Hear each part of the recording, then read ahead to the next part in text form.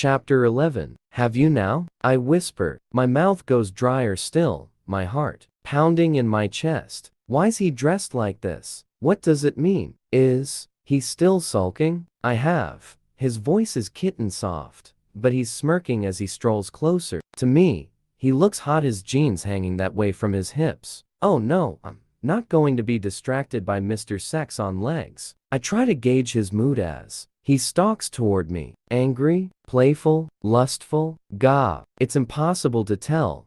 I like your jeans, I murmur. He grins a disarming wolfish grin that doesn't reach his eyes. Shit, he's still mad. He's wearing these to distract me. He halts in front of me, and I'm seared by his intensity. He gazes down, wide unreadable eyes burning into mine. I swallow. I understand you have issues, Mrs. Gray, he says silkily, and he pulls something from the back pocket of his jeans. I can't tear my gaze from his, but hear him unfold a piece of paper. He holds it up, and glancing briefly in its direction, I recognize my email. My gaze returns to his as his eyes blaze bright with anger. Yes, I have issues, I whisper, feeling breathless. I need distance if we're going to discuss this. But before I can step back, he leans down and runs his nose along mine. My eyes flutter to a close as I welcome his unexpected, gentle touch. So do I, he whispers against my skin, and I open my eyes at his words. He straightens and gazes intently at me once more. I think I'm familiar with your issues, Christian. My voice is wry, and he narrows his eyes, suppressing the amusement that sparks there. Momentarily, are we going to fight? I take a precautionary step back. I must physically distance myself from him, from his smell, his look, his distracting body in those hot jeans. He frowns as I move away. Why did you fly back from New York? I whisper. Let's get this over and done with.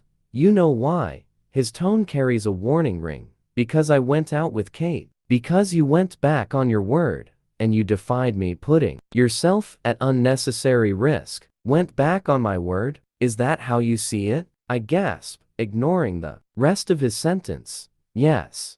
Holy crap. Talk about overreaction. I start to roll my eyes, but stop when he scowls at me. Christian, I changed my mind, I explain slowly, patiently, as if he's a child. I'm a woman. We're renowned for it. That's what we do. He blinks at me as if he doesn't comprehend this. If I had thought for 1 minute that you would cancel your business trip, words fail me. I realize I don't know what to say. I am momentarily catapulted back to the argument over our vows. I never promised to obey you, Christian, but I hold my tongue, because deep down, I'm glad he came back. In spite of his fury, I'm glad he's here in one piece, angry and smoldering in front of me. You changed your mind? He can't hide his contemptuous disbelief. Yes. And you didn't think to call me? He glares at me, incredulous, before continuing. What's more, you left the security detail short here, and put Ryan at risk. Oh, I hadn't thought about that. I should have called, but I didn't want to worry you. If I had, I'm sure you would have forbidden me to go, and I've missed Kate. I wanted to see her. Besides, it kept me out of the way when Jack was here. Ryan shouldn't have let him in. This is so confusing. If Ryan hadn't, Jack would still be at large. Christian's eyes gleam wildly, then shut, his face tightening as if in pain. Oh no, he shakes his head, and before I know it, he has folded me in his arms, pulling me hard against him. Oh, Anna, he whispers as he tightens his hold on me so that I can barely breathe. If something were to happen to you, his voice is barely a whisper. It didn't, I managed to say, but it could have. I've died 1,000 deaths today thinking about what might have happened. I was so mad, Anna. Mad at you. Mad at myself. Mad at everyone. I can't remember being this angry. Except, he stops again. Except, I prompt. Once in your old apartment. When Leela was there. Oh, I don't want to think about that. You were so cold this morning, I murmur. My voice cracks on the last word as I remember the hideous feeling of rejection in the shower. His hands move to the nape of my neck, loosening their grip on me, and I take a deep breath. He pulls my head back, I don't know how to deal with this anger. I don't think I want to hurt you, he says, his eyes wide and wary. This morning, I wanted to punish you badly, and he stops, lost for words I think, or too afraid to say them. You were worried you'd hurt me? I finish his sentence for him, not believing that he'd hurt me for a minute, but relieved too. A small, vicious part of me feared it was because he didn't want me anymore. I didn't trust myself, he says quietly. Christian, I know you'd never hurt me. Not physically, anyway. I clasp his head between my hands. Do you? He asks, and there's skepticism in his voice. Yes. I knew what you said was an empty, idle threat. I know you're not going to beat the shit out of me. I wanted to. No, you didn't. You just thought you did. I don't know if that's true, he murmurs. Think about it, I urge, wrapping my arms around him once more, and nuzzling his chest through the black t-shirt. About how you felt when I left. You've told me often enough what that did to you, how it altered your view of the world, of me. I know what you've given up for me. Think about how you felt about the cuff marks on our honeymoon. He stills, and I know he's processing this information. I tighten my arms around him, my hands on his back, feeling his taut, toned muscles beneath his t-shirt. Gradually, he relaxes as the tension slowly ebbs away. Is this what's been worrying him? That he'll hurt me? Why do I have more faith in him than he has in himself? I don't understand. Surely, we've moved on. He's normally so strong, so in control. But without that, he's lost. Oh, 50, 50, 50, I'm sorry. He kisses my hair. I turn my face up to his, and his lips find mine, searching, taking, giving, begging. For what? I don't know. I just want to feel his mouth on mine, and I return his kiss passionately. You have such faith in me, he whispers after he breaks away. I do. He strokes my face with the backs of his knuckles and the tip of his thumb, gazing intently into my eyes. His anger has gone. My 50 is back from wherever he's been. It's good to see him. I glance up and smile shyly. Besides, I whisper, you don't have the paperwork. His mouth drops open in amused shock, and he clutches me to his chest again. You're right. I don't. He laughs. We stand in the middle of the great room, locked in our embrace, just holding each other. Come to bed, he whispers, after heaven knows how long. Oh my, Christian, we need to talk. Later, he urges softly. Christian, please, talk to me, he sighs. About what? You know, you keep me in the dark. I want to protect you. I'm not a child. I am fully aware of that, Mrs. Gray. He runs his hands down my body and cups my backside. Flexing his hips, he presses his growing erection into me. Christian, I scold. Talk to me. He sighs once more with exasperation. What do you want to know? His voice is resigned as he releases me. I balk. I didn't mean you had to. Let me go. Taking my hand, he reaches down to pick up my email from the floor. Lots of things, I mutter, as I let him lead me to the couch. Sit, he orders. Some things never change, I muse, doing as I'm told. Christian sits beside me, and leaning forward, puts his head in his hands. Oh no, is this too hard for him? Then he sits up, rakes both hands through his hair, and turns to me, at once expectant and reconciled to his fate. Ask me, he says simply. Oh, well, that was easier than I thought. Why the additional security? For your family? Hyde was a threat to them. How do you know? From his computer. It held personal details about me and the rest of my family, especially Carrick. Carrick? Why him? I don't know yet. Let's go to bed. Christian, tell me. Tell you what? You are so exasperating. So are you. He glares. You didn't ramp up the security when you first found out there was information about your family on the computer. So what happened? Why now? Christian narrows his eyes at me. I didn't know he was going to attempt to burn down my building, or he stops. We thought it was an unwelcome obsession, but you. No, he shrugs. When you're in the public eye, people are interested. It was random stuff. News reports on me from when I was at Harvard, my rowing, My career. Reports on Carrick following his career. Following my mom's career and to some extent, Elliot and Mia. How strange.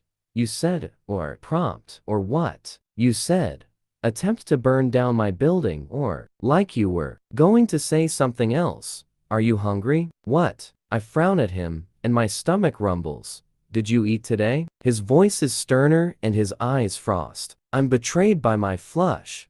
As I thought, his voice is clipped. You know how I feel about you. Not eating. Come, he says. He stands and holds out his hand. Let me feed you.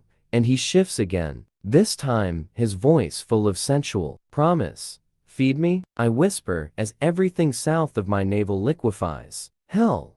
This is such a typically mercurial diversion from what we've been discussing. Is that it? Is that all I'm getting out of him for now? Leading me over to the kitchen, Christian grabs a bar stool and hefts it around to the other side of the island. Sit, he says. Where's Mrs. Jones? I ask, noticing her absence for the first time as I perch on the stool. I've given her and Taylor the night off. Oh, why? He gazes at me for a beat, and his arrogant amusement is back. Because I can. So you're going to cook? My voice betrays my incredulity. Oh, ye of little faith, Mrs. Gray. Close your eyes. Wow, I thought we were going to have a full-on fight, and here we are, playing in the kitchen. Close them, he orders. I roll them first, then oblige. Not good enough, he mutters. I open one eye and see him take a plum-colored silk scarf out of the back pocket of his jeans. It matches my dress. Holy cow, I look quizzically at him. When did he get that close? He orders again. No peeking. You're going to blindfold me? I mutter, shocked. All of a sudden I'm breathless. Yes. Christian, he places a finger upon my lips, silencing me. I want to talk. We'll talk later. I want you to eat now. You said you were hungry. He lightly kisses my lips. The silk of the scarf is soft against my eyelids. As he ties it securely at the back of my head. Can you see? He asks. No, I mutter, figuratively rolling my eyes. He chuckles softly. I can tell when you're rolling your eyes. And you know how that makes me feel. I purse my lips. Can we just get this over and done with? I snap. Such impatience, Mrs. Gray. So eager to talk. His tone is playful. Yes, I must feed you first, he says and brushes his lips over my temple, calming me instantly. Okay, have it your way. I resign myself to my fate and listen to his movements around the kitchen. The fridge door opens, and Christian places various dishes on the countertop behind me. He pads over to the microwave, pops something in, and turns it on. My curiosity is piqued. I hear the toaster lever drop, the turn of the control, and the quiet tick of the timer. Toast. Yes, I am eager to talk, I murmur, distracted. An assortment of exotic, spicy aromas fills the kitchen, and I shift in my chair. Be still, Anastasia. He's close to me again. I want you to behave, he whispers. Oh my, and don't bite your lip. Gently he tugs my bottom lip free of my teeth, and I can't help my smile. Next, I hear the sharp pop of a cork being drawn from a bottle and the gentle glug of wine being poured into a glass. Then a moment of silence, followed by a quiet click and the soft hiss of white noise from the surround sound speakers as they come to life. A loud twang of a guitar begins a song I don't know. Christian turns the volume down to background level. A man starts to sing, his voice deep, low, and sexy. A drink first, I think, Christian whispers, diverting me from the song. Head back. I tip my head back. Farther, he prompts. I oblige, and his lips are on mine. Cool, crisp wine flows into my mouth. I swallow reflexively. Oh my. Memories flood back of not so long ago, me trussed up on my bed in Vancouver before I graduated with a hot, angry Christian not appreciating my email. Have times changed? Not much. Except now I recognize the wine, Christian's favorite. A Sancerre. I murmur in appreciation. You like the wine? He whispers, his breath warm on my cheek. I'm bathed in his proximity, his vitality, the heat radiating from his body, even though he doesn't touch me. Yes, I breathe. More, I always want more, with you. I almost hear his grin. It makes me grin too. Mrs. Gray, are you flirting with me? Yes. His wedding ring clinks against the glass as he takes another sip of wine. Now that is a sexy sound. This time he pulls my head right back, cradling me. He kisses me once more, and greedily I swallow the wine he gives me. He smiles as he kisses me again. Hungry? I think we've already established that, Mr. Gray. The troubadour on the iPod is singing about wicked games. How apt. The microwave pings, and Christian releases me. I sit upright. The food smells spicy. Garlic, mint, oregano, rosemary, and lamb, I think. The door to the microwave opens, and the appetizing smell grows stronger. Shit. Christ. Christian curses, and a dish clatters onto the countertop. Oh, 50. You okay? Yes. He snaps, his voice tight. A moment later, he's standing beside me once more. I just burned myself. Here. He eases his index finger into my mouth. Maybe you could suck it better. Oh. Clasping his hand, I draw his finger slowly from my mouth. There, I soothe, and leaning forward I blow, cooling his finger, then kiss it gently twice. He stops breathing. I reinsert it into my mouth and suck gently. He inhales sharply, and the sound travels straight to my groin. He tastes as delicious as ever, and I realize that this is his game, the slow seduction of his wife. I thought he was mad, and now, this man, husband, is so confusing. But this is how I like him. Playful, fun, sexy as hell. He's given me some answers, but I'm greedy. I want more, but I want to play too. After the anxiety and tension of today, and the nightmare of last night with Jack, this is a welcome diversion. What are you thinking? Christian murmurs, stopping my thoughts in their tracks as he pulls his finger out of my mouth. How mercurial you are. He stills beside me. 50 Shades, baby, he says eventually and plants a tender kiss at the corner of my mouth. My 50 Shades, I whisper, grabbing his t-shirt. I pull him back to me. Oh no you don't, Mrs. Gray. No touching. Not yet. He takes my hand, pries it off his t-shirt, and kisses each finger in turn. Sit up, he commands. I pout. I will spank you if you pout. Now open wide. Oh shit. I open my mouth, and he pops in a forkful of spicy hot lamb, covered in a cool, minty, yogurt sauce. I chew. You like? Yes. He makes an appreciative noise, and I know he's eating and enjoying. 2 more. I nod. He gives me another forkful, and I chew it enthusiastically. He puts the fork down and he tears bread, I think. Open, he orders. This time, it's pita bread and hummus. I realize Mrs. Jones, or maybe even Christian, has been shopping at the delicatessen I discovered about 5 weeks ago, only 2 blocks from Escala. I chew gratefully. Christian, in a playful mood, increases my appetite. More? He asks. I nod. More of everything, please. I'm starving. I hear his delighted grin. Slowly and patiently he feeds me, occasionally kissing a morsel of food from the corner of my mouth, or wiping it off with his fingers. Intermittently, he offers me a sip of wine. In his unique way, open wide, then bite, he murmurs. I follow his command. One of my favorites, stuffed vine leaves. Even cold, they are delicious, though I prefer them heated up. But I don't want to risk Christian burning himself again. He feeds it to me slowly, and when I've finished I lick his fingers clean. More? He asks, his voice low and husky. I shake my head. I'm full. Good, he whispers against my ear, because it's time for my favorite course. He scoops me up in his arms, surprising me so much I squeal. Can I take the blindfold off? No, I almost pout, then remember his threat and think better of it. Playroom, he murmurs. Oh, I don't know if that's a good idea. You up for the challenge? He asks. And because he's used the word challenge, I can't say no. Bring it on, I murmur, desire, and something that I don't want to name thrumming through my body. He carries me through the door, then up the stairs to the second floor. I think you've lost weight, he mutters disapprovingly. I have? Good.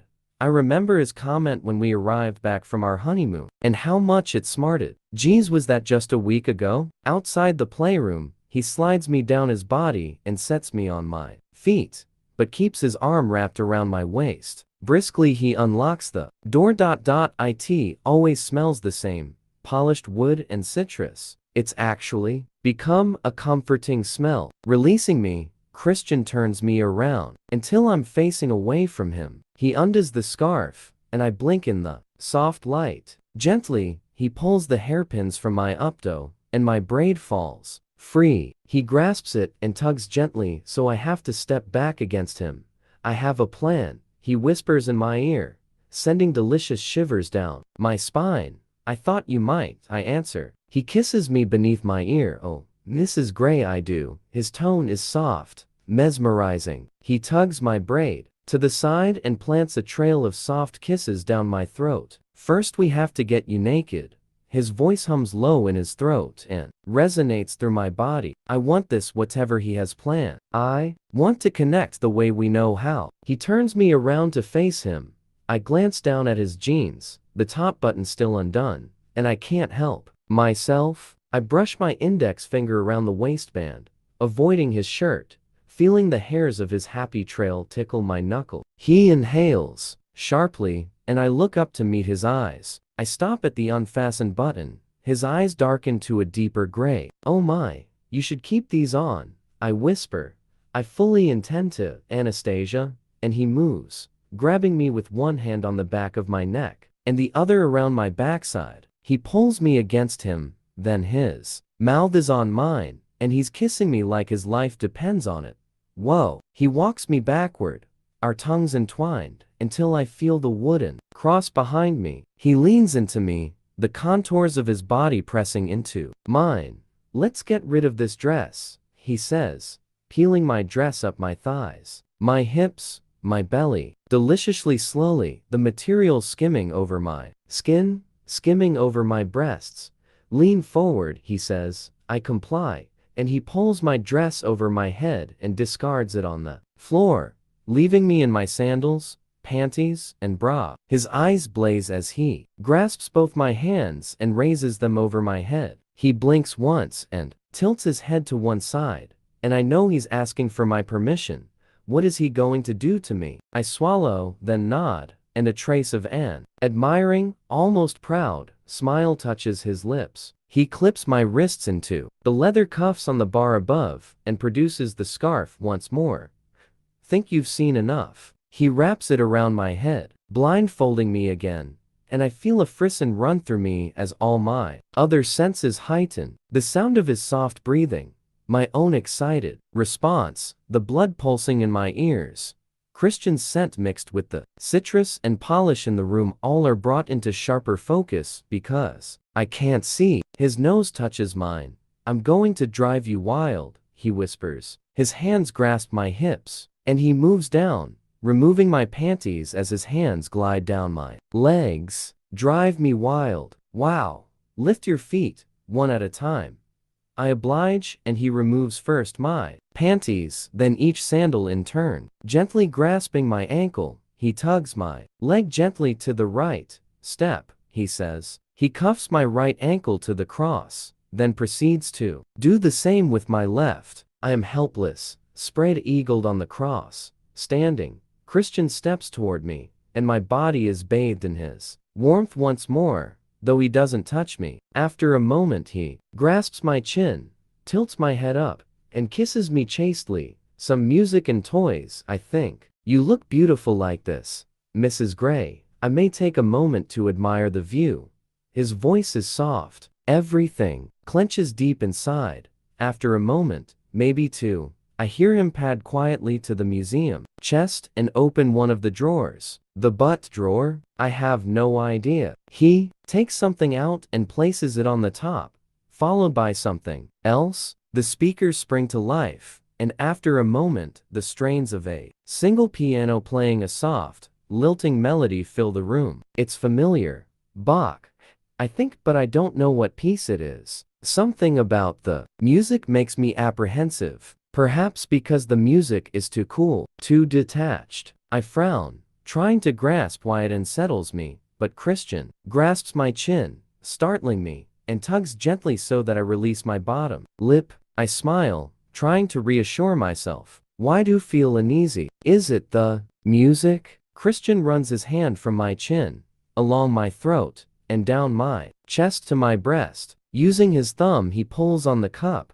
freeing my breast from the restraint of my bra. He makes a low, appreciative, humming noise in his throat and kisses my neck. His lips follow the path of his fingers to my breast, kissing and sucking all the way. His fingers move to my left breast, releasing it from my bra. I moan as he skates his thumb across my left nipple, and his lips close around my right, tugging and teasing gently until both nipples are long and hard. Ah, he doesn't stop. With exquisite care, he slowly increases the intensity. On each, I pull fruitlessly against my restraints as sharp pleasure spikes from my nipples to my groin. I try to squirm, but I can hardly move, and it makes the torture all the more intense. Christian, I plead.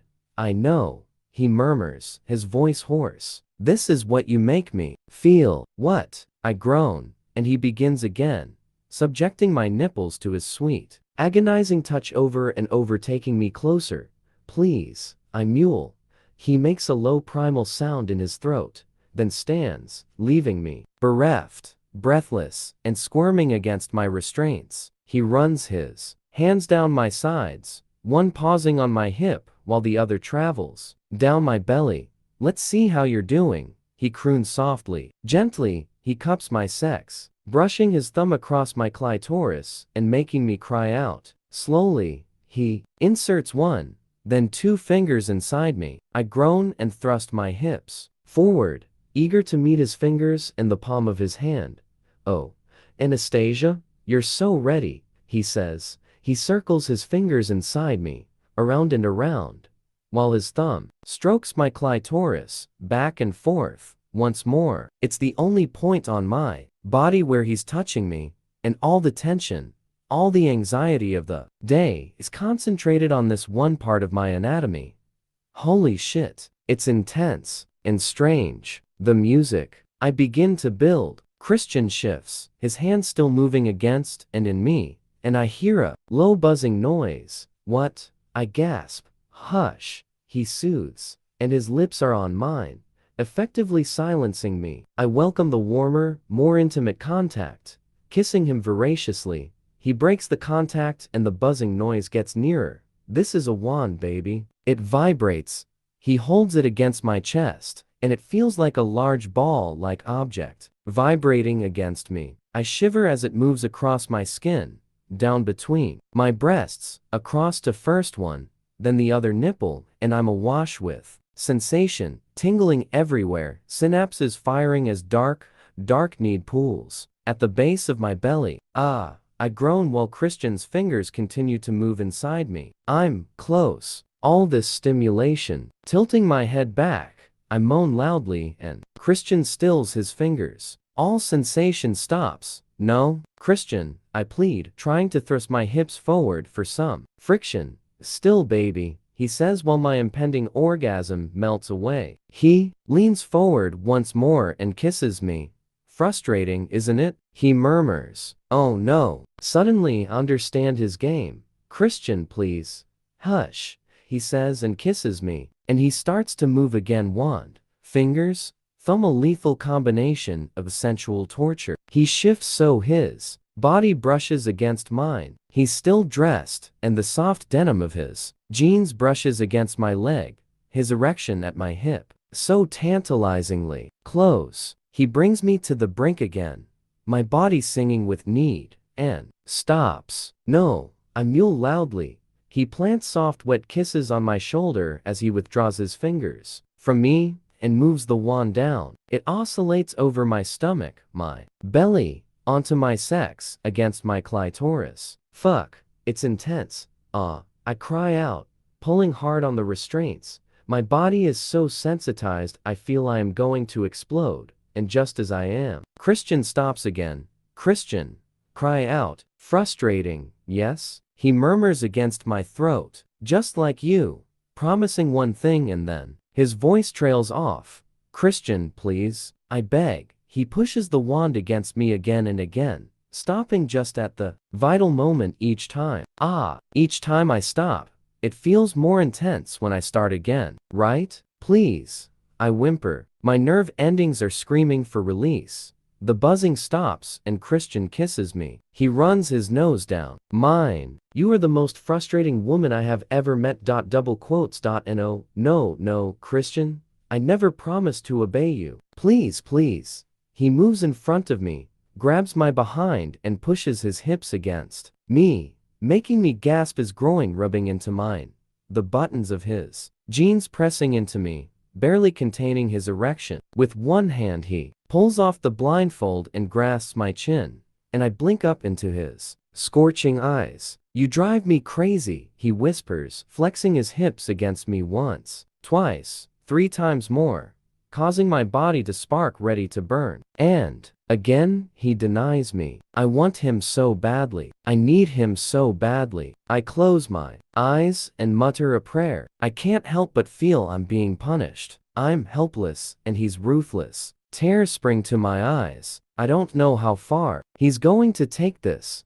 Please, I whisper once more, but he gazes down at me, implacable. He's just going to continue. For how long? Can I play this game? No, can't do this. I know he's not going to stop. He's going to continue to torture me. His hand travels down my body once more. No, and the dam bursts. All the apprehension, the anxiety, and the fear from the last couple of days, overwhelming me anew as tears spring to my eyes. I turn away from him. This is not love. It's revenge. Red, I whimper. Red. The tears course down my face. He stills. No, he gasps, stunned. Jesus Christ, no. He moves quickly, unclipping my hands, clasping me around my waist, and leaning down to unclip my ankles, while I put my head in my hands, and weep.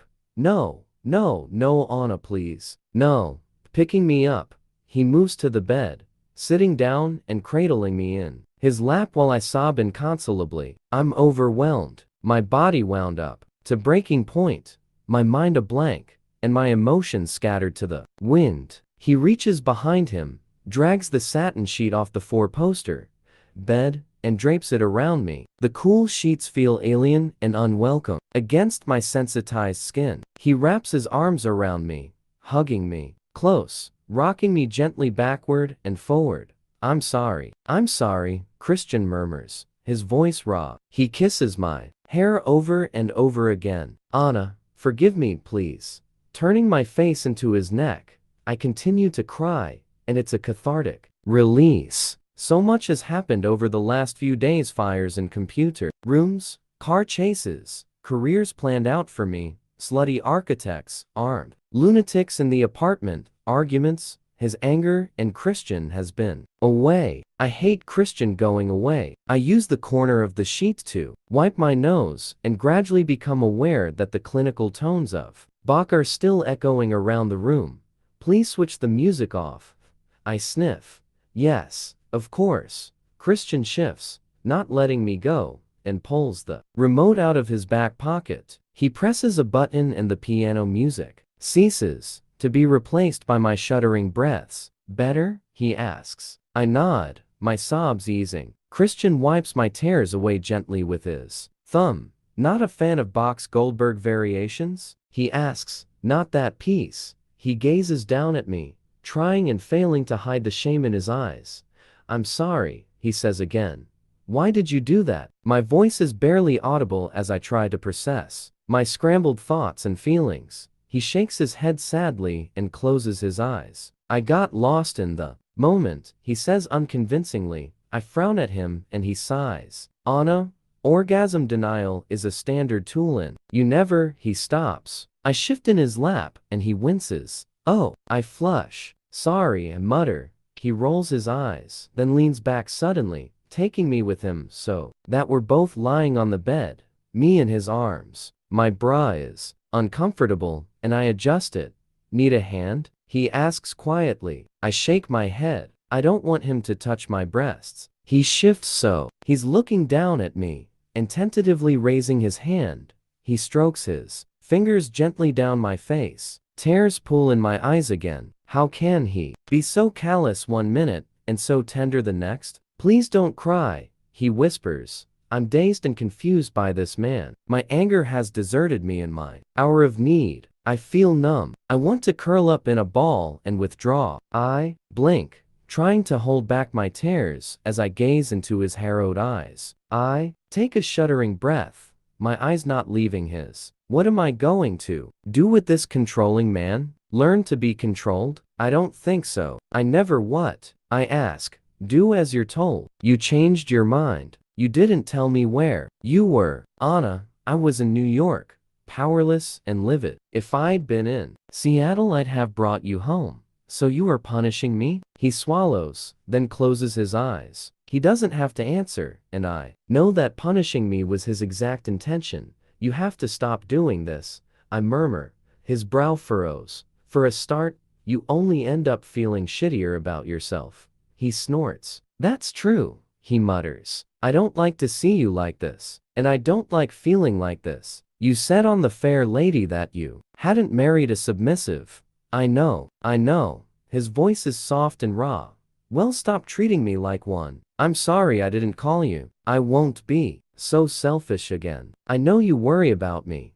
He gazes at me, scrutinizing me closely, his eyes bleak and anxious. Okay, good, he says eventually. He leans down, but pauses before his lips touch mine, silently asking if it's allowed. I raise my face to his, and he kisses me tenderly. Your lips are always so soft when you've been crying, he murmurs.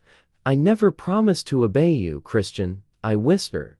I know, deal with it please, for both our sakes, and I will try to be more considerate of your controlling tendencies. He looks lost and vulnerable, completely at sea.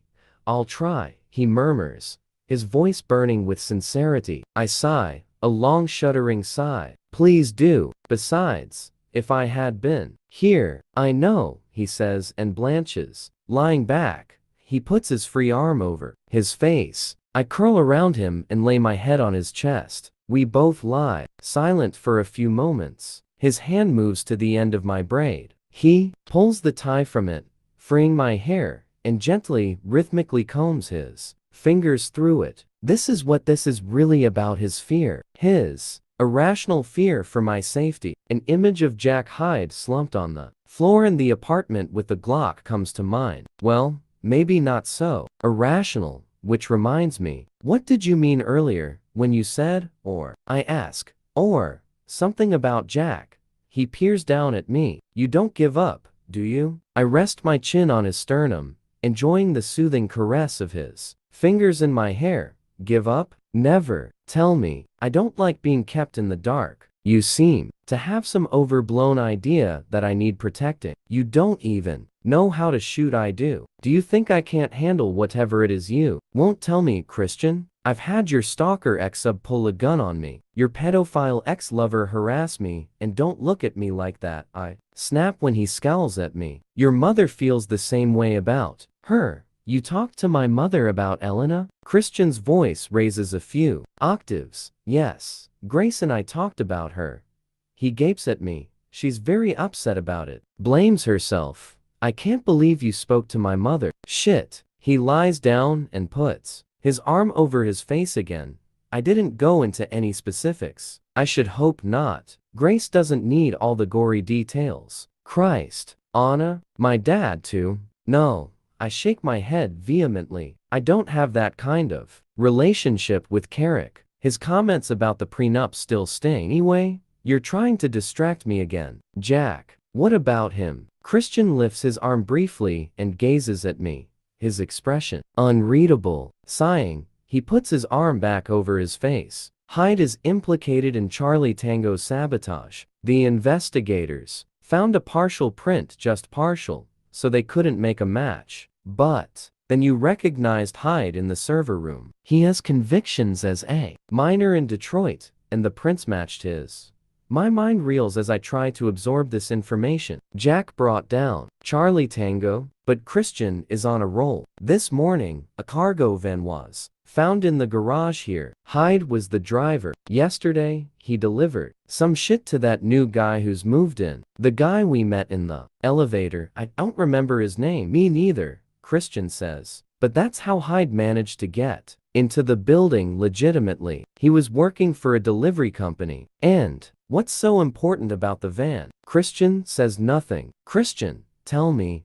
The cops found things in the van. He stops again and tightens his hold around me. What things? He's quiet for several moments, and I open my mouth to prompt him. But he speaks. A mattress. Enough horse tranquilizer to take down a dozen horses and a note.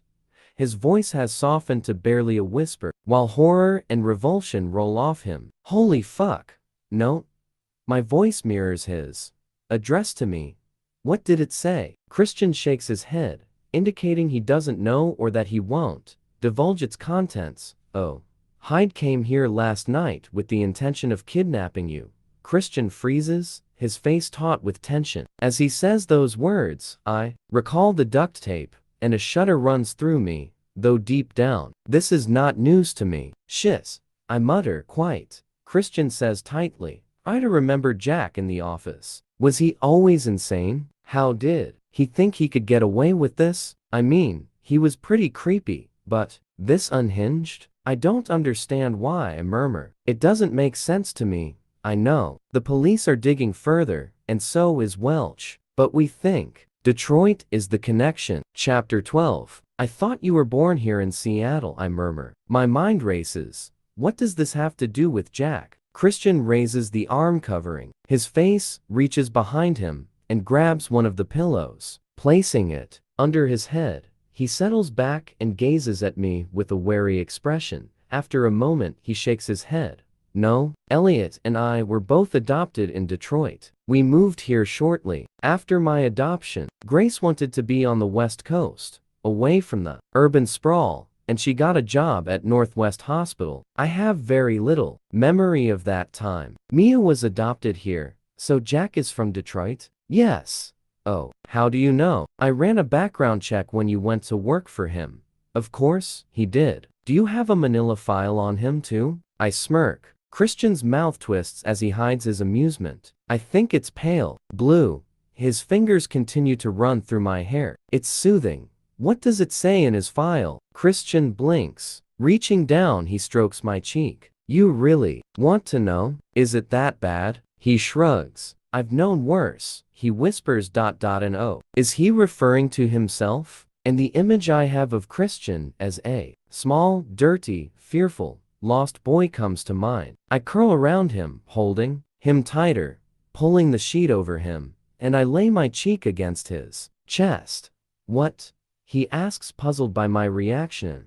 I murmur, oh no, this works both ways, Anna. What is it? I glance up, assessing his apprehensive expression. Resting my cheek upon his chest once more, I decide to tell him. Sometimes I picture you as a child, before you came to live with the Grays. Christian stiffens. I wasn't talking about me. I don't want your pity. Anastasia, that part of my life is done. Gone.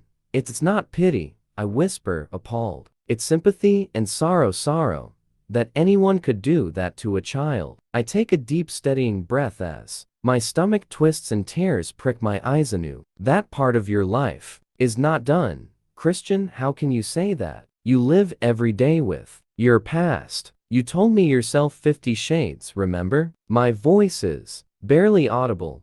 Christian snorts and runs his free hand through his hair, though he remains silent and tense beneath me. I know it's why you feel the need to control me, keep me safe, and yet you choose to defy me, he murmurs, baffled, his hand stilling in my hair. I frown. Holy cow, do I do that deliberately? My subconscious removes her half-moon glasses and chews the end, pursing her lips and nodding. I ignore her. This is confusing. I'm his wife, not his submissive, not some company he's acquired. I'm not the crack whore who was his. Mother, fuck. The thought is sickening. Dr. Flynn's words come back to me.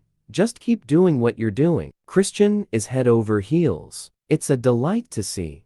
That's it. I'm just doing what I've always done. Isn't that what Christian found attractive in the first place? Oh, this man is so confusing. Dr. Flynn said I should give you the benefit of the doubt. I think I do. I'm not sure. Perhaps it's my way of bringing you into the here and now away from your past, I whisper. I don't know. I just can't seem to get a handle on how far you'll overreact.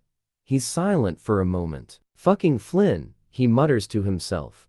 He said I should continue to behave the way I've always behaved. With you. Did he now? Christian says dryly. Okay, here goes nothing. Christian, I know you loved your mom, and you couldn't save her. It wasn't your job to do that. But I'm not her. He freezes again. Don't, he whispers. No, listen, please. I raise my head to stare into wide eyes that are paralyzed with fear. He's holding his breath. Oh, Christian, my heart constricts. I'm not her. I'm much stronger than she was. I have you, and you're so much stronger now. And I know you love me. I love you too, I whisper. His brow creases as if my words were not what he expected. Do you still love me? He asks. Of course I do. Christian, I will always love you, no matter what you do to me. Is this the reassurance he wants? He exhales and closes his eyes, placing his arm over his face again, but hugging me closer too. Don't hide from me. Reaching up, I grasp his hand and pull his arm away from his face. You've spent your life hiding. Please don't. Not from me. He looks at me with incredulity and frowns. Hiding? Yes. He shifts suddenly, rolling over onto his side and moving me so that I am lying beside him on the bed. He reaches up, smooths my hair off my face, and tucks it behind my ear. You asked me earlier today if I hated you. I didn't understand why. And now, he stops, staring down at me as if I'm a complete conundrum. You still think I hate you? Now, my voice is incredulous.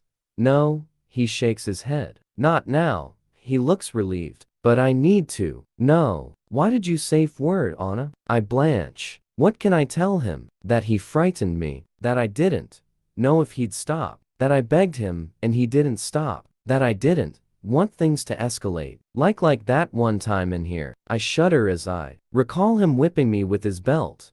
I swallow. Because you were so angry and distant. And cold. I didn't know how far you'd go. His expression is unreadable. Were you going to let me come? My voice is barely a whisper, and I feel a blush steal over my cheeks, but I hold his gaze. No, he says eventually. Holy crap, that's harsh. His knuckle gently grazes my cheek. But effective, he murmurs. He gazes down at me as if he's trying to see into my soul, his eyes darkening. After an eternity, he murmurs, I'm glad you did. Really? I don't understand. His lips twist in a sad smile. Yes, I don't want to hurt you. I got carried away. He reaches down and kisses me. Lost in the moment, he kisses me again. Happens a lot with you. Oh, and for some bizarre reason, the thought pleases me. I grin. Why does that make me happy? He grins too. I don't know why you're grinning, Mrs. Gray. Me neither. He wraps himself around me and places his head on my chest. We are a tangle of naked and denim-clad limbs and satin-red sheets. I stroke his back with one hand and run the fingers of my other hand through his hair. He sighs and relaxes in my arms. It means I can trust you to stop me. I never want to hurt you, he murmurs. He halts. You need what? I need control, Anna. Like I need you. It's the only way I can function. I can't let go of it. I can't. I've tried. And yet, with you. He shakes his head in exasperation. I swallow. This is the heart of our dilemma, his need for control and his need for me. I refuse to believe these are mutually exclusive. I need you too, I whisper, hugging him tighter. I'll try it, Christian. I'll try to be more considerate. I want you to need me, he murmurs. Holy cow, I do. My voice is impassioned. I need him so much. I love him so much. I want to look after you. You do. All the time. I missed you so much while you were away. You did? He sounds so surprised. Yes, of course. I hate you going away. I sense his smile. You could have come with me. Christian, please. Let's not rehash that argument. I want to work. He sighs as I run my fingers gently through his hair. I love you, Anna. I love you too, Christian. I will always love you. We both lie still in the quiet after our storm, listening to the steady beat of his heart. I drift exhausted into sleep.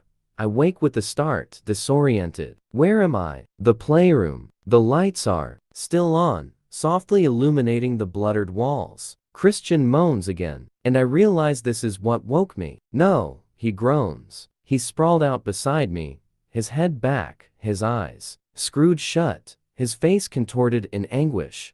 Holy shit, he's having a nightmare. No, he cries out again. Christian, wake up. I struggle to sit up, kicking off the sheet, kneeling beside him. I grab his shoulders and shake him as tears spring to my eyes. Christian, please, wake up. His eyes spring open, gray and wild, his pupils enlarged with fear. He stares vacantly up at me.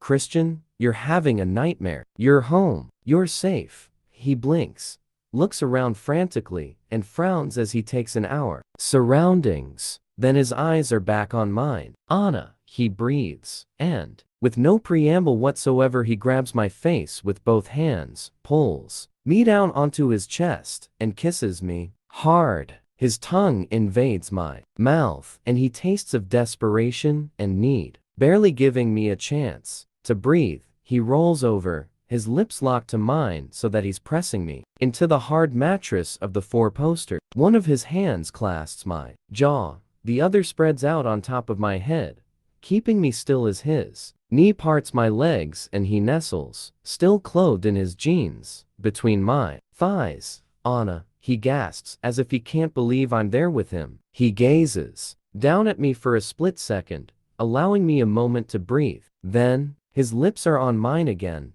plundering my mouth, taking all I have to give. He groans loudly, flexing his hips into me, his erection sheathed in. Denim pushes into my soft flesh. Oh, I moan, and all the pent-up sexual tension of earlier erupts, resurfacing with a vengeance, flushing my system with desire and need. Driven by his demons, he urgently kisses my face, my eyes, my cheeks, along my jaw. I'm here, I whisper, trying to calm our heated, panting breath. Mingling. I wrap my arms around his shoulders as I grind my pelvis against his and welcome. Oh, Anna, he pants, his voice rough and low. I need you. Me too, I whisper urgently, body desperate for his touch. I want him. I want him now. I want to heal him. I want to heal me. I need this. His hand reaches down and tugs on the button of his fly,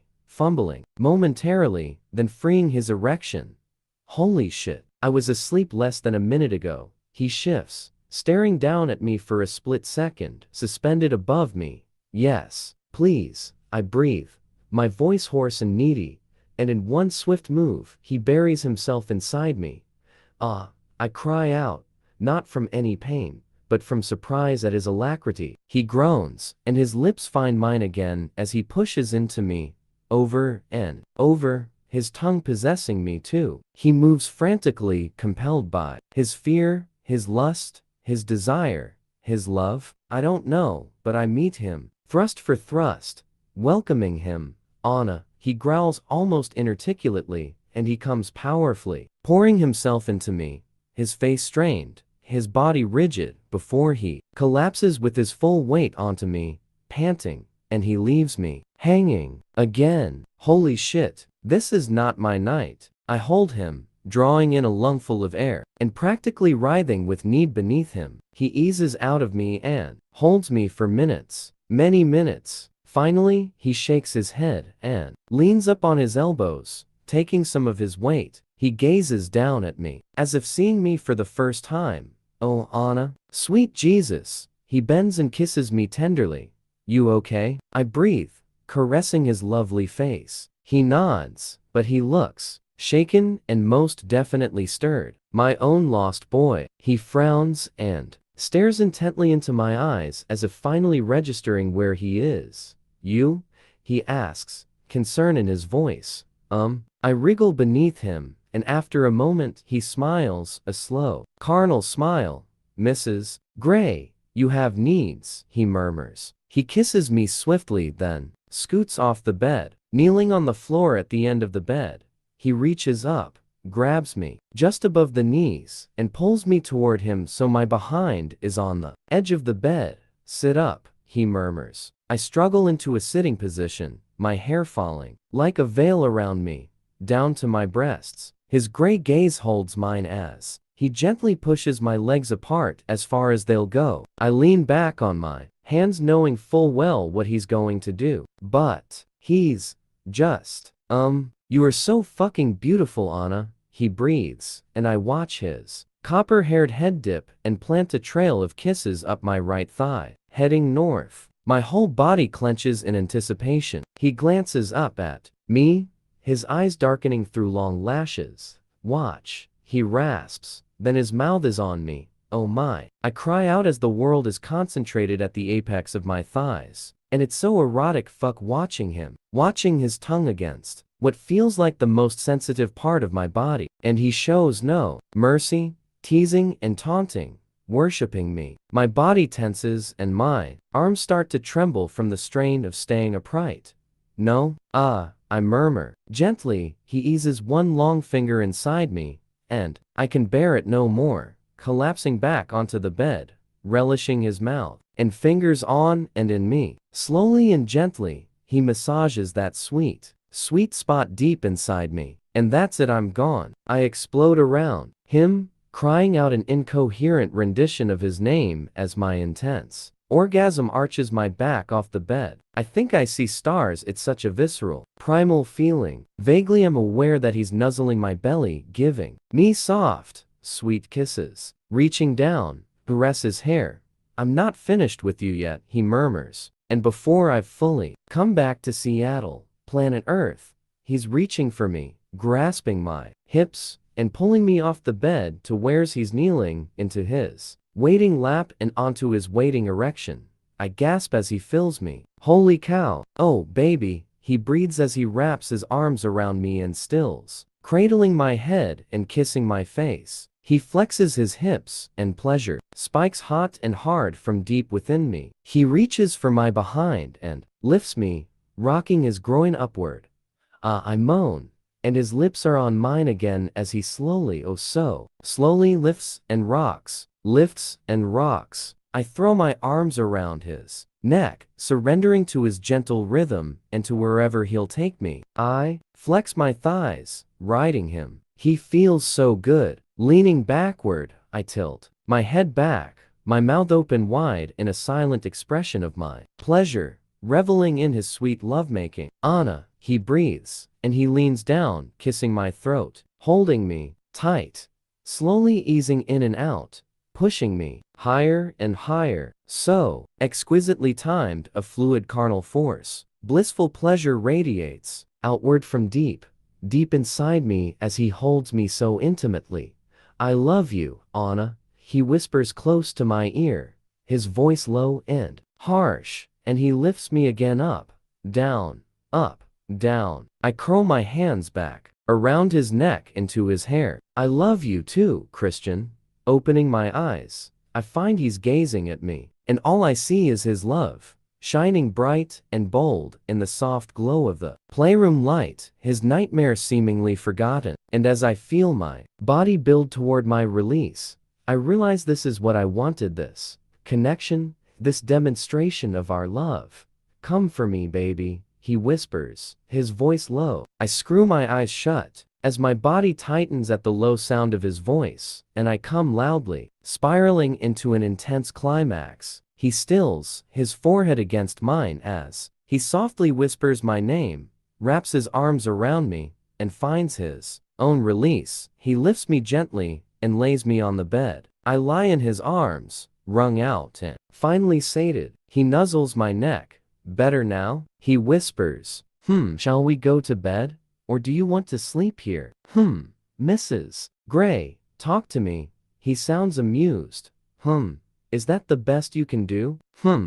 Come, let me put you to bed. I don't like sleeping. Reluctantly shift and turn to face him. Wait, I whisper. He blinks at me, looking all wide-eyed and innocent, and at the same time, thoroughly fucked and pleased with himself. Are you okay? I ask. He nods, smiling smugly like an adolescent boy. I am now. Oh, Christian. I scold and gently stroke his lovely face. I was talking about your nightmare. His expression freezes momentarily, then he closes his eyes and tightens his arms around me, burying his face in my neck. Don't, he whispers, his voice hoarse and raw. My heart lurches and twists once more in my chest, and I clutch him tightly, running my hands down his back and through his hair. I'm sorry, I whisper, alarmed by his reaction. Holy fuck, how can I keep up with these mood swings? What the hell was his nightmare about? I don't want to cause him any more pain by making him relive the details. It's okay, I murmur softly, desperate to bring him back to the playful boy of a moment ago. It's okay, I repeat over and over, soothingly. Let's go to bed, he says quietly after a while, and he pulls away from me, leaving me empty and aching as he rises from the bed. I scramble after him, keeping the satin sheet wrapped around me, and bend to pick up my clothes. Leave those, he says, and before I know it, he's scooped me up in his arms. I don't want you to trip over this sheet and break your neck. I put my arms around him, marveling that he's recovered his composure, and nuzzle him as he carries me downstairs to our bedroom. My eyes spring open. Something is wrong. Christian is not in bed, though it's still dark. Glancing at the radio alarm, I see it's 3:20 in the morning. Where's Christian? Then I hear the piano. Quickly slipping out of bed, I grab my robe and run down the hallway to the great room. The tune he's playing is so sad, a mournful lament, that I've heard him play before. I pause in the doorway and watch him in a pool of light while the achingly sorrowful music fills the room. He finishes, then starts the piece again. Why such a plaintive tune? I wrap my arms around myself and listen spellbound as he plays. But my heart aches. Christian, why so sad? Is it because of me? Did I do this? When he finishes, only to start a third time, I can bear it no longer. He doesn't look up as I near the piano, but shifts to one side so I can sit beside him. On the piano bench, he continues to play, and I put my head on his shoulder. He kisses my hair, but doesn't stop playing until he's finished the piece. I peek up at him and he's staring down at me, warily. Did I wake you? He asks. Only because you were gone. What's that piece called? It's Chopin. It's one of his preludes in E minor. Christian pauses. It's called Suffocation. Reaching over, I take his hand. You're really shaken by all this, aren't you? He snorts. A deranged asshole gets into my apartment to kidnap my wife. She won't do as she's told. She drives me crazy. She's safe words on me. He closes his eyes briefly, and when he opens them again, they are stark and raw. Yeah, I'm pretty shaken up. I squeeze his hand. I'm sorry. He presses his forehead against mine. I dreamed you were dead. He whispers. What? Lying on the floor so cold, and you wouldn't wake up. Oh, 50. Hey. It was just a bad dream. Reaching up, I clasp his head in my hands. His eyes burn into mine, and the anguish in them is sobering. I'm here and I'm cold without you in bed. Come back to bed, please. I take his hand and stand, waiting to see if he'll follow me. Finally, he stands, too. He's wearing his pajama bottoms, and they hang in that way he has, and I want to run my fingers along the inside of his waistband, but I resist and lead him back to the bedroom. When I wake, he's curled around me, sleeping peacefully. I relax and enjoy his enveloping heat, his skin on my skin. I lie very still, not wanting to disturb him. Boy, what an evening. I feel like I've been run over by a train, the freight train that is my husband. Hard to believe that the man lying beside me, lying so serene and young in his sleep, was so tortured last night, and so tortured me last night. I gaze up at the ceiling, and it occurs to me that I always think of Christian as strong and dominating, yet the reality is he's so fragile, my lost boy. And the irony is that he looks upon me as fragile, and I don't think I am. Compared to him, I'm strong. But am I strong enough for both of us? Strong enough to do what I'm told and give him some peace of mind? I sigh. He's not asking that much of me. I flit through our conversation of last night. Did we decide anything other than to both try harder? The bottom line is that I love this man, and I need to chart a course for both of us. One that lets me keep my integrity and independence, but still be more for him. I am his more, and he is mine. I resolve to make a special effort this weekend not to give him cause for concern. Christian stirs and lifts his head off my chest, looking sleepily at me. Good morning, Mr. Gray. I smile. Good morning, Mrs. Gray. Did you sleep well? He stretches out beside me. Once my husband stopped making that terrible racket on the piano. Yes, I did. He smiles a shy smile, and I melt. Terrible racket? I'll be sure to email Miss Kathy and let her know. Miss Kathy? My piano teacher. I giggle. That's a lovely sound, he says. Shall we have a better day today? Okay, I agree. What do you want to do? After I have made love to my wife, and she's cooked me breakfast, I'd like to take her to Aspen. I gape at him. Aspen? Yes. Aspen, Colorado? The very same. Unless they've moved it. After all, you did pay $24,000 for the experience. I grin at him. That was your money. Our money. It was your money when I made the bid. I roll my eyes. Oh, Mrs. Gray, you and your eye rolling, he whispers as he runs his hand up my thigh. Won't it take hours to get to Colorado? I ask to distract him. Not by jet, he says silkily as his hand reaches my behind. Of course, my husband has a jet. How could I forget? His hand continues to skim up my body, lifting my nightdress as it goes, and soon, I've forgotten everything. Taylor drives us onto the tarmac at SeaTac and around to where the jet is waiting. It's a gray day in Seattle, but I refuse to let the weather dampen my soaring spirits. Christian is in a much better mood. He's excited about something lit up like Christmas and twitching like a small boy with a big secret. I wonder what scheme he's concocted. He looks dreamy, all tousled hair, white t-shirt and black jeans. Not seal-like at all today. He takes my hand as Taylor glides to a stop at the foot of the jet steps.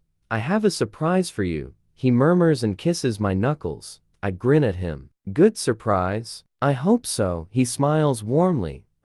What can it be? Sawyer leaps out from the front and opens my door. Taylor opens Christian's, then retrieves our cases from the trunk. Stefan is waiting at the top of the stairs when we enter the aircraft. I glance into the cockpit and see First Officer Bagley flipping switches on the imposing instrument panel. Christian and Stefan shake hands. Good morning, sir. Stefan smiles. Thanks for doing this on such short notice. Christian grins back at him. Our guests here? Yes, sir. Guests? I turn and gasp. Kate, Elliot, Mia, and Ethan are all smiling and sitting in the cream-colored leather seats. Wow. I spin around to Christian. Surprise, he says. How? When? Who? I mumble inarticulately, trying to contain my delight and elation. You said you didn't see enough of your friends. He shrugs and gives me a lopsided, apologetic smile. Oh, Christian, thank you. I throw my arms around his neck and kiss him hard in front of everyone. He puts his hands on my hips, hooking his thumbs through the belt loops of my jeans, and deepens the kiss. Oh my, keep this up, and I'll drag you into the bedroom, he murmurs. You wouldn't dare, I whisper against his lips.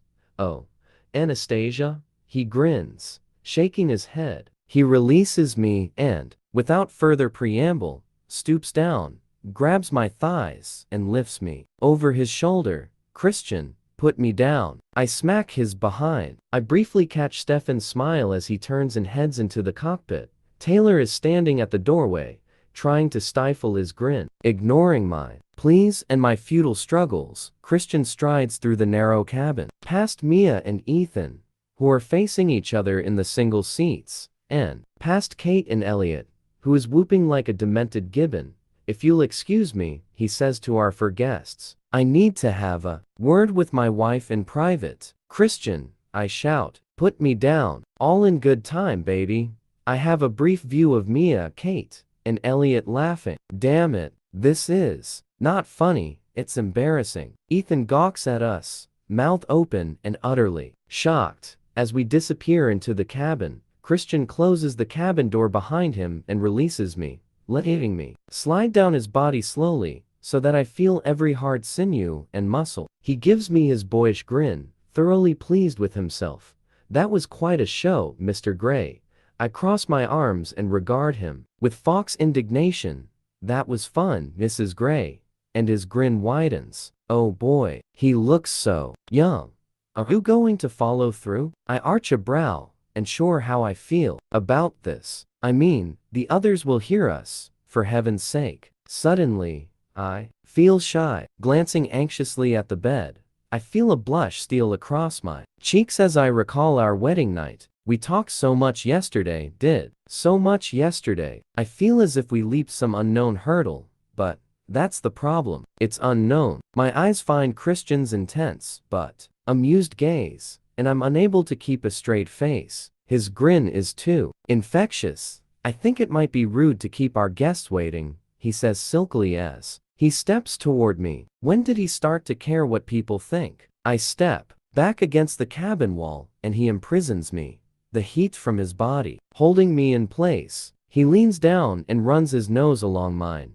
Good surprise? He whispers, and there's a hint of anxiety in his voice. Oh, Christian, fantastic surprise. I run my hands up his chest, curl them around his neck, and kiss him. When did you organize this? I ask when I pull away from him, stroking his hair. Last night, when I couldn't sleep, I emailed Elliot and Mia, and here they are. It's very thoughtful. Thank you. I'm sure we'll have a great time. I hope so. I thought it would be easier to avoid the press in Aspen than at home. The paparazzi. He's right. If we'd stayed in Escala, we'd have been imprisoned. A shiver runs down my spine as I recollect the snapping cameras and dazzling flashes of the few photographers Taylor sped through this morning. Come, we'd better take our seats. Stefan will be taking off shortly. He offers me his hand, and together we walk back into the cabin. Elliot cheers as we enter. That sure was speedy in flight service, he calls mockingly. Christian ignores him. Please be seated, ladies and gentlemen, as we'll shortly begin taxiing for takeoff. Stefan's voice echoes calmly and authoritatively around the cabin. The brunette woman, Natalie, who was on the flight for our wedding night, appears from the galley and gathers up the discarded coffee cups. Natalia, her name's Natalia. Good morning, Mr. Gray. Mrs. Gray, she says with a purr. Why does she make me uncomfortable? Maybe it's that she's a brunette. By his own admission, Christian doesn't usually employ brunettes because he finds them attractive. He gives Natalia a polite smile as he slides in behind the table and sits down facing Elliot and Kate. I swiftly hug Kate and Mia and give Ethan and Elliot a wave before sitting down and buckling up beside Christian. He puts his hand on my knee and gives it an affectionate squeeze. He seems relaxed and happy, even though we're with company. Idly, I wonder why he can't always be like this, not controlling at all. Hope you packed your hiking boots, he says, his voice warm. We're not going skiing? That would be a challenge in August, he says, amused. Oh, of course. Do you ski, Anna? Elliot interrupts us. No. Christian moves his hand from my knee to clasp my hand. I'm sure my little brother can teach you. Elliot winks at me. He's pretty fast on the slopes too, and I can't help my blush. When I glance up at Christian, he's gazing impassively at Elliot, but I think he's trying to suppress his mirth. The plane surges forward and starts taxiing toward the runway. Natalia runs through the plane's safety procedures in a clear, ringing voice. She's dressed in a neat navy short-sleeved shirt and matching pencil skirt. Her makeup is immaculate. She really is quite pretty. My Subconscious raises a plucked to within an inch of its life eyebrow at me. You okay? Kate asks me pointedly. I mean, following the Hyde business? I nod. I don't want to think or talk about Hyde, but Kate seems to have other plans. So why did he go postal? She asks, cutting to the heart of the matter. In her inimitable style, she tosses her hair behind her as she prepares to investigate further. Eyeing her coolly, Christian shrugs. I fired his ass, he says bluntly. Oh, why? Kate tilts her head to one side, and I know she's in full Nancy Drew mode. He made a pass at me, I mutter. I try to kick Kate's ankle beneath the table and miss. Shit. When? Kate glares at me. Ages ago. You never told me he made a pass at you. She splutters. I shrug apologetically. It can't just be a grudge about that, surely. I mean, his reaction is way too extreme. Kate continues. But now she directs her questions at Christian. Is he mentally unstable? What about all the information he has on you, Grace? Her grilling Christian this way makes my hackles rise. But she's already established that I know nothing, so she can't ask me. The thought is annoying. We think there's a connection with Detroit, Christian says mildly. Too mildly. Oh no, Kate, please give it up for now. Hyde is from Detroit too? Christian nods. The plane accelerates, and I tighten my grip on Christian's hand. He glances at me reassuringly. He knows I hate takeoffs and landings. He squeezes my hand and his thumb strokes my knuckles, calming me. What do you know about him? Elliot asks, oblivious to the fact that we are hurtling down the runway in a small jet about to launch itself into the sky, and equally oblivious to Christian's growing exasperation. With Kate leans forward, listening attentively. This is off the record, Christian says directly to her. Kate's mouth sets in a subtle but thin line. I swallow. Oh shit. We know a little about him, Christian continues. His dad died in a brawl in a bar. His mother drank herself into oblivion. He was in and out of foster homes as a kid. In and out of trouble too. Mainly boosting cars. Spent time in juvie. His mom got back on track through some outreach program, and Hyde turned himself around. Won a scholarship to Princeton. Princeton? Kate's curiosity is piqued. Yep, he's a bright boy, Christian shrugs. Not that bright. He got caught, Elliot mutters. But surely he can't have pulled this stunt alone? Kate asks. Christian stiffens beside me. We don't know yet. His voice is very quiet. Holy crap. There could be someone working with him? I turn and gape in horror at Christian. He squeezes my hand once more, but doesn't look me in the eye. The plane lifts smoothly into the air, and I get that horrible sinking feeling in my stomach. How old is he? I ask Christian, leaning close so only he can hear. Much as I'd like to know what's going on, I don't want to encourage Kate's questions. I know they're irritating Christian, and I'm sure she's on his shit list since Cocktailgate. 32. Why? Curious. That's all. Christian's jaw tightens. Don't be curious about Hyde. I'm just glad the fucker's locked up. It's almost a reprimand, but I choose to ignore his tone. Do you think he's working with someone? The thought that someone else might be involved makes me sick. It would mean this isn't over. I don't know, Christian answers, and his jaw tightens once more. Maybe someone who has a grudge against you? I suggest. Holy shit. I hope it's not the bitch troll. Like Elena? I whisper. I realize I've muttered her name out loud, but only he can hear. I glance anxiously at Kate, but she's deep in conversation with Elliot, who looks pissed at her. You do like to demonize her, don't you? Christian rolls his eyes and shakes his head in disgust. She may hold a grudge, but she wouldn't do this kind of thing. He pins me with a steady gray gaze. Let's not discuss her. I know she's not your favorite topic of conversation. Have you confronted her? I whisper, not sure if I really want to. No, Anna, I haven't spoken to her since my birthday party. Please drop it.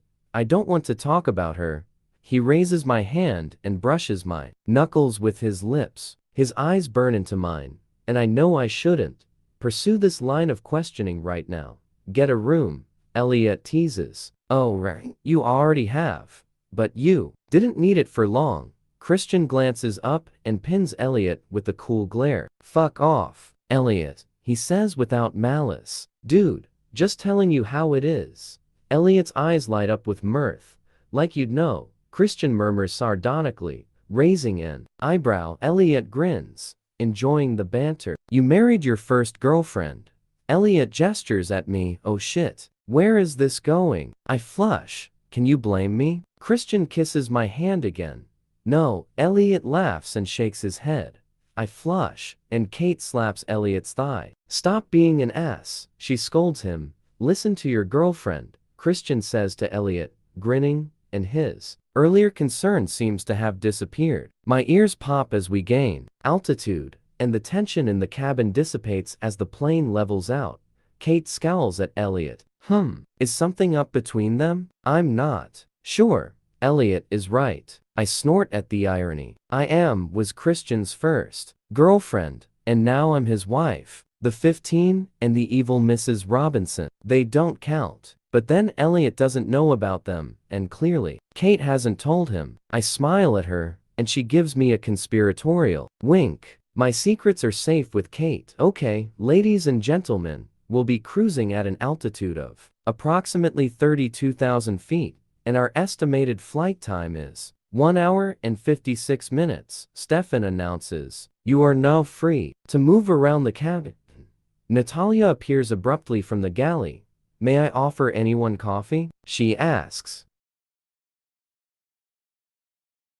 Chapter 13. We land smoothly at Sardi Field at 12:25 p.m. MST. Stefan brings the plane to a halt a little way from the main terminal, and through the windows I spot a large VW minivan waiting for us. Good landing. Christian grins and shakes Stefan's hand as we get ready to file out of the jet. It's all about the density altitude, sir. Stefan smiles back. Vaguely, here is good at math. Christian nods at Stefan's first officer. You nailed it. Vaguely. Smooth landing. Thank you, sir. She grins smugly. Enjoy your weekend, Mr. Gray, Mrs. Gray. We'll see you tomorrow. Stefan steps aside to let us disembark, and taking my hand, Christian leads me down the aircraft steps to where Taylor is waiting by the vehicle. Minivan, says Christian in surprise as Taylor slides open the door. Taylor gives him a tight, contrite smile and a slight shrug. Last minute, I know, Christian says, immediately placated. Taylor returns to the plane to retrieve our luggage. Want to make out in the back of the van? Christian murmurs to me, a mischievous gleam in his eye. I giggle. Who is this man? And what has he done with Mr. Unbelievably Angry of the last couple of days? Come on, you two. Get in, Mia says from behind us, oozing impatience beside Ethan. We climb in, stagger to the double seat at the back, and sit down. I snuggle against Christian, and he puts his arm around the back of my seat. Comfortable, he murmurs as Mia and Ethan take the seat in front of us. Yes. I smile, and he kisses my forehead. And for some unfathomable reason I feel shy with him today. Why? Last night, being with company, I can't put my finger on it. Elliot and Kate join us last as Taylor opens the liftgate to load the luggage. 5 minutes later, we are on our way.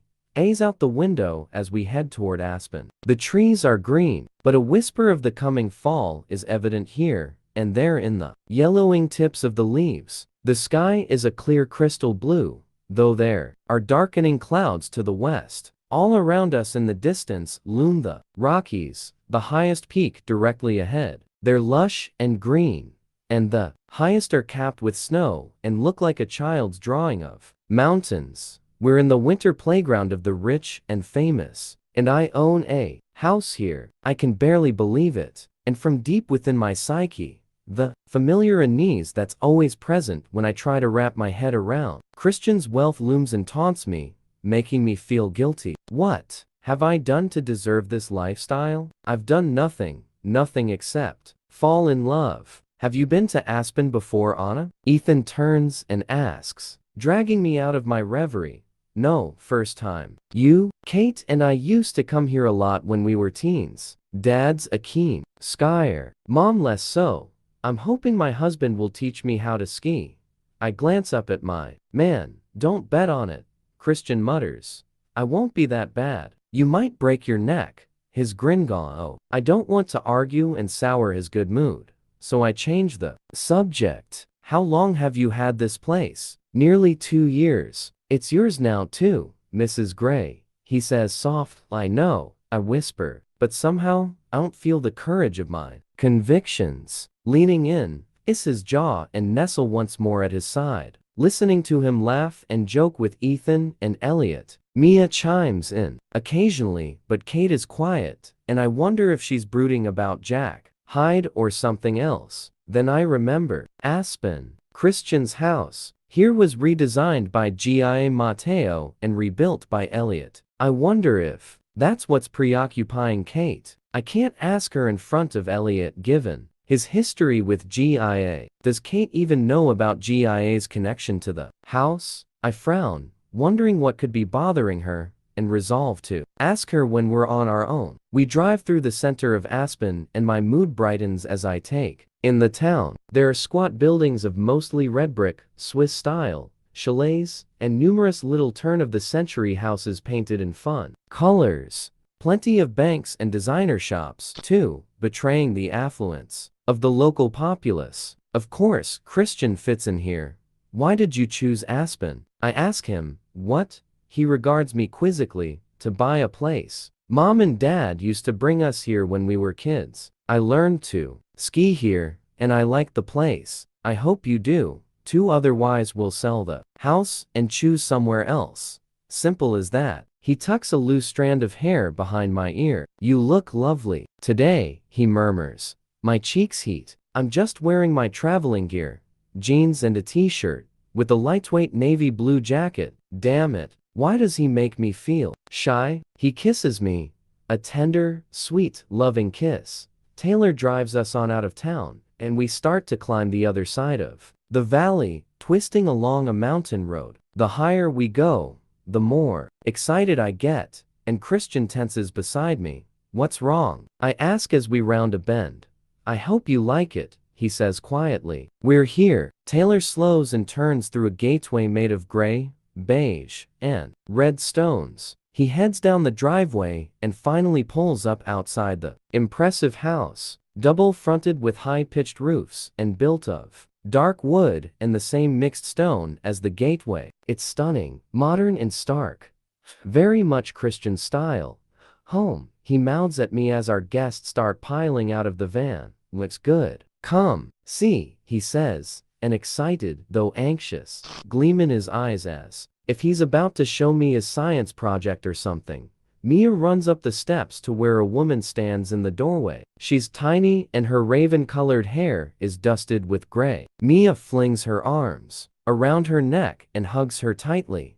Who's that? I ask as Christian helps me out of the van. Mrs. Bentley. She lives here with her husband. They look after the place. Holy cow. More staff? Mia is making introductions. Ethan, then Kate. Elliot hugs Mrs. Bentley too. As Taylor unloads the van, Christian takes my hand and leads me to the front door. Welcome back, Mr. Gray. Mrs. Bentley smiles. Carmela, this is my wife, Anastasia, Christian says proudly. His tongue caresses my name, making my heart stutter. Mrs. Gray. Mrs. Bentley nods a respectful greeting. I hold out my hand and we shake. It's no surprise to me that she's much more formal with Christian than the rest of the family. I hope you've had a pleasant flight. The weather is supposed to be fine all weekend, though I'm not sure. She eyes the darkening gray clouds behind us. Lunch is ready whenever you want. She smiles. Again, her dark eyes twinkling, and I warm to her immediately. Here, Christian grabs me and lifts me off my feet. What are you doing? I squeal. Carrying you over yet another threshold, Mrs. Gray. I grin as he carries me into the wide hallway, and after a brief kiss, he sets me gently down onto the hardwood floor. The interior decor is stark, and reminds me of the great room at Escala. All white walls, dark wood, and contemporary abstract art. The hallway opens up into a large sitting area where 3 off-white leather couches surround a stone fireplace. that dominates the room. The only color is from the soft cushions scattered on the couches. Mia grabs Ethan's hand and drags him farther into the house. Christian narrows his eyes at their departing figures, his mouth thinning. He shakes his head, then turns to me. Kate whistles loudly. Nice place. I glance around to see Elliot helping Taylor with our luggage. I wonder again if she knows that GIA had a hand in this place. Tour? Christian asks me, and whatever was going through his mind about Mia and Ethan is gone. He's radiating excitement, or is it anxiety? It's difficult to tell, sure. Once again overwhelmed by the wealth. How much did this place cost? And I have contributed nothing to it. Briefly, I'm transported back to the first time Christian took me to Escala. I was overwhelmed then. You got used to it. My subconscious hisses at me. Christian frowns but takes my hand, leading me through the various rooms. The state-of-the-art kitchen is all pale marble countertops and black cupboards. There's an impressive wine cellar and an expansive den downstairs, complete with a large plasma screen TV, soft couches, and a billiards table. I gape at it and blush when Christian catches me. Fancy a game? He asks, a wicked gleam in his eye. I shake my head, and his brow furrows once more. Taking my hand again, he leads me up to the first floor. There are 4 bedrooms upstairs, each with an ensuite bathroom. The master suite is something else. The bed is huge, bigger than the bed at home, and faces an enormous picture window looking out over Aspen and toward the verdant mountains. That's Ajax Mountain, or Aspen Mountain, if you like, Christian says, eyeing me warily. He's standing in the doorway, his thumbs hooked through the belt loops on his black jeans. I nod. You're very quiet, he murmurs. It's lovely, Christian. And suddenly, aim to be back at Escala. In 5 long strides, he's standing in front of me, tugging at my chin, and releasing my lower lip from the grip of my teeth. What is it? He asks, his eyes searching mine. You're very rich. Yes. Sometimes. It just takes me by surprise how wealthy you are. We are, mutter automatically. Don't stress about this, Anna, please. It's just a house. And what did GIA do here exactly? GIA? He raises his eyebrows in surprise. Yes. She remodeled this place? She did. She designed the den downstairs. Elliot did the build. He rakes his hand through his hair and frowns at me. Why are we talking about GIA? Did you know she had a fling with Elliot? Christian gazes at me for a moment, his expression unreadable. Elliot's fucked most of Seattle, Anna. I gasp. Mainly women, I understand. Christian jokes. I think he's amused by my expression. No, Christian nods. It's none of my business. He holds his palms up.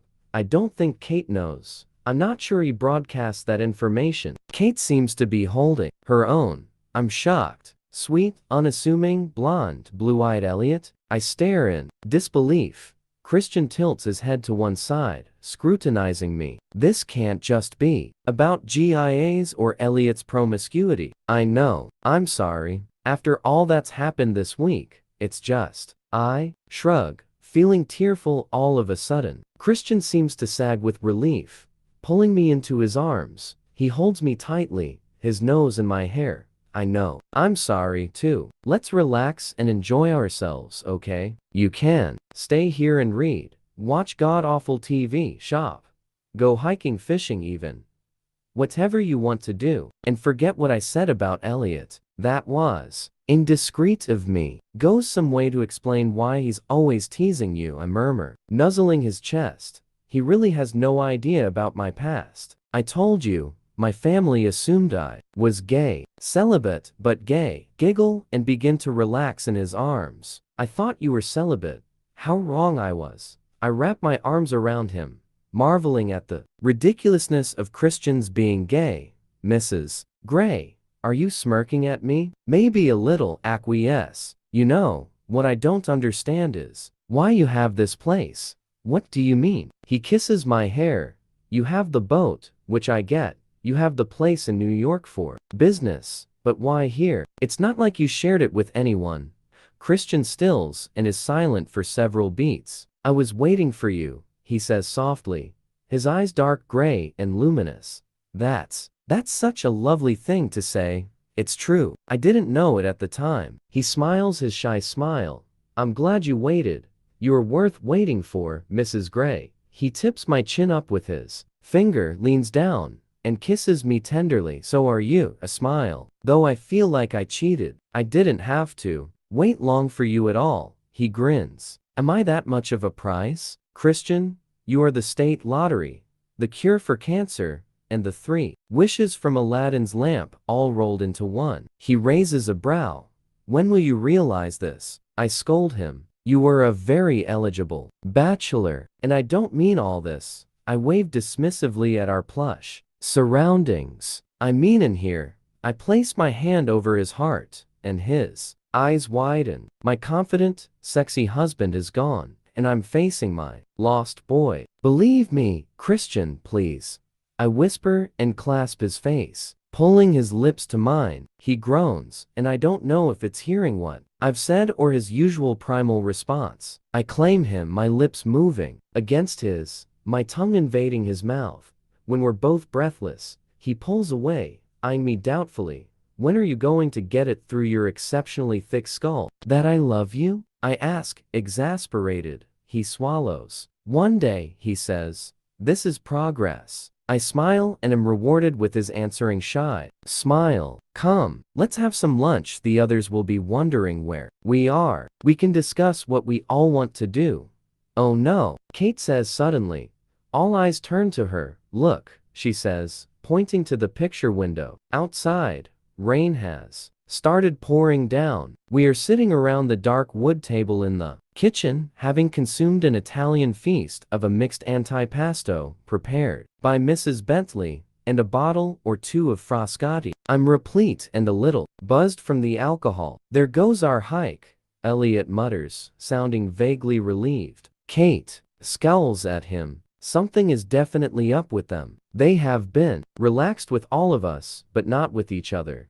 We could go into town, Mia pipes up. Ethan smirks at her. Perfect weather for fishing, Christian suggests. I'll go fish, Ethan says. Let's split up. Mia claps her hands. Girls, shopping, boys, outdoor, boring stuff.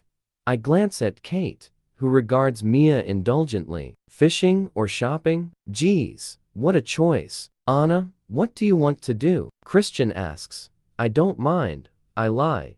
Kate catches my eye and mouths, shopping. Perhaps she wants to talk. But I'm more than happy to go shopping. I smile wryly at Kate and Mia. Christian smirks. He knows I hate shopping. I can stay here with you if you'd like, he murmurs, and something dark unfurls in my belly at his tone. No, you go fish, I answer. Christian needs boy time. Sounds like a plan, Kate says, rising from the table. Taylor will accompany you, Christian says, and it's a given not up for discussion. We don't need babysitting, Kate retorts bluntly. Direct as ever. I put my hand on Kate's arm. Kate, Taylor should come. She frowns, then shrugs, and for once in her life holds her tongue. I smile timidly at Christian. His expression remains impassive. Oh, I hope he's not mad at Kate. Elliot frowns. I need to pick up a battery for my watch in town. He glances quickly at Kate, and I spot his slight blush. She doesn't notice, because she is pointedly ignoring him. Take the Audi, Elliot. When you come back we can go fishing, Christian says. Yeah, Elliot mutters, but he seems distracted. Good plan. In here, grabbing my hand, Mia hauls me into a designer boutique that's all pink silk and fox French distressed rustic furniture. Kate follows us, while Taylor waits outside, sheltering under the awning from the rain. Aretha is belting out Say a Little Prayer over the store's hi-fi system. I love this song. I should put it on Christian's iPod. This will look wonderful on you, Anna. Mia holds up a scrap of silver material. Here, try it on. It's a bit short. You'll look fantastic in it. Christian will love it, you think? Mia beams at me. Anna, you have legs to die for. And if we go clubbing tonight, she smiles, sensing an easy kill you'll look hot for your husband. I blink at her, slightly shocked. We're going clubbing? I don't do clubbing. Kate laughs at my expression. She seems more relaxed now that she's away from Elliot. We should throw some shapes this evening, she says. Go try it on, Mia orders, and reluctantly I head for the changing room. While I wait for Kate and Mia to emerge from the dressing room, stroll to the shop window and look out, unseeing, across the main street. The Soul compilation continues. Dionne Warwick is singing Walk On By, another great song, one of my mother's favorites. I glance down at the dress in my hand. Dress is perhaps an overstatement. It's backless and very short, but Mia has declared it a winner.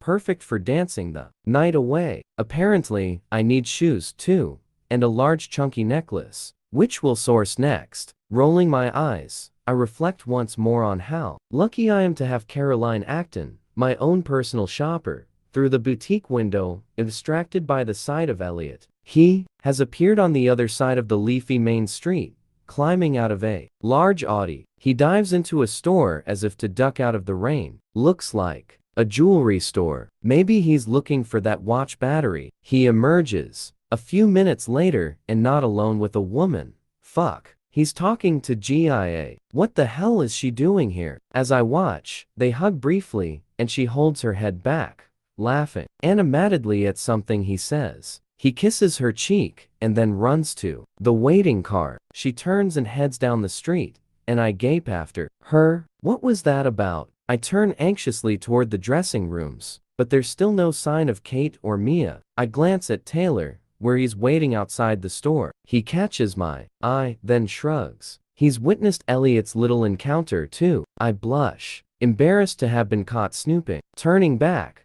Mia and Kate emerge, both of them laughing. Kate looks at me quizzically. What's wrong, Anna? She asks. You gone cold on the dress? You look sensational in it. No. Are you okay? Kate's eyes widen. I'm fine. Shall we pay? I head to the cashier, joining Mia, who has chosen 2 skirts. Good afternoon, ma'am. The young sales assistant, who has more gloss coating her lips than I have ever seen in one place, smiles at me. That'll be $850. What? For this scrap of material? I blink at her and meekly hand over my black MX, Mrs. Gray, Miss Lip Gloss purse.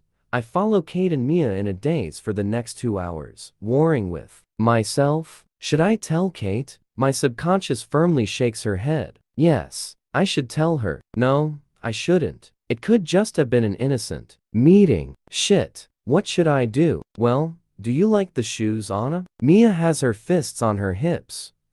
Yeah, sure.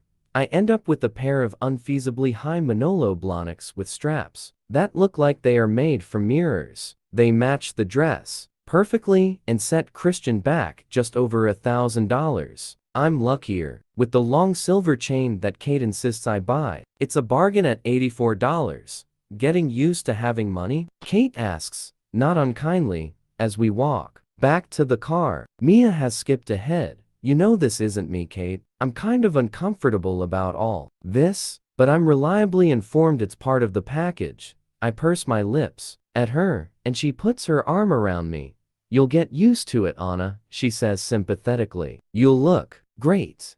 Kate, how are you and Elliot getting along? I ask. Her wide blue eyes dart to mine. Oh no, she shakes her head. I don't want to talk about it now. She nods toward Mia. But things are. She doesn't finish her sentence. This is unlike my tenacious Kate. Shit, I knew something was up. Do I tell her what I saw? What did I see? Elliot and Miss well-groomed sexual predator talking, hugging, and that kiss on the cheek. Surely they are just old friends? No, I won't tell her. Not right now. I give her my I completely understand and will respect your privacy nod. She reaches for my hand and gives it a grateful squeeze, and there it is, a swift glimpse of pain and hurt in her eyes that she quickly stifles with a blink. I feel a sudden surge of protectiveness for my dear friend. What the hell is Elliot Manmore Gray playing at? Once back at the house, Kate decides we deserve cocktails after our shopping extravaganza and whips up some strawberry daiquiris for us. We curl up on the sitting room couches in front of the blazing log fire. Elliot has just been a little distant lately, Kate murmurs, gazing into the flames. Kate and I finally have a moment to ourselves as Mia puts away her purchases. Oh, and I think I'm in trouble for getting you into trouble. You heard about that? Yes. Christian called Elliot. Elliot called me. I roll my eyes. Oh, 50, 50, 50. I'm sorry. Christian is protective. You haven't seen Elliot since Cocktailgate? No. Oh, I really like him, Anna, she whispers. And for one dreadful minute I think she's going to cry. This is not like Kate. Does this mean the return of the pink pajamas? She turns to me. I've fallen in love with him. At first, I thought it was just the great sex, but he's charming and kind and warm and funny. I could see us growing old together, you know. Kids, grandkids, the works. You're happily ever after, I whisper. She nods sadly. Maybe you should talk to him. Try to find some alone time here. Find out what's eating him. Who's eating him? Subconscious snarls. I slap her down, shocked at the waywardness of my own thoughts. Perhaps you guys could go for a walk tomorrow morning? We'll see. Kate, I hate seeing you like this. She smiles weakly, and I lean over to hug her. I resolve not to mention GIA, though I might mention it to the man-war himself. How can he mess with my friend's affections like this? Mia returns, and we move on to safer territory. The fire hisses and spits sparks onto the hearth as I feed it the last log. We're almost out of wood. Even though it's summer, the fire is very welcome. On this wet day, Mia, do you know where the wood for the fire is kept? I ask as she sips her daiquiri. I think it's in the garage. I'll find some. It'll give me an opportunity to explore. The rain has eased off when I venture outside and head to the 3-car garage adjoining the house. The side door is unlocked, and I enter, switching on the light to fight the gloom. The fluorescent strips ping noisily to life. There's a car in the garage, and I realize it's the Audi I saw Elliot in this afternoon. There are also 2 snowmobiles, but what really grabs my attention are the 2 trail bikes, both 125 cc's. Memories of Ethan bravely endeavoring to teach me how to ride last summer flash through my mind. Unconsciously, rub my arm where I badly bruised it in a fall. You ride? Elliot asks from behind me. I whirl around. You're back. It would appear so. He grins, and I realize that Christian might say the same thing to me, but without the huge, heart-melting grin. Well, he asks, man-war. Sort of. Do you want to go? I snort. No. I don't think Christian would be very happy if I did. Christian's not here. Elliot smirks. Oh, it's a family trait, and waves his arm to indicate we're alone. He strolls toward the nearest bike and swings a long denim-clad leg over the saddle, sitting astride and grabbing the handlebars. Christian has, issues about my safety. I shouldn't. You always do what he says. Elliot has a wicked sparkle in his baby blue eyes, and I see a glimmer of the bad boy. The bad boy Kate has fallen in love with. The bad boy from Detroit. No, arch an admonishing brow at him. But I'm trying to put that right. He has enough to worry about without adding me to the mix. Is he back? I don't know. You didn't go fishing? Elliot shakes his head. I had some business to deal with in town. Business? Holy shit, groomed blonde business. I inhale sharply and gape at him. If you don't want to ride, what are you doing in the garage? Elliot is intrigued, but I'm trying to put that right. He has enough to worry about without adding me to the mix. Is he back? I don't know. You didn't go fishing? Elliot shakes his head. I had some business to deal with in town. Business? Holy shit, groomed blonde business. I inhale sharply and gape at him. If you don't want to ride, what are you doing in the garage? Elliot is intrigued. I'm looking for wood for the fire. There you are. Oh, Elliot, you're back. Kate interrupts us. Hey, baby. He smiles broadly. Catch anything? I scrutinize Elliot's reaction. No, I had a few things to take care of in town, and for one brief moment, I see a flash of uncertainty cross his face. Oh shit. I came out to see what was keeping Anna.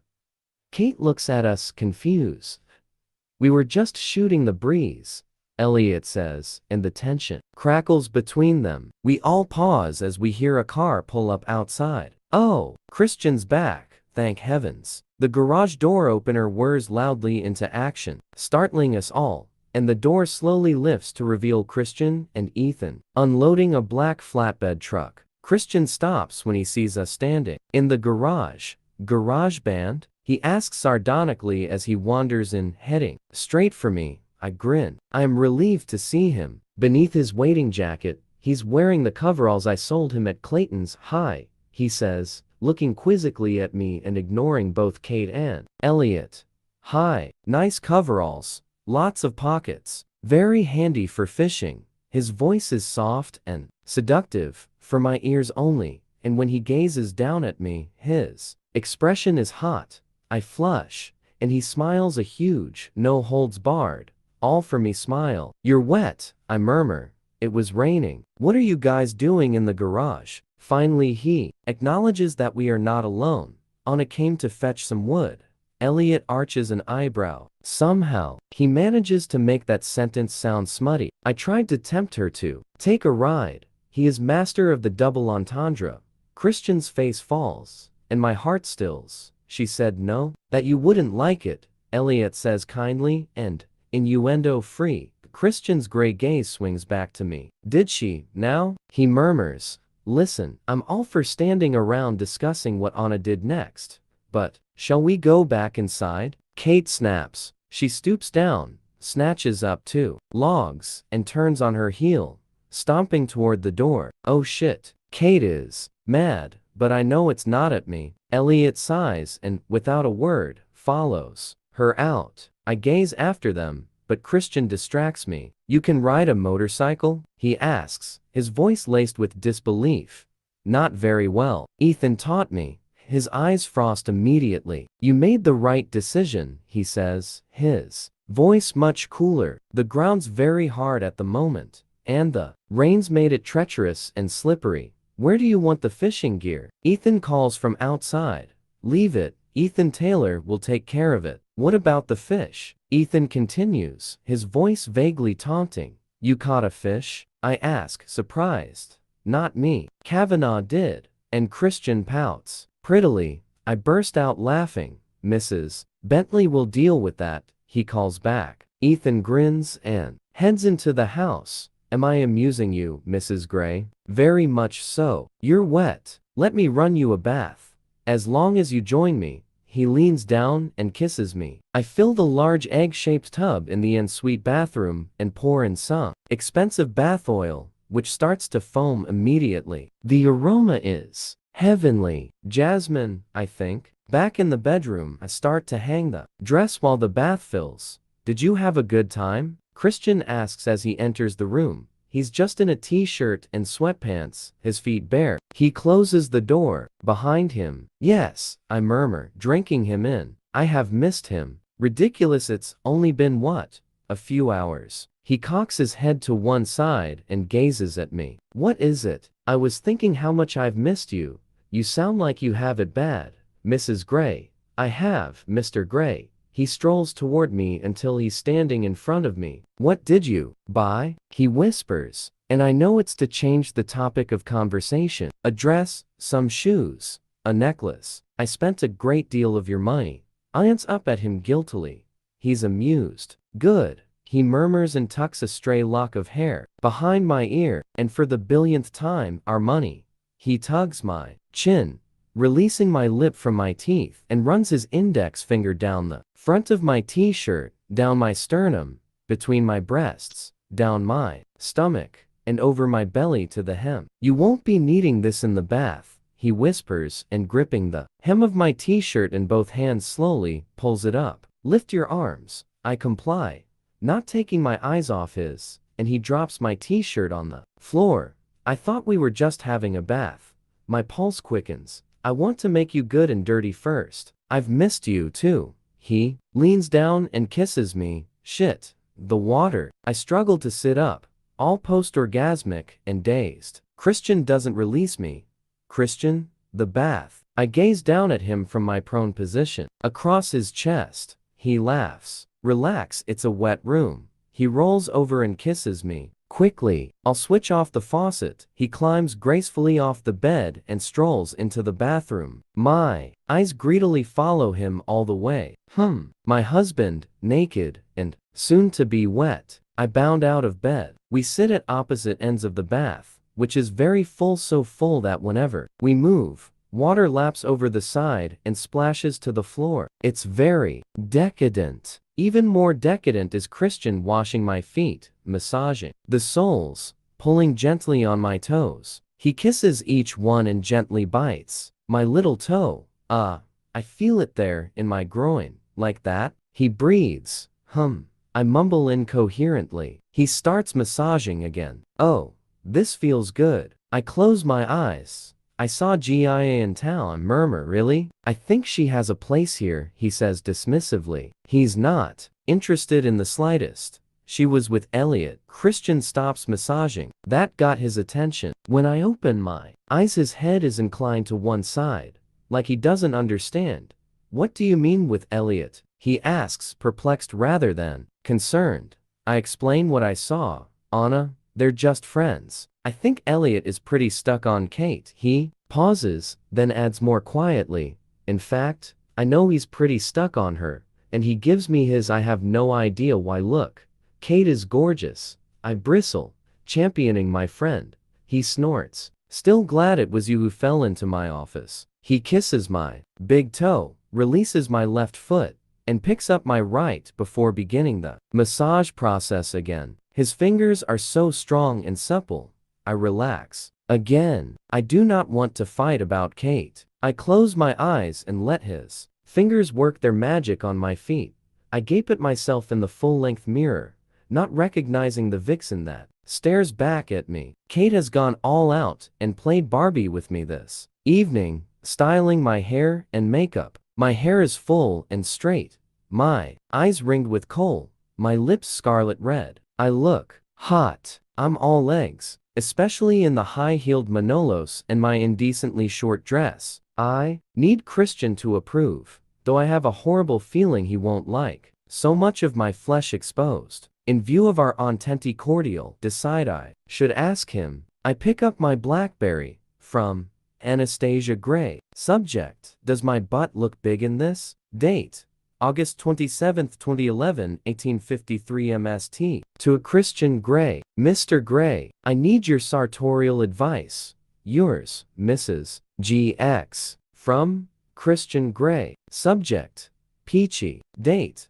August 27, 2011, 1855 MST. To Anastasia Gray. Mrs. Gray, I seriously doubt it, but I will come and give your butt a thorough examination just to make sure. Yours in anticipation, Mr. GX. Christian Gray, CEO Gray Enterprises Holdings and Butt Inspectorate, Inc. As I read his email, the bedroom door opens, and Christian freezes on the threshold. His mouth pops open and his eyes widen. Holy crap, this could go either way.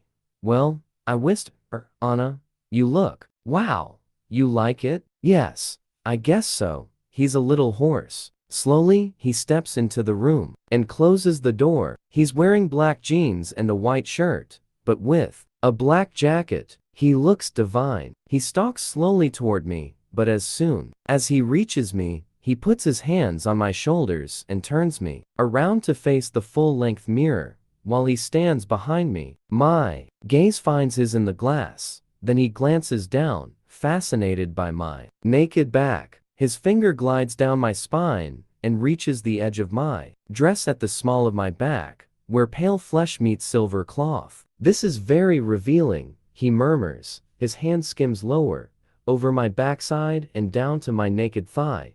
He pauses, gray eyes burning intently into blue. Then slowly, he trails his fingers back up to the hem of my skirt, watching his long fingers move lightly, teasingly across my skin. Feeling the tingles they leave in their wake, my mouth forms a perfect O. It's not far from here.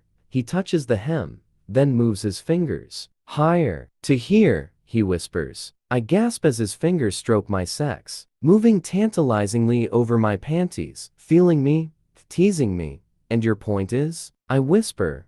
My point is, it's not far from here. His fingers glide over my panties, then one is inside, against my soft dampened flesh, to here, and then, to here, he slips a finger inside me. I gasp and make a soft mewling sound. This is mine, he murmurs in my ear. Closing his eyes, he moves his fingers slowly in and out of me. I don't want anyone else to see this. My breath stutters, my panting matching the rhythm of his finger. Watching him in the mirror, doing this, it's beyond erotic. So be a good girl and don't bend down. And you should be fine.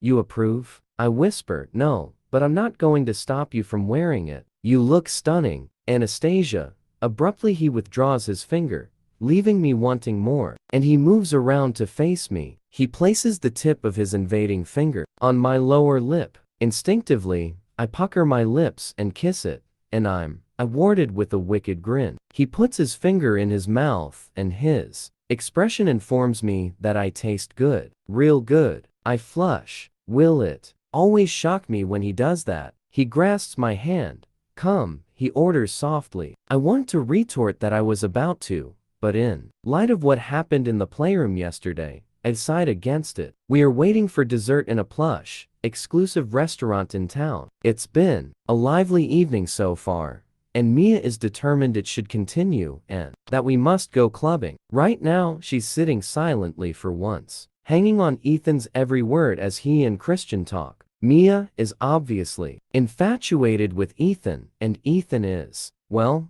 it's difficult to tell. I don't know if they are just friends or if there's something more. Christian seems at ease. He's been talking animatedly with Ethan. They obviously bonded over the fly fishing. They're talking about psychology, mainly. Ironically, Christian sounds the more knowledgeable. I snort softly as I half listen to their conversation, sadly, acknowledging that his expertise is the result of his experience with so many shrinks. You're the best therapy. His words, whispered while we were making love once, echo in my head. Am I? Oh, Christian, I hope so. I glance over at Kate. She looks beautiful, but then she always does. She and Elliot are less lively. He seems nervous, his jokes a little too loud and his laugh a little off. Have they had a fight? What's eating him? Is it that woman? My heart sinks at the thought that he might hurt my best friend. I glance at the entrance, half expecting to see Gia calmly saunter her well-groomed ass across the restaurant to us. My mind is playing tricks. I suspect it's the amount of alcohol I've had. My head is beginning to ache.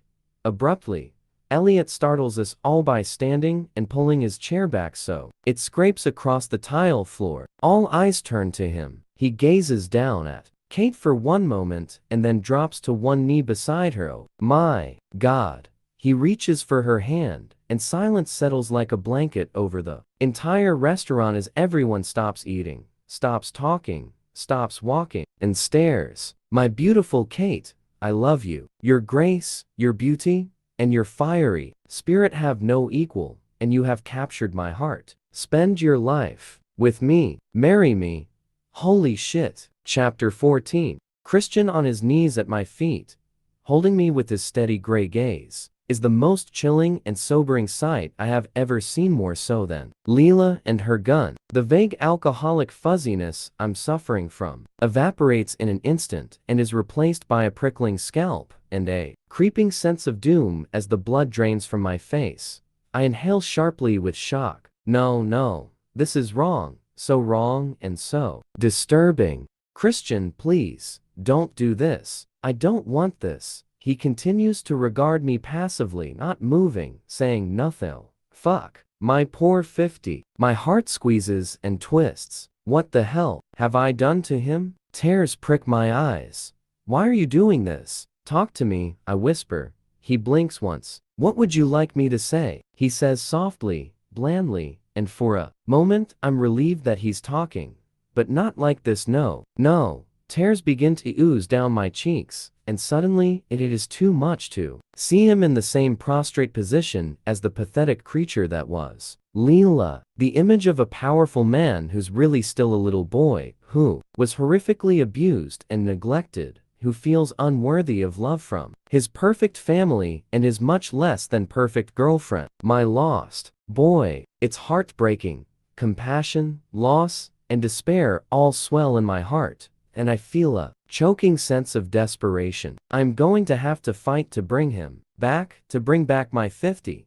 The thought of me dominating anyone is appalling. The thought of dominating Christian is nauseating. It would make me like her, the woman who did this to him. I shudder at that thought, fighting the bile in my throat. No way can I do that. No way do I want that. As my thoughts clear, I can see only one way. Not taking my eyes off his, I sink to my knees in front of him. The wooden floor is hard against my shins, and I dash my tears away, roughly with the back of my hand.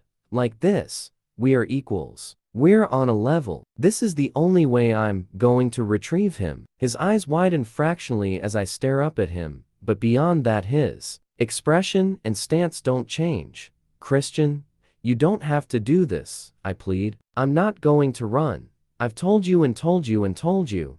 I won't run. All that's happened. It's overwhelming. I just need some time to think. Some time to myself. Why do you always assume the worst? My heart clenches again because I know. It's because he's so doubting, so full of self-loathing. Elena's words come back to haunt me. Does she know how negative you are about yourself? About all your issues? Oh, Christian. Fear grips my heart once more, and I start babbling.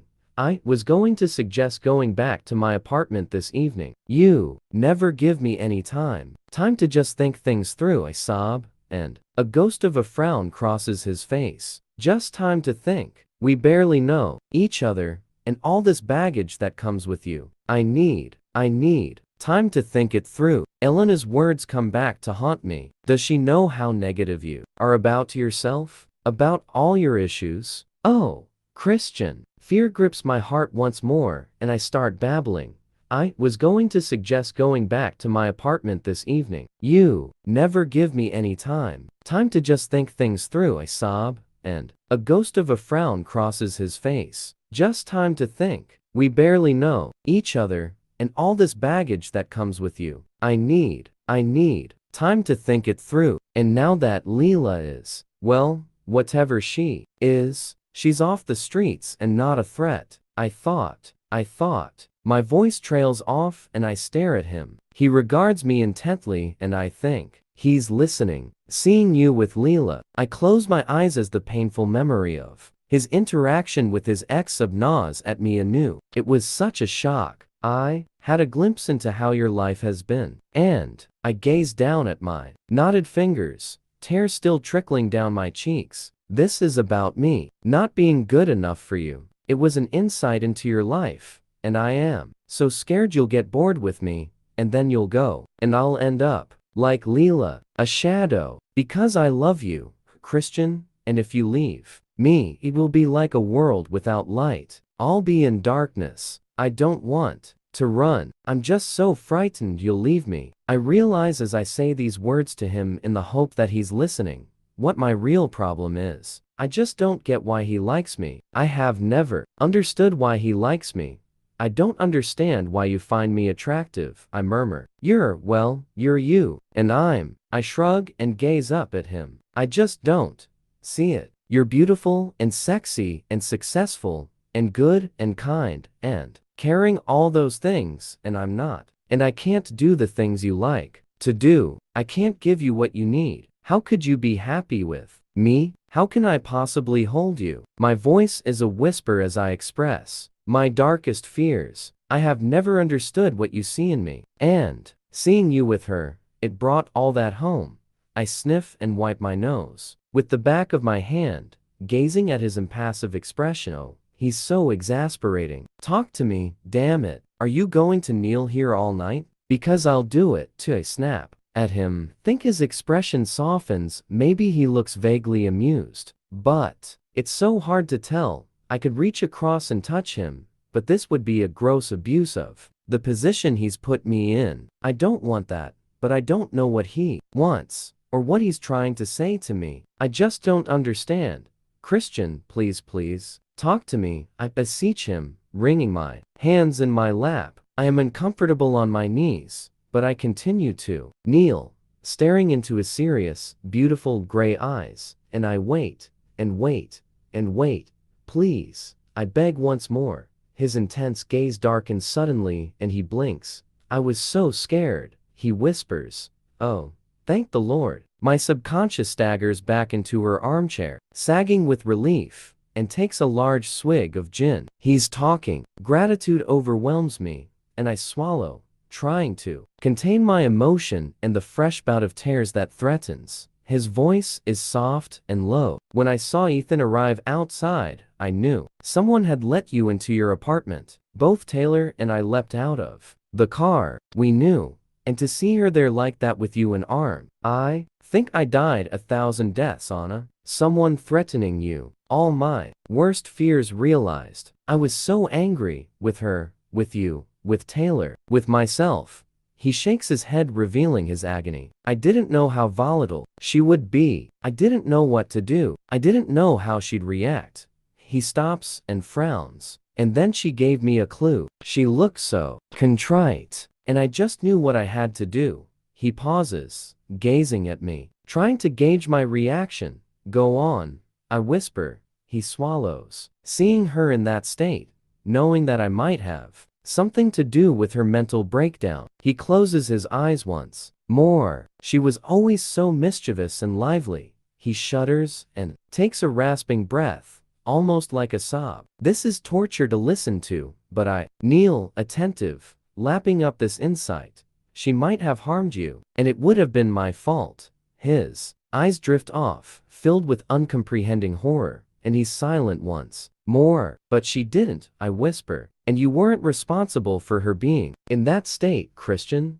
I blink up at him, encouraging him to continue. Then it dawns on me that everything he did was to keep me safe. And perhaps Leela, too, because he also cares for her. But how much does he care for her? The question lingers in my head, unwelcome. He says he loves me, but then he was so harsh, throwing me out of my own apartment. I just wanted you gone, he murmurs, with his uncanny ability to read my thoughts. I wanted you away from the danger, and you just wouldn't go. He hisses through clenched teeth and shakes his head. His exasperation is palpable.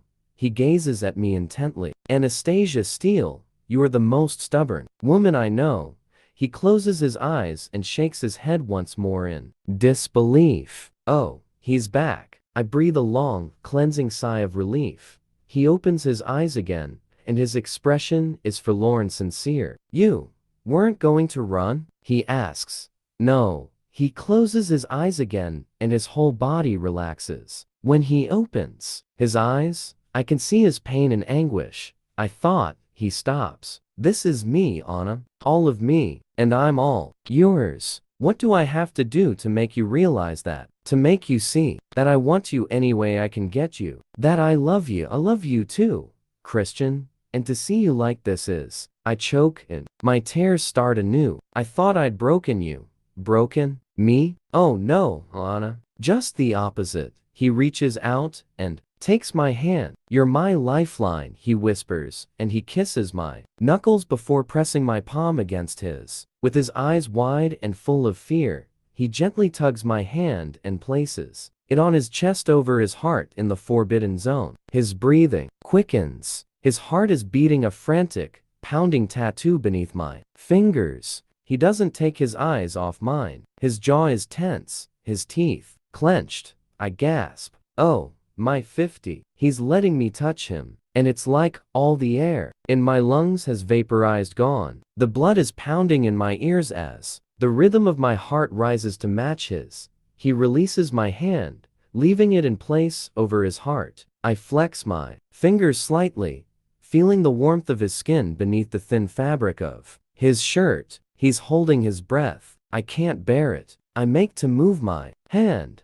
No. he says quickly and places his hand once more over mine, pressing my fingers against him. Don't. Emboldened by these two words, I shuffle closer so our knees are touching and tentatively raise my other hand so that he knows exactly what I intend to do. His eyes grow wider, but he doesn't stop me. Gently, I start to undo the buttons on his shirt. It's tricky with one hand. I flex my fingers beneath his hand and he lets go, allowing me to use both hands to undo his shirt. My eyes don't leave his as I pull his shirt wide open, revealing his chest. He swallows, and his lips part as his breathing increases, and I sense his rising panic, but he doesn't pull away. Is he still in sub mode? I have no idea. Should I do this? I don't want to hurt him, physically or mentally. The sight of him like this, offering himself to me, has been a wake-up call.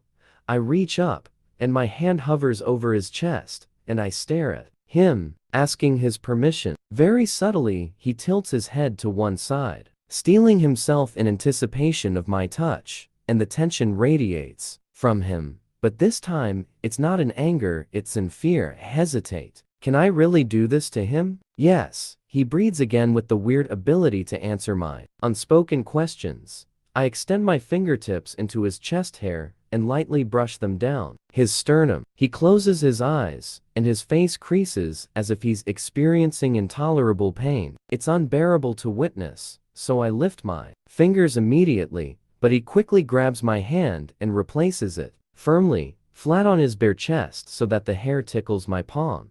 No, he says, his voice strained. I need to. His eyes are screwed up so tightly. This must be agony. It's truly tormenting to watch. Carefully, I let my fingers stroke across his chest to his heart, marveling at the feel of him, terrified that this is a step too far.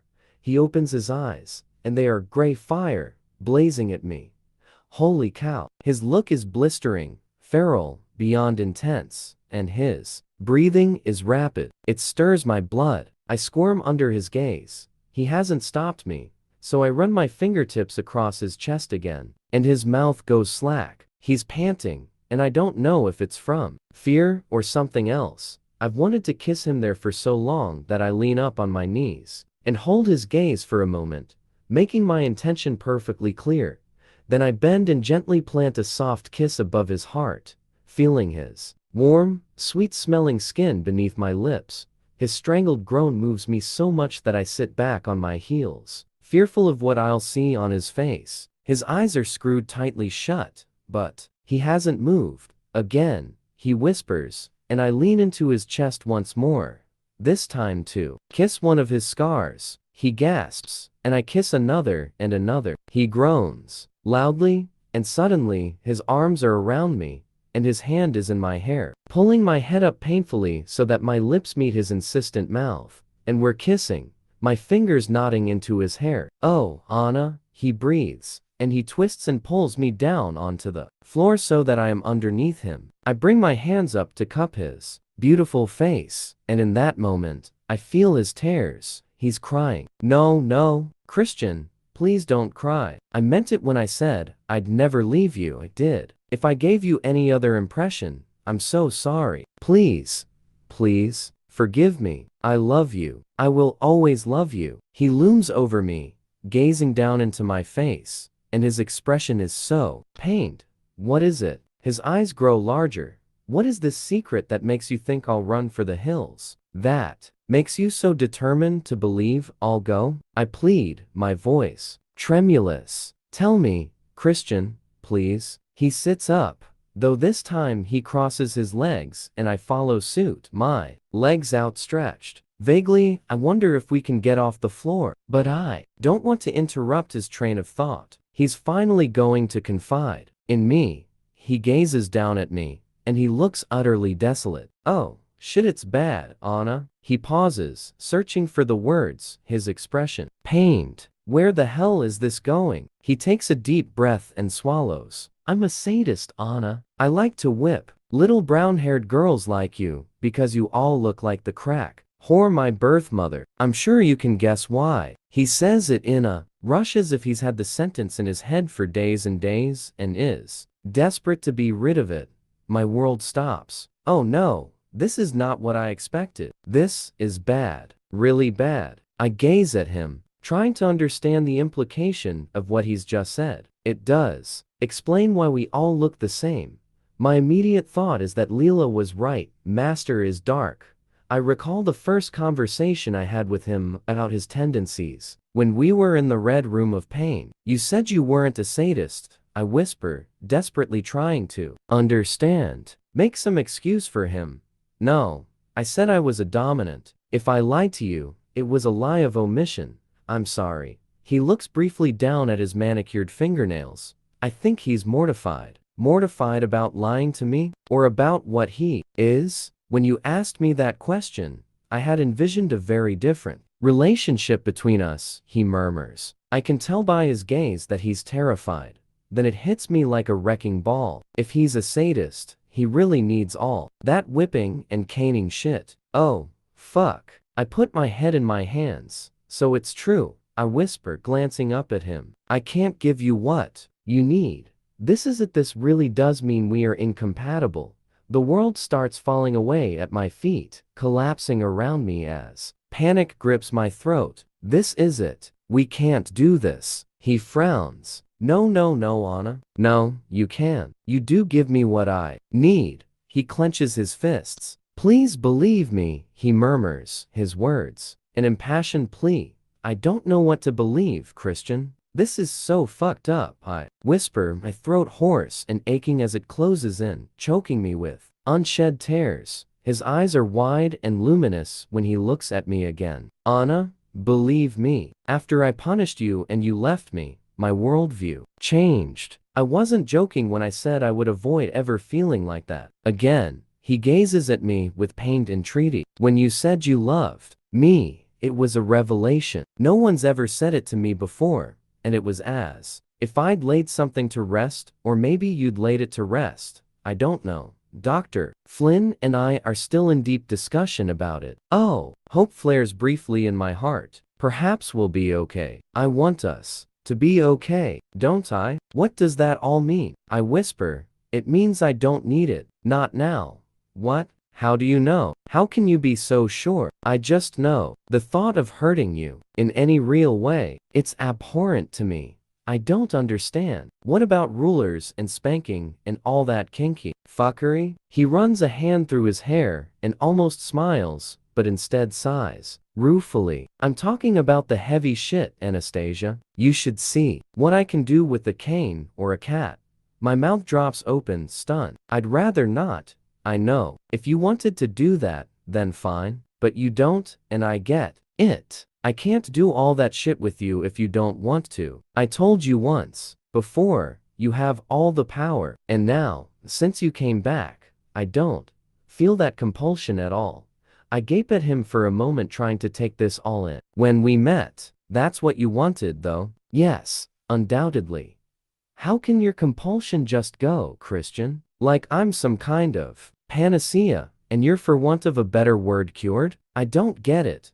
He sighs once more. I wouldn't say cured. You don't believe me? I just find it unbelievable. Which is different. If you'd never left me, then I probably wouldn't feel this way. Your walking out on me was the best thing you ever did. For us. It made me realize how much I want you. Just you. And I mean it when I say I'll take you any way I can have you. Gaze at him. Can I believe this? My head hurts just trying to think this all through, and deep down I feel numb. You're still here. I thought you would be out of the door by now, he whispers. Why? Because I might think you're a sicko for whipping and fucking women who look like your mother? Whatever would give you that impression? I hiss, lashing out. He blanches at my harsh words. Well, I wouldn't have put it quite like that, but yes, he says, his eyes wide and hurt. His expression is sobering, and I regret my outburst. I frown, feeling a pang of guilt.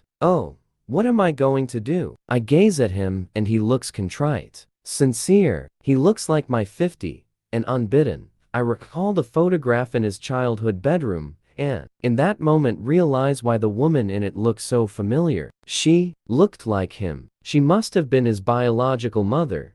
His easy dismissal of her comes to mind. no one of consequence. She's responsible for all this. And I look like her. Fuck. He stares at me, eyes raw, and I know he's waiting for my next move.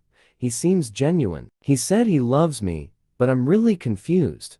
This is all so fucked up. He's reassured me about Leela, but now I know with more certainty than ever how she was able to give him his kicks. The thought is wearying and unpalatable. Christian, I'm exhausted. Can we discuss this tomorrow? I want to go to bed.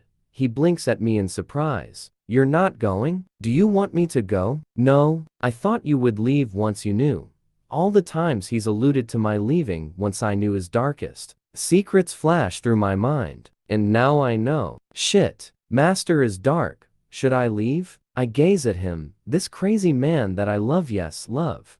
Can I leave him? I left him once before, and it nearly broke me. And him, I love him. I know that in spite of this revelation.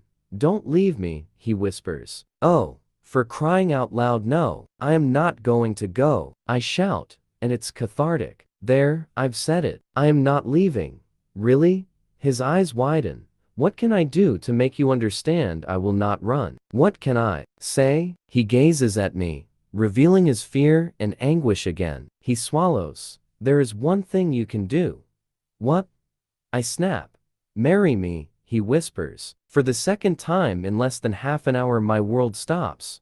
Holy fuck. I stare at the deeply damaged man I love. I can't believe what he's just said. Marriage? He's proposing marriage? Is he kidding? I can't help it. A small, nervous, disbelieving giggle erupts from deep inside. I bite my lip to stop it from turning into full-scale hysterical laughter and fail miserably. I lie back flat on the floor and surrender myself to the laughter, laughing as I've never laughed before.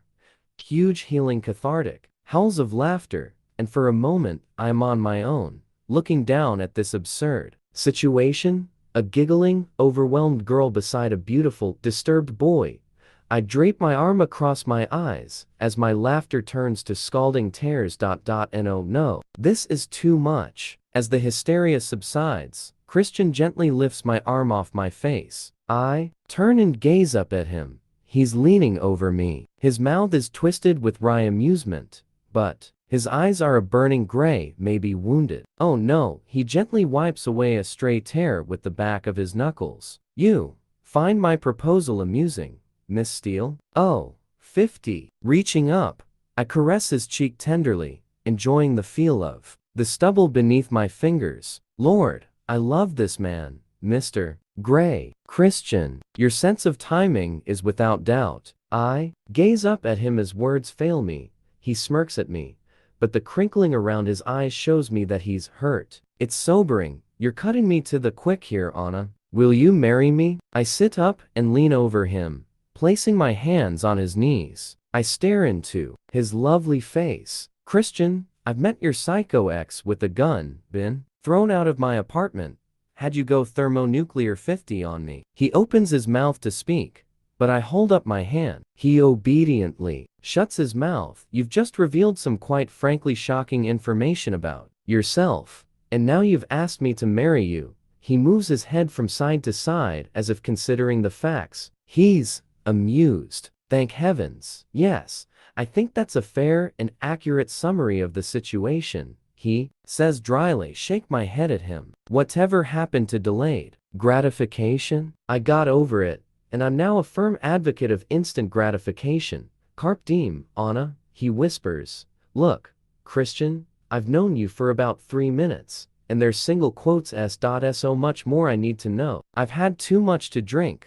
I'm hungry. I'm tired, and I want to go to bed. I need to consider your proposal just as I considered that contract you gave me, and I press my lips together to show my displeasure, but also to lighten the mood between us. That wasn't the most romantic proposal. He tilts his head to one side, and his lips quirk up in a smile. Fair.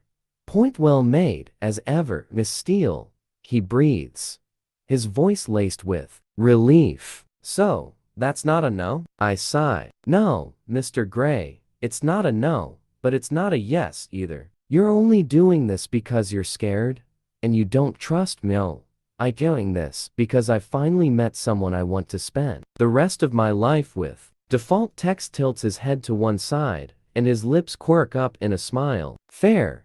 Point well made, as ever, Miss Steele. He breathes, his voice laced with relief. So, that's not a no? I sigh. No, Mr. Gray, it's not a no, but it's not a yes either. You're only doing this because you're scared?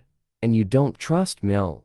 I'm doing this because I finally met someone I want to spend the rest of my life with. Oh, my heart skips a beat and inside, I melt. How is it that in the middle of the most bizarre situations he can say the most romantic things? My mouth pops open in shock.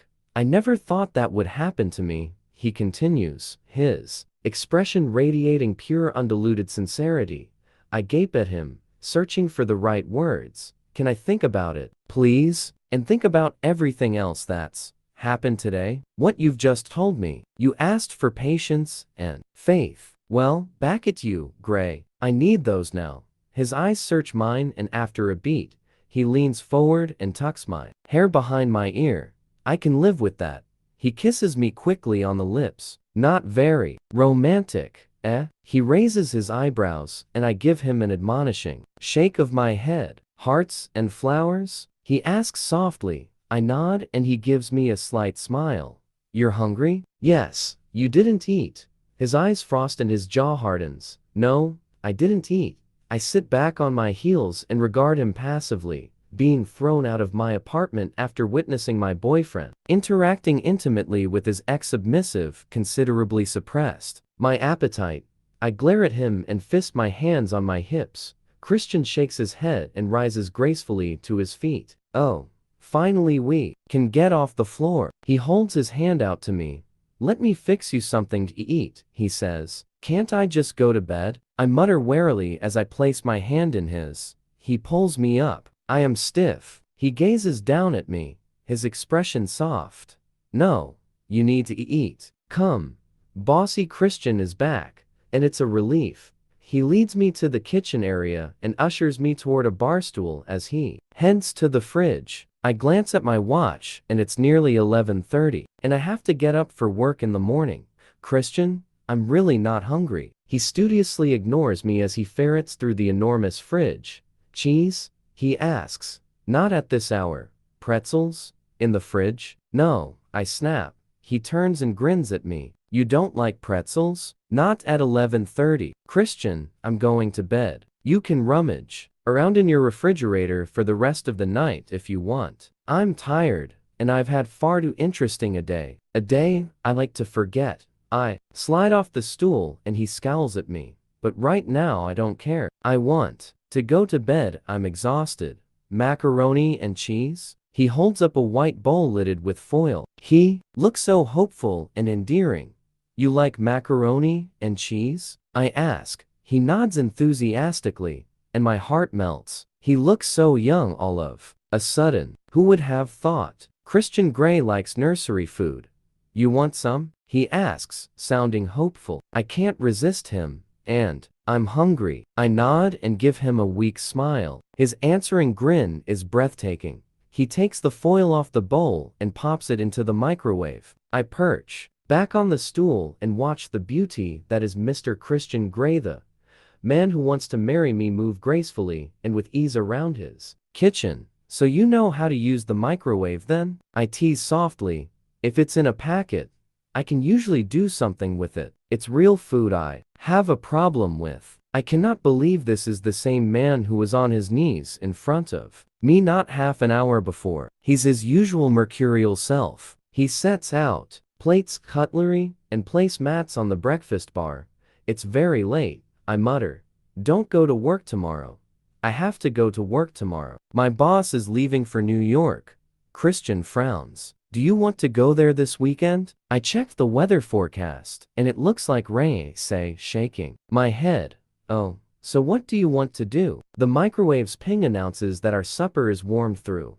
I just want to get through one day at a time right now. All this excitement is tiring. I raise an eyebrow at him, which he judiciously ignores. Christian places the white bowl in between our place settings and takes his seat beside me. He looks deep in thought, distracted. I dish the macaroni onto our plates. It smells divine, and my mouth waters in anticipation. I am famished. Sorry about Leela, he murmurs. Why are you sorry? The macaroni tastes as good as it smells. My stomach grumbles gratefully. It must have been a terrible shock for you, finding her in your apartment. Taylor swept through it earlier himself. He's very upset. I don't blame Taylor.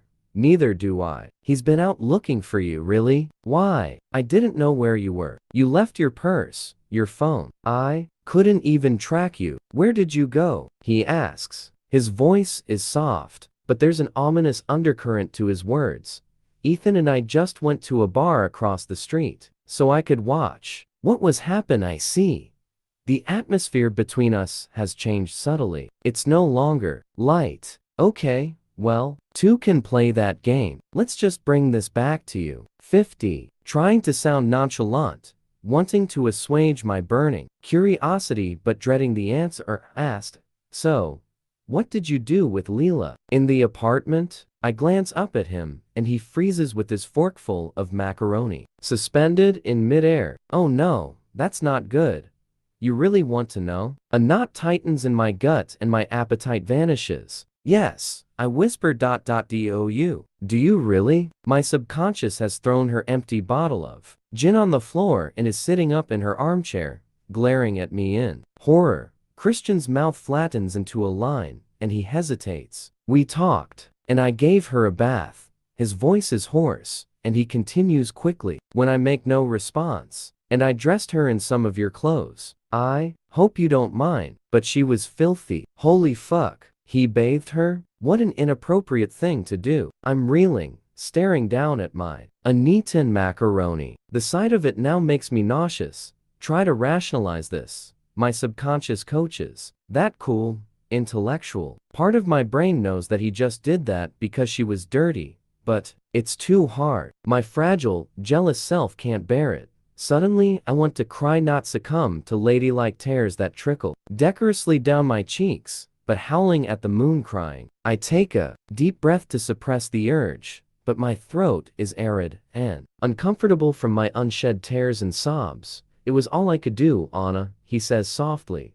You still have feelings for her? No, he says, appalled, and closes his eyes, his expression one of anguish. I turn away, staring once more at my sickening food. I can't bear to look at him, to see her like that, so different, so broken. I care about her, one human being to another. He shrugs as if to shake off an unpleasant memory. Geez, is he expecting my sympathy? Anna, look at me. I can't. I know that if I do, I will burst into tears. This is just too much to absorb. I'm like an overflowing tank of gasoline full beyond capacity. There is no room for any more. I simply cannot cope with any more crap. I will combust and explode, and it will be ugly if I try. Geez, Christian caring for his ex-sub in such an intimate fashion. The image flashes through my brain. Bathing her, for fuck's sake, naked. A harsh, painful shudder racks my body. Anna. What? Don't. It doesn't mean anything. It was like caring for a child, a broken, shattered child, he mutters. What the hell would he know about caring for a child? This was a woman he had a very full-on, deviant sexual relationship with. Oh, this hurts. I take a deep, steadying breath. Or perhaps he's referring to himself. He's the broken child. That makes more sense. Or maybe it makes no sense at all. Oh, this is so fucked up. And suddenly I'm bone-crushingly tired. I need sleep. Anna, I stand, take my plate to the sink, and scrape the contents into the trash. Anna, please. I whirl around and face him. Just stop, Christian. Just stop with the Anna, please. I shout at him, and my tears start to trickle down my face. I've had enough of all this shit today. I'm going to bed. I am tired and emotional. Now, me be. I turn on my heel and practically run to the bedroom, taking with me the memory of his wide-eyed, shocked stare. Nice to know I can shock Him too. I strip out of my clothes in double quick time, and after rifling through his chest of drawers, drag on one of his t-shirts and head for the bathroom. I gaze at myself in the mirror, hardly recognizing the gaunt, pink-eyed, blotchy-cheeked harridan staring back at me, and it's too much. I sink to the floor and surrender to the overwhelming emotion I can no longer contain, sobbing huge chest-wrenching sobs, finally letting my tears flow unrestrained.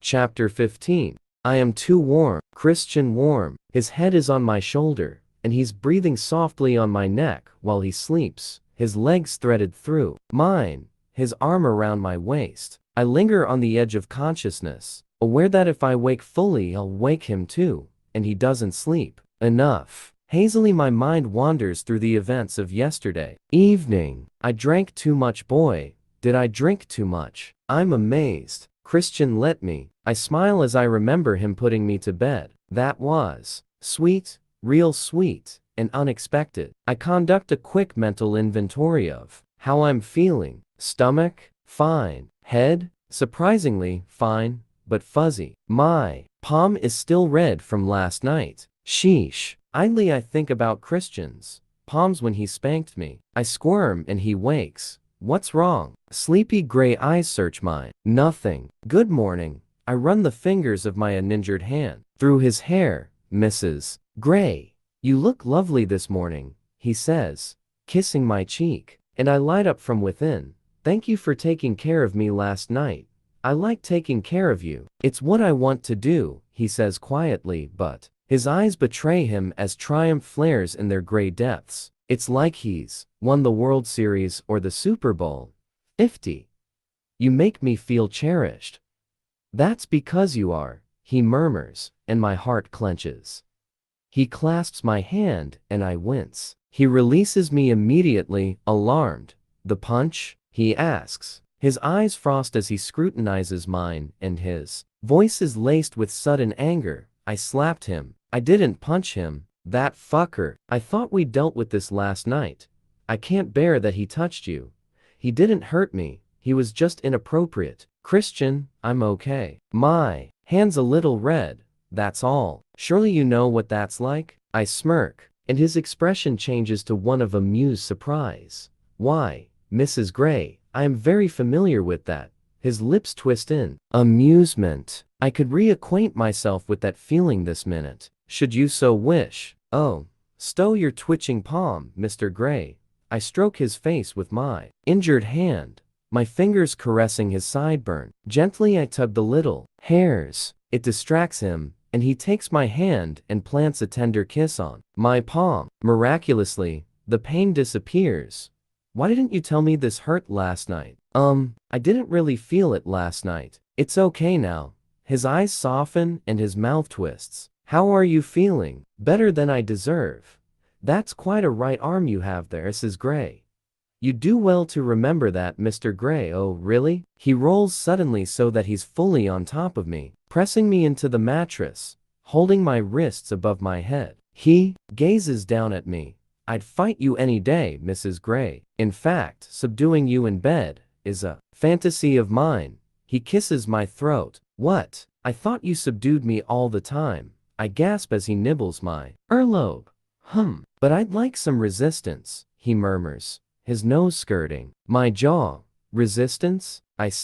He stops, releasing my hands, and leans up on his elbows. You want me to fight you? Here? I whisper, trying to contain my surprise. Okay, my shock. He nods, his eyes hooded but wary as he gauges my reaction. Now, he shrugs, and I see the idea flit through his mind. He gives me his shy smile and nods again, slowly. Oh my. He's tense, lying on top of me, and his growing erection is digging tantalizingly into my soft, willing flesh, distracting me. What's this about? Brawling? Fantasy? Will he hurt me? My inner goddess shakes her head. Never. Is this what you meant about coming to bed angry? He nods once more, his eyes still wary. My 50 wants to rumble. Don't bite your lip, he warns. Compliantly, I release my lip. I think you have me at a disadvantage, Mr. Gray. I bat my lashes and squirm provocatively beneath him. This could be fun. Disadvantage? Surely you've already got me where you want me? He smirks and presses his groin into mine once more. Good point, well made, Mrs. Gray, he whispers and quickly kisses my lips. Abruptly, he shifts and takes me with rolling over so I'm straddling him. I grab his hands, pinning them to the side of his head, and ignore the protesting ache from my hand. My hair falls in a chestnut veil around us, and I move my head so that the strands tickle his face. He jerks his face away, but doesn't try to stop me. So, you want to play rough? I ask, skimming my crotch over his. His mouth opens and he inhales sharply. Yes, he hisses, and I release him. Wait, I reach over for the glass of water beside the bed. Christian must have left it here. It's cool and sparkling, too cool to have been sitting here for long, and I wonder when he came to bed. As I take a long draft, Christian trails his fingers in small circles up my thighs, leaving tingling skin in their wake before he cups and squeezes my naked behind. Taking a leaf from his impressive repertoire, I lean forward and kiss him, pouring clear cool water into his mouth. He drinks. Very tasty, Mrs. Gray, he murmurs, sporting a boyish and playful grin. After placing the glass back on the bedside table, I remove his hands from my backside and pin them by his head once more. So I'm supposed to be unwilling? I smirk. Yes. I'm not much of an actress. He grins. Try. I lean down and kiss him chastely. Okay. I whisper, trailing my teeth along his jaw, feeling his prickly stubble beneath my teeth and my tongue. Christian makes a low, sexy sound in his throat and moves, tossing me onto the bed beside him. I cry out in surprise. Then he's on top of me, and I start to struggle as he makes a grab for my hands. Roughly, I place my hands on his chest, pushing with all my might, trying to move him. While he endeavors to pry my legs apart with his knee, I continue pushing at his chest. Geez, he's heavy, but he doesn't flinch, doesn't freeze as he once might have. He's enjoying this. He attempts to grab my wrists and finally captures one, despite my valiant attempts to twist it free. It's my sore hand, so I surrender it to him, but I grab his hair with my other hand and pull hard. He yanks his head free and gazes down at me, his eyes wild and carnal. Savage, he whispers, his voice laced with salacious delight.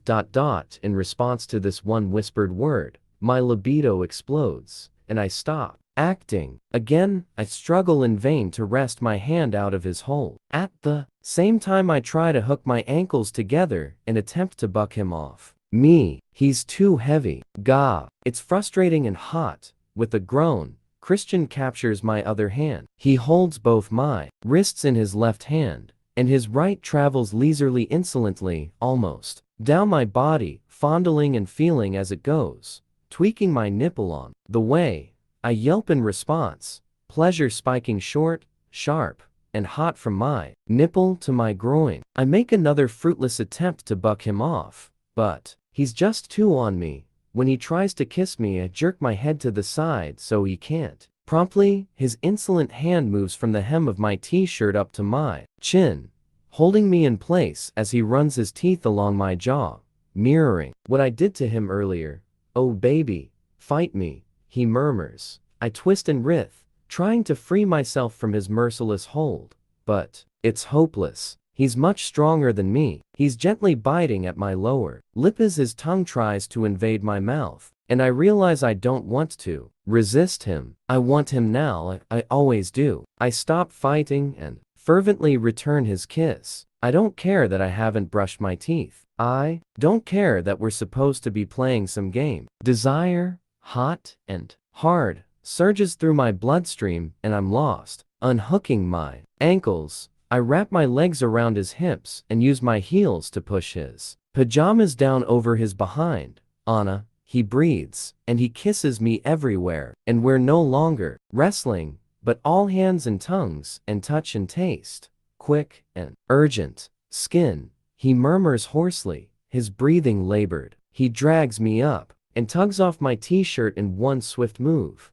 You, I whisper while I'm upright, because it's all I can think of to say. I seize the front of his pajamas and yank them down, freeing his erection. I grab and squeeze him. He's hard. The air whistles through his teeth as he inhales sharply, and I revel in his response. Fuck, he murmurs. He leans back, lifting my thighs, tipping me down onto the bed as I pull and squeeze him tightly, running my hand up and down him, feeling a bead of moisture on his tip. I swirl it around with my thumb. As he lowers me to the mattress, I slip my thumb in my mouth to taste him while his hands travel up my body, caressing my hips, my stomach, my breasts. Taste good? He asks as he hovers over me, blazing. Yes. Here.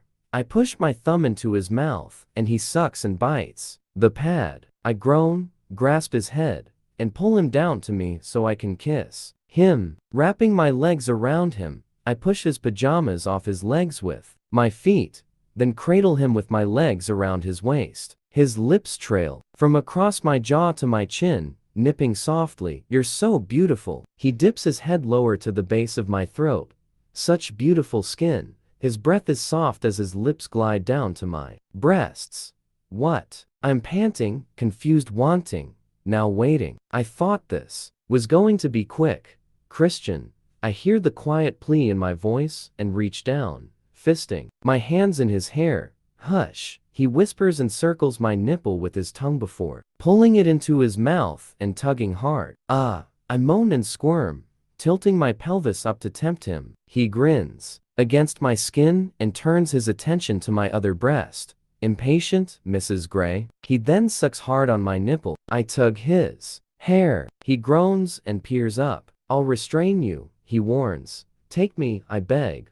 All in good time, he murmurs against my skin. His hand travels down at an infuriatingly slow speed to my hip as he worships my nipple with his mouth. I moan loudly, breath short and shallow, and I try once more to entice him into me, rocking against him. He's thick and heavy and close, but he's taking his own sweet leisurely time with me. Fuck this. I struggle and twist, determined to buck him off me again. What the? Grabbing my hands, Christian pins them down on the bed, my arms spread wide, and rests his full body weight on me, completely subduing me. I am breathless, wild. You wanted resistance, I say, panting. He rears up over me and gazes down, his hands still locked around my wrists. I place my heels under his behind and push. He doesn't move. Gah, you don't want to play nice? He asks, astonished, his eyes alight with excitement. I just want you to make love to me, Christian. Could he be any more obtuse? First, we're fighting and wrestling, then he's all tender and sweet. It's confusing. I'm in bed with Mr. Mercurial. Please. I press my heels against his backside once more. Burning, gray eyes search mine. Oh, what is he thinking? He looks momentarily bewildered and confused. He releases my hands and sits back on his heels, pulling me into his lap. Okay, Mrs. Gray.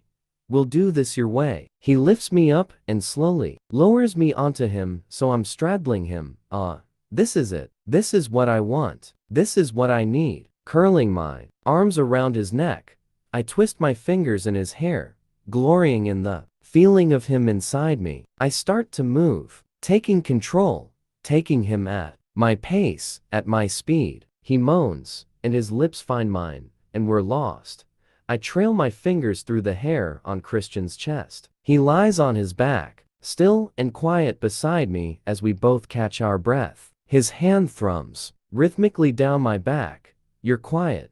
I whisper and kiss his shoulder. He turns and looks at me, his expression giving nothing away. That was fun. Shit, is something wrong? You confound me, Anna. Confound you? He shifts so that we're face to face. Yes, you. Calling the shots. It's different. Good different or bad different? I trail a finger over his lips. His brow furrows, as if he doesn't quite understand the question. Absent-mindedly, he kisses my finger. Good different, he says, but he doesn't sound convinced. You've never indulged this little fantasy before? I blush as I say it. Do really want to know any more about my husband's colorful, kaleidoscopic sex life before me? My subconscious eyes me warily over her tortoiseshell half-moon specs. Do you really want to go there? No, Anastasia. You can touch me. It's a simple explanation that speaks volumes. Of course, the 15 couldn't. Mrs. Robinson could touch and murmur the words before my brain registers what I've said. Shit. Why did I mention her? He stills. His eyes widen with his "oh no, where's she going with this?" expression. That was different, he whispers. Suddenly I want to know. Good different or bad different? He gazes at me. Doubt and possibly pain flit across his face, and fleetingly he looks like a man drowning. Bad, I think. His words are barely audible. Holy shit. I thought you liked it. I did. At the time. Not now. He gazes at me eyes wide, then slowly shakes his head. Oh my. Oh, Christian. I'm overwhelmed by the feelings that swamp me. My lost boy. I launch myself at him and kiss his face, his throat, his chest, his little round scars. He groans, pulls me to him, and kisses me passionately, and very slowly and tenderly. At his pace, he makes love to me once more on a Tyson, punching above your weight. Ethan applauds as I head into the kitchen for breakfast. He's sitting with Mia and Kate at the breakfast bar, while Mrs. Bentley cooks waffles. Christian is nowhere to be seen. Good morning, Mrs. Gray. Mrs. Bentley smiles. What would you like for breakfast? Good morning. Whatever's going, thank you. Where's Christian? Outside. Kate gestures with her head toward the backyard. I wander over to the window that looks out over the yard and the mountains beyond. It's a clear, powder blue summer day, and my beautiful husband is about 20 feet away in deep discussion with some guy. That's Mr. Bentley he's talking to, calls Mia from the breakfast bar. I turn to look at her, distracted by her sulky tone. She looks venomously at Ethan. Oh dear, I wonder once more what's going on between them. Frowning, I turn my attention back to my husband and Mr. Bentley. Mrs. Bentley's husband is fair-haired, dark-eyed, and weary, dressed in work pants and an Aspen Fire Department t-shirt. Christian is dressed in his black jeans and t-shirt. As the two men amble across the lawn toward the house, lost in their conversation, Christian casually bends to pick up what looks like a bamboo cane that must have been blown over or discarded in the flower bed. Pausing, Christian absent-mindedly holds out the cane at arm's length as if weighing it carefully and swipes it through the air just once. Oh, Mr. Bentley appears to see nothing odd in his behavior. They continue their discussion nearer to the house this time. Then pause once more, and Christian repeats the gesture. The tip of the cane hits the ground. Glancing up, Christian sees me standing at the window. Suddenly I feel as if I'm spying on him. He stops. I give him an embarrassed wave, then turn and walk back to the breakfast bar. What were you doing? Asks Kate. Just watching Christian. You have got it bad. She snorts. And you don't. Oh, soon-to-be sister-in-law, I reply, grinning and trying to bury the disquieting visual of Christian wielding a cane. I am startled when Kate leaps up and hugs me. Sister, she exclaims, and it's hard not to be swept up in her joy. Hey, sleepyhead, Christian wakes me. We're about to land. Buckle up. I fumble sleepily for my seatbelt, but Christian fastens it for me. He kisses my forehead before settling back into his seat. I lean my head on his shoulder again and close my eyes. An impossibly long hike and a picnic lunch on top of a spectacular mountain have exhausted me. The rest of our party is quiet, even Mia. She looks despondent, as she has all day. I wonder how her campaign with Ethan is going. I don't even know where they slept last night. My eyes catch hers, and I give a small "are you okay" smile. She gives me a brief sad smile in return and goes back to her book. I peek up at Christian through my lashes. He's working on a contract or something, reading it through and annotating the margins, but he seems relaxed. Elliot is snoring softly beside Kate. I have yet to corner Elliot and quiz him about GIA, but it's been impossible to pry him away from Kate. Christian isn't interested enough to ask, which is irritating. but I haven't pressed him. We've been enjoying ourselves too much. Elliot rests his hand possessively on Kate's knee. She looks radiant, and to think that only yesterday afternoon she was so unsure of him. What did Christian call him? Leliot. Perhaps. That's a family nickname. It was sweet. Better than Manwar. Abruptly, Elliot opens his eyes and gazes straight at me. I blush, caught staring. He grins. I sure love your blush, Anna, he teases, stretching. Kate gives me her self-satisfied, cat ate the canary smile. First Officer Bagley announces our approach to SeaTac, and Christian clasps my hand. How was your weekend, Mrs. Gray? Christian asks once we're in the Audi heading back to Escala. Taylor and Ryan are up front. Good, thank you. Smile, feeling shy all of a sudden. We can go anytime. Take anyone you wish to take. We should take Ray. He'd like the fishing. That's a good idea. How was it for you? I ask. Good, he says after a moment. Surprised by my question. Think. Real good. You seem to relax. He shrugs. I knew you were safe. I frown. Christian, I'm safe most of the time. I've told you before, you'll keel over at 40 if you keep up this level of anxiety. And I want to grow old and gray with you.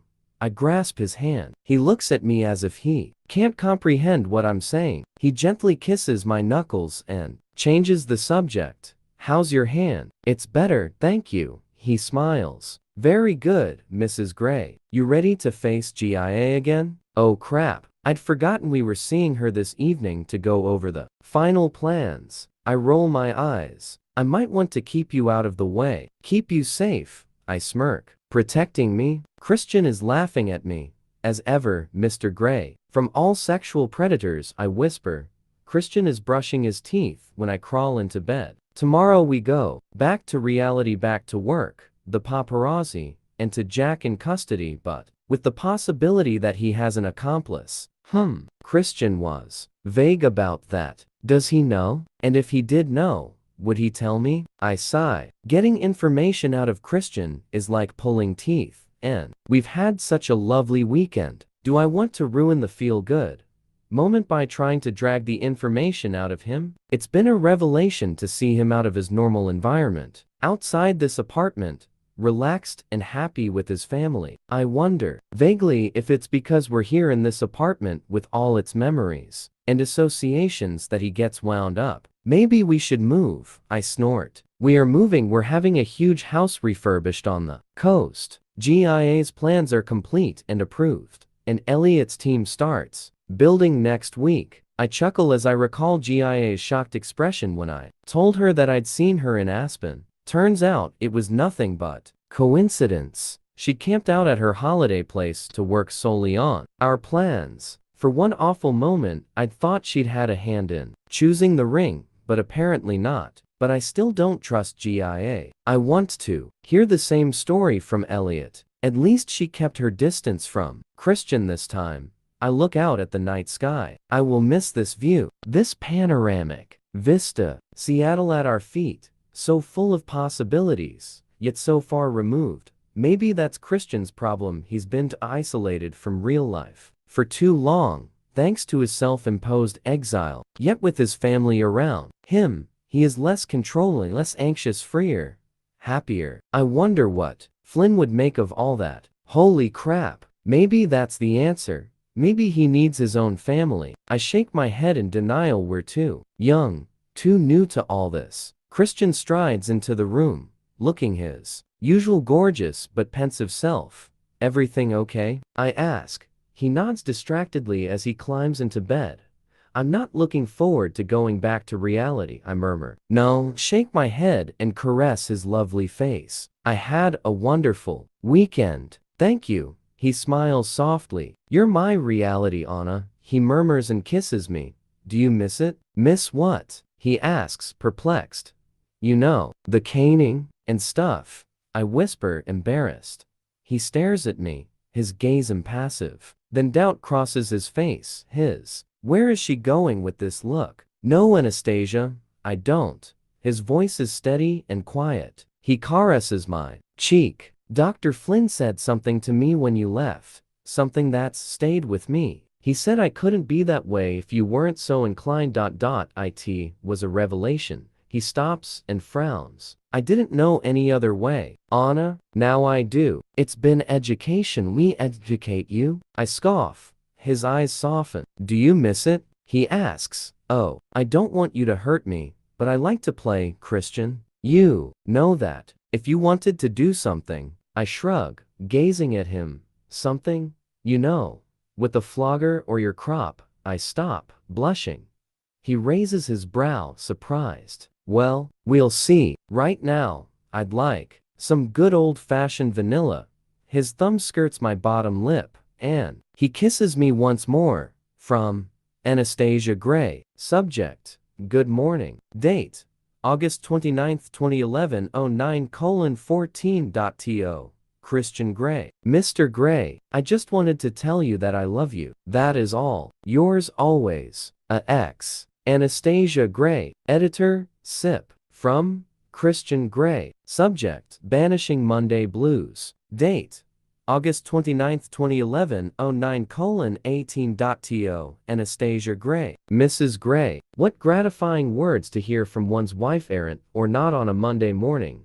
Let me assure you that I feel exactly the same way. Sorry about the dinner this evening. I hope it won't be too tedious for you. X. Christian Gray, CEO, Gray Enterprises Holdings, Inc.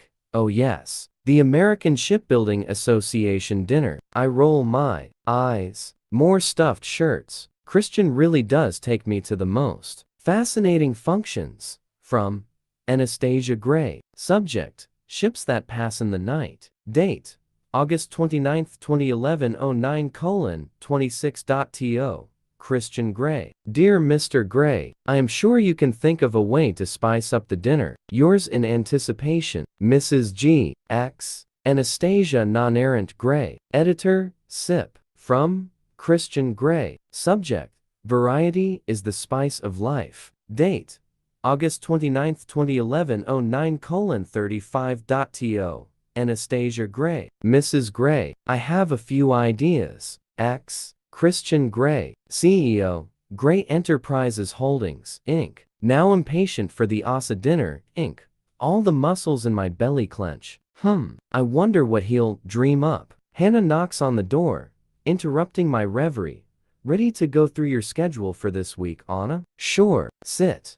I smile, covering my equilibrium, and minimize my email program. I've had to move a couple of appointments. Mr. Fox next week, and doctor. My phone rings, interrupting her. It's Roach. He asks me up to his office. Can we pick this up in 20 minutes? Of course. From Christian Gray. Subject: Last night. Date: August 30th, 2011, 09:24.to. Anastasia Gray. Was fun. Who would have thought the Asa annual dinner could be so stimulating? As ever, you never disappoint. Mrs. Gray, love you. X. Christian Gray. In A. CEO, Gray Enterprises Holdings, Inc. From Anastasia Gray. Subject: I love a good ball game. Date: August 30th, 2011, 09:33.to. Christian Gray. Dear Mr. Gray, I have missed the silver balls. You never disappoint. That is all, Mrs. G. X. Anastasia Gray. Editor, SIP. Hannah taps on my door, interrupting my erotic thoughts of the previous evening. Christian's hands, his mouth. Come in, Anna. Mr. Roach's pa just called. He'd like you to attend a meeting this morning. It means I have to move some of your appointments again. Is that okay? His tongue. Sure, yes, I mutter, trying to halt my wayward thoughts. She grins and ducks out of my office, leaving me with my delicious memory of last night. From Christian Gray. Subject: Hide. Date: September 1st, 2011, 15:24.to. Anastasia Gray. Anastasia, for your information, Hyde has been refused bail and remanded in custody. He's charged with attempted kidnapping and arson. As yet no date has been set for the trial.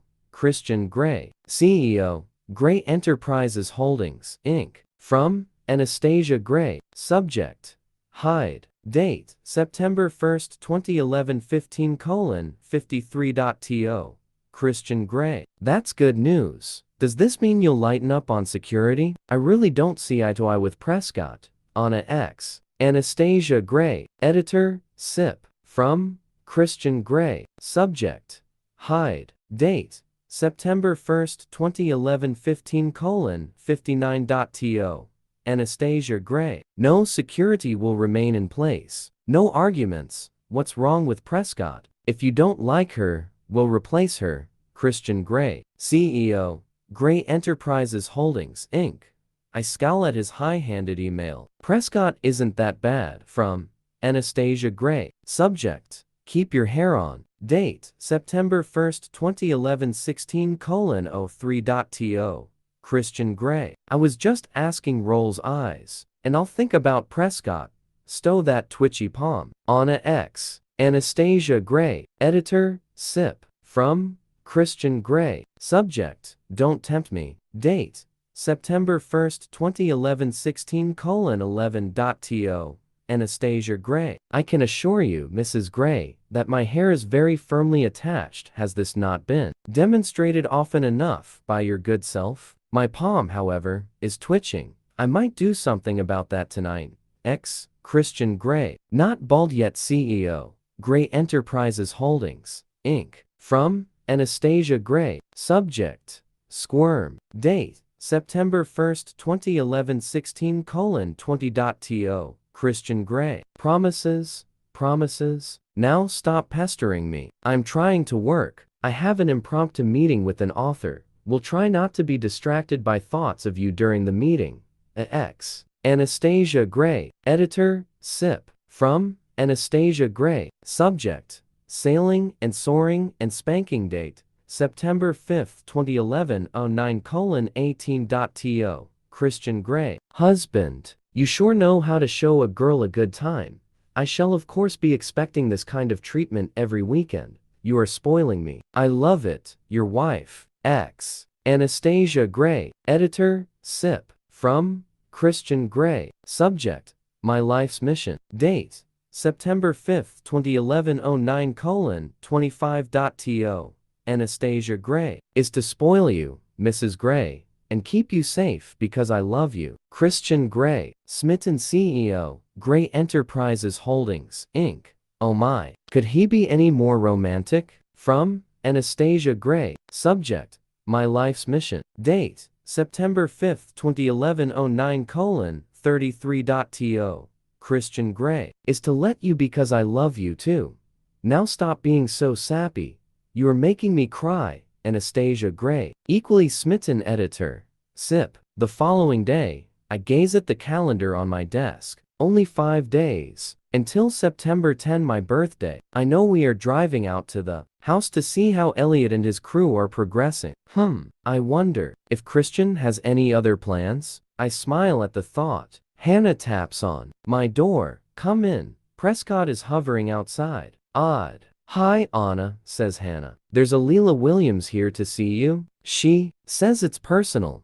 Leela Williams? I don't know of. My mouth goes dry, and Hannah's eyes widen at my expression. Leela? Fuck. What does she want? Chapter 16. Do you want me to send her away? Hannah asks, alarmed at my expression. No. Where is she? In reception. She's not alone. She's accompanied by another young woman. Oh. And Miss Prescott wants to talk to you. Hannah adds, I'm sure she does. Send her in. Hannah stands aside, and Prescott enters my office. She's on a mission, bristling with professional efficiency. Give me a moment, Hannah. Prescott, take a seat. Hannah closes the door, leaving Prescott and me alone. Mrs. Gray, Leela Williams is on your proscribed list of visitors. What? I have a proscribed list. On our watch list, ma'am. Taylor and Welch have been quite specific about not letting her come into contact with you. I frown, not understanding. Is she dangerous? I can't say, ma'am. Why do I even know that she's here? Prescott swallows and for a moment looks awkward. I was on a restroom break. She came in, spoke directly to Claire, and Claire called Hannah. Oh, I see. I realize that even Prescott has to pee, and I laugh. Oh, dear. Yes, ma'am. Prescott gives me an embarrassed grin. And it's the first time I've seen a chink in her armor. She has a lovely smile. Need to talk to Claire about protocol again, she says, her tone weary. Sure. Does Taylor know she's here? I cross my fingers unconsciously, hoping she hasn't told Christian. I left a brief voice message for him. Oh, I see. I realize that even Prescott has to pee, and I laugh. Oh, dear. Yes, ma'am. Prescott gives me an embarrassed grin. And it's the first time I've seen a chink in her armor. She has a lovely smile. Need to talk to Claire about protocol again, she says, her tone weary. Sure. Does Taylor know she's here? I cross my fingers unconsciously, hoping she hasn't told Christian. I left a brief voice message for him. Oh, then I have only a short time. I'd like to know what she wants. Prescott gazes at me for a moment. I must advise against it.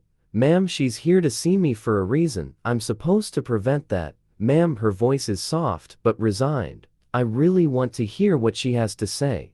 My own is more forceful than I intend. Prescott stifles her sigh. I'd like to search them both before you do, okay? Can you do that? I'm here to protect you, Mrs. Gray, so yes, I can. I'd also like to stay with you while you talk. Okay, I'll grant her this concession. Besides, last time I met Leela, she was armed. Go ahead. Prescott rises. Hannah, call.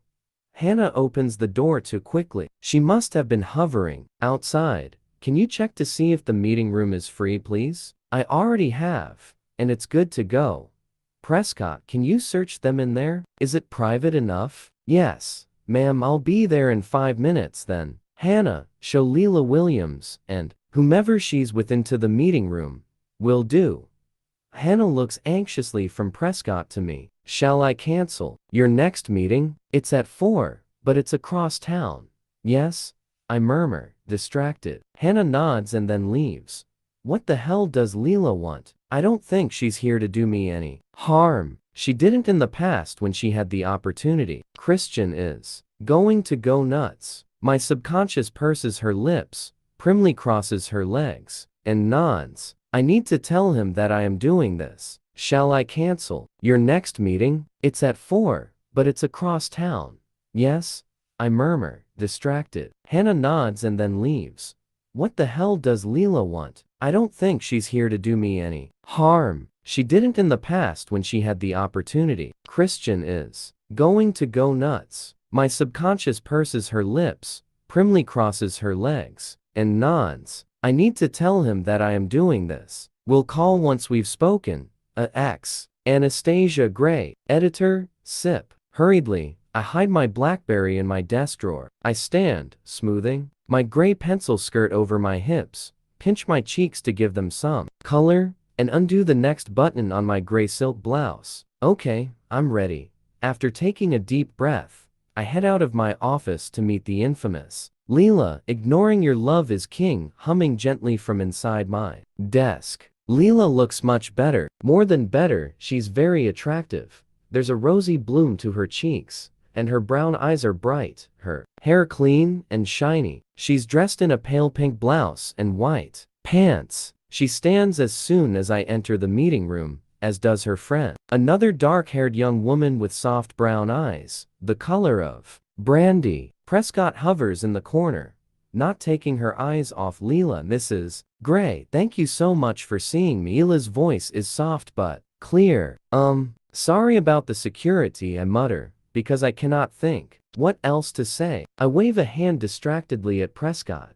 This is my friend Susie. Hi, I nod at Susie. She looks like Leela. She looks like me. Oh no, I won. Yes, Leela says, as if reading my thoughts. Susie knows Mr. Gray, too. What the hell am I supposed to say to that? I give her a polite smile. Please sit, I murmur. There's a knock on the door. It's Hannah. I motion her in, knowing full well why she's disturbing us. Sorry to interrupt, Anna. I have Mr. Gray on the line. Tell him I'm busy. He was quite insistent, she says fearfully. I'm sure he was. Would you apologize to him and say I'll call him back very shortly? Hannah hesitates. Hannah, please. She nods and scurries out of the room. I turn back to the two women sitting in front of me. They are both staring at me in awe. It's uncomfortable. What can I do for you? I ask. Susie speaks. I know this is all kinds of weird, but I wanted to meet you too, the woman who captured Chris. I hold up my hand, stopping her in mid-sentence. I do not want to hear this. I get the picture, I mutter. We call ourselves the Sub-Club. She grins at me, her eyes shining with mirth. Oh my God. Leela gasps and gapes at Susie, at once amused and appalled. Susie winces. I suspect Leela's kicked her under the table. What the hell am I supposed to say to that? I glance nervously at Prescott, who remains impassive, her eyes never leaving Leela. Susie seems to remember herself. She blushes, then nods and stands. I'll wait in reception. This is Lulu's show. I can tell she's embarrassed. Lulu? You'll be okay? She asks Leela, who smiles up at her. Susie gives me a large, open, genuine smile and exits the room. Susie and Christian. It's not a thought I wish to dwell on. Prescott takes her phone out of her pocket and answers it. I didn't hear it ring. Mr. Gray, she says. Leela and I turn to look at her. Prescott closes her eyes as if in pain. Yes, sir, she says, stepping forward, and hands me the phone. I roll my eyes. Christian, I murmur, trying to contain my exasperation. I stand and stride briskly out of the room. What the fuck are you playing at? He shouts. He's seething. Don't shout at me. What do you mean, don't shout at you? He shouts, louder this time. I gave specific instructions which you have completely disregarded. Again. Hell, Anna, I am fucking furious. When you are calmer, we will talk about this. Don't you hang up on me, he hisses. Goodbye, Christian. I hang up and switch off Prescott's phone. Holy shit. I don't have long with Leela. Taking a deep breath, I re-enter the meeting room. Both Leela and Prescott look up at me expectantly, and I hand Prescott her phone. Where were we? I ask Leela as I sit back down opposite her. Her eyes widen slightly. Yes, apparently I handle him, I want to say to her, but I don't think she wants to hear that. Leela fiddles nervously with the ends of her hair. First, I wanted to apologize, she says softly. Oh, she glances up and registers my surprise. Yes, she says quickly. Double quotes and .to thank you for not pressing charges. You know, for your car and in your apartment. I know you weren't. Well, a murmur, reeling. I hadn't expected an apology. No, I wasn't. You're feeling better now? I asked gently. Much. Thank you. Does your doctor know you're here? She shakes her head.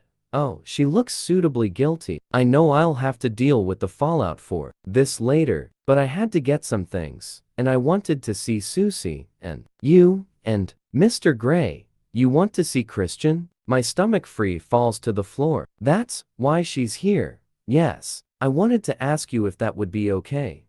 Holy fuck. I gape at her, and I want to tell her that it's not okay. I don't want her anywhere near my husband. Why is she here? To assess the opposition? To unsettle me? Or perhaps she needs this as some sort of closure? Leela flounder, exasperated. It's not up to me, it's up to Christian.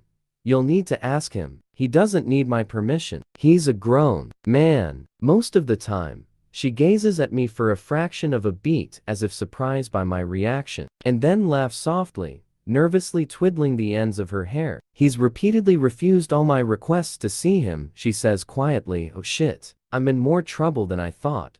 Why is it so important for you to see him? I asked gently. To thank him. I'd be rotting in a stinking prison psychiatric facility if it wasn't for him. I know that. She glances down and runs her finger along the edge of the table. I suffered a serious psychotic episode, and without Mr. Gray and John Dr. Flynn. She shrugs and gazes at me. Once more, her face full of gratitude.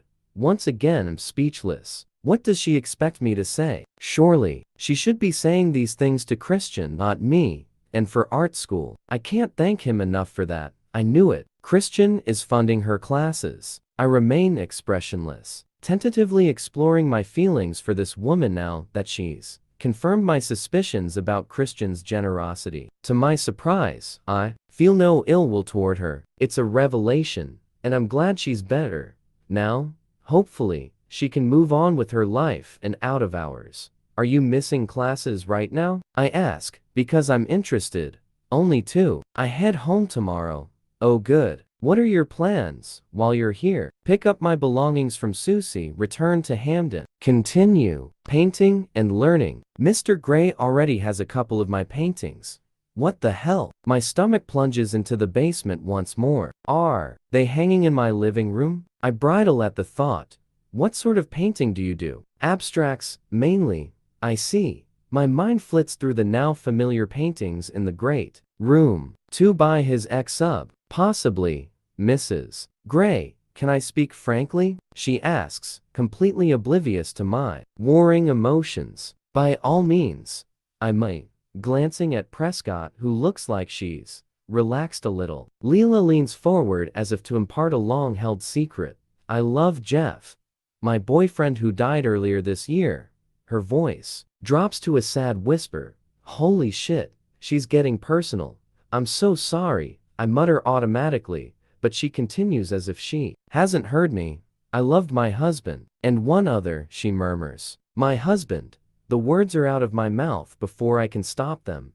Yes, she mouths the word. This is not news to me. When she lifts her brown eyes to mine, they are wide with conflicting emotions, and the overriding one seems to be apprehension of my reaction, perhaps, but my overwhelming response to this poor young woman is compassion. Mentally I run through all the classical literature I think of that deals with unrequited love. Swallowing hard, I clutch the moral high ground. I know. He's very easy to love, I whisper. Her wide eyes widen further in surprise, and she smiles. Yes, he is. Was. She corrects herself quickly and blushes. Then she giggles so sweetly that I can't help myself. I giggle too. Yes. Christian Grey makes us giggly. My subconscious rolls her eyes at me in despair and goes back to reading her dog-eared copy of Jane Eyre. I glance at my watch. Deep down, oh, Christian will be here soon. You'll get your chance to see Christian. I thought I would. I know how protective he can be. She smiles. So this is her scheme. She's very shrewd. Or manipulative, whispers my subconscious. This is why you're here to see me. Yes, I see. And Christian is playing right into her hands. Reluctantly, I have to acknowledge that she knows him well. He seemed very happy. With you, she says. What? How would you know? From when I was in the apartment, she adds cautiously. Oh hell, how could I forget that? Were you there often? No, but he was very different with you. Double quotes. Do I want to hear this? A shudder runs through me. My scalp prickles, as I recall my fear when she was the unseen shadow in our apartment. You know it's against the law. Trespassing. She nods, gazing down at the table. She runs a fingernail along the edge. It was only a few times, and I was lucky not to get caught. Again, I need to thank Mr. Gray for that. He could have had me thrown in jail. I don't think he'd do that, I murmur. Suddenly, there is a flurry of activity outside the meeting room, and instinctively I know that Christian is in the building. A moment later he bursts through the door, and before he closes it, I catch Taylor's eye as he stands patiently outside. Taylor's mouth is set in a grim line, and he doesn't return my tight smile. Oh hell, even he's mad at me. Christian's burning gray gaze pins first me then Leela to our chairs. His demeanor is quietly determined, but I know better, and I suspect Leela does too. The menacing cool glint in his eyes reveals the truth. He's emanating rage, though he hides it well. In his gray suit, with his dark tie loosened and the top button of his white shirt undone, he looks at once businesslike and casual and hot. His hair is in disarray, no doubt because he's been running his hands through it in exasperation. Leela looks nervously down at the edge of the table, running her index finger along the edge again as Christian looks from me to her and then to Prescott. You, he says to Prescott in a soft tone. You're fired. Get out now. I blanch. Oh no, this isn't fair. Christian, I make to stand up. He holds his index finger up at me in warning. Don't, he says, his voice so ominously quiet that I'm immediately silenced and rooted to my seat. Bowing her head, Prescott walks briskly out of the room to join Taylor. Christian shuts the door behind her and walks to the edge of the table. Crap, crap, crap. That was my fault. Christian stands opposite Leela and placing both hands on the wooden surface, he leans forward. What the fuck are you doing here? He growls at her. Christian, I gasp. He ignores me. Well, he demands. Leela peeks up at him through long lashes, her eyes wide, her face ashen, her rosy glow gone. I wanted to see you, and you wouldn't let me, she whispers. So you came here to harass my wife? His voice is quiet, too quiet. Leela looks down at the table again. He stands, glowering at her. Leela, if you come anywhere near my wife again, we'll cut off all support. Doctors, art school, medical, insurance, all of it gone. Do you understand? Christian, try again. But he silences me with a chilling look. Why? Is he being so unreasonable? My compassion for this sad woman blooms. Yes, she says, her voice just audible. What's Susanna doing in reception? She came with me. He runs a hand through his hair, glaring at her. Christian, please, I beg him. Leela just wants to say thank you. That's all. He ignores me, concentrating his wrath on Leela. Did you stay with Susanna while you were sick? Yes. Did she know what you were doing while you were staying with her? No, she was away on vacation. He strokes his index finger over his lower lip. Why do you need to see me? You know you should send any requests through Flynn. Do you need something? His tone has softened, maybe by a fraction. Leela runs her finger along the edge of the table again. Stop bullying her, Christian. I had to know. And for the first time she looks up directly at him. Had to know what? He snaps. That you're okay. He gapes at her. That I'm okay? He scoffs, disbelieving. Yes, I'm fine. There, question answered. Now, Taylor will run you to SeaTac so you can go back to the East Coast. And if you take one step west of the Mississippi, it's all gone. Understand? Holy fuck. Christian, I gape at him. What the fuck is eating him? He cannot confine her to one side of the country. Yes, I understand, Leela says quietly. Good. Christian's tone is more conciliatory. It might not be convenient for Leela to go back now. She has plans. I object, outraged on her behalf. Christian glares at me. Anastasia, he warns, his voice icy. This does not concern you. I scowl at him. Of course, it concerns me. She's in my office. There must be more to this than I know. He's not being rational. 50 Shades. My subconscious hisses at me. Leela came to see me. Not you, I murmur petulantly. Leela turns to me, her eyes impossibly wide. I had my instructions, Mrs. Gray. I disobeyed them. She glances nervously at my husband, then back at me. This is the Christian Gray I know, she says, her tone sad and wistful. Christian frowns at her, while all the breath evaporates from my lungs. I can't breathe. Was Christian like this with her all the time? Was he like this with me? At first, I find it hard to remember. Giving me a forlorn smile, Leela rises from the table. I like to stay until tomorrow. My flight is at noon, she says quietly. To Christian, I'll have someone collect you at 10 to take you to the airport. Thank you. You're at Susanna's, yes. Okay, glare at Christian. He can't dictate to her like this. And how does he know where Susanna lives? Goodbye, Mrs. Gray. Thank you for seeing me. I stand and hold out my hand. She takes it gratefully, and we shake. Goodbye. Good luck, I mutter, because I'm not sure what the protocol is for saying farewell to my husband's ex-submissive. She nods and turns to him. Goodbye, Christian. Christian's eyes soften a little. Goodbye, Leela.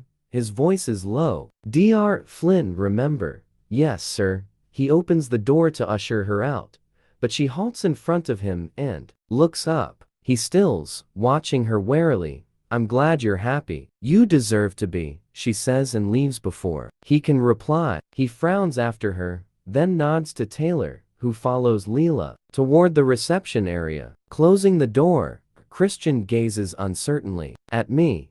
Don't even think about being angry with me, I hiss. Call Claude Bastel and kick the shit out of him, or go see Flynn.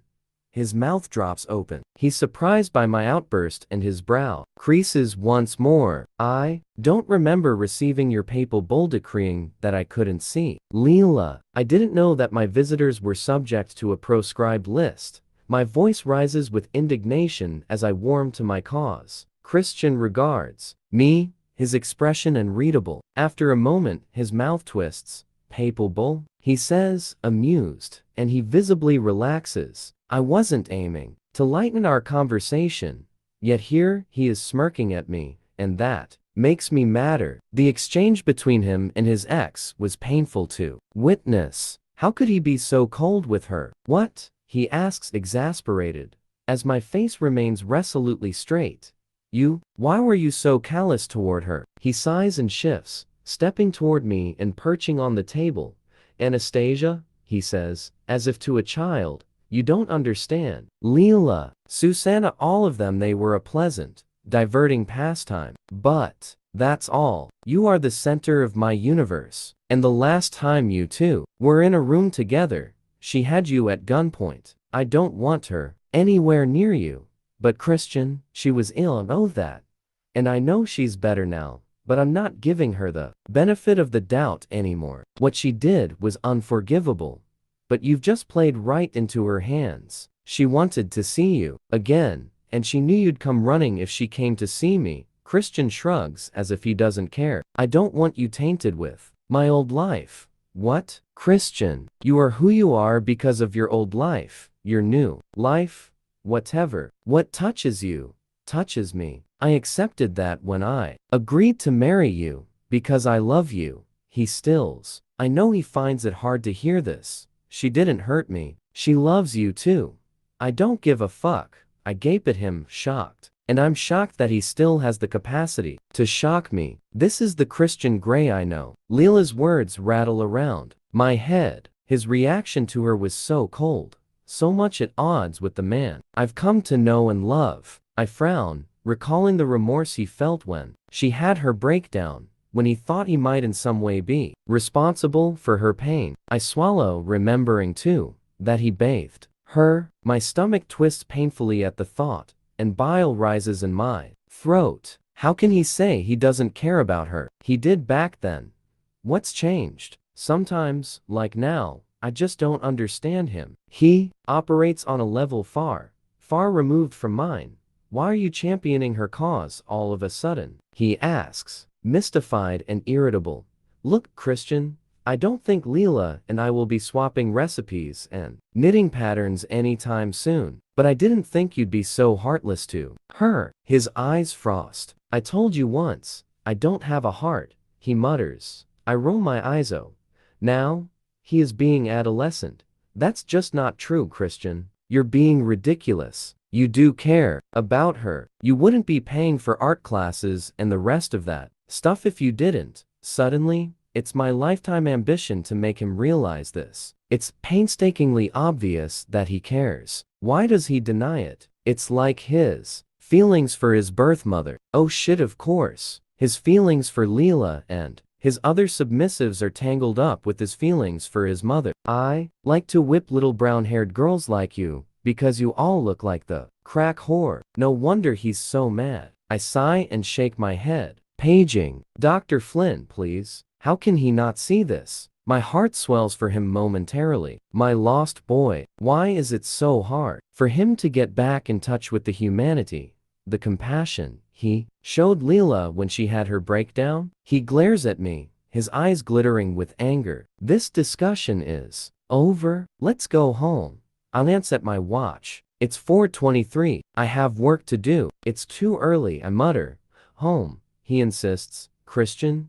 My voice is weary. I'm tired of having the same argument with you. He frowns as if he doesn't understand. You know, elucidate. I do something you don't like, and you think of some way to get back at me, usually involving some of your kinky fuckery, which is either mind-blowing or cruel. I shrug, resigned. This is exhausting and confusing, mind-blowing. He asks. What?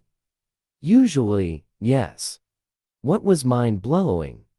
He asks, his eyes now shimmering with amused sensual curiosity. And I know he's trying to distract me. Crap, I do not want to discuss this in Sip's meeting room. My subconscious examines her finely manicured nails with disdain. Shouldn't have brought the subject up, then. You know, I blush, irritated with both him and myself.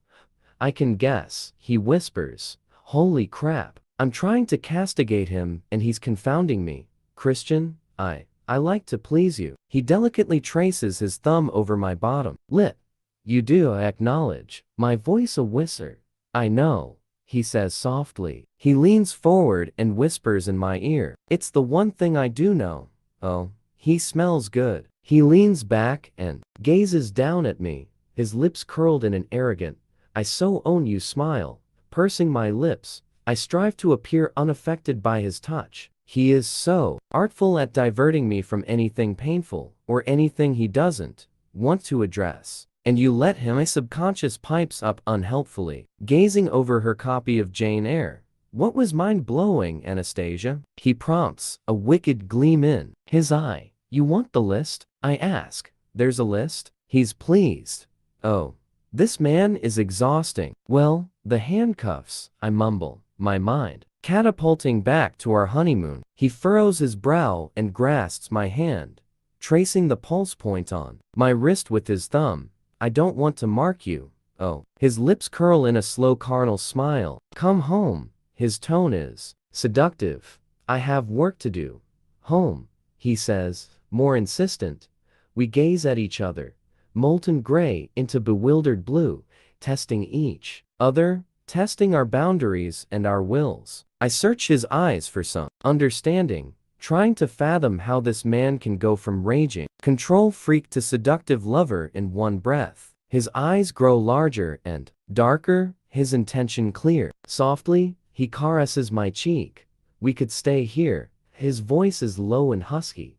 Oh no, I'm in the office. Christian, I don't want to have sex here. Your mistress has just been in this room. She was never my mistress, he growls, his mouth flattening into a grim line. That's just semantics, Christian. He frowns, his expression puzzled. The seductive lover has gone. Don't overthink this, Anna. She's history, he says dismissively. I sigh. Maybe he's right. I just want him to admit to himself that he cares for her. A chill grips my heart. Oh no. This is why it's important to me. Suppose I do something unforgivable. Suppose I don't conform. Will I be history too? If he can turn like this, when he was so concerned and upset when Leela was ill, could he turn against me? I gasp, recalling the fragments of a dream, gilt mirrors, and the sound of his heels clicking on the marbled floor as he leaves me standing alone in opulent splendor. No, the word is out of my mouth in whispered horror before I can stop it. Yes, he says, and grasping my chin, he leans down and plants a tender kiss on my lips. Oh, Christian, you scare me sometimes. I grasp his head in my hands, twist my fingers into his hair and pull his lips to mine. He stills for a moment as his arms fold around me. Why? You could turn away from her so easily. He frowns. And you think I might turn away from you, Anna? Why the hell would you think that? What's brought this on? Nothing. Kiss me. Take me home, I plead. And as his lips touch mine, I am lost. Oh please, I beg, as Christian blows gently on my sex. All in good time, he murmurs. I pull on my restraints and groan loudly in protest from his carnal assault. I'm trussed up in soft leather cuffs, each elbow bound to each knee, and Christian's head bobs and weaves between my legs, his masterful tongue teasing me, relentless. I open my eyes and gaze, and seeing at our bedroom ceiling, which is bathed in the soft late afternoon light, his tongue moves round and round, swirling and curling, over and around the center of my universe. I want to straighten my legs and struggle in a vain attempt to control the pleasure, but I can't. My Fingers fist in his hair, and I tug hard to fight his sublime torture. Don't come, he murmurs in warning against me, his soft breath on my warm, wet flesh as he resists my fingers. I will spank you if you come, I moan. Control, Anna. It's all about control. His tongue renews its erotic incursion. Oh, he knows what he's doing. I am helpless to resist or stop my slavish reaction, and I really try, but my body detonates under his merciless ministrations, and his tongue doesn't stop as he wrings every last ounce of debilitating pleasure from me. Oh, Anna, he scolds. You came. His voice is soft with his triumphant reprimand. He flips me onto my front, and I shakily support myself on my forearms. He smacks me hard on my behind. Ah, I cry out. Control, he admonishes, and grabbing my hips, he thrusts himself into me. I cry out again, my flesh still quivering from the aftershocks of my orgasm. He stills while deep inside me, and, leaning over, clips first one, then the second cuff. He wraps his arm around me and pulls me into his lap, his front to my back, and his hand curls beneath my chin, around my throat. I revel in the feeling of fullness. Move, he orders. I moan and rise up and down on his lap. Faster, he whispers, and I move faster and faster. He groans and his hand tips my head back as he nibbles my neck. His other hand travels leisurely across my body, from my hip, down to my sex, down to my clitoris. Still sensitive from his earlier lavish attention, I whimper as his fingers close around me, teasing me once more. Yes, Anna, he rasped softly in my ear. You are mine, only you. Yes. I breathe as my body tightens again, closing around him, cradling him in the most intimate way. Come for me, he demands, and I let go, Alati obediently following his command. He holds me, still as my climax rips through me, and I call out his name. Oh, Anna, I love you. He groans and follows my lead as he bucks into me, finding his own release. He kisses my shoulder and smooths my hair from my face. Does that make the list, Mrs. Gray? He murmurs. I am lying, barely conscious, flat on my belly on our bed. Christian gently kneads my backside. He's propped up beside me on one elbow. Is that a yes? I smile. He grins and kisses me again, and reluctantly I roll on my side to face him. Well, he asks. Yes, it makes the list, but it's a long list. His face nearly splits in two, and he leans forward to kiss me gently. Good. Shall we have dinner? His eyes glow with love and humor. I nod. I am famished. I reach over to gently pull the little hairs on his chest. I want you to tell me something, I whisper. What? Don't get mad. What is it, Anna? You do care. His eyes widen, and all trace of his good humor vanishes. I want you to admit that you care, because the Christian I know and love would care. He stills, his eyes not leaving mine, and I'm witness to his internal struggle as if he's about to make the judgment of Solomon. He opens his mouth to say something, then closes it again as some fleeting emotion crosses his face. Pain, maybe. Say it. I will him. Yes, yes, I care. Happy? His voice is barely a whisper. Oh, thank fuck for that. It's a relief. Yes, very. He frowns. I can't believe I'm talking to you now, here in our bed. About. I put my finger to his lips. We're not. Let's eat. I'm hungry. He sighs and shakes his head. You beguile and bewilder me, Mrs. Gray. Good. I lean up and kiss him. From Anastasia Gray. Subject. The list. Date. September 9th, 2011 09:33.to. Christian Gray. That's definitely at the top. DX. Anastasia Gray. Editor. SIP. From Christian Gray. Subject. Tell me something new. Date. September 9th, 2011 09:40.to. Anastasia Gray. You've said that for the last 3 days. Make your mind up. Or, we could try something else. Christian Gray. CEO. Enjoying this game. Gray Enterprises Holdings, Inc. I grin at my screen. The last few evenings have been entertaining. We have relaxed again. Leela's brief interruption forgotten. I haven't quite worked up the courage to ask if any of her paintings hang on the walls, and frankly, I don't really care. My BlackBerry buzzes and I answer, expecting Christian. Anna? Yes? Anna, honey, it's Joe Sr., Mr. Rodriguez. Hi. My scalp prickles. What does Josie's dad want with me? Honey, I'm sorry to call you at work. It's Ray. His voice falters. What is it? What's happened? My heart leaps into my throat. Ray's been in an accident. Oh no, Daddy. I stop breathing. He's in the hospital. You'd better get here quick. Chapter 17. Mr. Rodriguez. What's happened? My voice is hoarse and thick with unshed tears. Ray, sweet Ray, my dad, he's been in a car accident. Okay, come. I'll come now. Adrenaline has flooded my bloodstream, leaving panic in its wake. I'm finding it difficult to breathe. They've transferred him to Portland.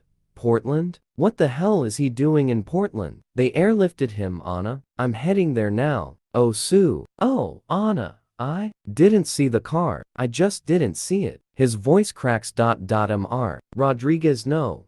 I'll see you there. Mr. Rodriguez chokes, and the line goes dead. A dark dread seizes me by the throat, overwhelming me. Ray, no. I take a deep, steadying breath, pick up the phone, and call Roach. He answers on the second ring. Anna? Jerry. It's my father, Anna. What happened? I explain, barely pausing to breathe. Go. Of course. You must go. I hope your father's okay. Thank you. I'll keep you informed.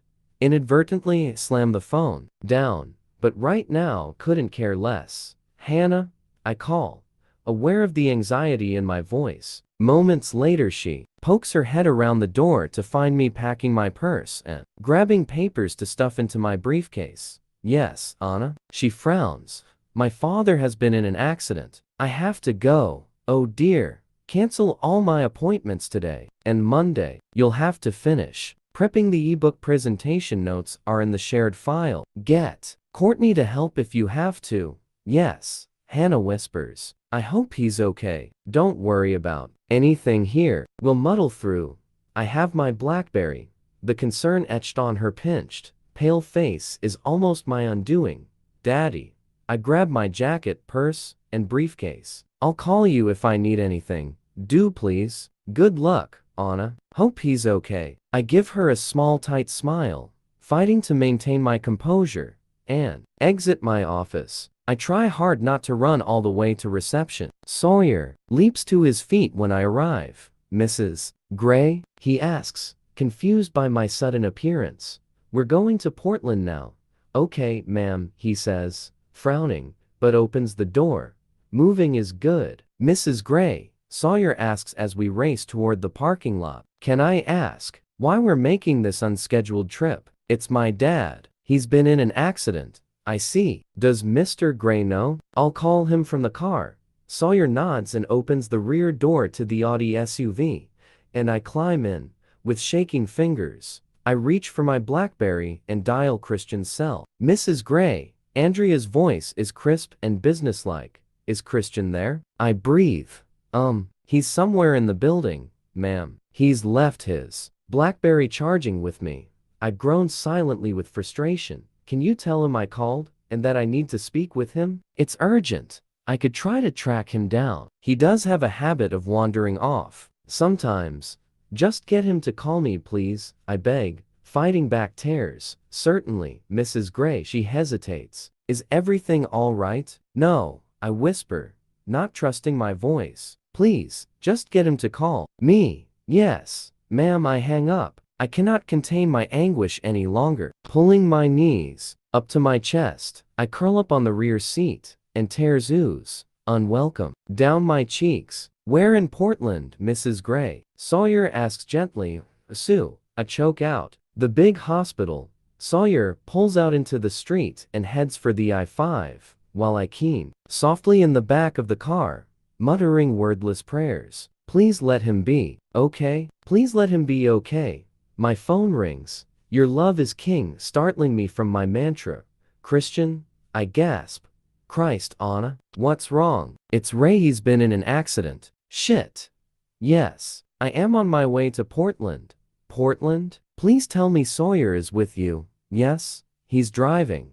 Where is Ray? At Osu. Hear a muffled voice in the background. Yes, Ross. Christian snaps. Angrily. I know. Sorry. Baby, I can be there in about 3 hours. I have business I need to finish here. I'll fly down. Oh shit. Charlie Tango is back in commission, and last time Christian flew her. I have a meeting with some guys over from Taiwan. I can't blow them off. It's a deal we've been hammering out for months. Why do I know nothing about this? I'll leave as soon as I can. Okay, whisper. And I want to say that it's okay. Stay in Seattle and sort out your business. But the truth is, I want him with me. Oh, baby, he whispers. I'll be okay, Christian. Take your time. Don't rush. I don't want to worry about you too. Fly safely, and I love you too, baby. I'll be with you as soon as I can. Keep Luke close. Yes, I will. I'll see you later. Bye.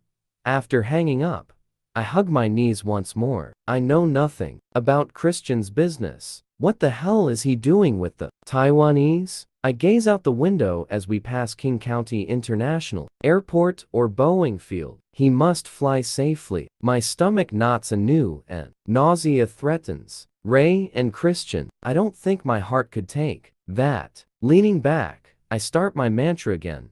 Please let him be okay. Please, let him be okay, Mrs. Gray. Sawyer's voice rouses me. We're on the hospital grounds. I just have to find the ear. I know where it is. My mind flits back to my last visit to Osu, when, on my second day, I fell off a stepladder at Clayton's, twisting my ankle. I recall Paul Clayton hovering over me and shudder at the memory. Sawyer pulls up to the drop-off point and leaps out to open my door. I'll go park, ma'am, and come find you. Leave your briefcase. I'll bring it. Thank you, Luke. He nods, and I walk briskly into the Buzzinger reception area. The receptionist at the desk gives me a polite smile, and within a few moments, she's located Ray, and is sending me to the or on the third floor, or fuck. Thank you, I mutter, trying to focus on her directions to the elevators. My stomach lurches as I almost run toward them. Let him be okay. Please let him be okay. The elevator is agonizingly slow, stopping on each floor. Come on. I will it to move faster, scowling at the people strolling in and out and preventing me from getting to my dad. Finally, the doors open on the third floor, and I rush to another reception desk, this one staffed by nurses in Navy uniforms. Can I help you? Asks one officious nurse with a myopic stare. My father, Raymond Steele. He's just been admitted. He's in or 4, I think. Even as I say the words, I am willing them not to be true. Let me check, Miss Steele. I nod, not bothering to correct her as she gazes intently at her computer screen. Yes, he's been in for a couple of hours. If you'd like to wait, I'll let them know that you're here. The waiting room's there. She points toward a large white door helpfully labeled waiting room in bold blue lettering. Is he okay? I ask, trying to keep my voice steady. You'll have to wait for one of the attending doctors to brief you. Ma'am, thank you. I mutter, but inside I am screaming. I want to know now. I open the door to reveal a functional, austere waiting room where Mr. Rodriguez and Joe's are seated.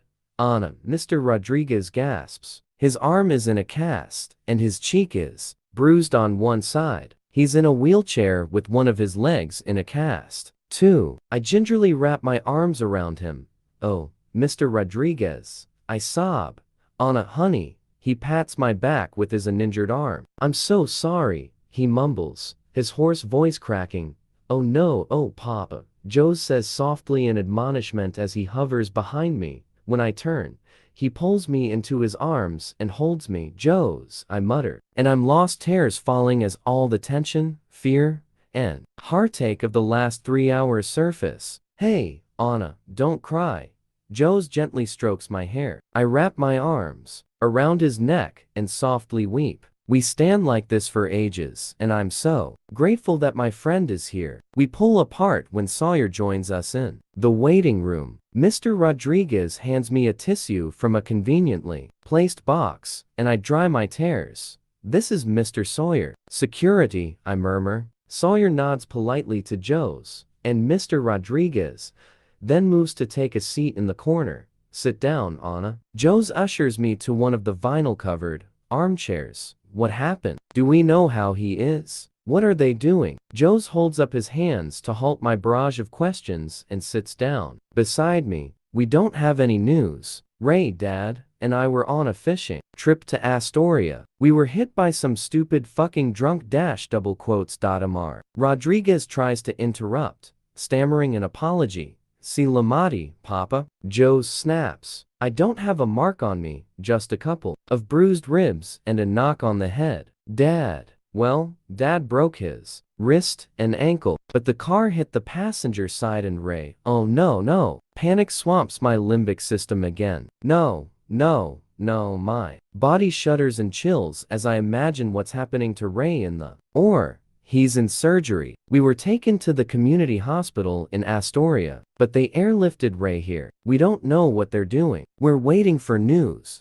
I start to shake. Hey, Anna, you cold? I nod. I'm in my white sleeveless shirt and black summer jacket, and neither provides warmth. Gingerly, Joe's pulls off his leather jacket and wraps it around my shoulders. Shall I get you some tea? Ma'am. Sawyer is by my side. I nod gratefully, and he disappears from the room. Why were you fishing in Astoria? I ask. Joe's shrugs. The fishing's supposed to be good there. We were having a boys' get-together, some bonding time with my old man before academia heats up for my final year. Josie's dark eyes are large and luminous with fear and regret. You could have been hurt too. And Mr. Rodriguez. Worse. I gulp. At the thought, my body temperature drops further, and I shiver once more. Joe's takes my hand. Hell, Anna, you're freezing. Mr. Rodriguez inches forward and takes my other hand in his good one. Anna, I am so sorry, Mr. Rodriguez, please. It was an accident. My voice fades to a whisper. Call me Joe's. He corrects me. I give him a weak smile, because that's all I can manage. I shiver once more. The police took the asshole into custody. 7 in the morning, and the guy was out of his skull. Joe's hisses in disgust. Sawyer re-enters, bearing a paper cup of hot water and a separate tea bag. He knows how I take my tea. I'm surprised and glad for the distraction. Mr. Rodriguez and Joe's release my hands as I gratefully take the cup from Sawyer. Do either of you want anything? Sawyer asks Mr. Rodriguez and Joe's. They both shake their heads, and Sawyer resumes his seat in the corner. I dunk my tea bag in the water and, rising shakily, dispose of the used bag in a small trash can. What's taking them so long? I mutter to no one in particular as I take a sip. Daddy, please let him be okay. Please let him be okay. We'll know soon enough, Anna. Joe says gently. I nod and take another sip. I take my seat again beside him. We wait and wait. Mr. Rodriguez with his eyes closed, praying I think, and Joe's holding my hand and squeezing it every now and then. I slowly sip my tea. It's not Twinings, but some cheap nasty brand, and it tastes disgusting. I remember the last time I waited for news. The last time I thought all was lost. When Charlie Tango went missing. Closing my eyes, I offer up a silent prayer for the safe passage of my husband. I glance at my watch. 2:15 p.m. He should be here soon. My tea is cold. Ugh. I stand up and pace, then sit down again. Why haven't the doctors been to see me? I take Joe's hand, and he gives mine another reassuring squeeze. Please let him be okay. Please let him be okay. Time crawls so slowly.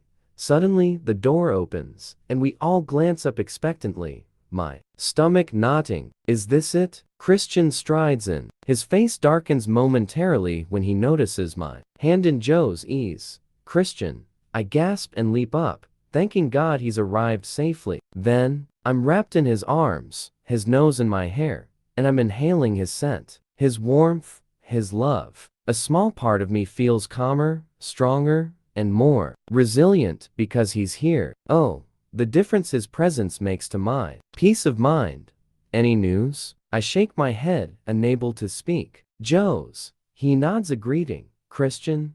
This is my father, Joe's senior, Mr. Rodriguez. We met at the wedding. I take it you were in the accident too? Joe's briefly retells the story. Are you both well enough to be here? Christian asks. We don't want to be anywhere else, Mr. Rodriguez says, his voice quiet and laced with pain. Christian nods. Taking my hand, he sits me down, then takes a seat beside me. Have you eaten? He asks. I shake my head. Are you hungry? I shake my head. But you're cold? He asks, eyeing Josie's jacket. I nod. He shifts in his chair, but wisely says nothing. The door opens again, and a young doctor in bright blue scrubs enters. He looks exhausted and harrowed. All the blood disappears from my head as I stumble to my feet.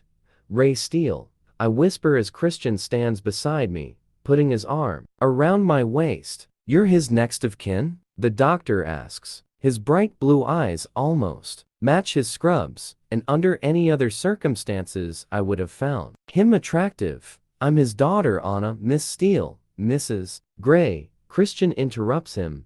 My apologies, the doctor stammers, and for a moment I want to kick. Christian, I'm Dr. Crow. Your father is stable, but in critical condition. What does that mean? My knees buckle beneath me, and only Christian's supporting arm prevents me from falling to the floor. He suffered severe internal injuries, Dr. Crow says, principally to his diaphragm, but we've managed to repair them, and we were able to save his spleen. Unfortunately, he suffered a cardiac arrest during the operation because of blood loss. We managed to get his heart going again, but this remains a concern. However, our gravest concern is that he suffered severe contusions to the head, and the MRI shows that he has swelling in his brain. We've induced a coma to keep him quiet and still while we monitor the brain swelling. Brain damage? No, it's standard procedure in these cases. For now, we just have to wait and see. And what's the prognosis? Christian asks coolly. Mr. Gray, it's difficult to say at the moment. It's possible he could make a complete recovery, but that's in God's hands now.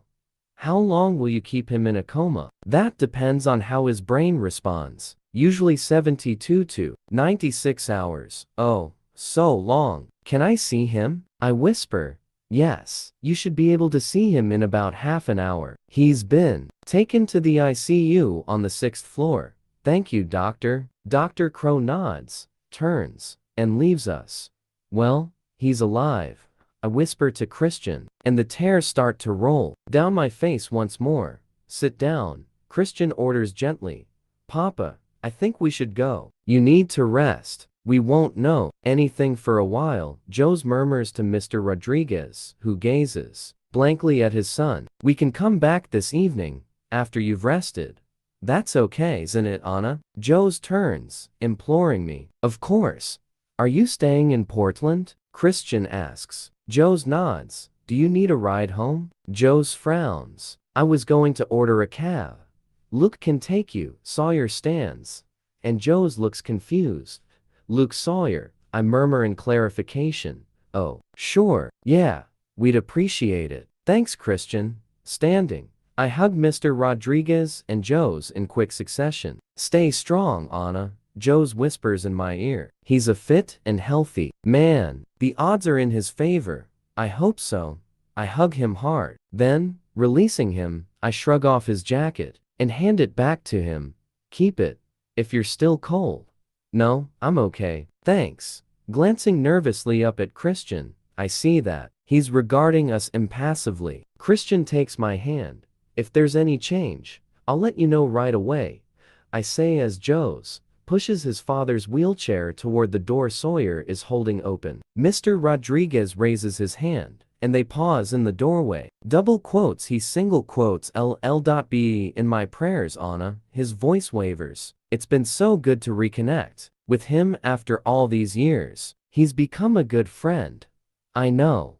And with that, they leave. Christian and I are alone. He caresses my cheek. You're pale. Come here. He sits down on the chair and pulls me onto his lap, folding me into his arms again, and I go willingly. I snuggle up against him, feeling oppressed by my stepfather's misfortune, but grateful that my husband is here to comfort me. He gently strokes my hair and holds my hand. How was Charlie Tango? I ask. He grins. Oh, she was yar, he says, quiet pride in his voice. It makes me smile properly for the first time in several hours, and I glance at him, puzzled. Yar, it's a line from the Philadelphia Story, Grace's favorite film. I don't know it. I think I have it on Blu-ray at home. We can watch it and make out. He kisses my hair, and I smile once more. Can I persuade you to eat something? He asks. My smile disappears. Not now. I want to see Ray first. His shoulders slump, but he doesn't push me. How were the Taiwanese? Amenable, he says. Amenable how? They let me buy their shipyard for less than the price I was willing to pay. He's bought a shipyard? That's good. Yes, that's good. But I thought you had a shipyard over here. I do. We're going to use that to do the fitting out. Build the hulls in the Far East. It's cheaper. Oh, what about the workforce at the shipyard here? We'll redeploy. We should be able to keep redundancies to a minimum. He kisses my hair. Shall we check on Ray? He asks, his voice soft. The ICU on the 6th floor is a stark, sterile, functional ward with whisper voices and bleeping machinery. 4 patients are each housed in their own separate high-tech area. Ray is at the far end. Daddy. He looks so small in his large bed, surrounded by all this technology. It's a shock. My dad has never been so diminished. There's a tube in his mouth, and various lines pass through drips into a needle in each arm. A small clamp is attached to his finger. I wonder vaguely what that's for. His leg is on top of the sheets, encased in a blue cast. A monitor displays his heart rate. Beep, beep, beep. It's beating strong and steady. This side. No. I move slowly toward him. His chest is covered in a large, pristine bandage that disappears beneath the thin sheet that protects his modesty. I realize that the tube pulling at the right corner of his mouth leads to a ventilator. Its noise is weaving with the beep, beep, beep of his heart. Monitor into a percussive rhythmic beat. Sucking, expelling, sucking, expelling. Sucking, expelling in time with the beeps. There are 4 lines on the screen of his heart monitor, each moving steadily across, demonstrating clearly that Ray is still with us. Oh, Daddy, even though his mouth is distorted by the ventilator tube, he looks peaceful, lying there fast asleep. A petite young nurse stands to one side, checking his monitors. Can I touch him? I ask her, tentatively reaching for his hand.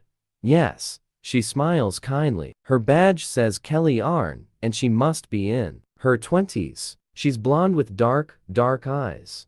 Christian stands at the end of the bed, watching me carefully as I clasp Ray's hand. It's surprisingly warm, and that's my undoing. I sink onto the chair by the bed, place my head gently against Ray's arm, and start to sob. Oh, Daddy, please get better, whisper. Please. Christian puts his hand on my shoulder and gives it a reassuring squeeze. All Mr. Steele's vitals are good. Nurse Kelly says quietly. Thank you, Christian murmurs. I glance up in time to see her gape. She's finally gotten a good look at my husband. I don't care. She can gape at Christian all she likes as long as she makes my father well again.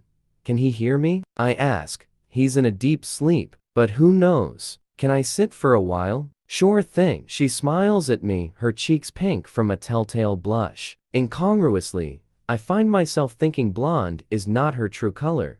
Christian gazes down at me, ignoring her. I need to make a call. I single quotes LL.be outside. I'll give you some alone time with your dad. I nod. He kisses my hair and walks out of the room. I hold Ray's hand, marveling at the irony that it's only now when he's unconscious and can't hear me that I really want to tell him how much I love him. This man has been my constant, my rock, and I've never thought about it until now. I'm not flesh of his flesh, but he's my dad, and I love him so very much. My tears trail down my cheeks. Please, please get better. Very quietly, so as not to disturb anyone, I tell him about our weekend in Aspen and about last weekend when we were soaring and sailing aboard the Grace. I tell him about our new house, our plans, about how we hope to make it ecologically sustainable. I promise to take him with us to Aspen so he can go fishing with Christian and assure him that Mr. Rodriguez and Joe's will both be welcome too. Please be here to do that.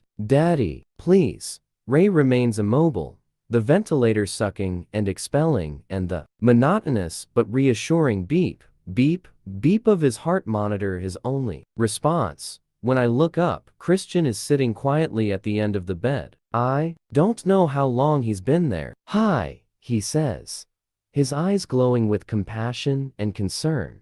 Hi. So, I'm going fishing with your dad, Mr. Rodriguez, and Joe's? He asks. I nod. Okay, let's go eat. Let him sleep. I frown. I don't want to leave him, Anna. He's in a coma. I've given our cell numbers to the nurses here. If there's any change, they'll call us. We'll eat, check into a hotel, rest up, then come back this evening. The suite at the Heathman looks just as I remember it. How often have I thought about that first night and morning I spent with Christian Grey? I stand in the entrance to the suite, paralyzed. Geez, it all started here. Home away from home, says Christian, his voice soft, putting my briefcase down beside one of the overstuffed couches. Do you want a shower? A bath? What do you need, Anna? Christian gazes at me, and I know he's rudderless, my lost boy dealing with events beyond his control. He's been withdrawn and contemplative all afternoon. This is a situation he cannot manipulate and predict. This is real life in the raw, and he's kept himself from that for so long. He's exposed and helpless now. My sweet, sheltered 50 Shades. A bath. I'd like a bath, I murmur, where that keeping him busy will make him feel better, useful even. Oh, Christian, I'm numb, and I'm cold, and I'm scared, but I'm so glad you're here with me. Bath. Good. Yes. He strides into the bedroom and out of sight into the palatial bathroom. A few moments later, the roar of water gushing to fill the tub echoes from the room. Finally, I galvanize myself to follow him into the bedroom. I'm dismayed to see several bags from Nordstrom on the bed. Christian re-enters, sleeves rolled up, tie and jacket discarded. I sent Taylor to get some things. Nightwear. You know, he says, eyeing me warily. Of course, he did. I nod my approval to make him feel better. Where is Taylor? Oh, Anna, Christian murmurs. I've not seen you like this. You're normally so brave and strong. I don't know what to say. I merely gaze wide-eyed at him. I have nothing to give right now. I think I'm in shock. I wrap my arms around myself, trying to keep the pervading cold at bay, even though I know it's a fruitless task as this cold comes from within. Christian pulls me into his arms.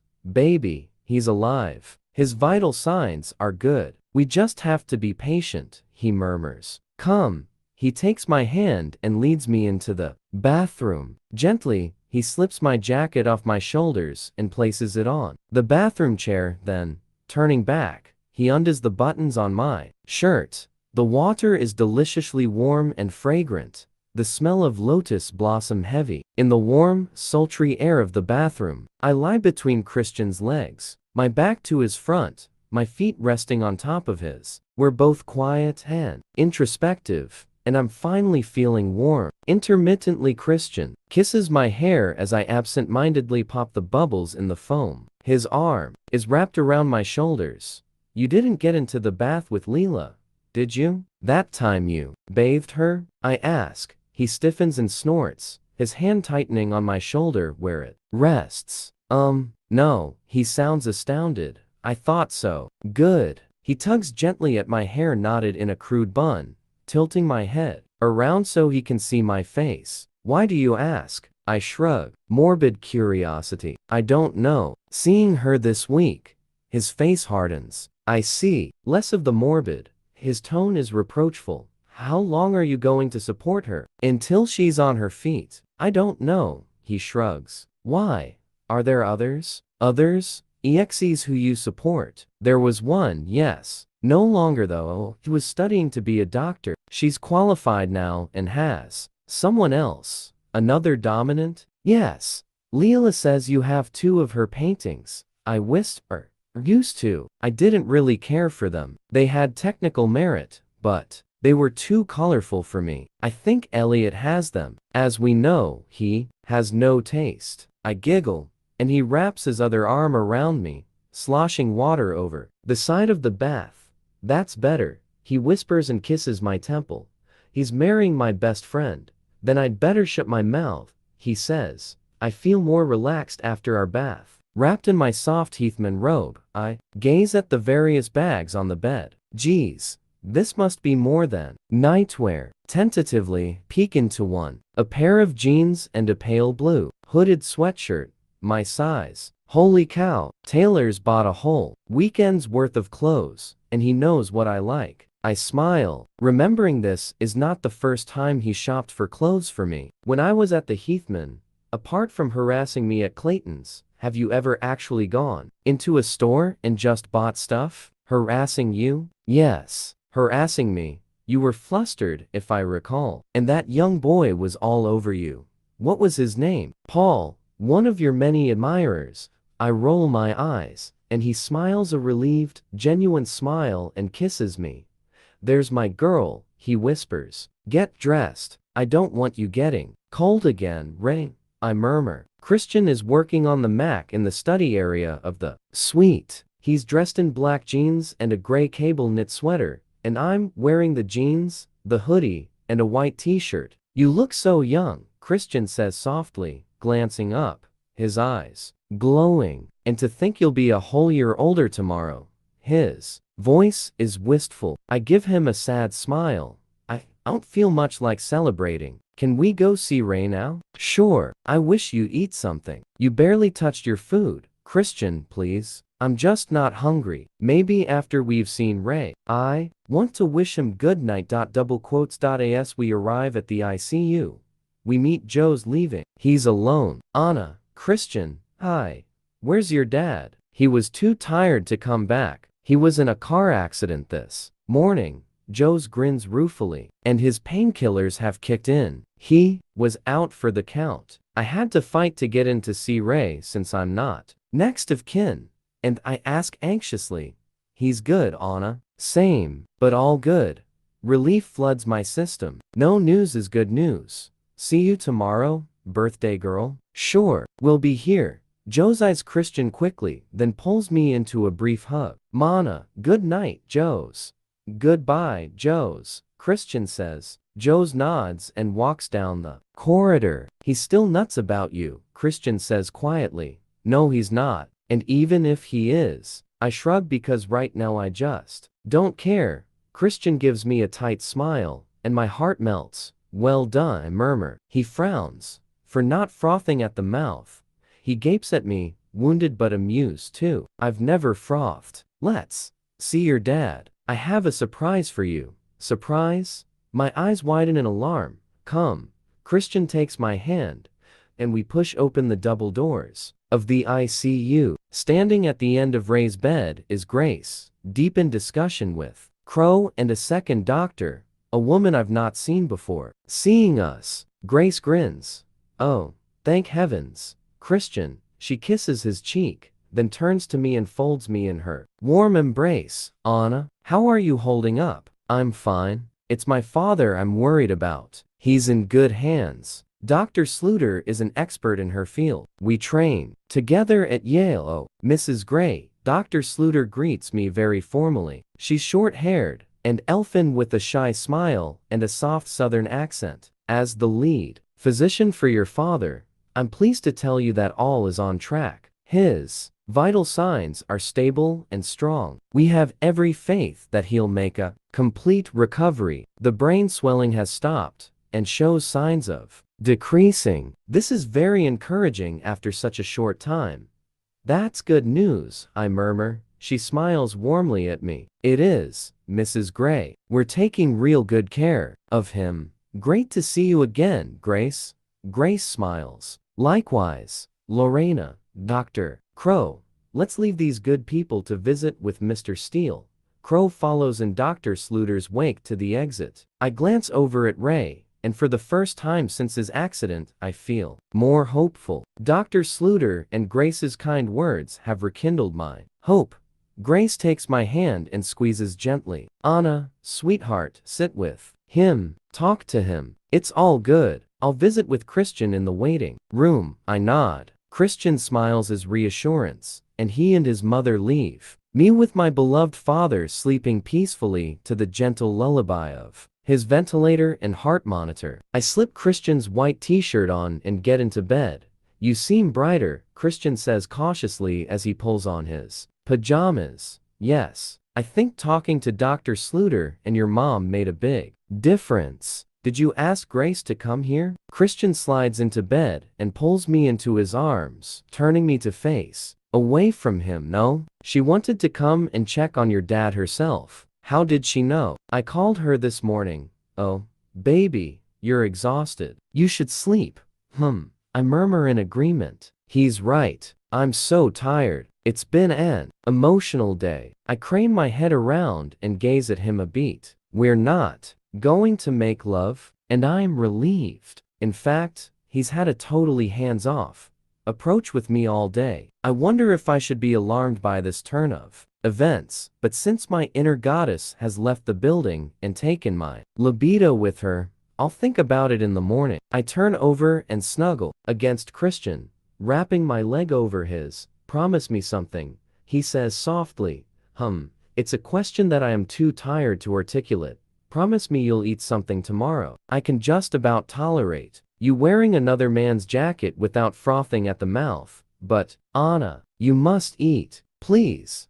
I acquiesce. He kisses my hair. Thank you for being here. I mumble and sleepily kiss his chest. Where else would I be? I want to be wherever you are, Anna. Being here makes me think of how far we've come. And the night I first slept with you. What a night that was. I watched you for hours. You were just yar, he breathes. I smile against his chest. Sleep, he murmurs, and it's a command. I close my eyes and drift.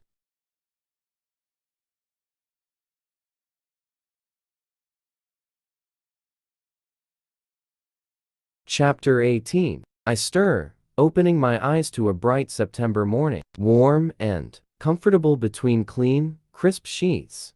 I take a moment to orient myself and am overwhelmed by a sense of déjà vu. Of course, I'm at the Heathman. Shit, Daddy. I gasp out loud, recalling with a gut-wrenching surge of apprehension that twists my heart and starts it pounding why I'm in Portland. Hey, Christian is sitting on the edge of the bed. He strokes my cheek with his knuckles, instantly calming me. I called the ICU this morning. Ray had a good night. It's all good, he says reassuringly. Oh, good. Thank you, I mutter, sitting up.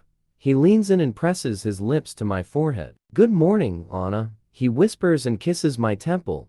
Hi, I mutter. He's up and dressed in a black t-shirt and blue jeans. Hi, he replies, his eyes soft and warm. I want to wish you happy birthday. Is that okay? I offer him a tentative smile and caress his cheek. Yes, of course. Thank you for everything. His brow furrows. Everything, everything. He looks momentarily confused, but it's fleeting and his eyes widen with anticipation. Here, he hands me a small, exquisitely wrapped box with a tiny gift card. In spite of the worry I feel about my father, I sense Christian's anxiety and excitement, and it's infectious. I read the card. For all our firsts on your first birthday as my beloved wife, I love you. CX. Oh my, how sweet is that? I love you too, I murmur, smiling at him. He grins. Open it. Unwrapping the paper carefully so it doesn't tear, I find a beautiful red leather box. Cartier. It's familiar, thanks to my second chance. Earrings and my watch. Cautiously, I open the box to discover a delicate Charm bracelet of silver or platinum or white gold, I don't know, but it's absolutely enchanting. Attached to it are several charms. The Eiffel Tower, a London black cab, a helicopter Charlie Tango, a glider the Soaring, a catamaran the Grace, a bed, and an ice cream cone. I look up at him, bemused. Vanilla? He shrugs apologetically, and I can't help but laugh. Of course, Christian, this is beautiful. Thank you. It's Yar. He grins. My favorite is the heart. It's a locket. You can put a picture or whatever in that. A picture of you. I glance at him through my lashes. Always in my heart. He smiles his lovely, heartbreakingly shy smile. I fondle the last two charms. A letter C. Oh yes. I was his first girlfriend to use his first name. I smile at the thought. And finally, there's a key to my heart and soul, he whispers. Tears prick my eyes. I launch myself at him, curling my arms around his neck and settling into his lap. It's such a thoughtful present. I love it. Thank you, I murmur against his ear. Oh, he smells so good, clean, of fresh linen, body wash, and Christian. Like home. My home. My threatened tears begin to fall. He groans softly and enfolds me in his embrace. I don't know what I'd do without you. My voice cracks as I try to hold back the overwhelming swell of emotion.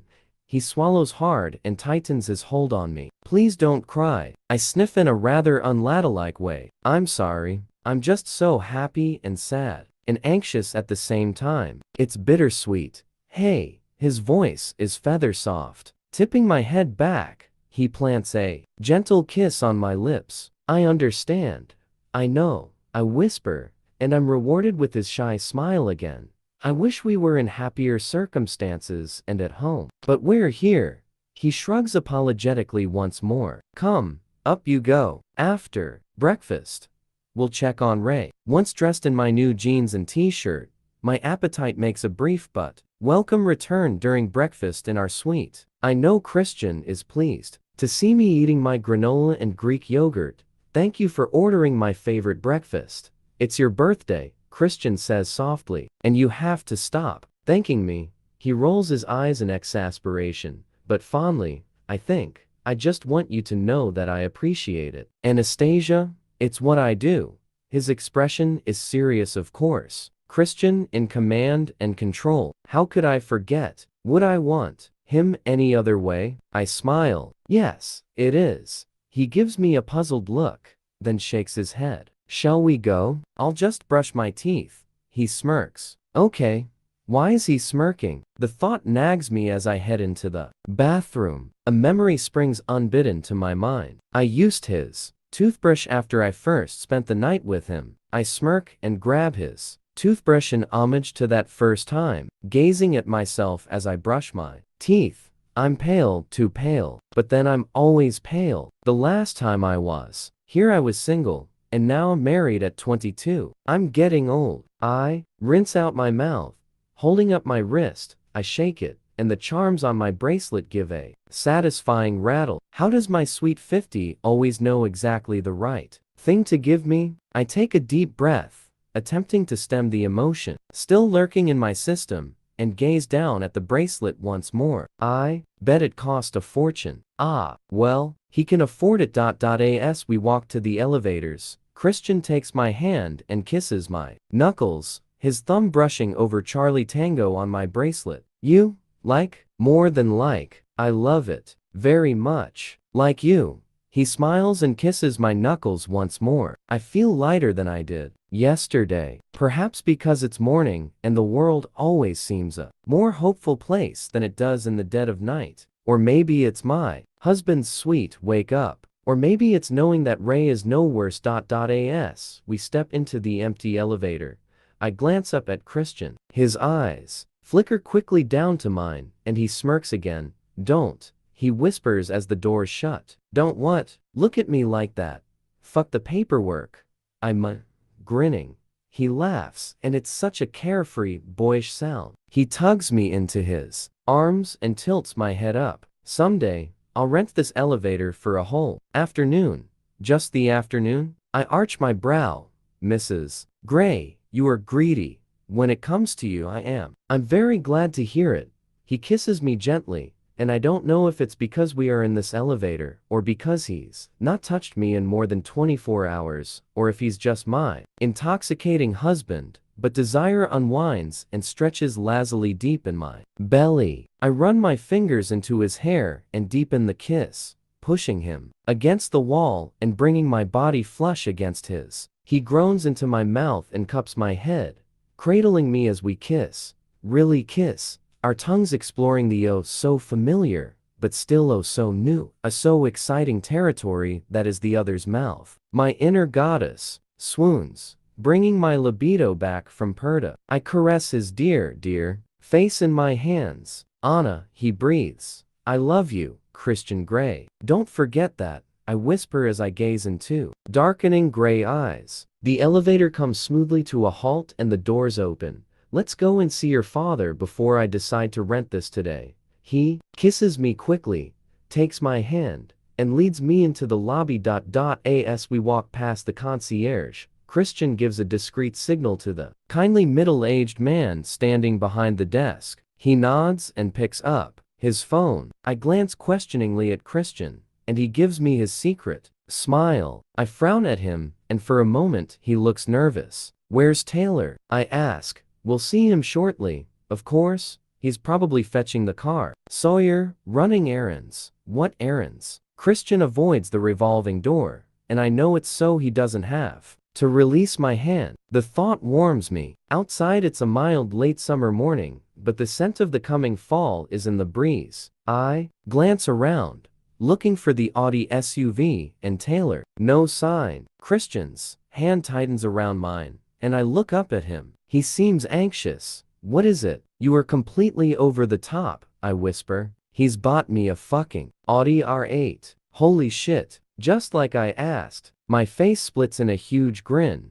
and I jump up and down on the spot in a moment of unguarded and unbridled overexcitement. Christian's expression mirrors mine, and I dance forward into his waiting arms. He swings me around. You have more money than sense. I whoop. I love it. Thank you. He stops and dips me low suddenly, startling me, so that I have to grasp his upper arms. Anything for you, Mrs. Grey. He grins down at me. Oh my. What a very public display of affection. He bends and kisses me. Come, let's go. See your dad. Yes. And I get to drive? He grins down at me. Of course. It's yours. He stands me up and releases me, and I hurry around to the driver's door.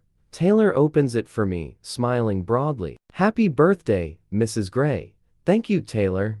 I startle him by giving him a swift hug, which he returns awkwardly. He's still blushing when I climb into the car, and he closes the door promptly once I'm inside. Drive safe, Mrs. Grey, he says gruffly. I beam up at him, barely able to contain my excitement. Will do. Promise. Putting the key in the ignition as Christian stretches out beside me.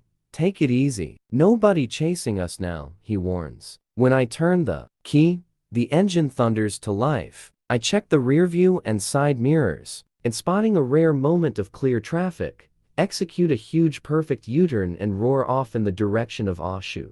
Whoa, Christian exclaims, alarmed. What? I don't want you in the ICU beside your father. Slow down, he growls, not to be argued with. I ease off the accelerator and grin at him. Better? Much, he mutters, trying hard to look stern and failing miserably. Ray's condition is the same. Seeing him grounds me after the heady road trip. Here, I really should drive more carefully. You can't legislate for every drunk driver in this world. I must ask Christian what's become of the asshole who hit Ray. I'm sure he knows. In spite of the tubes, my father looks comfortable, and I think he has a little more color in his cheeks. While I tell him about my morning, Christian wanders off to the waiting room to make phone calls. Nurse Kelly hovers, checking Ray's lines and making notes on his chart. All his signs are good, Mrs. Grey. She smiles kindly at me. That's very encouraging. A little later, Dr. Crow appears with 2 nursing assistants and says, warmly, Mrs. Grey, Time to take your father up to radiology. We're giving him a CT scan to see how his brain is doing.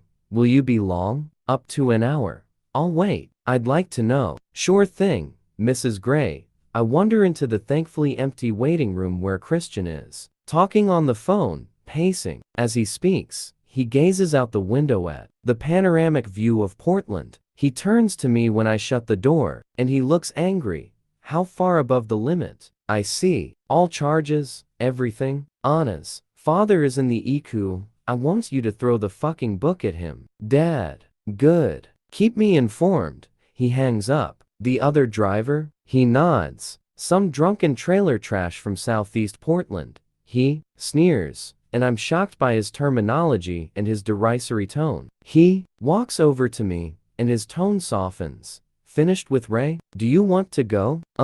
No. Peer up at him, still reeling at his display of contempt. What's wrong? Nothing. Ray's being taken to radiology for a CT scan to check the swelling in his brain. I'd like to wait for the results. Okay, we'll wait. He sits down and holds out his arms. As we're alone, I go willingly and curl up in his lap. This is not how I envisage spending today, Christian murmurs into my hair. Me neither, but I'm feeling more positive now. Your mom was very reassuring. It was kind of her to come last night. Christian strokes my back and rests his chin on my head. My mom is an amazing woman. She is. You're very lucky to have her.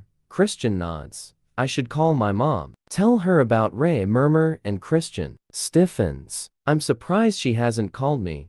I frown in a moment of realization. In fact, I feel hurt. It's my birthday after all, and she was there when I was born. Why hasn't she called? Maybe she did, Christian says. I fish my BlackBerry out of my pocket. It shows no missed calls, but quite a few texts. Happy birthdays. From Kate, Joe's, Mia, and Ethan. Nothing from my mother. I shake my head despondently. Call her now, he says softly. I do, but there's no reply.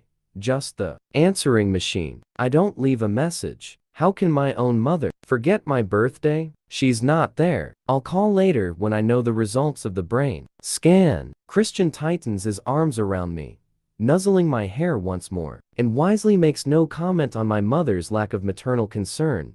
I feel rather than hear the buzz of his BlackBerry. He doesn't let me stand up but fishes it awkwardly out of his pocket. Andrea, he snaps, businesslike again. I make another move to stand, and he stops me, frowning and holding me tightly around my waist. I nestle back against his chest and listen to the one-sided conversation.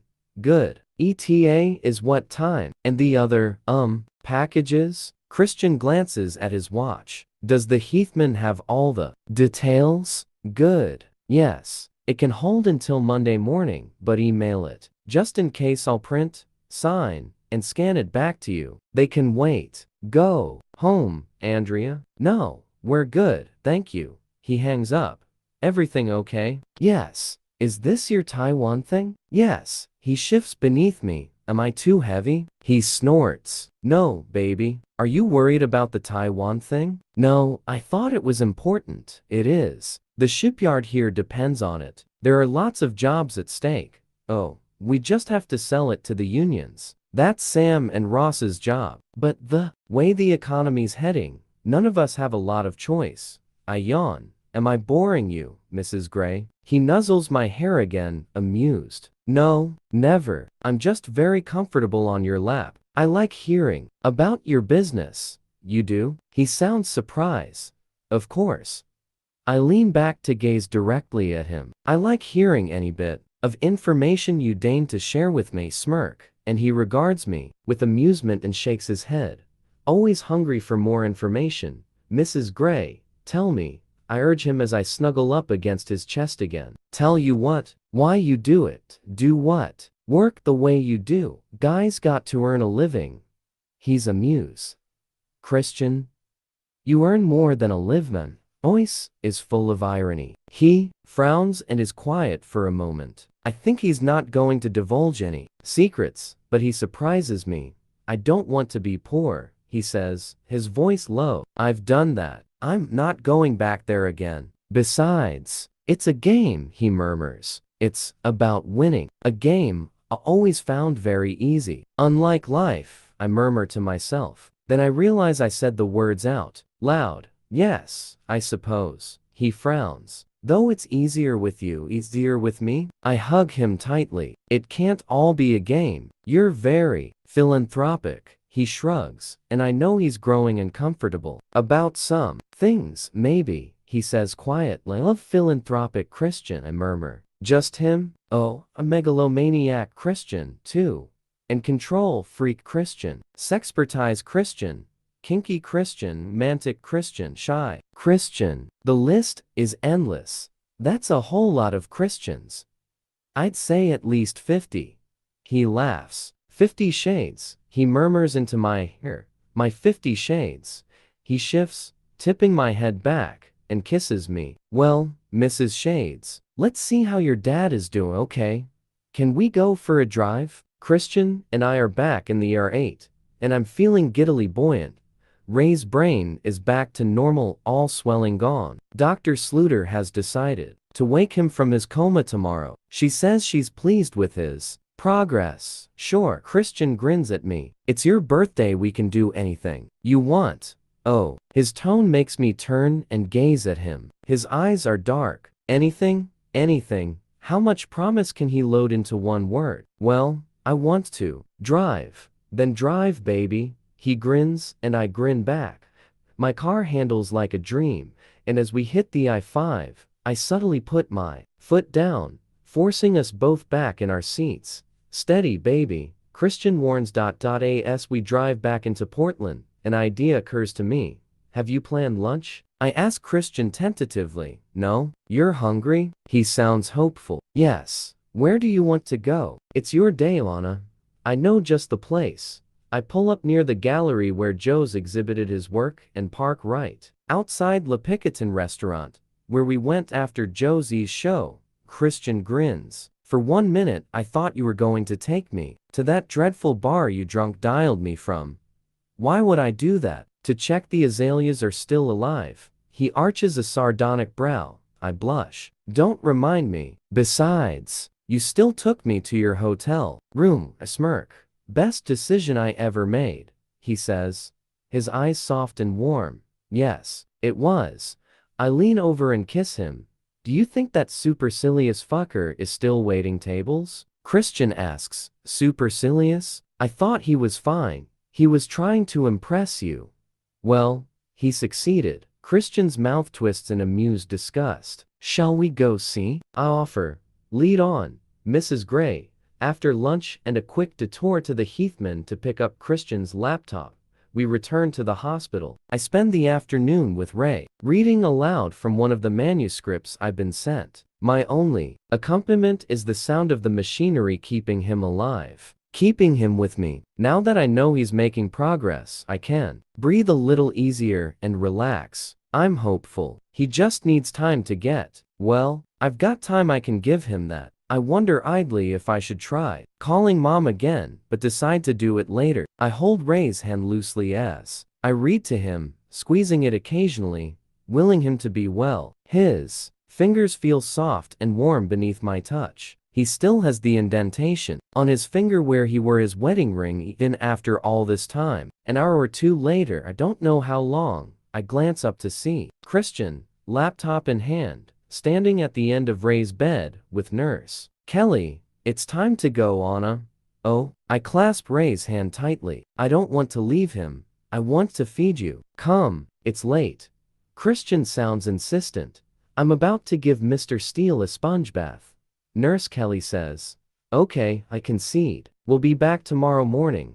I kiss Ray on his cheek, feeling his unfamiliar stubble beneath my lips. I don't like it. Keep getting better, Daddy. I love you. I thought we'd dine downstairs. In a private room, Christian says, a gleam in his eye as he opens the door to our suite. Really? Finish what you started a few months ago. He smirks. If you're very lucky, Mrs. Gray. I laugh. Christian, I don't have anything dressy to wear. He smiles, holds out his hand, and leads me into the bedroom. He opens the wardrobe to reveal a large white dress bag hanging inside. Taylor, Ask, Christian, he replies, forceful and wounded at once. His tone makes me laugh. Unzipping the bag, I find a navy satin dress and ease it out. It's gorgeous fitted, with thin straps. It looks small. It's lovely. Thank you. I hope it fits. It will, he says confidently. And here, he picks up a showbox. Shoes to match. He gives me a wolfish smile. You think of everything. Thank you. I stretch up and kiss him. I do. He hands me yet another bag. I gaze at him quizzically. Inside is a black strapless bodysuit with a central panel of lace. He caresses my face, tilts my chin, and kisses me. I look forward to taking this off you later. Fresh out of my bath, washed, shaved, and feeling pampered, I sit on the edge of the bed and start up the hairdryer. Christian wanders into the bedroom. I think he's been working. Here, he says, pointing to the chair in front of the dressing table. Dry my hair? He nods. I blink at him. Come, he says, regarding me intently. I know that expression, and I know better than to disobey. Slowly and methodically he dries my hair, one lock at a time with his usual skill. You're no stranger to this, I murmur. His smile is reflected in the mirror, but he says nothing and continues to brush through my hair. It's very relaxing. When we step into the elevator on our way to dinner, we are not alone. Christian looks delicious in his signature white linen shirt, black jeans, and jacket, no tie. The two women inside shoot admiring glances at him, and less generous ones at me. I hide my smile. Yes, ladies, he's mine. Christian takes my hand and pulls me close as we travel in silence down to the mezzanine level. It's busy, full of people dressed up for the evening, sitting around, chatting and drinking, starting their Saturday night. I am grateful that I fit in. The dress hugs me, skimming over my curves and holding everything in place. I have to say, I feel attractive wearing it. I know. Christian approves. A tea first.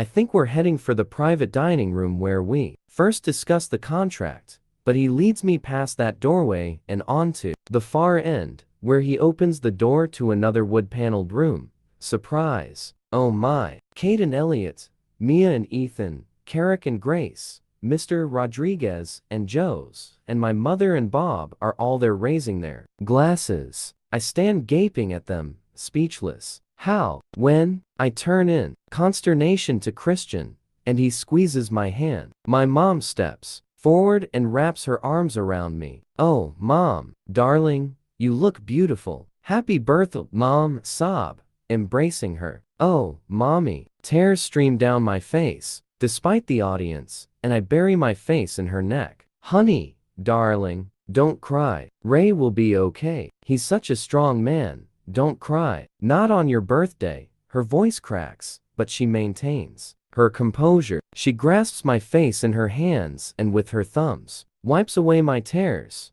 I thought you'd forgotten. Oh, Anna, how could I? 17 hours of labor is not something you easily forget. I giggle through my tears, and she smiles. Dry your eyes, honey. Lots of people are here to share your special day. A sniffle, not wanting to look at anyone else in the room, embarrassed, and thrilled that everyone has made such an effort to come and see me. How did you get here? When did you arrive? Your husband sent his plane, darling. She grins, impressed, and I laugh. Thank you for coming, Mom. She wipes my nose with a tissue as only a mother would. Mom, I scold, composing myself. That's better. Happy birthday, darling. She steps aside while everyone lines up to hug me and wish me happy birthday. He's doing well, Anna. Dr. Sluter is one of the best in the country. Happy birthday, Angel. Grace hugs me. You cry all you want to. Anna, it's your party. Joe's embraces me. Happy birthday, darling girl. Carrick smiles, cupping my face. Soup, babe. Your old man will be fine. Elliot enfolds me in his arms. Happy birthday. Okay. Taking my hand, Christian pulls me from Elliot's embrace. Enough fondling my wife. Go fondle your fiancé. Elliot grins wickedly at him and winks at Kate. A waiter hadn't noticed before presents Christian and me with glasses of pink champagne. Christian clears his throat. This would be a perfect day if Ray were here with us, but he's not far away. He's doing well, and I know he'd like you to enjoy yourself, Anna. To all of you, thank you for coming to share my beautiful wife's birthday, the first of many to come. Happy birthday, my love. Christian raises his glass to me amid a chorus of happy birthdays, and I have to fight again to keep my tears at bay.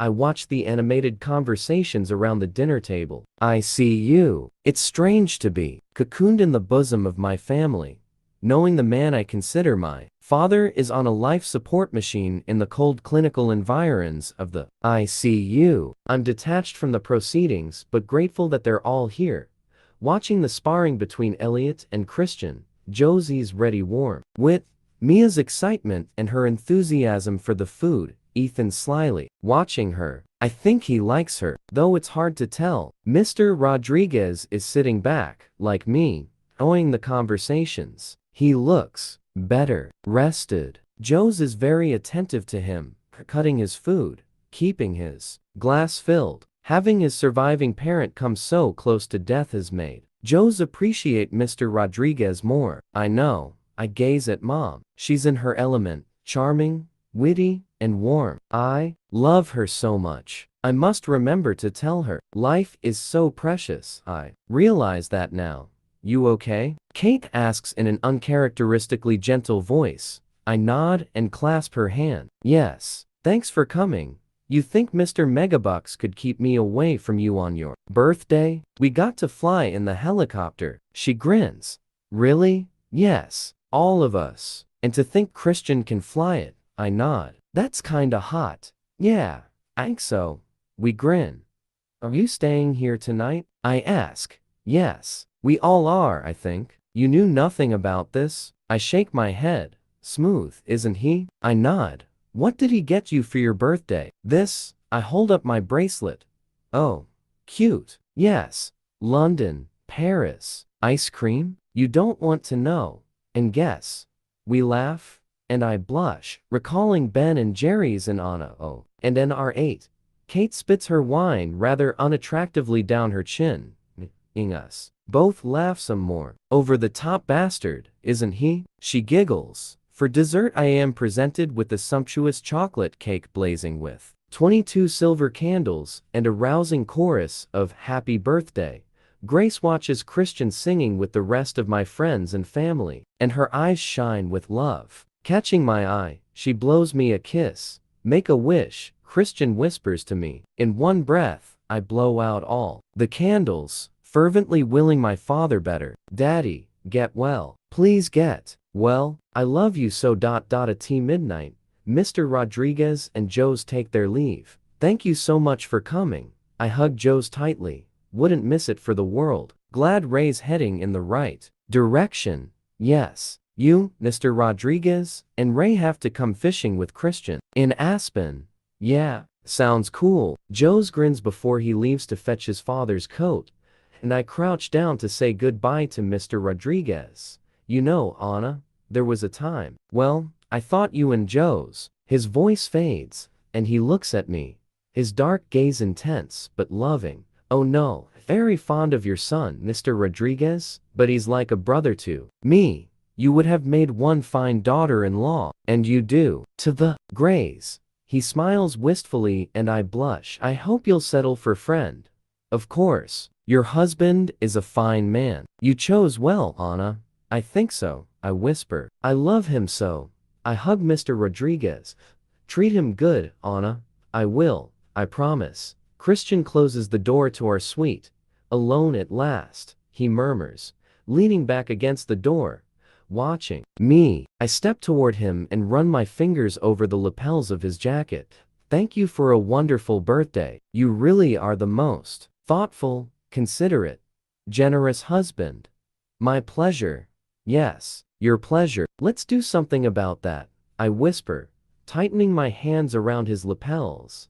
I pull his lips to mine. After a communal breakfast, I open all my presents, then give a series of cheery goodbyes to all the Grays and Kavanaughs who will be returning to Seattle via Charlie Tango. My mom, Christian, and I head up to the hospital with Taylor driving, since the three of us would not fit into my R8. Bob has declined to visit, and I'm secretly glad. It'd be just too weird, and I'm sure Ray wouldn't appreciate Bob seeing him at anything less than his best. Ray looks much the same. Hairier. Mom is shocked when she sees him, and together, we cry a little more. Oh, Ray. She squeezes his hand and gently strokes his face, and I'm moved to see her love for her ex-husband. I'm glad I have tissues in my purse. We sit beside him, me holding her hand while she holds his. Anna, there was a time when this man was the center of my world.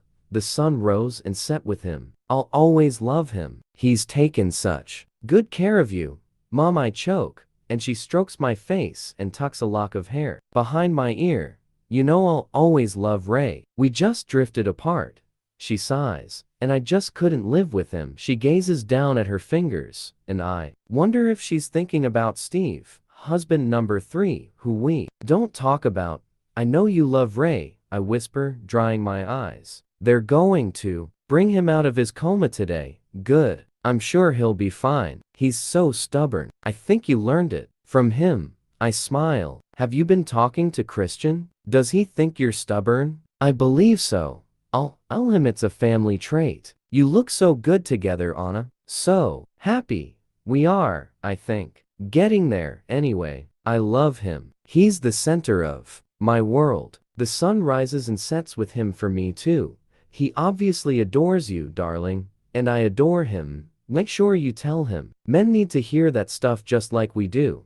I insist on going to the airport with Mom and Bob to say goodbye. Taylor follows in the R8, and Christian drives the SUV. I'm sorry they can't stay longer, but they have to get back to Savannah. It's a tearful goodbye. Take good care of her, Bob.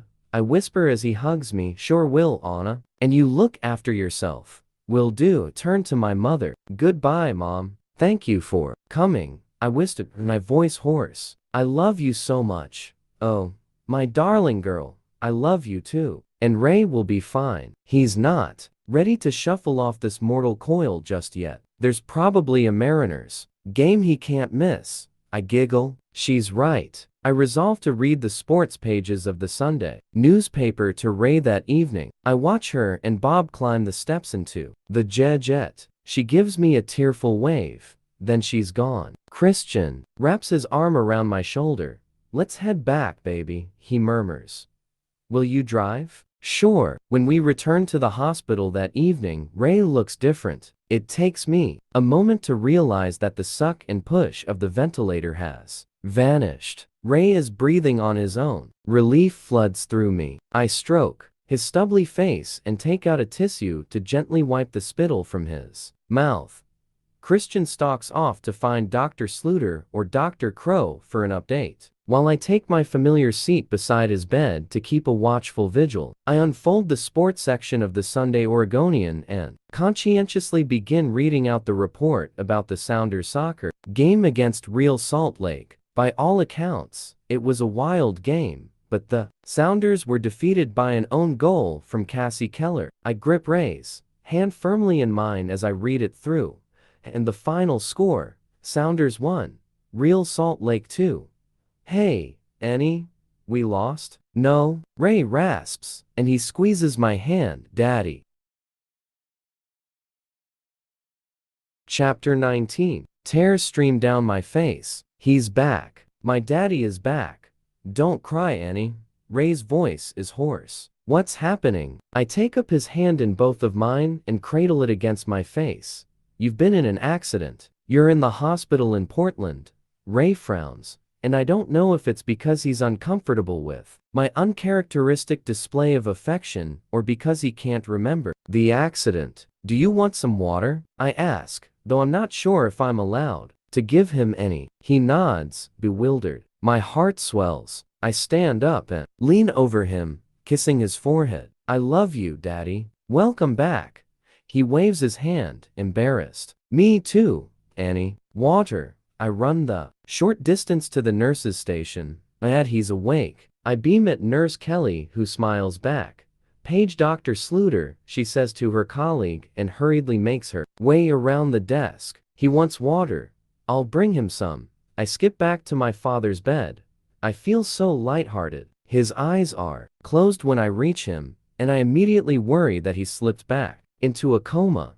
Daddy? I'm here, he mutters, and his eyes flutter open as Nurse Kelly appears with a jug of ice chips and a glass. Hello, Mr. Steele. I'm Kelly, your nurse. Your daughter tells me you're thirsty. Double quotes. In the waiting room, Christian is staring fixedly at his laptop, deep in concentration. He glances up when I close the door.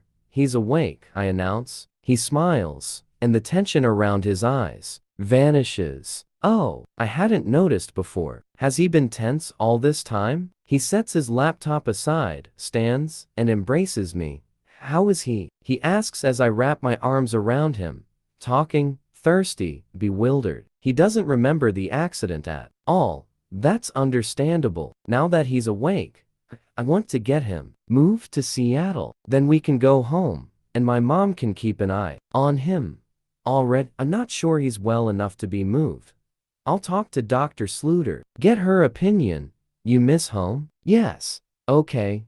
You haven't stopped smiling, Christian says as I pull up outside the Heathman, airy, relieved, and happy. Christian grins. Good. The light is fading, and I shiver as I step out into the cool, crisp evening and hand my key to the parking valet. He's eyeing my car with lust, and I don't blame him. Christian puts his arm around me. Shall we celebrate? He asks as we enter the foyer. Celebrate? Your dad? I giggle. Oh, him. I've missed that sound. Christian kisses my hair. Can we just eat in our room? You know, have a quiet night in? Sure, come. Taking my hand, he leads me to the elevators. That was delicious, I murmur with satisfaction as I push my plate away. Replete for the first time in ages. They sure know how to make a fine tart tatin here. I am freshly bathed and wearing only Christian's t-shirt and my panties. In the background, Christian's iPod is on shuffle and Dido is warbling on about white flags. Christian eyes me speculatively. His hair is still damp from our bath, and he's wearing just his black t-shirt and jeans. That's the most I've seen you eat the entire time we've been here, he says. I was hungry. He leans back in his chair with a self-satisfied smirk and takes a sip of his white wine. What would you like to do now? His voice is soft. What do you want to do? He raises an eyebrow, amused. What I always want to do, and that is, Mrs. Gray, don't be coy. Reaching across the dining table, I grasp his hand, turn it over, and skim my index finger over his palm. I'd like you to touch me with this. I run my finger up his index finger. He shifts in his chair. Just that? His eyes darken and heat at once. Maybe this? I run my finger up his middle finger and back to his palm. And this? My nail traces his ring finger. Definitely this. My finger stops at his wedding ring. This is very sexy, is it, now? It sure is. It says this man is mine, and I skim the small callus that has already formed on his palm beneath the ring. He leans forward and cups my chin with his other hand. Mrs. Gray, are you seducing me? I hope so. Anastasia, I'm a given. His voice is low. Come here. He tugs my hand, pulling me onto his lap. I like having unfettered access to you. He runs a hand up my thigh to my behind. He grasps the nape of my neck with his other hand and kisses me, holding me firmly in place. He tastes of white wine and apple pie and Christian. I run my fingers through his hair, holding him to me while our tongues explore and curl and twist around each other, my blood heating in my veins. We're breathless when Christian pulls away. Let's go to bed, he murmurs against my lips. Bed? He pulls back farther and tugs my hair so I am looking up at him. Where would you prefer, Mrs. Gray? I shrug, feigning indifference. Surprise me. You're feisty this evening. He runs his nose along mine. Maybe I need to be restrained.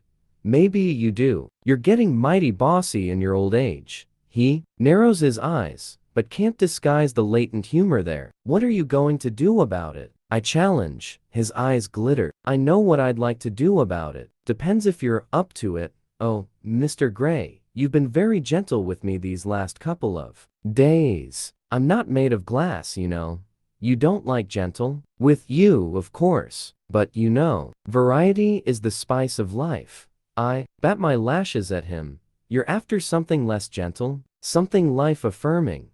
He raises his brows in surprise. Life-affirming, he repeats, astonished. Humor in his voice. I nod. He gazes at me for a moment. Don't bite your lip, he whispers, then rises suddenly with me in his arms. I gasp and grab his biceps, fearful that he'll drop me. He walks over to the smallest of the 3 couches and deposits me on it.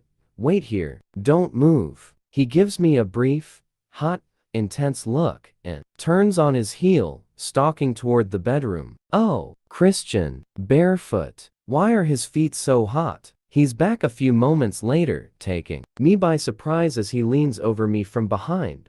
I think we'll dispense with this. He grabs my t-shirt and drags it over my head, leaving me naked except for my panties. He pulls my ponytail back and kisses me. Stand up, he orders against my lips and releases me. I comply. Immediately, he lays a towel out on the sofa. Towel? Take your panties off. I swallow but do as I'm told, discarding them by the sofa. Sit. He grabs my ponytail again and pulls my head back. You'll tell me to stop if this gets too much, yes? I nod. Say it. His voice is stern. Yes? I squeak. He smirks. Good. So, Mrs. Gray, by popular demand, I'm going to restrain you. His voice drops to a breathless whisper. Desire streaks through my body like lightning simply at those words. Oh, my sweet. 50 on the sofa? Bring your knees up, he commands softly, and sit right back. I rest my feet on the edge of the sofa, my knees up in front of me. He reaches for my left leg, and taking the belt from one of the bathroom robes, he ties one end above my knee. Bathrobes? I'm improvising. He smirks again and fastens the slipknot above my knee and ties the other end of the soft belt around the finial at the back corner of the sofa, effectively parting my legs. Don't move, he warns and repeats the process with my right leg, tying the second cord to the other finial. Oh my, I am sitting up, splayed out on the sofa, legs spread wide. Okay, Christian asks softly, gazing down at me from behind the sofa. I nod, expecting him to tie my hands too, but he refrains. He bends and kisses me. You have no idea how hot you look right now, he murmurs and rubs his nose against mine. Change of music, I think. He stands and strolls casually over to the iPod dock. How does he do this? Here I am, trussed up and horny as hell while he's so cool and calm. He's just in my field of vision, and I watch the flex and pull of the muscles of his back under his t-shirt as he changes the song. Immediately, a sweet, almost childlike female voice starts to sing about watching me. Oh, I like this song. Christian turns and his eyes lock on mine as he moves around to the front of the sofa and sinks gracefully to his knees in front of me. Suddenly, I feel very exposed. Exposed? Vulnerable? He asks with his uncanny ability to voice my unspoken words. His hands are on his knees. I nod. Why doesn't he touch me? Good, he murmurs. Hold out your hands. I can't look away from his mesmerizing eyes as I do what he asks. Christian pours a little oily liquid onto each palm from a small clear bottle. It's scented a rich, musky, sensuous scent that I can't place. Rub your hands. I squirm beneath his hot, heavy gaze. Keep still, he warns. Oh my, now Anastasia. I want you to touch yourself. Holy cow. Start at your throat and work down. I hesitate. Don't be shy, Anna. Come, do it. The humor and challenge in his expression is plain to see, along with his desire. The sweet voice sings that there's nothing sweet about her. I place my hands against my throat and let them slide down to the top of my breasts. The oil makes them glide effortlessly over my skin. My hands are warm. Lower, Christian murmurs, his eyes darkening. He doesn't touch me. My hands cup my breasts. Tease yourself. Oh my. I tug gently on my nipples. Harder, Christian urges. He sits immobile between my thighs, just watching me, like I would, he adds, his eyes shining darkly. My muscles clench deep in my belly. I groan in response and pull harder on my nipples, feeling them stiffen and lengthen beneath my touch. Yes, like that. Again. Closing my eyes, I pull hard, rolling and twisting them between my fingers. I moan, open your eyes. I blink up at him again. I want to see you enjoy your touch. Oh fuck. I repeat the process. This is so erotic. Hands. Lower, squirm. Keep still, Anna. Absorb the pleasure. Lower. His voice is low and husky, tempting and beguiling at once. You do it. I whisper, oh, I will soon. You. Lower. Now. Christian, exuding sensuality, runs his tongue along his teeth. Holy fuck. I writhe, pulling on the restraints. He shakes his head slowly. Still. He rests his hands on my knees, holding me in place. Come on a lower. My hands glide down over my belly. Lower, he mouths, and he is carnality personified. Christian, please. His hands glide down from my knees, skimming my thighs, moving toward my sex. Come on, Anna. Touch yourself. My left hand skims over my sex, and I rub in a slow circle, my mouth. And oh, as I pant. Again, he whispers. I groan louder and repeat the move and tip my head back, gasping. Again, I moan loudly, and Christian inhales sharply. Grabbing my hands, he bends down, running his nose and then his tongue back and forth at the apex of my thighs. I want to touch him, but when I try to move my hands, his fingers tighten around my wrists. I'll restrain these too. Keep still. I groan. He releases me, then eases his middle two fingers inside me, the heel of his hand resting against my clitoris. I'm going to make you come quickly, Anna. Ready? Yes. I pant. He starts to move his fingers, his hand, up and down, rapidly, assaulting both that sweet spot inside me and my clitoris at the same time. The feeling is intense, really intense. Pleasure builds and spikes throughout the lower half of my body. I want to stretch my legs, but I can't. My hands claw at the towel beneath me. Surrender, Christian whispers. I explode around his fingers, crying out incoherently. He presses the heel of his hand against my clitoris as the aftershocks run through my body, prolonging the delicious agony. Vaguely, I'm aware that he's untying my legs. My turn, he murmurs, and flips me over so I am face down on the sofa with my knees on the floor. He spreads my legs and slaps me hard across my behind.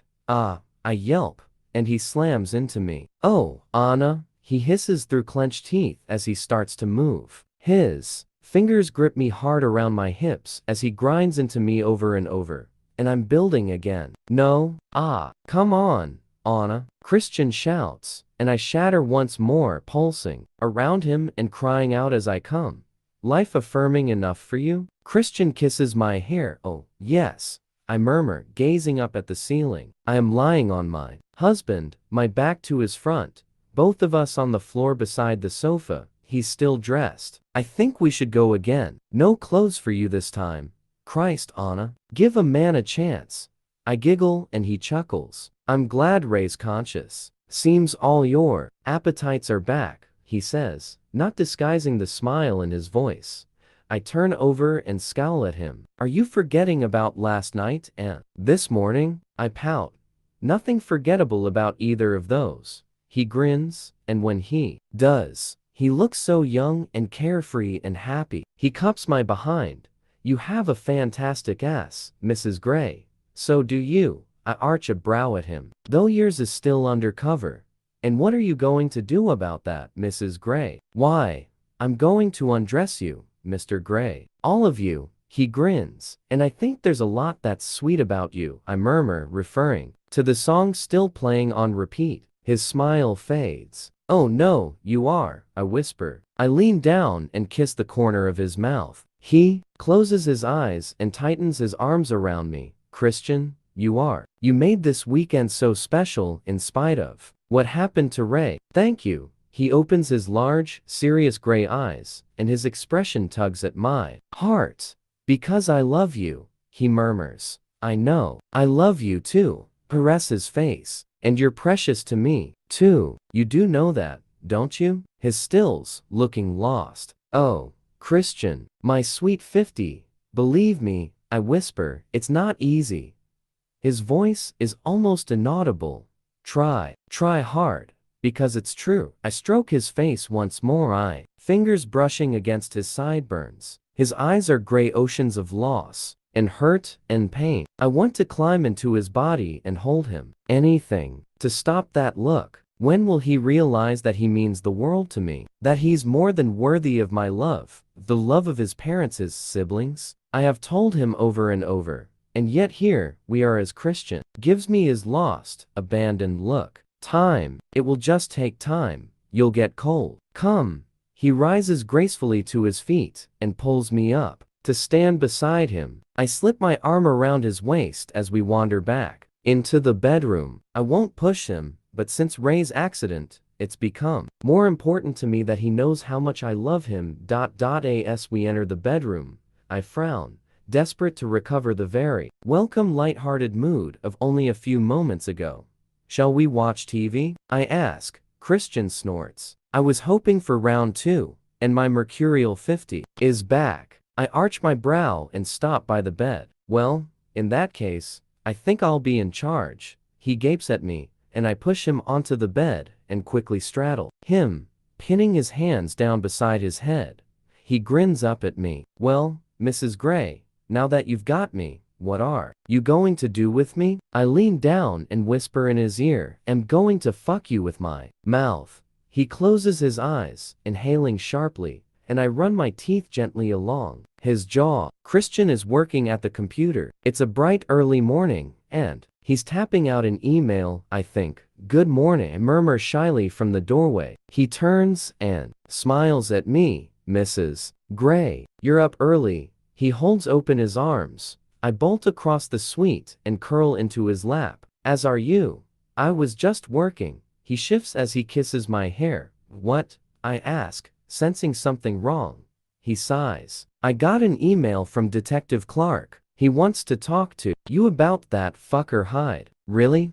I sit back to gaze at Christian. Yes. I told him you're in Portland for the time being, so he'll have to wait. But he says he'd like to interview you here.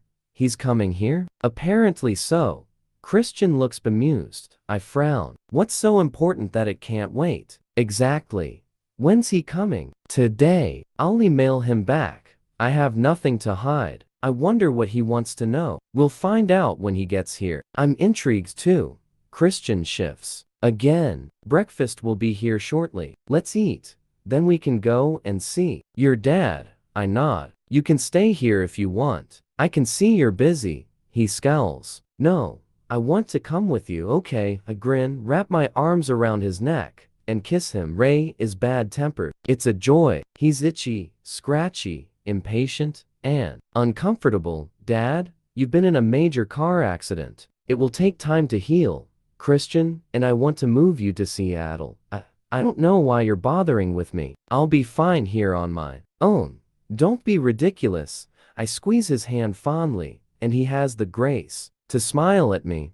Do you need anything? I could murder a donut, Annie. I grin indulgently at him. I'll get you a donut or two. We'll go to Voodoo. Great. You want some decent coffee too? Hell yeah. Okay. I'll get some. Christian is once more in the waiting room, talking on the phone. He really should set up office in here. Weirdly, he's by himself, although the other ICU beds are occupied. I wonder if Christian's frightened off the other visitors. He hangs up. Clark will be here at 4 this afternoon. I frown. What could be so urgent? Okay, Ray wants coffee and donuts. Christian laughs. I think I would too if I'd been in an accident. Ask Taylor to go. No, I'll go. Take Taylor with you.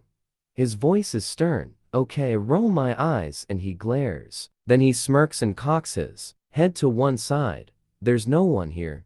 His voice is deliciously low, and I know he's threatening to spank me. I'm about to dare him, when a young couple enters the room. She is weeping softly. I shrug apologetically at Christian, and he nods. He picks up his laptop, takes my hand, and leads me out of the room. They need the privacy more than we do, Christian murmurs. We'll have our fun later. Aside, Taylor is waiting patiently. Let's all go get coffee and donuts. Double quotes. At 4 o'clock precisely, there's a knock on the suite door. Taylor ushers in Detective Clark, who looks more bad-tempered than usual. He always seems to look bad-tempered. Perhaps it's the way his face is set. Mr. Gray, Mrs. Gray, thank you for seeing me. Detective Clark. Christian shakes his hand and directs him to a seat. I sit down on the sofa where I enjoyed myself so much last night. The thought makes me blush. It's Mrs. Gray I wish to see, Clark says pointedly to Christian and to Taylor, who is stationed beside the door. Christian glances and then nods, almost imperceptibly, at Taylor, who turns and leaves, shutting the door behind him. Anything you wish to say to my wife you can say in front of me. Christian's voice is cool and businesslike. Detective Clark turns to me.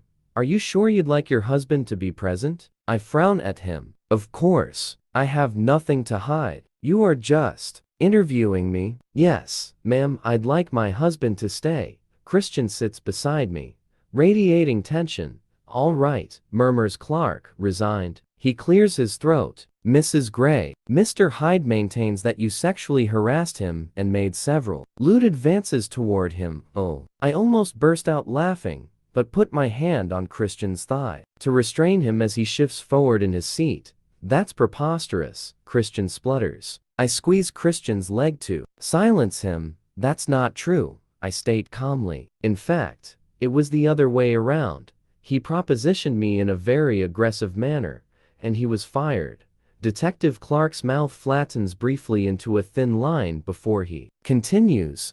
Hyde alleges that you fabricated a tale about sexual harassment in order to get him fired. He says that you did this because he refused your advances and because you wanted his job. I frown. Holy crap. Jack is even more delusional than I thought. That's not true. I shake my head. Detective, please don't tell me you have driven all this way to harass my wife with these ridiculous accusations. Detective Clark turns his steely blue glare on Christian. I need to hear this from Mrs. Gray, sir, he says with quiet restraint. I squeeze Christian's leg once more, silently imploring him to keep his cool. You don't have to listen to this shit, Anna. I think I should let Detective Clark know what happened. Christian gazes at me impassively for a beat, then waves his hand in a gesture of resignation. What Hyde says is simply not true. My voice sounds calm, although I feel anything but. I'm bewildered by these accusations and nervous that Christian might explode. What's Jack's game? Mr. Hyde accosted me in the office kitchen one evening. He told me that it was thanks to him that I had been hired and that he expected sexual favors in return. He tried to blackmail me, using emails that I'd sent to Christian, who wasn't my husband then. I didn't know Hyde had been monitoring my emails. He's delusional. He even accused me of being a spy sent by Christian, presumably to help him take over the company. He didn't know that Christian had already bought SIP. I shake my head as I recall my distressing, tense encounter with Hyde. In the end, I took him down. Clark's eyebrows rise in surprise. Took him down? My father is ex-army. Hyde, touched me, and I know how to defend myself. Christian glances at me with a brief look of pride. I see. Clark leans back on the sofa, sighing heavily. Have you spoken to any of Hyde's former personal assistants? Christian asks almost genially. Yes, we have. But the truth is we can't get any of his assistants to talk to us. They all say he was an exemplary boss, even though none of them lasted more than 3 months. We've had that problem too, Christian murmurs. Oh, I gape at Christian, as does Detective Clark, my security chief. He's interviewed Hyde's past 5 paws. And why's that? Christian gives him a steely glare. Because my wife worked for him, and I run security checks on anyone my wife works with. Detective Clark flushes. I shrug apologetically at him with the welcomeito my world smile. I see, Clark murmurs. I think there's more to this than meets the eye, Mr. Gray. We are conducting a more thorough search of his apartment tomorrow, so maybe something will present itself then, though by all accounts, he hasn't lived there for some time.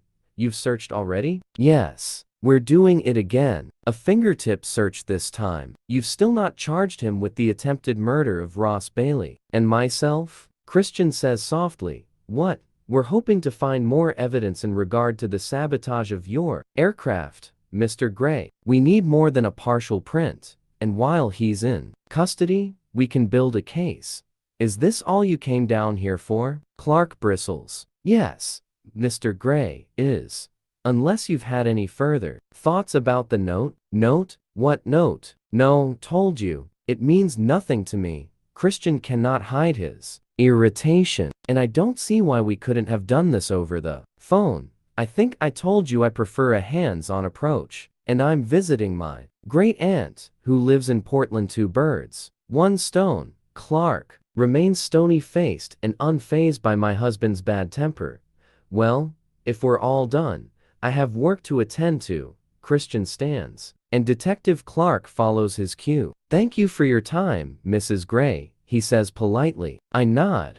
Mr. Gray. Christian opens the door, and Clark leaves. I sag into the sofa. Can you believe that asshole? Christian explodes. Clark? No, that fucker Hyde. No, I can't. What's his fucking game? Christian whispers through gritted teeth. I don't know. Do you think Clark believed me? Of course he did. He knows Hyde is a fucked up asshole. You're very sweary. Sweary? Christian smirks. Is that even a word? It is now unexpectedly. He grins and sits down beside me, pulling me into his arms. Don't think about that fucker. Let's go see your dad and try to talk about the move tomorrow. He was adamant that he wanted to stay in Portland and not be a bother. I'll talk to him. I want to travel with him. Christian gazes at me, and for a moment, I think he's going to say no. Okay, I'll come too. Sawyer and Taylor can take the cars. I'll let Sawyer drive your R8 tonight. The following day, Ray is examining his new surroundings, an airy, light room in the rehabilitation center of Northwest Hospital in Seattle. It's noon, and he looks sleepy. The journey, by a helicopter no less, has exhausted him. Tell Christian I appreciate this, he says quietly. You can tell him yourself. He'll be along this evening. Aren't you going to work? Probably. I just want to make sure you're settled in here. You get along. You don't need to worry about me. I like worrying about you. My BlackBerry buzzes. I check the number. It's not one I recognize. You going to answer that? Ray asks. No, I don't know who it is. The voicemail can take it for me. I brought you something to read. I indicate the pile of sports magazines on his bedside table. Thanks, Annie. You're tired, aren't you? He nods. I'll let you get some sleep. I kiss his forehead. Laters, Daddy, I murmur. I'll see you later, honey. And thank you. Ray catches my hand and squeezes it gently. I like that you call me Daddy. Takes me back. Oh, Daddy. I return his squeeze. As I head out the main doors toward the SUV where Sawyer is waiting, I hear my name being called. Mrs. Gray. Mrs. Gray. Turning, I see Dr. Green hurrying toward me, like her usual immaculate self. If a little flustered. Mrs. Gray, how are you? Did you get my message? I called earlier. No, my scalp prickles. Well, I was wondering why you'd canceled 4 appointments. 4 appointments? I gape at her. I've missed 4 appointments. How? Perhaps we should talk about this in my office. I was going out for lunch. Do you have time right now? I nod meekly. Sure. Words fail me. I've missed 4 appointments? I'm late for my shot. Shit. In a daze, I follow her back into the hospital and up to her office. How did I miss 4 appointments? I vaguely remember one being moved. Hannah mentioned it, but 4? How could I miss 4? Dr. Green's office is spacious, minimalistic, and well appointed. I'm so grateful you caught me before I left, I mumble, still shell-shocked. My father's been in a car accident, and we've just moved him. Here from Portland. Oh, I'm so sorry. How's he doing? He's doing okay, thank you. On the mend. That's good. And it explains why you canceled on Friday. Dr. Green wiggles the mouse on her desk, and her computer comes to life. We'd better do a test before we give you another shot. A test? I whisper, all the blood rushing from my head. A pregnancy test. Oh no. She reaches into the drawer of her desk. You know what to do with this? She hands me a small container. The restroom is just outside my office. I get up as if in a trance, my whole body operating as if on automatic pilot, and stumble to the restroom. Shit. How could I have let this happen? Again? I suddenly feel sick and offer a silent prayer. Please no, it's too soon. It's too soon. It's too soon. When I re-enter Dr. Green's office, she gives me a tight smile and waves me to the seat in front of her desk. I sit down and wordlessly hand her my sample. She dips a small white stick into it and watches. She raises her eyebrows as it turns pale blue. What does blue mean? The tension is almost choking me. She looks up at me, her eyes serious. Well, Mrs. Gray, it means you're pregnant. What? No, fuck. Chapter 20. I gape at Dr. Green, my world collapsing around me. A baby. I don't want a baby. Not yet. Fuck. And I know deep down that Christian is going to freak. Mrs. Gray, you're very pale. Would you like a glass of water? Please. My voice is barely audible. My mind is racing. Pregnant? When? I take it you're surprised.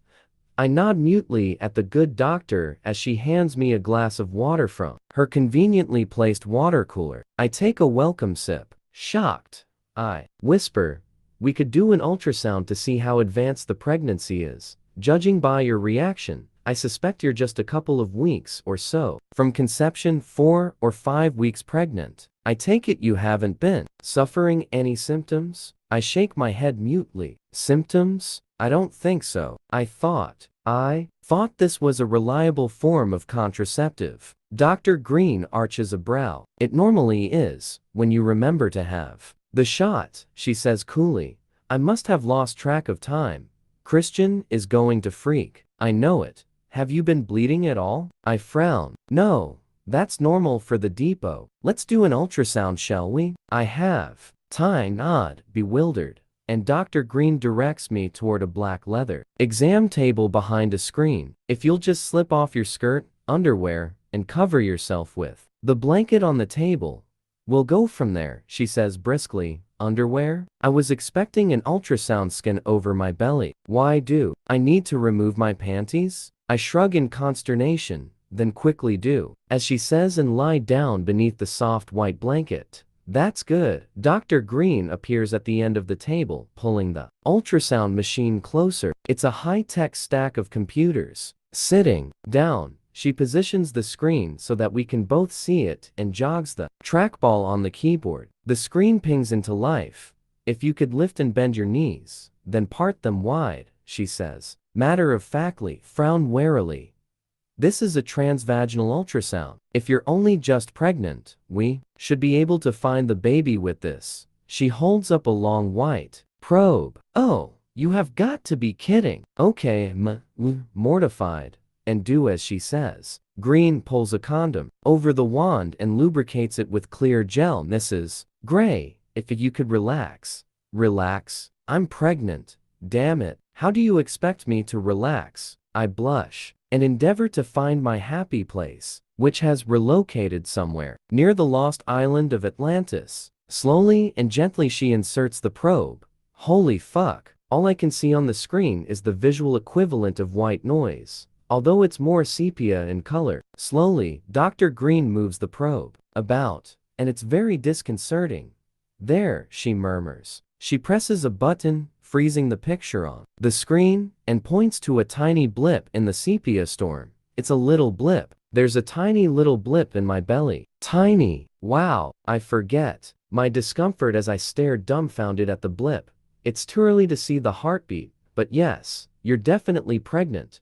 4 or 5 weeks, I would say. She frowns. Looks like the shot ran out early. Oh well, that happens sometimes. I'm too stunned to say anything. The little blip is a baby. A real, honest to goodness baby. Christian's baby. My baby. Holy cow, a baby. Would you like me to print out a picture for you? I nod, still unable to speak, and Dr. Green presses a button. Then she gently removes the wand and hands me a paper towel to clean myself. Congratulations, Mrs. Gray, she says as I sit up. We'll need to make another appointment. I suggest in 4 weeks' time. Then we can ascertain the exact age of your baby and set a likely due date. You can get dressed now. Okay, I'm reeling and I dress hurriedly. I have a blip, a little blip. When I emerge from behind the screen, Dr. Green is back at her desk. In the meantime, I'd like you to start this course of folic acid and prenatal vitamins. Here's a leaflet of DOS and Don single quotes TS double quotes AS. She hands me a package of pills and a leaflet. She continues to talk at me, but I'm not listening. I'm in shock, overwhelmed. Surely I should be happy. Surely I should be 30, at least. This is too soon, far too soon. I try to quell my rising sense of panic. I wish Dr. Green a polite goodbye and head back down to the exit and out into the cool fall afternoon. I'm gripped suddenly by a creeping, cold and deep sense of foreboding. Christian is going to freak, I know, but how much and how far, I have no idea. His words haunt me. I'm not ready to share you yet. I pull my jacket tighter around me, trying to shake off the cold. Sawyer leaps out of the SUV and holds open the door. He frowns when he sees my face, but I ignore his concerned expression. Where to, Mrs. Gray? He asks gently. Sip. I nestle into the back seat of the car, closing my eyes and leaning my head on the headrest. I should be happy. I know I should be happy, but I'm not. This is too early. Far too early. What about my job? What about Sip? What about Christian and me? No, we'll be fine. He'll be fine. He loved baby Mia. I remember Carrick telling me he dotes on her now. Perhaps I should warn Flynn. Perhaps I shouldn't tell Christian. Perhaps I should end this. I halt my thoughts on that dark path, alarmed at the direction they're taking. Instinctively, my hand sweeps down to rest protectively over my belly. No, my little blip. Tears spring to my eyes. What am I going to do? A vision of a little boy with copper-colored hair and bright gray eyes, running through the meadow at the new house, invades my thoughts, teasing and tantalizing me with possibilities. He's giggling and squealing with delight as Christian and I chase him. Christian swings him high in his arms and carries him on his hip as we walk hand in hand back to the house. My vision morphs into Christian turning away from me in disgust. I'm fat and awkward, heavy with child. He paces the long hall of mirrors, away from me, the sound of his footsteps echoing off the silvered glass, walls and floor. Christian. I jerk awake. No, he's going to freak out. When Sawyer pulls up outside Sip, I leap out and head into the Bill, great to see you. How's your dad? Hannah asks as soon as I reach my office. I regard her coolly. He's better, thank you. Can I see you in my office? Sure. She looks surprised as she follows me in. Is everything okay? I need to know if you've moved or canceled any appointments with Dr. Green. Dr. Green? Yes, I have. About 2 or 3 of them. Mostly because you were in other meetings or running late. Why? Because now I'm fucking pregnant. I scream at her in my head. I take a deep, steadying breath. If you move any appointments, will you make sure I know? I don't always check my calendar. Sure, Hannah says quietly. I'm sorry. Have I done something wrong? I shake my head and sigh loudly. Can you make me some tea? Then, let's discuss what's been happening while I've been away. Sure, I'll jump to it. Brightening, she heads out of the office. I gaze after her departing figure. You see that woman? I talk quietly to the blip. She might be the reason you're here. I pat my belly then, feel like a complete idiot, because I am talking to the blip. My tiny little blip. I shake my head, exasperated at myself and at Hannah. Though, deep down, no, Can't really blame Hannah. Despondently I switch. On my computer, there's an email from Christian. From Christian Gray. Subject: missing you. Date: September 13th, 2011 13:58.to. Anastasia Gray. Mrs. Gray, I've been back in the office for only 3 hours, and I'm missing you already. Hope Ray has settled into his new room okay. Mom is going to see him this afternoon and check up on him. I'll collect you around 6 this evening, and we can go and see him before heading home. Sound good? Your loving husband, Christian Gray, CEO, Gray Enterprises Holdings, Inc. I type a quick response. From Anastasia Gray. Subject: missing you. Date: September 13th, 2011 14:10.to. Christian Gray. Sure X. Anastasia Gray. Editor, SIP. From Christian Gray. Subject: missing you. Date: September 13th, 2011 14:14. To Anastasia Gray. Are you okay? Christian Gray, CEO, Gray Enterprises Holdings, Inc. No.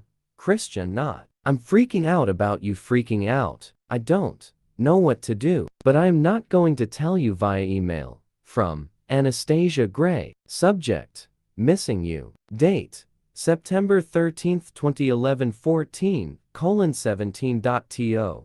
Christian Gray. Fine. Just busy. See you at 6. X. Anastasia Gray. Editor, SIP. When will I tell him? Tonight? Maybe after sex? Maybe during sex. No. That might be dangerous for both of us. When he's asleep. I put my head in my hands. What the hell am I going to do? Hi, Christian says warily as I climb into the SUV. Hi, I murmur. What's wrong? He frowns. I shake my head as Taylor sets off toward the hospital. Nothing, me now. I could tell him now when we are in a contained space and Taylor is with us. Is work all right? Christian continues to probe. Yes, fine, thanks. Anna, what's wrong? His tone is a little more forceful, and I chicken out. I've just missed you. That's all. And I've been worried about Ray. Christian visibly relaxes. Ray's good. I spoke to Mom this afternoon, and she's impressed with his progress. Christian grasps my hand. Boy, your hand is cold. Have you eaten today? I blush.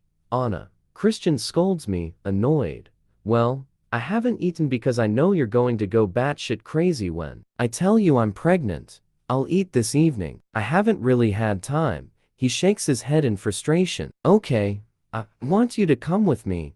I swallow. Christian, please. I have my job. Let's not rehash this argument again. He sighs and pouts like a sulky teenager. Thought I'd ask, he mutters petulantly. How long will you go for? Not more than a couple of days. I wish you'd tell me what's bothering you. How can he tell? Well, now that my beloved husband is going away. Christian kisses my knuckles. I won't be away for long. Good.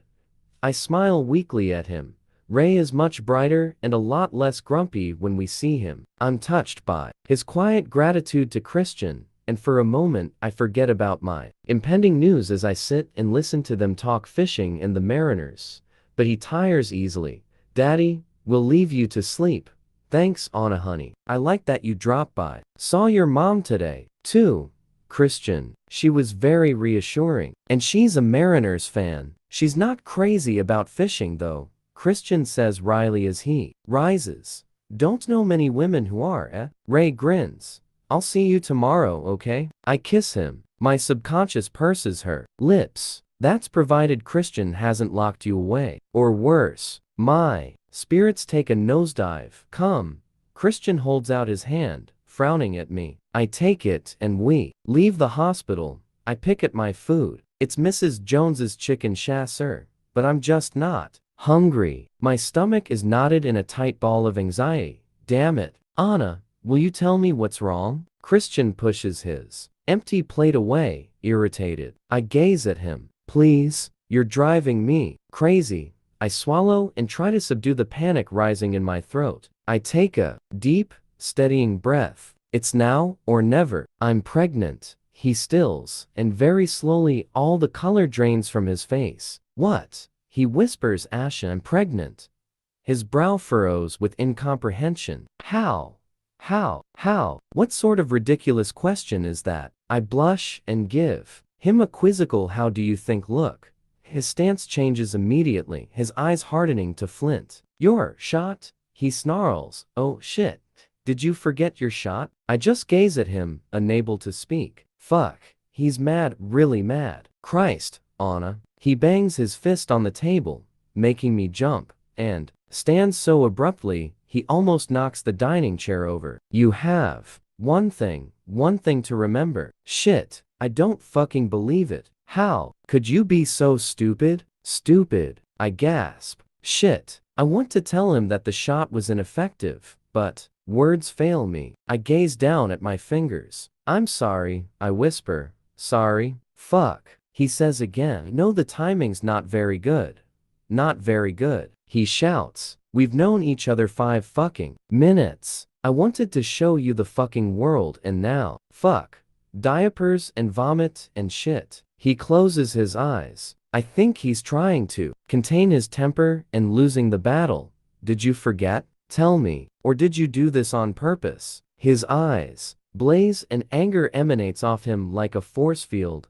No, I whisper. I can't tell him about Hannah, he'd fire her.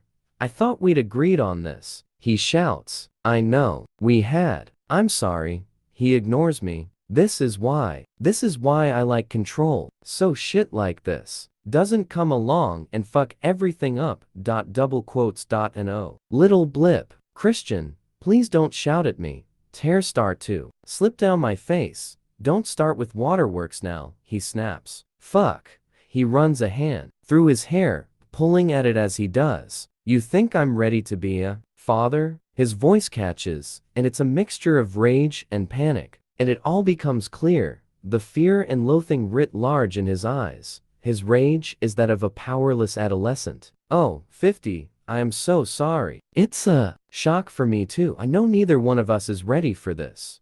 But I think you'll make a wonderful father. I choke. We'll figure it out. How the fuck do you know? He shouts, louder this time. Tell me, how? His eyes burn as so many emotions cross his face. It's fear that's most prominent. Oh, fuck this. Christian bellows dismissively and holds his hands up. In a gesture of defeat, he turns on his heel and stalks toward the foyer, grabbing his jacket as he leaves the great room. His footsteps echo off the wooden floor, and he disappears through the double doors into the foyer, slamming the door behind him and making me jump once more. I am alone with the silence, the still, silent emptiness of the great room. I shudder involuntarily as I gaze numbly at the closed doors. He's walked out on me. Shit. His reaction is far worse than I could ever have imagined. I push my plate away and fold my arms on the table, letting my head sink into them while I weep. Anna, dear, Mrs. Jones is hovering beside me.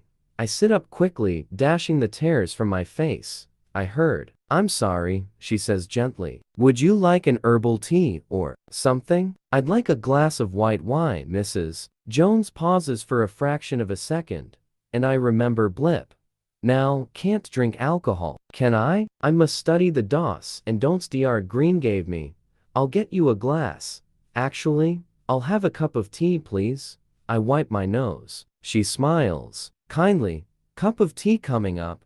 She clears our plates and heads over to the kitchen area. I follow her and perch on a stool, watching her prepare my tea. She places a steaming mug in front of me. Is there anything else I can get for you, Anna? No, this is fine, thank you.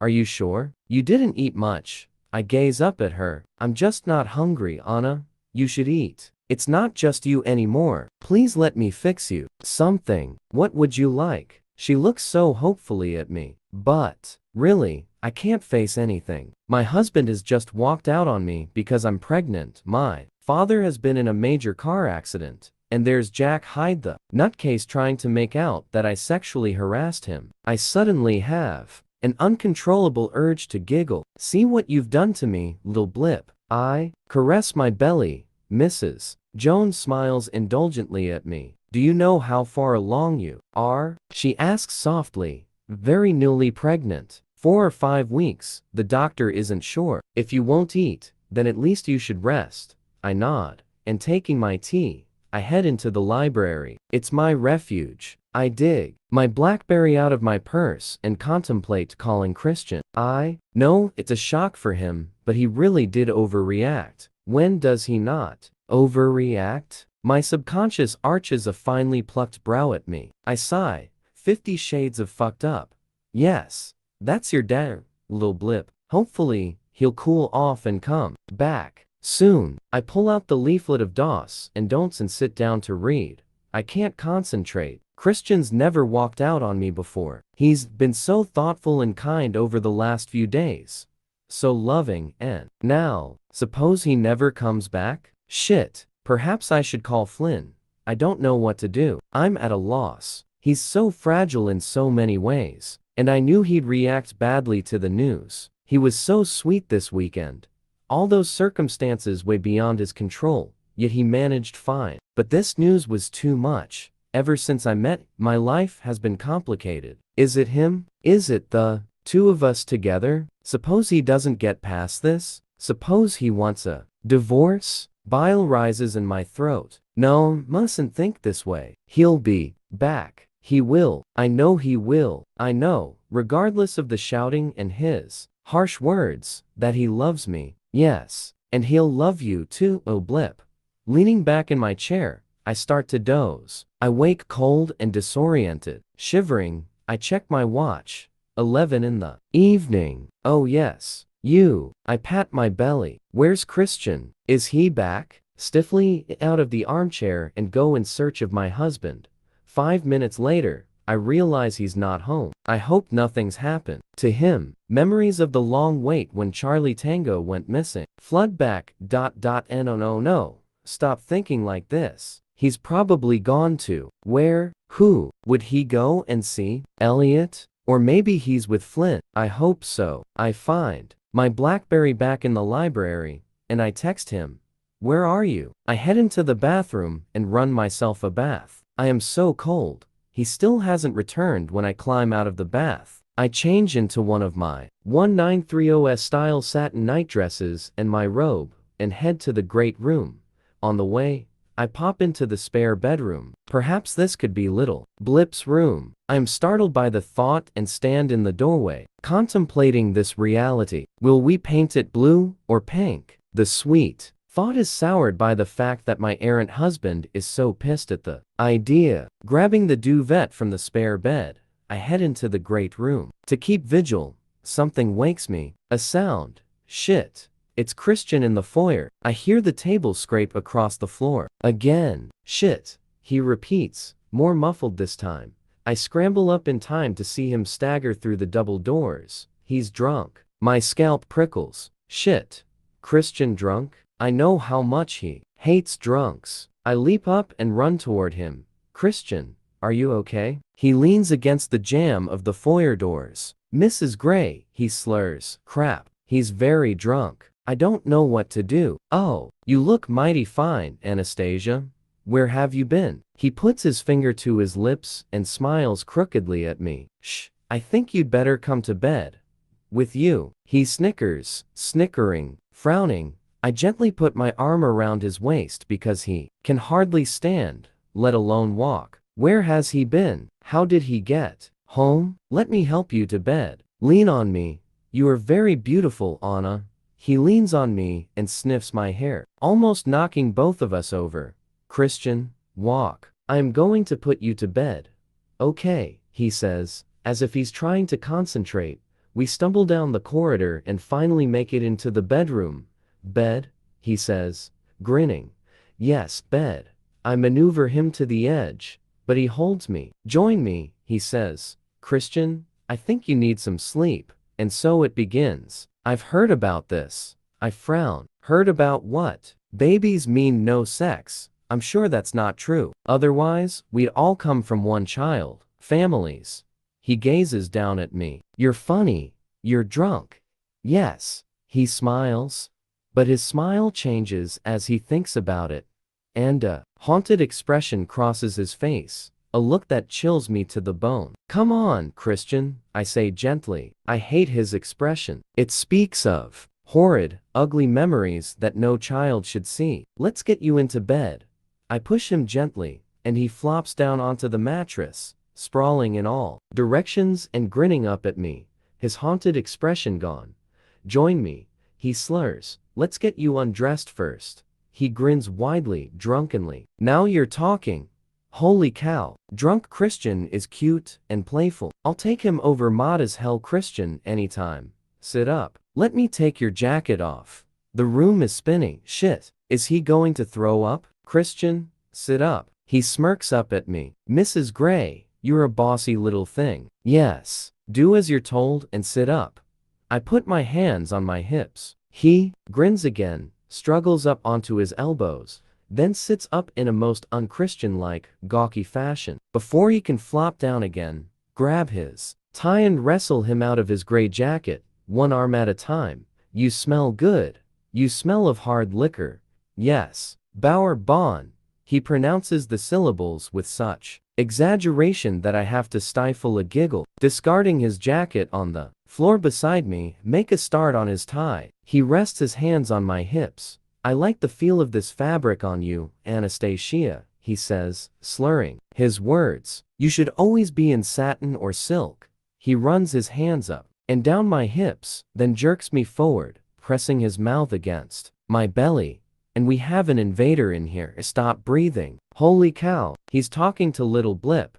You're going to keep me awake, aren't you? He says to my belly. Oh my. Christian looks up at me through his long dark lashes, gray, eyes blurred and cloudy. My heart constricts. You'll choose him over me, he says sadly. Christian, you don't know what you're talking about. Don't be ridiculous. I am not choosing anyone over anyone. And he might be a she. He frowns. A she? Oh God. He flops back down on the bed and covers his eyes with his arm. I have managed to loosen his tie. I undo one shoelace and yank off his shoe and sock, then the other. When I stand, I see why I've met no resistance. Christian has passed out completely. He's sound asleep and snoring softly. I stare at him. He's so goddamned beautiful, even drunk and snoring. His sculptured lips parted, one arm above his head, ruffling his messy hair, his face relaxed. He looks young, but then he is young. My young, stressed out,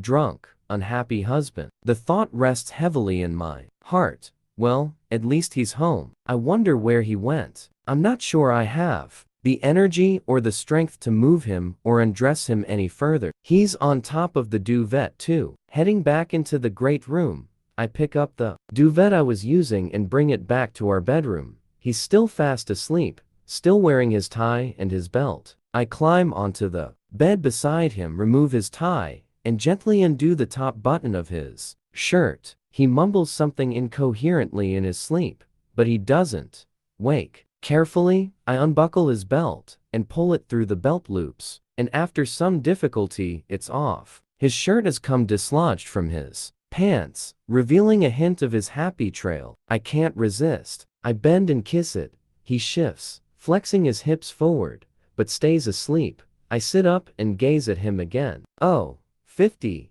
50, 50. What am I going to do with you? I brush my fingers through his hair. It's so soft, and kiss his temple. I love you, Christian. Even when you're drunk and you've been out, God knows where, I love you. I'll always love you. He murmurs. I kiss his temple once more, then get off the bed and cover him up with the spare duvet. I can sleep beside him, sideways, across the bed. Yes, I'll do that. First I'll sort out his clothes, though. I shake my head and pick up his socks and tie and fold his jacket over my arm. As I do, his BlackBerry falls to the floor. I pick it up and inadvertently unlock it. It opens on the text screen. I can see my text, and above it, another. Fuck. My scalp prickles. It was good to see you. I understand now. Don't fret. You'll make a wonderful father. It's from her. Mrs. Elena Bitch Troll Robinson. Shit. That's where he went. He's been to see her. I pick it up and inadvertently unlock it. It opens on the text screen. I can see my text, and above it, another. Fuck. My scalp prickles. It was good to see you. I understand now. Don't fret. You'll make a wonderful father. It's from her. Mrs. Elena bitch Troll Robinson. Shit. That's where he went. He's been to see her.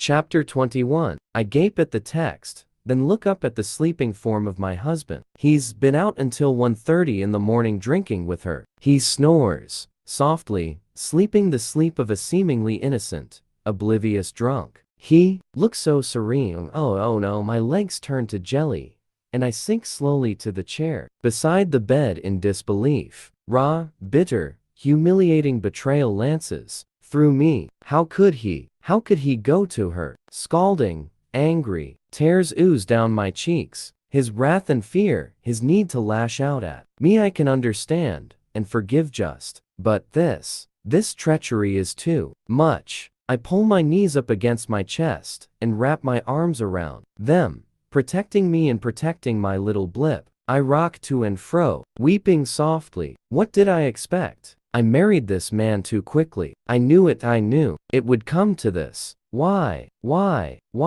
How could he do this to me? He knows how I feel about that woman. How could he turn to her? How? The knife twists slowly and painfully deep in my heart, lacerating me. Will it always be this way? Through my tears, his prostrate figure blurs and shimmers. Oh, Christian, I married him because I love him, and deep down I know that he loves me. I know he does. His achingly sweet birthday present comes to mind. For all our firsts on your first birthday as my beloved wife. I love you. CX. No. I can't believe that it will always be this way. 2 steps forward and 3 steps back. But that's how it's always been with him.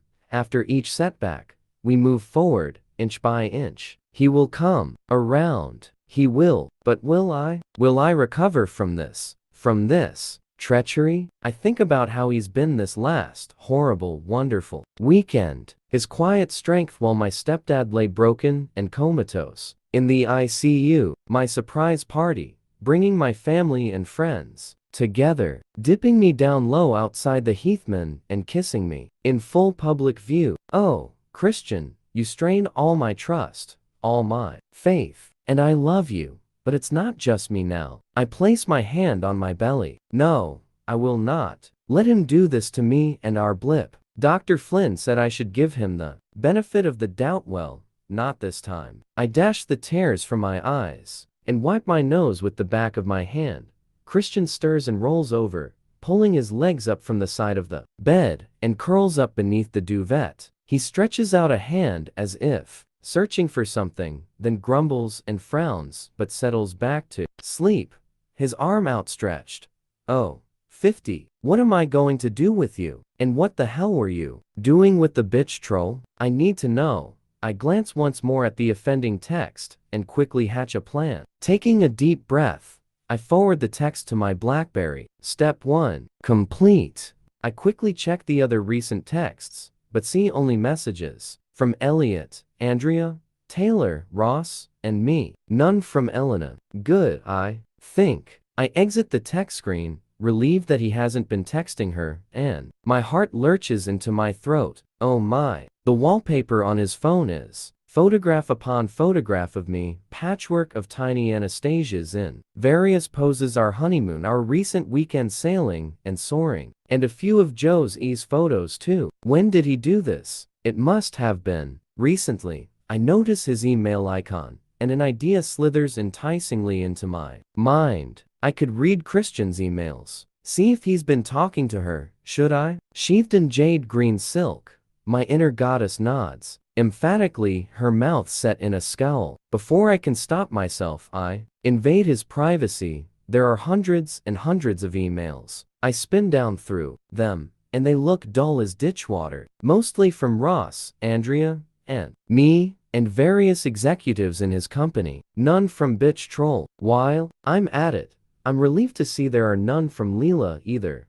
One email catches my eye. It's from Barney Sullivan, Christian's IT guy, and the subject line is, Jack Hyde. I glance guiltily at Christian, but he's still snoring gently. I've never heard him snore. I open the email, from Barney Sullivan. Subject, Jack Hyde. Date, September 13th, 2011 14:09.to.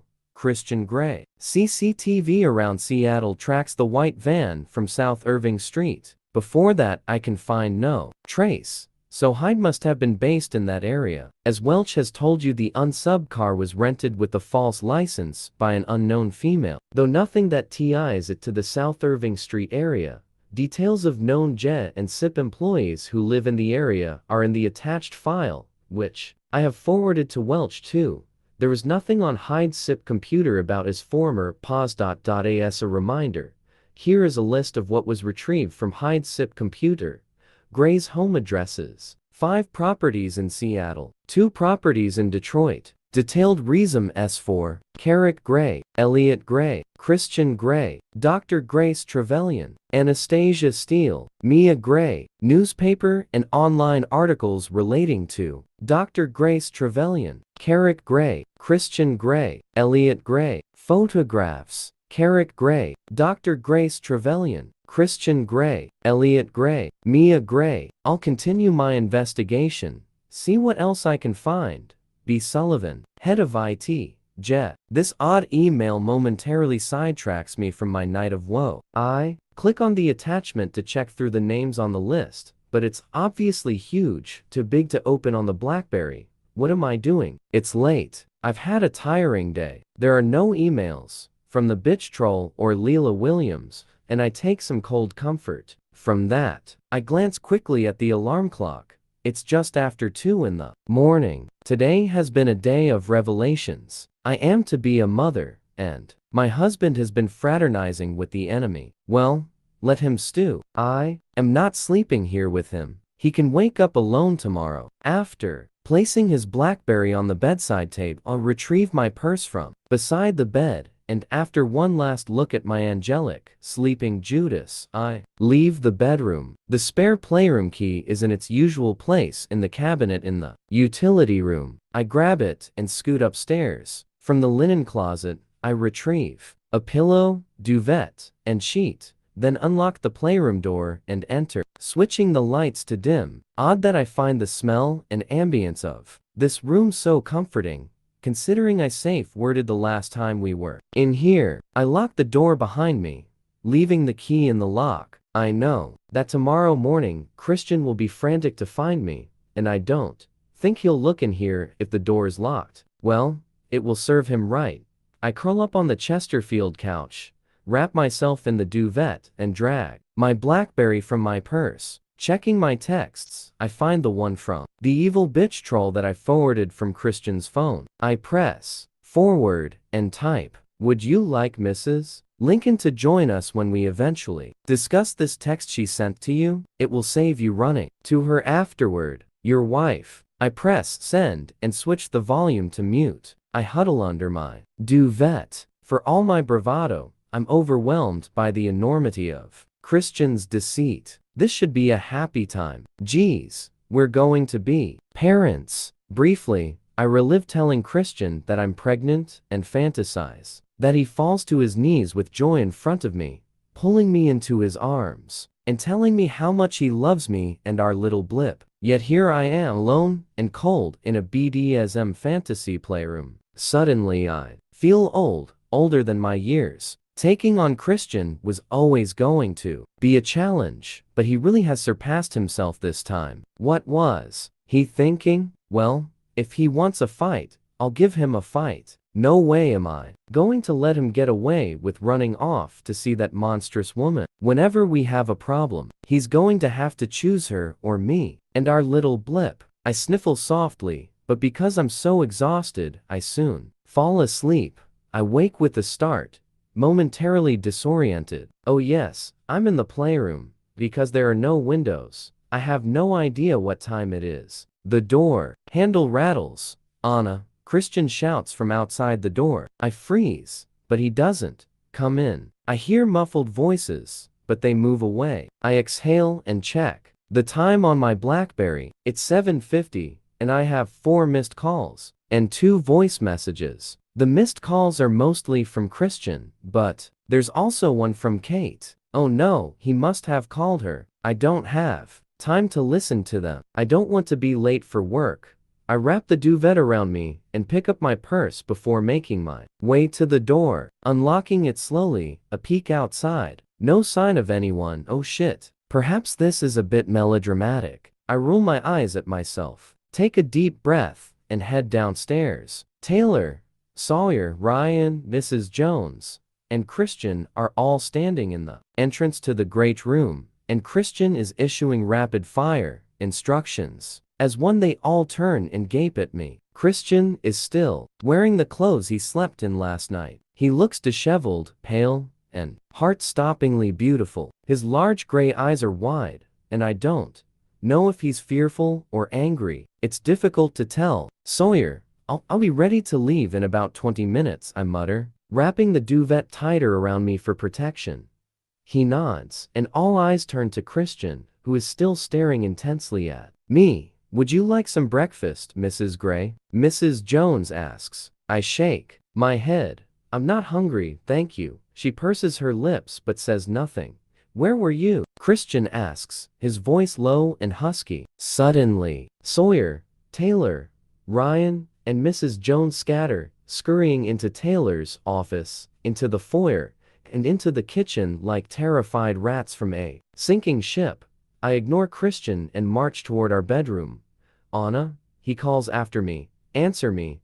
I hear his footsteps behind me as I walk into the bedroom and continue into our bathroom. Quickly, I lock the door. Anna. Christian pounds on the door. I turn on the shower. The door rattles. Anna, open the damned door. Go away. I'm not going anywhere. Suit yourself. Anna, please. I climb into the shower, effectively blocking him out. Oh, it's warm. The healing water cascades over me, cleansing the exhaustion of the night off my skin. Oh my, this feels so good. For a moment, for one short moment, I can pretend all is well. I wash my hair, and by the time I've finished, I feel better, stronger, ready to face the freight train that is Christian Grey. I wrap my hair in a towel, briskly dry myself with another towel, and wrap it around me. I unlock the door and open it to find Christian leaning against the wall, opposite, his hands behind his back. His expression is wary, that of a hunted predator. I stride past him and into our walk-in closet. Are you ignoring me? Christian asks in disbelief as he stands on the threshold of the closet. Perceptive, aren't you? I murmur absent-mindedly as I search for something to wear. Ah, yes, my plum dress. I slide it off the hanger, choose my high black stiletto boots, and head for the bedroom. I pause for Christian to step out of my way, which he does, eventually his intrinsic good manners taking over. I sense his eyes boring into me as I walk over to my chest of drawers, and I peek at him in the mirror, standing motionless in the doorway, watching me. In an act worthy of an Oscar winner, I let my towel fall to the floor and pretend that I am oblivious to my naked body. I hear his restrained gasp and ignore it. Why are you doing this? He asks. His voice is low. Why do you think? My voice is velvet soft as I pull out a pretty pair of black lace La Perla panties. Anna, he stops as I shimmy into them. Go ask your Mrs. Robinson. I'm sure she'll have an explanation for you. I mutter as I search for the matching bra. Anna, I've told you before. She's not mine. I don't want to hear it, Christian. I wave my hand dismissively. The time for talking was yesterday, but instead, you decided to rant and get drunk with the woman who abused you for years. Give her a call. I am sure she'll be more than willing to listen to you now. I find the matching bra and slowly pull it on and fasten it. Christian walks farther into the bedroom and places his hands on his hips. Why were you snooping on me? He says. In spite of my resolve, I flush. That's not the point, Christian. I snap at him. Fact is, the going gets tough and you run to her. His mouth settles into a grim line. It wasn't like that. I'm not interested. Picking a pair of black thigh highs with lacy tops, I retreat to the bed. I sit, point my toe, and gently ease the gossamer material up to my thigh. Where were you? He asks, his eyes following my hands up my legs. But I continue to ignore him as I slowly roll on the other stocking. Standing, I bend to towel dry my hair. Through my parted thighs, I can see his bare feet, and I sense his intense gaze. When I've finished, I stand and step back to the chest of drawers, where I grab my hairdryer. Answer me. Christian's voice is low and husky. I switch on the hairdryer so I can no longer hear him and watch him through my lashes in the mirror as I finger dry my hair. He glares at me, eyes narrow and cool, chilling even. I look away, focusing on the task at hand and trying to suppress the shiver that runs through me. I swallow hard and concentrate on drying my hair. He's still mad. He goes out with that damned woman, and he's mad at me? How dare he? When my hair looks wild and untamed, I stop. Yes, I like it. I switch off the hairdryer. Where were you? He whispers, his tone arctic. What do you care? Anna, stop this. Now I shrug, and Christian moves quickly across the room toward me. I whirl around, stepping back as he reaches out. Don't touch me. I snap and he freezes. Where were you? He demands, his hands fist at his side. I wasn't out getting drunk with my ex. I seethe. Did you sleep with her? He gasps. What? No. He gapes at me and has the gall to look wounded and angry at the same time. My subconscious breathes a small, welcome sigh of relief. You think I'd cheat on you? His tone is one of moral outrage. You did, I snarl, by taking our very private life and spilling your spineless guts to that woman. His mouth drops open. Spineless. That's what you think. His eyes blaze. Christian, I saw the text. That's what I know. That text was not meant for you, he growls. Well, fact is I saw it when your BlackBerry fell out of your jacket, while I was undressing you because you were too drunk to undress yourself. Do you have any idea how much you've hurt me by going to see that woman? He pales momentarily, but I'm on a roll.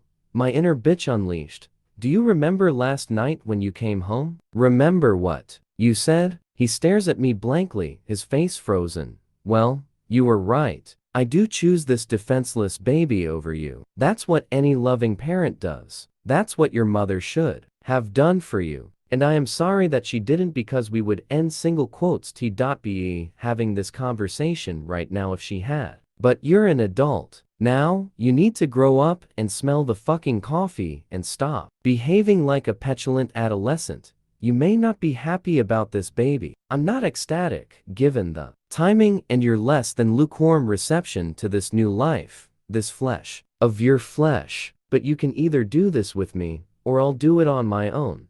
The decision is yours. While you wallow in your pit of self-pity and self-loathing, I'm going to work. And when I return, I'll be moving my belongings to the room upstairs. He blinks at me, shocked. Now, if you'll excuse me, I'd like to finish getting dressed. I am breathing hard. Very slowly, Christian retreats one step, his demeanor hardening. Is that what you want? He whispers. I don't know what I want anymore. My tone mirrors his, and it takes a monumental effort to feign disinterest while I casually dip the tips of my fingers into my moisturizer and smooth it gently over my face. I peer at myself in the mirror, blue eyes wide, face pale, but cheeks flushed. You're doing great. Don't back down now. Don't back down now. You don't want me? He whispers. Oh no. Oh no you don't, Gray. I'm still here, aren't I? I snap. Taking my mascara, I apply some first to my right eye. You've thought about leaving? His words are barely audible. When one's husband prefers the company of his ex-mistress, it's usually not a good sign. I pitch the disdain at just the right level, evading his question. Lip gloss now. I pout my shiny lips at the image in the mirror. Stay strong. Steel. Gray. Holy fuck. I can't even remember my name. I pick up my boots, stride over to the bed once more, and quickly put them on, tugging them up over my knees. Yep, I look hot just in underwear and boots. I know. Standing, I gaze dispassionately at him. He blinks at me, and his eyes travel swiftly and greedily down my body. I know what you're doing here, he murmurs, and his voice has acquired a warm, seductive edge.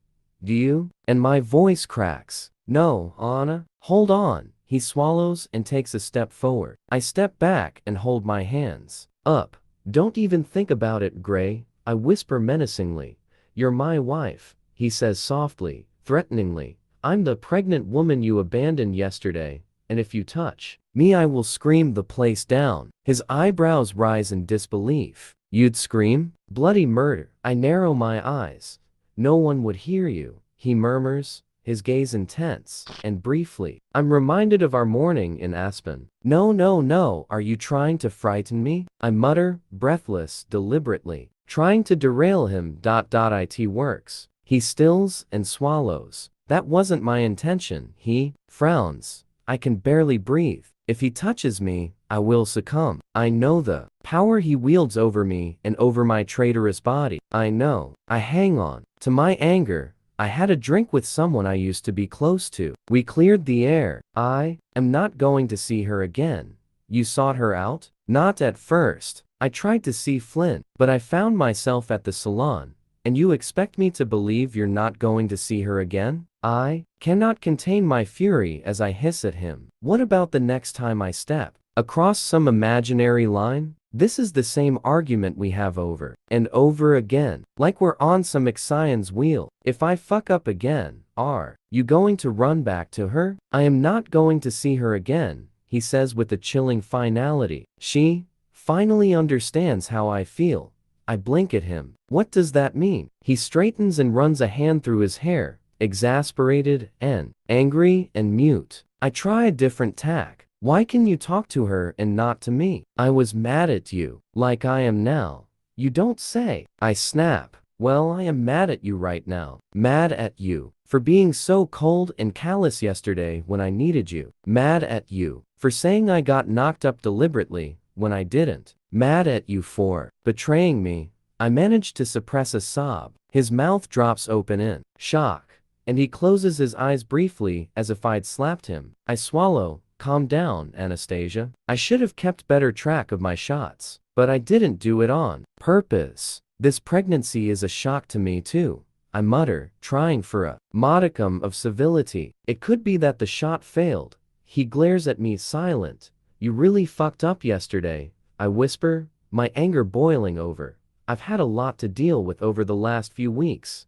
You really fucked up 3 or 4 weeks ago, or whenever you forgot your shot. Well, God forbid I should be perfect like you. Oh, stop.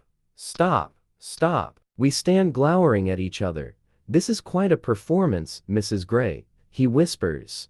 Well, I'm glad that even knocked up I'm entertaining. He stares at me blankly. I need a shower, he murmurs, and I've provided enough of a floor show. It's a mighty fine floor show, he whispers. He steps forward, and I step back again. Don't. I hate that you won't let me touch you. Ironic, huh? His eyes narrow once more. We haven't resolved much, have we? I'd say not, except that I'm moving out of this bedroom. His eyes flare and widen briefly. She doesn't mean anything to me, except when you need her. I don't need her. I need you. You didn't yesterday. That woman is a hard limit for me, Christian. She's out of my life. I wish I could believe you. For fuck's sake, Anna. Please let me get dressed. He sighs and runs a hand through his hair once more. I'll see you this evening, he says, his voice bleak and devoid of feeling. And for a brief moment I want to take him in my arms and soothe him, but I resist, because I'm just too mad. He turns and heads for the bathroom. I stand, frozen until I hear the door close. I stagger to the bed and flop down on it. I did not resort to tears, shouting, or murder. Nor did I succumb to his sexpertise. I deserve a Congressional Medal of Honor, but I feel so low. Shit. We resolved nothing. We're on the edge of a precipice. Is our marriage at stake here? Why can't he see what a complete and utter ass he's been by running to that woman? And what does he mean when he says he'll never see her again? How on earth am I supposed to believe that? I glance at the radio. Alarm 8:30. Shit. I don't want to be late. I take a deep breath. Round 2 was a stalemate, little blip, I whisper, patting my belly. Daddy may be a lost cause, but I hope not. Why, oh why, did you come so early, little blip? Things were just getting good. My lip trembles, but I take a deep cleansing breath and bring my rolling emotions under control. Come on, let's go kick ass at work. I don't say goodbye to Christian. He's still in the shower when Sawyer and I leave. As I gaze out the darkened windows of the SUV, my composure slips and my eyes water. My mood is reflected in the gray, dreary sky, and I feel a strange sense of foreboding. We didn't actually discuss the baby. I have had less than 24 hours to assimilate the news of little blip. Christian has had even less time. He doesn't even know your name. I rest my belly and wipe tears from my face. Mrs. Gray. Sawyer interrupts my reverie. We're here. Oh, thanks, Sawyer. I'm going to make a run to the deli, ma'am. Can I get you anything? No, thank you. No, I'm not hungry. Hannah has my latte waiting for me. I take one sniff of it and my stomach roils. Can I have tea, please? I mutter, embarrassed. I knew there was a reason I never really liked coffee. Geez, it smells foul. You okay, Anna? I nod and scurry into the safety of my office. My BlackBerry buzzes. It's Kate. Why was Christian looking for you? She asks with no preamble at all. Good morning, Kate. How are you? Cut the crap, Steele. What gives? The Catherine Kavanaugh Inquisition begins. Christian and I had a fight. That's all. Did he hurt you? I roll my eyes. Yes, but not the way you're thinking. Cannot deal with Kate at the moment. I know I will cry, and right now I am so proud of myself for not breaking down this morning. Kate, I have a meeting. I'll call you back. Good. You're all right? Yes. No. All you late? Are okay? Okay, Anna. Have it your own way. I'm here for you. I know. I whisper and fight the backlash of emotion at her kind words. I'm not going to cry. I'm not going to cry. Ray, okay? Yes. I whisper the word. Oh, Anna, she whispers. Don't. Okay. Talk later. Yes. During the course of the morning, I sporadically check my emails, hoping for word from Christian, but there's nothing. As the day wears on, I realize that he's not going to contact me at all, and that he's still mad. Well, still mad too. I throw myself into my work, pausing only at lunchtime for a cream cheese and salmon bagel. It's extraordinary how much better I feel once I've eaten something. At 5 o'clock Sawyer and I set off for the hospital to see Ray. Sawyer is extra vigilant and even over-solicitous. It's irritating. As we approach Ray's room, he hovers over me. Shall I get you some tea while you visit with your father? He asks. No thanks, Sawyer. I'll be fine. I'll wait outside. He opens the door for me, and I'm grateful to get away from him for a moment. Ray is sitting up in bed reading a magazine. He's shaved, wearing a pajama top. He looks like his old self. Hey, Annie, he grins, and his face falls. Oh, Daddy. I rush to his side, and in a very uncharacteristic move, he opens his arms wide and hugs me. Annie, he whispers. What is it? He holds me tight and kisses my hair. As I'm in his arms, I realize how rare these moments between us have been. Why is that? Is that why I like to crawl into Christian's lap? After a moment, I pull away from him and sit down in the chair beside the bed. Ray's brow is furrowed with concern. Tell your old man. I shake my head. He doesn't need my problems right now. It's nothing, Dad. You look well. I clasp his hand, feeling more like myself, though this leg in a cast is bitchin'. Bitchin'. His word prompts my smile. He smiles back. Bitchin' sounds better than itchin'. Oh, Dad, I'm so glad you're okay. Me too, Annie. I'd like to bounce some grandchildren on this bitchin' knee one day. Wouldn't want to miss that for the world. I blink at him. Shit. Does he know? And I fight the tears that prick the corners of my eyes. You and Christian getting along? We had a fight, I whisper, trying to speak past the knot in my throat. We'll work it out. He nods. He's a fine man, your husband, Ray says reassuringly. He has his moments. What did the doctors say? I don't want to talk. About my husband right now. He's a painful topic of conversation. Back at Escala, Christian is not home. Christian called and said that he'd be working late, Mrs. Jones informs me apologetically. Oh, thanks for letting me know. Why couldn't he tell me? Geez, he really is taking his sulk to a whole new level. I am briefly reminded of the fight over our wedding vows and the major tantrum he had then. But I'm the aggrieved one here. What would you like to eat? Mrs. Jones has a determined, steely glint in her eye. Pasta, she smiles. Spaghetti, pen, fusilli, spaghetti, your bolognese.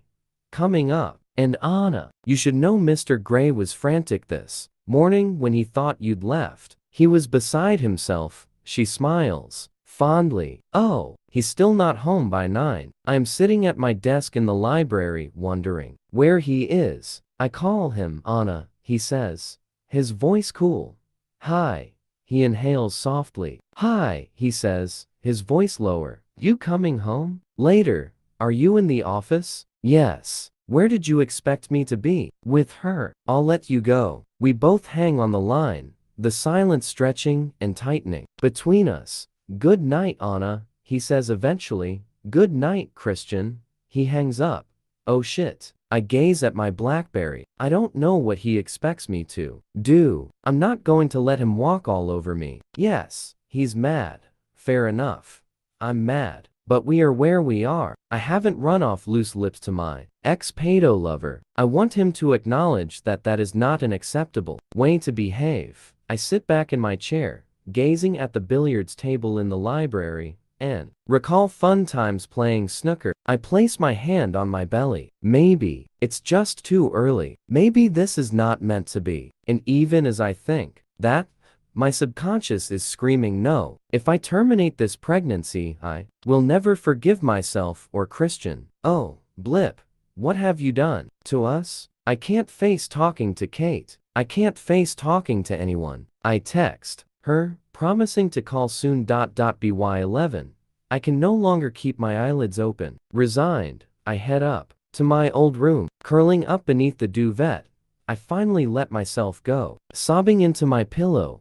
Great heaving unladylike sobs of grief. My head is heavy when I wake. Crisp fall light shines through the great windows of my room. Glancing at my alarm, I see it's 7:30. My immediate thought is, where's Christian? I sit up and swing my legs out of bed. On the floor beside the bed is Christian's silver gray tie, my favorite. It wasn't there when I went to bed last night. I pick it up and stare at it, caressing the silky material between my thumbs and forefingers, then hug it against my cheek. He was here, watching me sleep, and a glimmer of hope sparks deep inside me. Mrs. Jones is busy in the kitchen when I arrive downstairs. Good morning, she says brightly. Morning. Christian? I ask. Her face falls. He's already left. So he did come home? I need to check, even though I have his tie as evidence. He did. She pauses. Anna, please forgive me for speaking out of turn, but don't give up on him. He's a stubborn man. I nod and she stops. I'm sure my expression tells her I do not want to discuss my errant husband right now.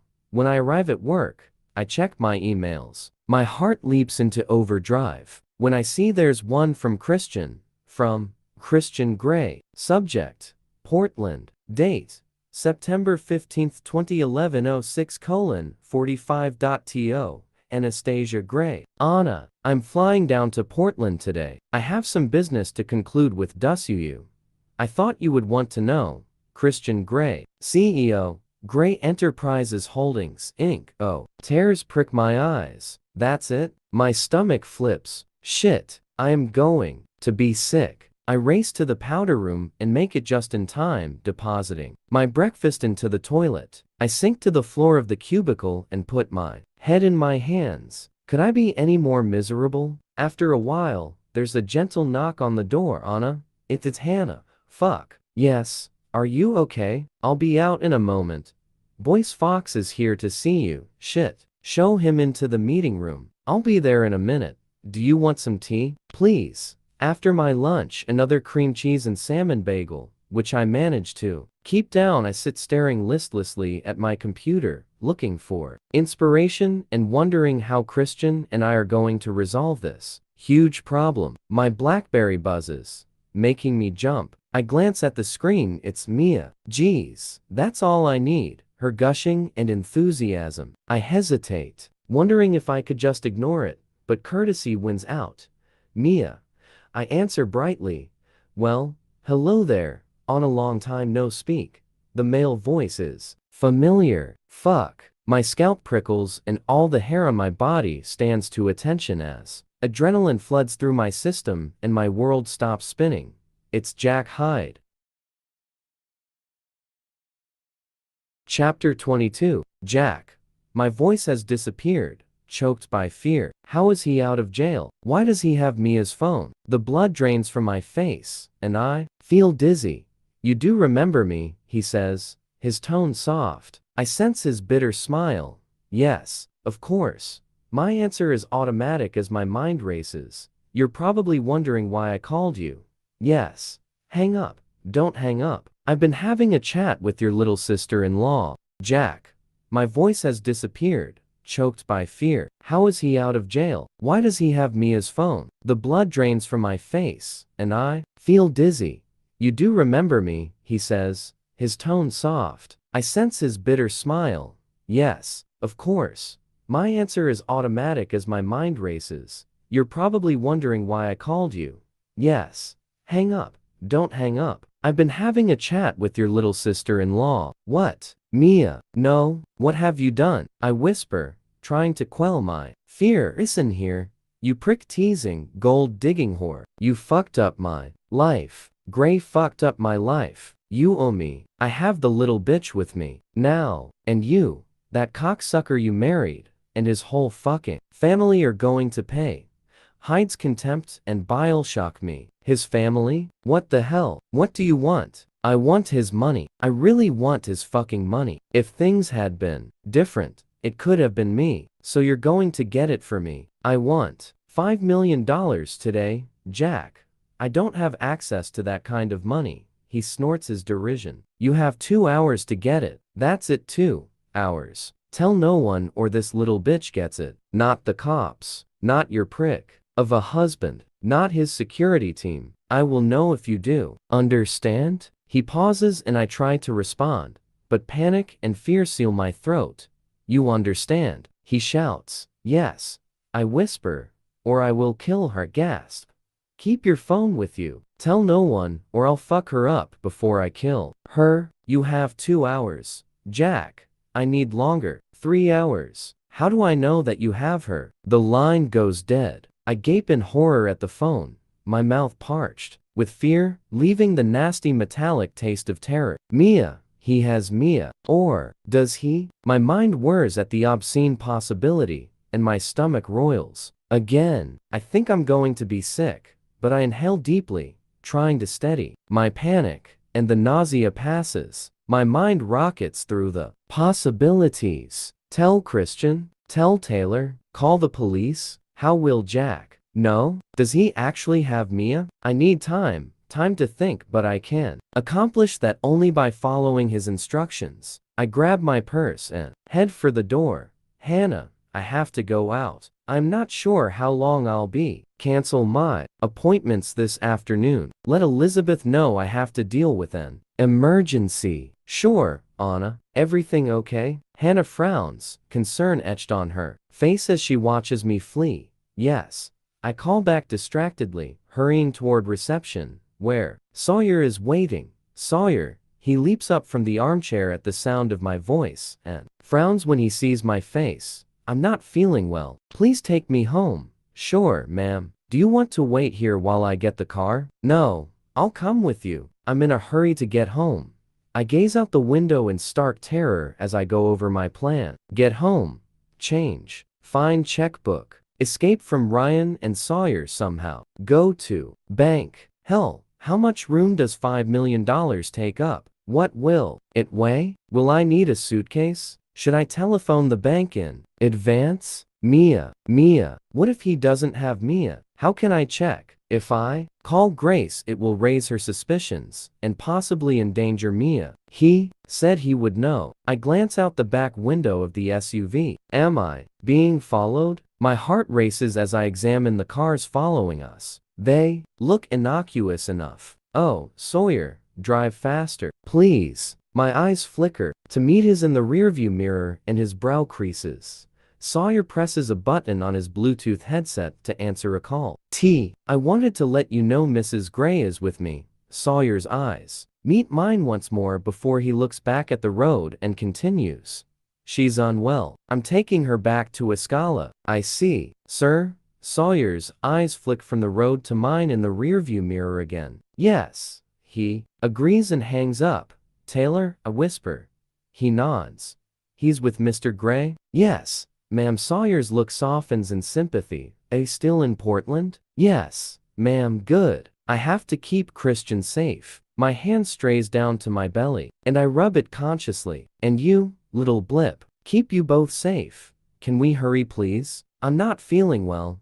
Yes, ma'am. Sawyer presses the accelerator and our car glides through the traffic. Mrs. Jones is nowhere to be seen when Sawyer and I arrive at the apartment. Since her car is missing from the garage, I assume she's running errands. With Ryan, Sawyer heads for Taylor's office while I bolt to Christian's study. Stumbling in panic around his desk, I wrench open the drawer to find the checkbooks. Leela's gun slides forward into view. I feel an incongruous twinge of annoyance that Christian has not secured this weapon. He knows nothing about guns. Geez, he could get hurt. After a moment's hesitation, I grab the pistol, check to ensure it's loaded, and tuck it into the waistband of my black slacks. I may need it. I swallow hard. I've only ever practiced on targets. I've never fired a gun at anyone. I hope Ray will forgive me. I turn my attention to tracking down the right checkbook. There are 5,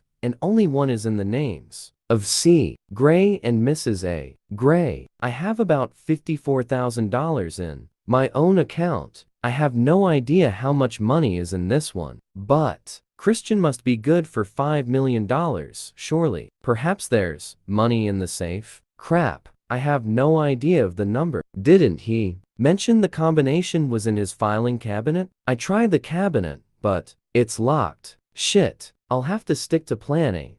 I take a deep breath, and in a more composed but determined manner, stride to our bedroom. The bed has been made, and for a moment, I feel a pang. Perhaps I should have slept here last night. What is the point of arguing with someone who, by his own admission, is 50 shades? He's not even talking to me now. No, I do not have time to think about this. Quickly, I change out of my slacks, pulling on jeans, a hooded sweatshirt, and a pair of sneakers, and put the gun in the waistband of my jeans at my back. From the closet, I fish out a large soft duffel bag. Will $5 million fit into this? Christian's gym bag is lying there, on the floor. I open it, expecting to find it full of dirty laundry, but no, his gym kit is clean and fresh. Mrs. Jones does indeed get everywhere. I dump the contents onto the floor and stuff his gym bag into my duffel. There, that should do it. I check that I have my driver's license as identification for the bank and check the time. It's been 31 minutes since Jack called. Now, just have to get out of Escala without Sawyer seeing me. I make my way slowly and quietly to the foyer, aware of the CCTV camera, which is trained on the elevator. I think Sawyer's still in Taylor's office. Cautiously, open the foyer door, making as little noise as possible. Shutting it quietly behind me, I stand on the very threshold, up against the door, out of the view of the CCTV lens. I fish my cell phone out of my purse and call Sawyer. Mrs. Gray. Sawyer, I'm in the room upstairs. Will you give me a hand with something? I keep my voice low, knowing he's just down the hallway. On the other side of this door. I'll be right with you, ma'am, he says, and I hear his confusion. I've never telephoned him for help before. My heart is in my throat, pounding in a jarring, frenetic rhythm. Will this work? I hang up and listen as his footsteps cross the hallway and go up the stairs. I take another deep, steadying breath and briefly contemplate the irony of escaping from my own home like a felon, Once Sawyer's reached the upstairs landing, I race to the elevator and punch the call button. The doors slide open with the too loud ping that announces the elevator is ready. I dash inside and frantically stab the button for the basement garage. After an agonizing pause, the doors slowly start to slide shut, and as they do I hear Sawyer's cries, "Mrs. Gray." Just as the elevator doors close, I see him skid into the foyer. "Anna?" he shouts in disbelief. But he's too late, and he disappears from view. The elevator sinks smoothly down to the garage level. I have a couple of minutes start on Sawyer, and I know he'll try to stop me. I glance longingly at Meyer 8 as I rush to the Saab, open the door, toss the duffel bag onto the passenger seat, and slide into the driver's seat. I start the car, and the tires squeal as I race to the entrance and wait 11 agonizing seconds for the barrier to lift. The instant it's clear I drive out, catching sight of Sawyer in my rearview mirror as he dashes out of the service elevator into the garage. His bewildered, injured expression haunts me as I turn off the ramp onto 4th Avenue. I let out my long-held breath. I know Sawyer will call Christian or Taylor, but I'll deal with that when I have to. I don't have time to dwell on it now. I squirm uncomfortably in my seat, knowing in my heart of hearts that Sawyer's probably lost his job. Don't dwell. I have to save Mia. I have to get to the bank and collect $5 million. I glance in the rearview mirror, nervously anticipating the sight of the SUV bursting forth from the garage, but as I drive away, there's no sign of Sawyer. The bank is sleek, modern, and understated. There are hushed tones echoing floors and pale green etched glass everywhere. I stride to the information desk. "May I help you, ma'am?" The young woman gives me a bright, insincere smile, and for a moment I regret changing into jeans. "I'd like to withdraw a large sum of money. Ms. Insincere smile arches an even more insincere eyebrow. "You have an account with us?" She fails to hide her sarcasm. "Yes," I snap. "My husband and I have several accounts here. His name is Christian Gray." Her eyes widen fractionally and insincerity gives way to shock. Her eyes sweep up and down me once more, this time with a combination of disbelief and awe. "This way, ma'am," she whispers, and leads me to a small, sparsely furnished office walled with more green-etched glass. "Please take a seat." She gestures to a black leather chair by a glass desk bearing a state-of-the-art computer and phone. "How much will you be withdrawing today, Mrs. Gray?" she asks pleasantly. $5 million. I look her straight in the eye as if I ask for this amount of cash every day. She blanches. "I see. I'll fetch the manager." "Oh, forgive me for asking, but do you have ID?" "I do, but I'd like to speak to the manager." "Of course, Mrs. Gray." She scurries out. I sink into the seat, and a wave of nausea washes over me as the gun presses uncomfortably into the small of my back. "Not now. I can't be sick now." I take a deep cleansing breath, and the wave passes. Nervously, I check my watch. 25 past 2. Middle-aged man enters the room. He has a receding hairline, but wears a sharp, expensive charcoal suit and matching tie. He holds out his hand. "Mrs. Gray, I'm Troy Wellen." He smiles, we shake, and he sits down. At the desk opposite me, my colleague tells me you'd like to withdraw a large amount of money. That's correct. $5 million. He turns to his sleek computer and taps in a few numbers. "We normally ask for some notice for large amounts of money." He pauses and flashes me a reassuring but supercilious smile. "Fortunately, however, we hold the cash reserve for the entire Pacific Northwest." He boasts. Geez, is he trying to impress me? "Mr. Wellen, I'm in a hurry. What do I need to do?" "I have my driver's license and our joint account checkbook. Do I just write a check?" "First things first, Mrs. Gray. May I see the ID?" He switches from jovial show-off to serious banker. "Here." I hand over my license. "Mrs. Gray, this says Anastasia Steele." "Oh shit. Oh, yes. I'll call Mr. Gray." "Oh no, that won't be necessary." "Shit. I must have something with my married name. I rifle through my purse. What do I have with my name on it? I pull out my wallet, open it, and find a photograph of Christian and me on the bed in Fair Lady's cabin. I can't show him that. I dig out my black MX. Here, Mrs. Anastasia Gray. Wellen reads. Yes, that should do. He frowns. This is highly irregular, Mrs. Gray. Do you want me to let my husband know that your bank has been less than cooperative? I square my shoulders and give him my most forbidding stare. He pauses, momentarily reassessing me. I think you'll need to write a check, Mrs. Gray. Sure, this account. I show him my checkbook, trying to quell my pounding heart. That'll be fine. I'll also need you to complete some additional paperwork. If you'll excuse me for a moment. I nod, and he rises and stalks out of the office. Again, I release my held breath. I had no idea this would be so difficult. Clumsily, I open my checkbook and pull a pen out of my purse. Do I just make it out to cash? I have no idea. With shaking fingers I write, $5 million. 5. Oh God. I hope I'm doing the right thing. Mia, think of Mia. I can't tell anyone. Jack's chilling, repugnant words haunt me. Tell no one or I'll fuck her up before I kill her. Mr. Wellen returns, pale-faced and sheepish. Mrs. Gray, your husband wants to speak with you, he murmurs and points to the phone on the glass table between us. What? No, he's on line 1. Just press the button. I'll be outside. He has the grace to look embarrassed. Benedict Arnold has nothing on Wellen. I scowl at him, feeling the blood drain from my face again as he shuffles out of the office. Shit. What am I going to say to Christian? He'll know. He'll intervene. He's a danger to his sister. My hand trembles as I reach for the phone. I hold it against my ear, trying to calm my erratic breathing, and press the button for line 1. Hi, I murmur, trying in vain to steady my nerves. You're leaving me? Christian's words are an agonized, breathless whisper. What?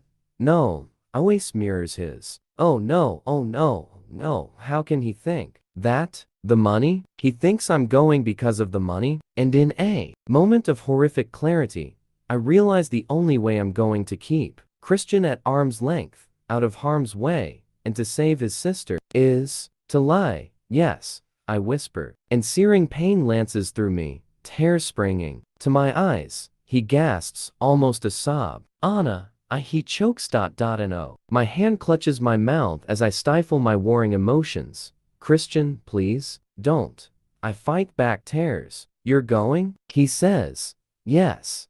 But why the cash? Was it always the money? His tortured voice is barely audible. No. Tears roll down my face. No, I whisper. Is 5 million enough? Oh please, stop. Yes. And the baby? His voice is a breathless echo. What? My hand moves from my mouth to my belly. I'll take care of the baby, I murmur. My little blip, our little blip. This is what you want. No, yes. He inhales sharply. Take it all, he hisses. Christian, I sob. It's for you, for your family. Please, don't take it all, Anastasia. Christian, and I nearly cave. Nearly tell him about Jack, about Mia, about the ransom. Just trust me, please. I silently beg him. I'll always love you. His voice is hoarse. He hangs up.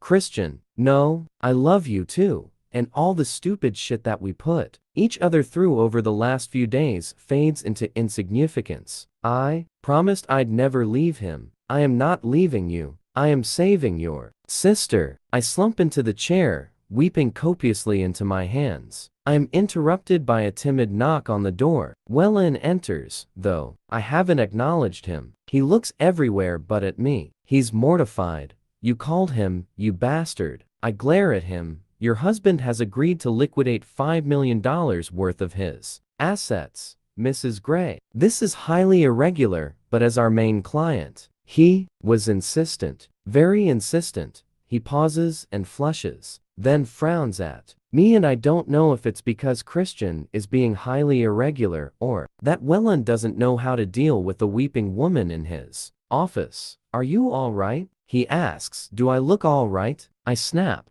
"I'm sorry, ma'am. Some water?" I nod, sullenly. "I have just left my husband." "Well, Christian thinks I have." My subconscious purses her lips. "Because you told him so. I'll have my colleague bring you some while I prepare the money. If you could just sign here, ma'am, and make the check out to cash and sign that too." He places a form on the table. I scrawl my signature along the dotted line of the check, then the form. Anastasia Gray. Teardrops fall on the desk, narrowly missing the paperwork.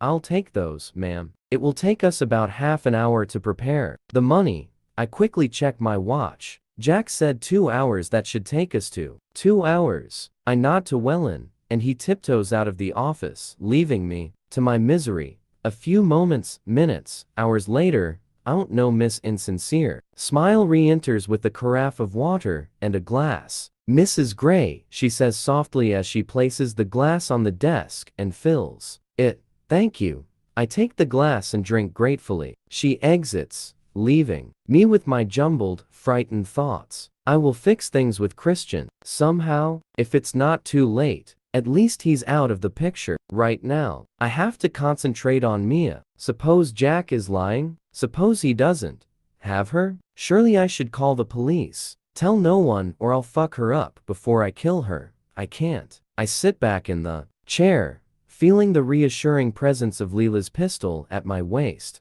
digging into my back. Who would have thought I'd ever feel grateful that Leela once pulled a gun on me? "Oh, Ray, I'm so glad you taught me how to shoot."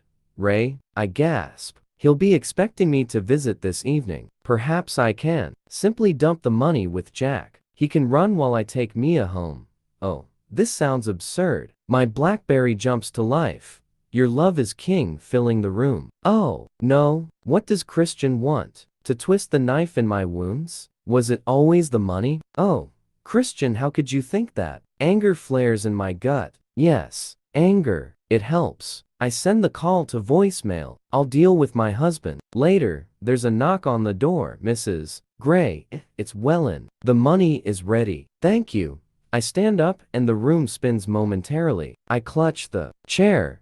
"Mrs. Gray, are you feeling okay?" I nod and give him a back off now, Mr. Stare. I take another deep, calming breath. I have to do this. I have to do this. I must save Mia. I pull the hem of my hooded sweatshirt down, concealing the butt of the pistol in the back of my jeans. Mr. Welland frowns but holds open the door, and I propel myself forward on my shaking limbs. Sawyer is waiting at the entrance, scanning the public area. Shit. Our eyes meet, and he frowns at me, gauging my reaction. Oh, he's mad. I hold up my index finger in a "with you in a minute" gesture. He nods and answers a call on his cell phone. Shit, I bet that's Christian. I turn, abruptly, almost colliding with Welland right behind me, and bolt back into the little office. "Mrs. Gray?" Welland sounds confused as he follows me back in. Sawyer could blow this whole plan. I gaze up at Welland. There's someone out there I don't want to see. Someone following me.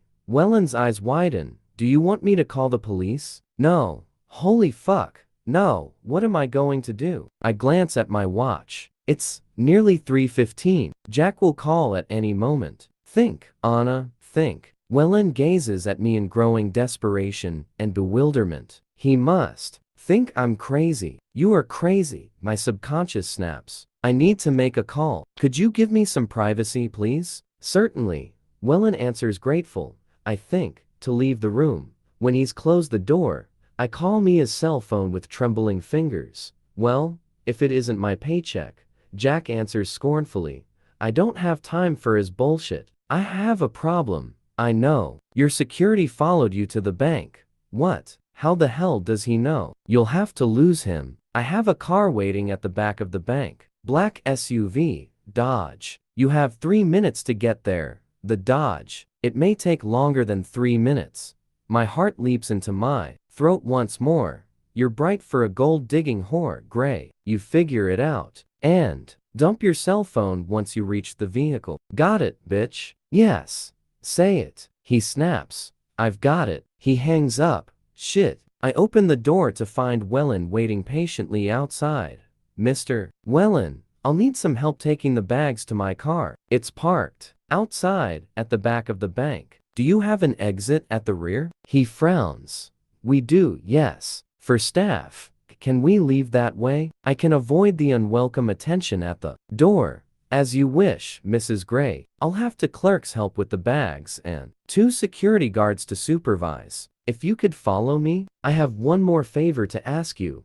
By all means, Mrs. Gray. 2 minutes later my entourage and I are out on the street, heading over to the Dodge. Its windows are blacked out, and I can't tell who's at the wheel. But as we approach, the driver's door swings open, and a woman, clad in black with a black cap pulled low over her face, climbs gracefully out of the car. Elizabeth from the office. What the hell? She moves to the rear of the SUV and opens the trunk. The 2 young bank clerks, carrying the money, sling the heavy bags into the back.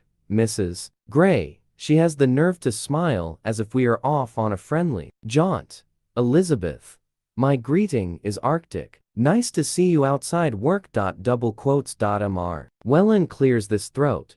Well, it's been an interesting afternoon, Mrs. Gray, he says, and I am forced to observe the social niceties of shaking his hand and thanking him while my mind reels. Elizabeth? Why is she mixed up with Jack? Wellen and his team disappear back into the bank, leaving me alone with the head of personnel at SIP, who's involved in kidnapping, extortion, and very possibly other felonies. Why? Elizabeth opens the rear passenger door and ushers me in. Your phone, Mrs. Gray? She asks, watching me warily. I hand it to her, and she tosses it into a nearby trash can. That will throw the dogs off the scent, she says smugly. Who is this woman? Elizabeth slams my door shut and climbs into the driver's seat. I glance anxiously behind me as she pulls out into traffic, going east. Sawyer is nowhere to be seen. Elizabeth, you have the money. Call Jack. Tell him to let Mia go. I think he wants to thank you in person. Shit. I glare at her stonily in the rearview mirror. She pales and an anxious scowl mars her otherwise lovely face. Why are you doing this, Elizabeth? I thought you didn't like Jack. She glances at me again briefly in the mirror, and I see a fleeting look of pain in her eyes. Anna, we'll get along just fine if you keep your mouth shut. But you can't do this. This is so wrong. Quiet, she says. But I sense her unease. Does he have some kind of hold on you? I ask. Her eyes shoot to mine and she slams on the brakes, throwing me forward so hard that I hit my face against the headrest of the front seat. I said be quiet, she snarls. And I suggest you put on your seatbelt. And in that moment, I know that he does. Something so awful that she's prepared to do this for him. I wonder briefly what that could be. Theft from the company? Something from her private life? Something sexual? I shudder at the thought. Christian said that none of Jack's paws would talk. Perhaps it's the same story with all of them. That's why he wanted to fuck me too. Bile rises in my throat with revulsion at the thought. Elizabeth heads away from downtown Seattle and up into the hills to the east. Before long we're driving through residential streets. I catch sight of one of the street signs, South Irving Street. She takes a sharp left onto a deserted street with a dilapidated children's playground on one side and a large concrete parking lot flanked by a row of squat, empty brick buildings on the other. Elizabeth pulls into the parking lot and stops outside the last of the brick units. She turns to me. Showtime, she murmurs. My scalp prickles as fear and adrenaline course through my body. You don't have to do this, I whisper back. Her mouth flattens into a grim line, and she climbs out of the car.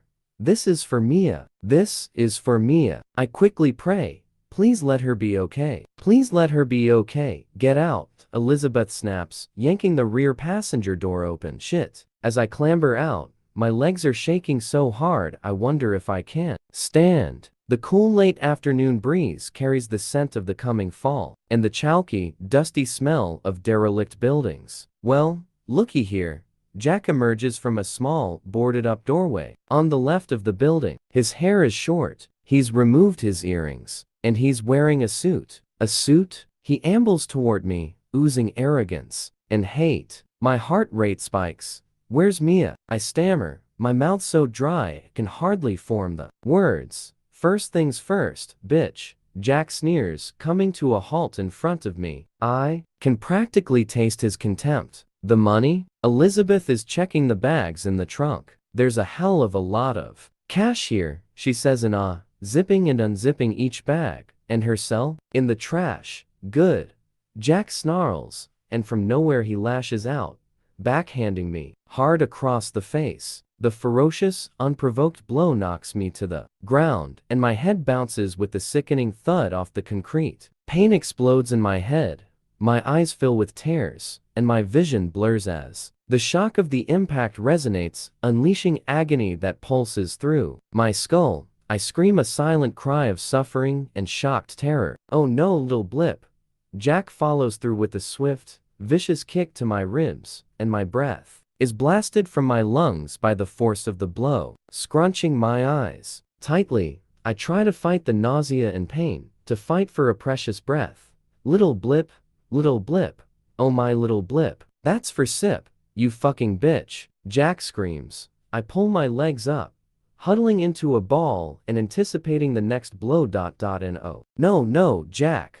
Elizabeth screeches. Not here, not in broad daylight for fuck's sake. He pauses. The bitch deserves it. He gloats to Elizabeth, and it gives me one precious second to reach around and pull the gun from the waistband of my jeans. Shakily, I aim at him, squeeze the trigger, and fire. The bullet hits him just above the knee, and he collapses in front of me, crying out in agony, clutching his thigh as his fingers redden with his blood. Fuck, Jack bellows. I turn to face Elizabeth, and she's gaping at me in horror and raising her hands above her head. She blurs. Darkness closes in. Shit, she's at the end of a tunnel. Darkness consuming her, consuming me. From far away, all hell breaks loose. Chapter 23. There is only pain. My head, my chest, burning pain. My side, my arm, pain. Pain and hushed words in the gloom. Where am I? Though I try,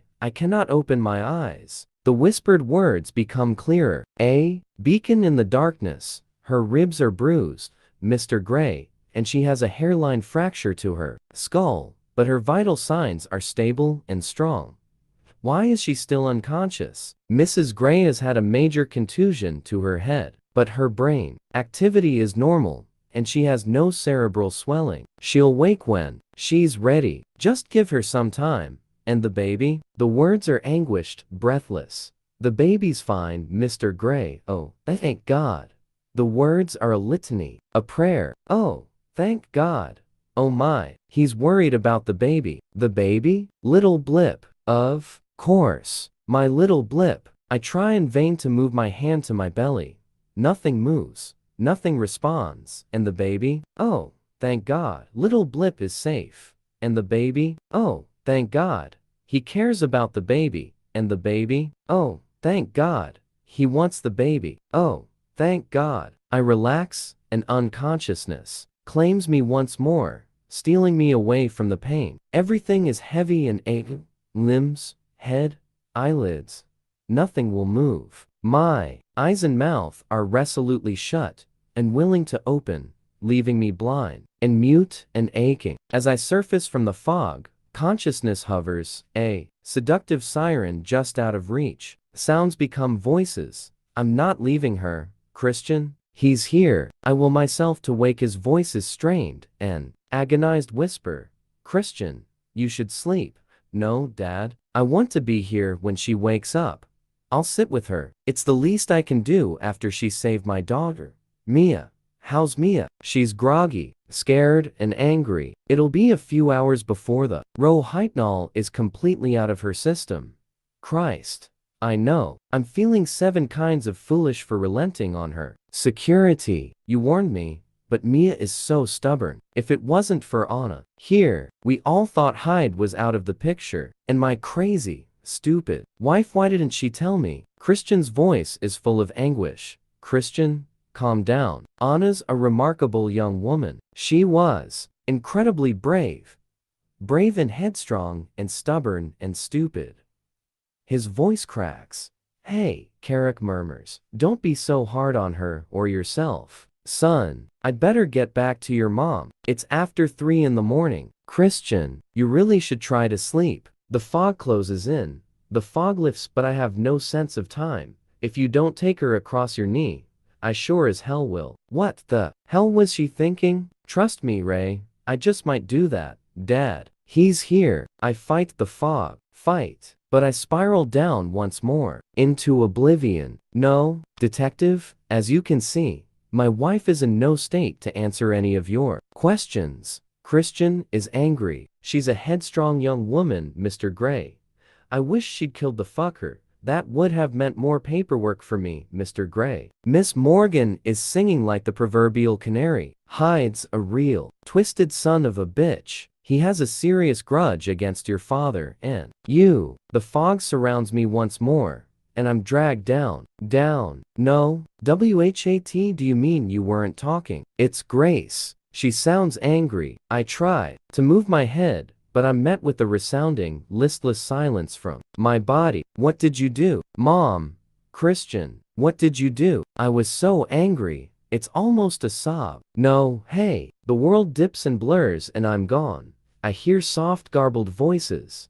You told me you'd cut all TIs. Grace is talking. Her voice is quiet, admonishing. I know. Christian sounds resigned, but seeing her finally put it all in perspective for me, you know, with the child, for the first time I felt what we did. It was wrong. What she did, darling. Children will do that to you. Make you look at the world in a different light. She finally got the message, and so did I. I hurt Anna, he whispers. We always hurt the ones we love, darling. You'll have to tell her you're sorry, and mean it, and give her time. She said she was leaving me. Double quotes. And oh, no. Did you believe her? At first, yes.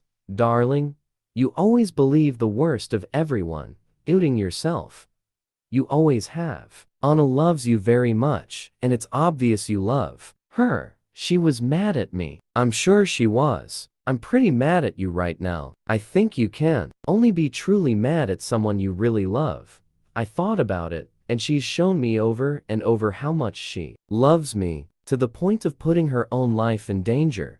Yes, she has, darling. Oh, Mom, why won't she wake up? His voice cracks. I nearly lost her. Christian. There are muffled sobs. No. Oh. The darkness closes in. No. It's taken 24 years for you to let me hold you like this. I know, Mom. I'm glad we talked. Me too, darling. I'm always here. I can't believe I'm going to be a grandmother.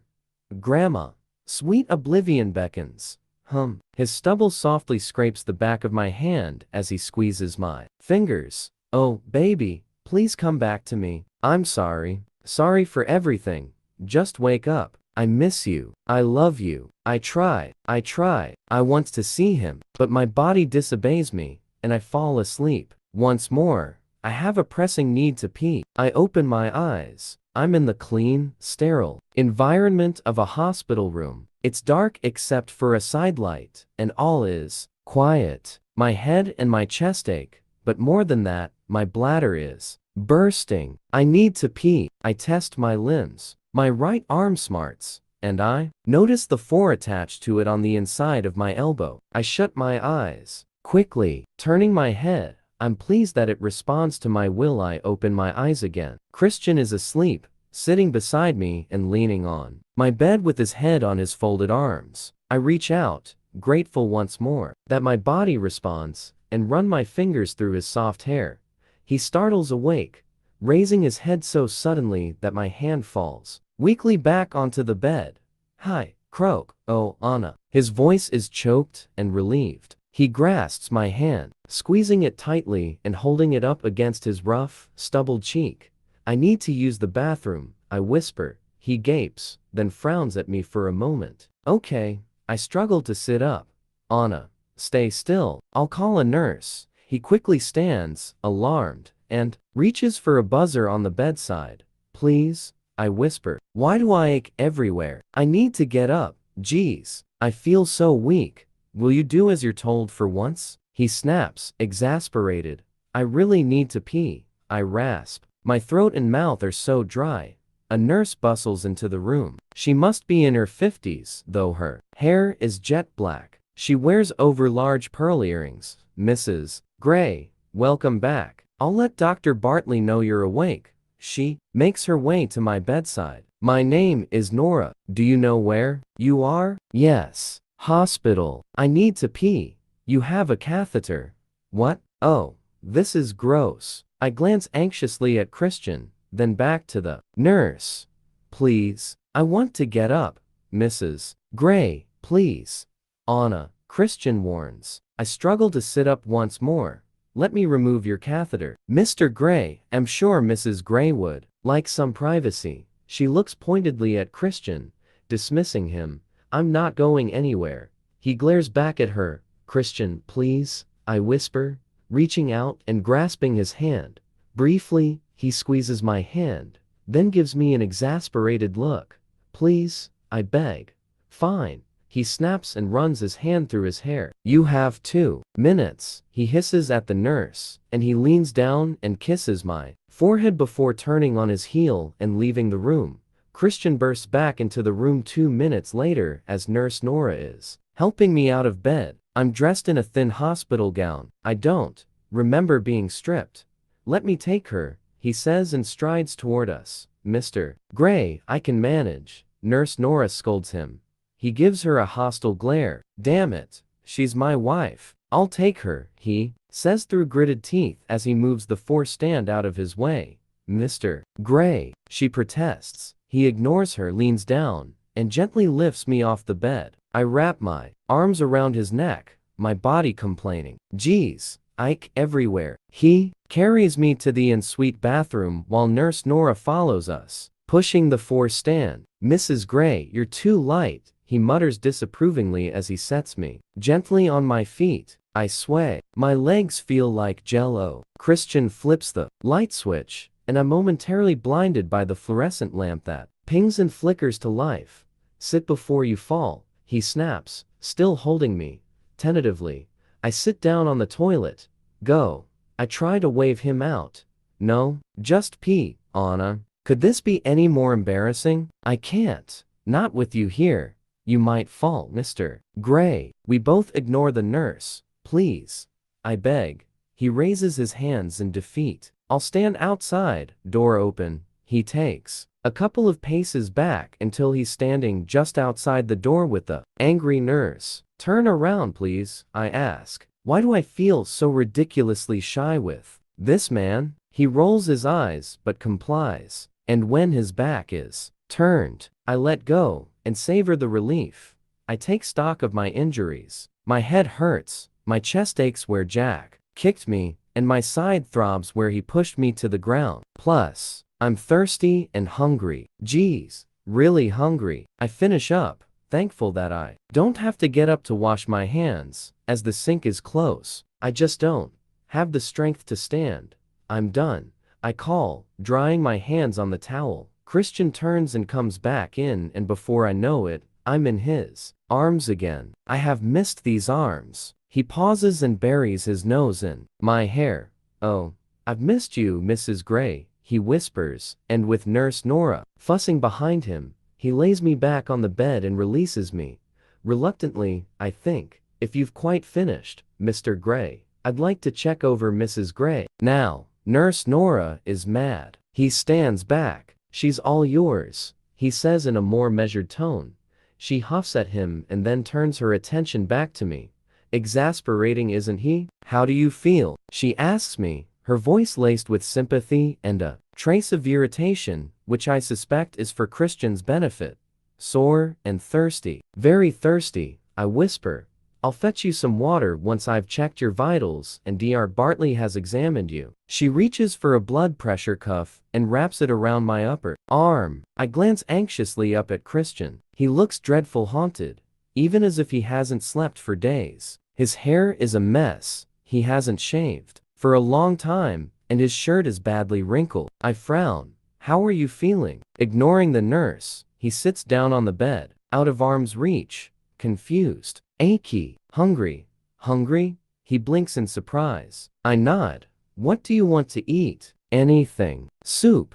Mr. Gray, you'll need the doctor's approval before Mrs. Gray can eat. He gazes at her impassively for a moment, then takes his BlackBerry out of his pants pocket and presses a number on a once chicken soup. Good. Thank you. He hangs up. I glance at Nora, whose eyes narrow at Christian. Taylor? I ask quickly. Christian nods. Your blood pressure is normal, Mrs. Gray. I'll fetch the doctor. She removes the cuff and, without so much as another word, stalks out of the room, radiating disapproval. I think you made Nurse Nora mad. I have that effect on women. He smirks. I laugh, then stops suddenly as pain radiates through my chest. Yes, you do. Oh, I love to hear you laugh. Nora returns with a pitcher of water. We both fall silent, gazing at each other as she pours out a glass and hands it to me. Small sips now, she warns. Yes, ma'am, I mutter and take a welcome sip of cool water. Oh, my it tastes perfect. I take another, and Christian watches me intently. Mia? I ask. She's safe. Thanks to you. They did have her? Yes. All the madness was for a reason. Relief spirals through my body. Thank God. Thank God. Thank God she's okay. I frown. How did they get her? Elizabeth Morgan, he says simply. No. He nods. She picked her up at Mia's gym. I frown, still not understanding. Anna, I'll fill you in on the details later. Mia is fine, all things considered. She was drugged. She's groggy now and shaken up, but by some miracle she wasn't harmed. Christian's jaw clenches. What you did? He runs his hand through his hair, was incredibly brave and incredibly stupid. You could have been killed. His eyes blaze a bleak, chilling gray, and I know he's restraining his anger. I didn't know what else to do. I whisper. You could have told me, he says vehemently, fisting his hands in his lap. He said he'd kill her if I told anyone. I couldn't take that risk. Christian closes his eyes, dread etched in his face. I have died 1,000 deaths since Thursday. Thursday? What day is it? It's almost Saturday, he says, checking his watch. You've been unconscious for more than 24 hours. Oh, and Jack and Elizabeth in police custody. Although Hyde is here under guard, they had to remove the bullet you left in him, Christian says bitterly. I don't know where in this hospital he is, fortunately, or I'd probably kill him myself. His face darkens. Oh shit. Jack is here? That's for sip, you fucking bitch. I pale. My empty stomach convulses. Tears prick my eyes, and a deep shudder runs through me. Hey. Christian scoots forward, his voice filled with concern. Taking the glass from my hand, he tenderly folds me into his arms. You're safe now, he murmurs against my hair, his voice hoarse. Christian, I'm so sorry. My tears start to fall. Hush. He strokes my hair, and I weep into his neck. What I said. I was never going to leave you. Hush, baby, I know. You do? His admission halts my tears. I worked it out, eventually. Honestly, Anna, what were you thinking? His tone is strained.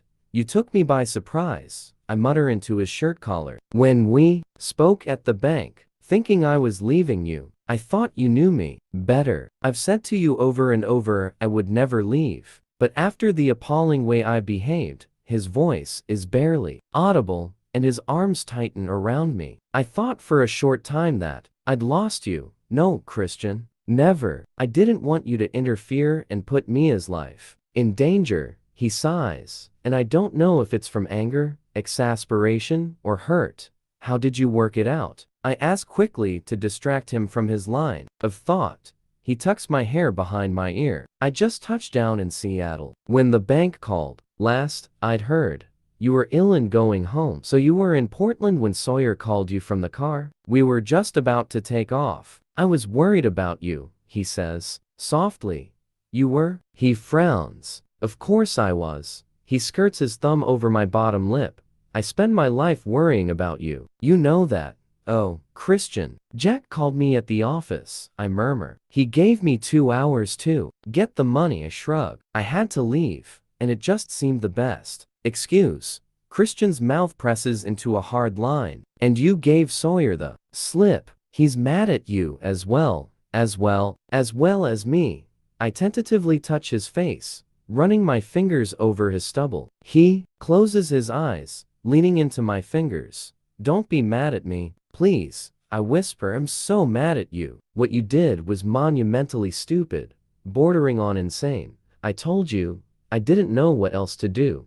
You don't seem to have any regard for your personal safety. And it's not just you now, he adds angrily. My lip trembles. He's thinking about our little blip. The door opens, startling us both, and a young African-American woman in a white coat over gray scrubs strides in. Good evening, Mrs. Gray. I'm Dr. Bartley. She starts to examine me thoroughly, shining a light in my eyes, making me touch her fingers, then my nose while closing first one eye, and then the other, and checking all my reflexes. But her voice is soft, and her touch gentle. She has a warm bedside manner. Nurse Nora joins her, and Christian wanders to the corner of the room and makes some calls while the two of them tend to me. It's hard to concentrate on Dr. Bartley, Nurse Nora, and Christian at the same time, but I hear him call his father, my mother, and Kate to say I'm awake. Finally, he leaves a message for Ray. Ray. Oh shit. A vague memory of his voice comes back to me. He was here, yes, while I was still unconscious. Dr. Bartley checks my ribs, her fingers probing gently but firmly. I wince. These are bruised, not cracked or broken. You were very lucky, Mrs. Gray. Scowl. Lucky? Not the word I would have chosen. Christian glowers at her too. He mouths something at me. I think it's foolhardy, but I'm not sure. I prescribe some painkillers. You'll need them for this and for the headache you must have. But all's looking as it should, Mrs. Gray. I suggest you get some sleep. Depending on how you feel in the morning, we may let you go home. My colleague Dr. Singh will be attending you. Then, thank you. There's a knock on the door, and Taylor enters bearing a black cardboard box with Fairmont Olympic emblazoned in cream on the side. Holy cow. Food? Dr. Bartley says, surprise. Mrs. Gray is hungry, Christian says. This is chicken soup. Dr. Bartley smiles. Soup will be fine, just the broth. Nothing heavy. She looks pointedly at both of us, then exits the room with Nurse Nora. Christian pulls the wheeled tray over to me, and Taylor places the box on it. Welcome back, Mrs. Gray. Hello, Taylor. Thank you. You're most welcome, ma'am. I think he wants to say more, but he holds off. Christian is unpacking the box, producing a thermos, soup bowl, side plate, linen napkin, soup spoon, a small basket of bread rolls, silver salt, and pepper shakers. The Olympic has gone all out. This is great, Taylor. My stomach is rumbling. I am famished. Will that be all? He asks. Yes, thanks, Christian says, dismissing him. Taylor nods. Taylor, thank you. Anything else I can get you, Mrs. Gray? I glance at Christian. Just some clean clothes for Christian. Taylor smiles. Yes, ma'am. Christian glances down at his shirt, bemused. How long have you been wearing that shirt? I ask. Since Thursday morning. He gives me a crooked smile. Taylor exits. Taylor's real pissed at you too, Christian adds grumpily, screwing the lid of the thermos and pouring creamy chicken soup into the bowl. Taylor, too, but I don't dwell on that as my chicken soup distracts me. It smells delicious, and steam curls invitingly from its surface. I take a taste, and it's everything it promised to be. Good? Christian asks, perching on the bed again. I nod enthusiastically, and don't stop. My hunger is primal. I pause, only to wipe my mouth with the linen napkin. Tell me what happened after you realized what was going on. Christian runs his hand through his hair and shakes his head. Oh, Anna, it's good to see you eat. I'm hungry. Tell me. He frowns. Well, after the bank called and I thought my world had completely fallen apart, he can't hide the pain in his voice. I stop eating. Oh shit. Don't stop eating, or I'll stop talking. he whispers, his tone adamant. As he glares at me, I continue with my soup. Okay, damn it, tastes good. Christian's gaze softens and after a beat, he resumes. Anyway, shortly after you and I had finished our conversation, Taylor informed me that Hyde had been granted bail. How? I don't know. I thought we'd managed to thwart any attempts at bail, but that gave me a moment to think about what you'd said, and I knew something was seriously wrong.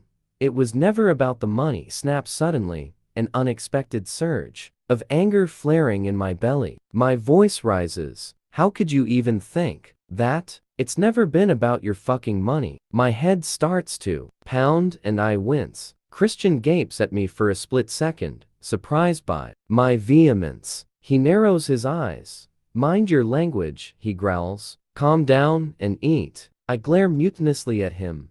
Anna, he warns. That hurt me more than anything, Christian, I whisper. Almost as much as you seeing that woman. He inhales sharply, as if I've slapped him, and all of a sudden, he looks exhausted. Closing his eyes briefly, he shakes his head, resigned.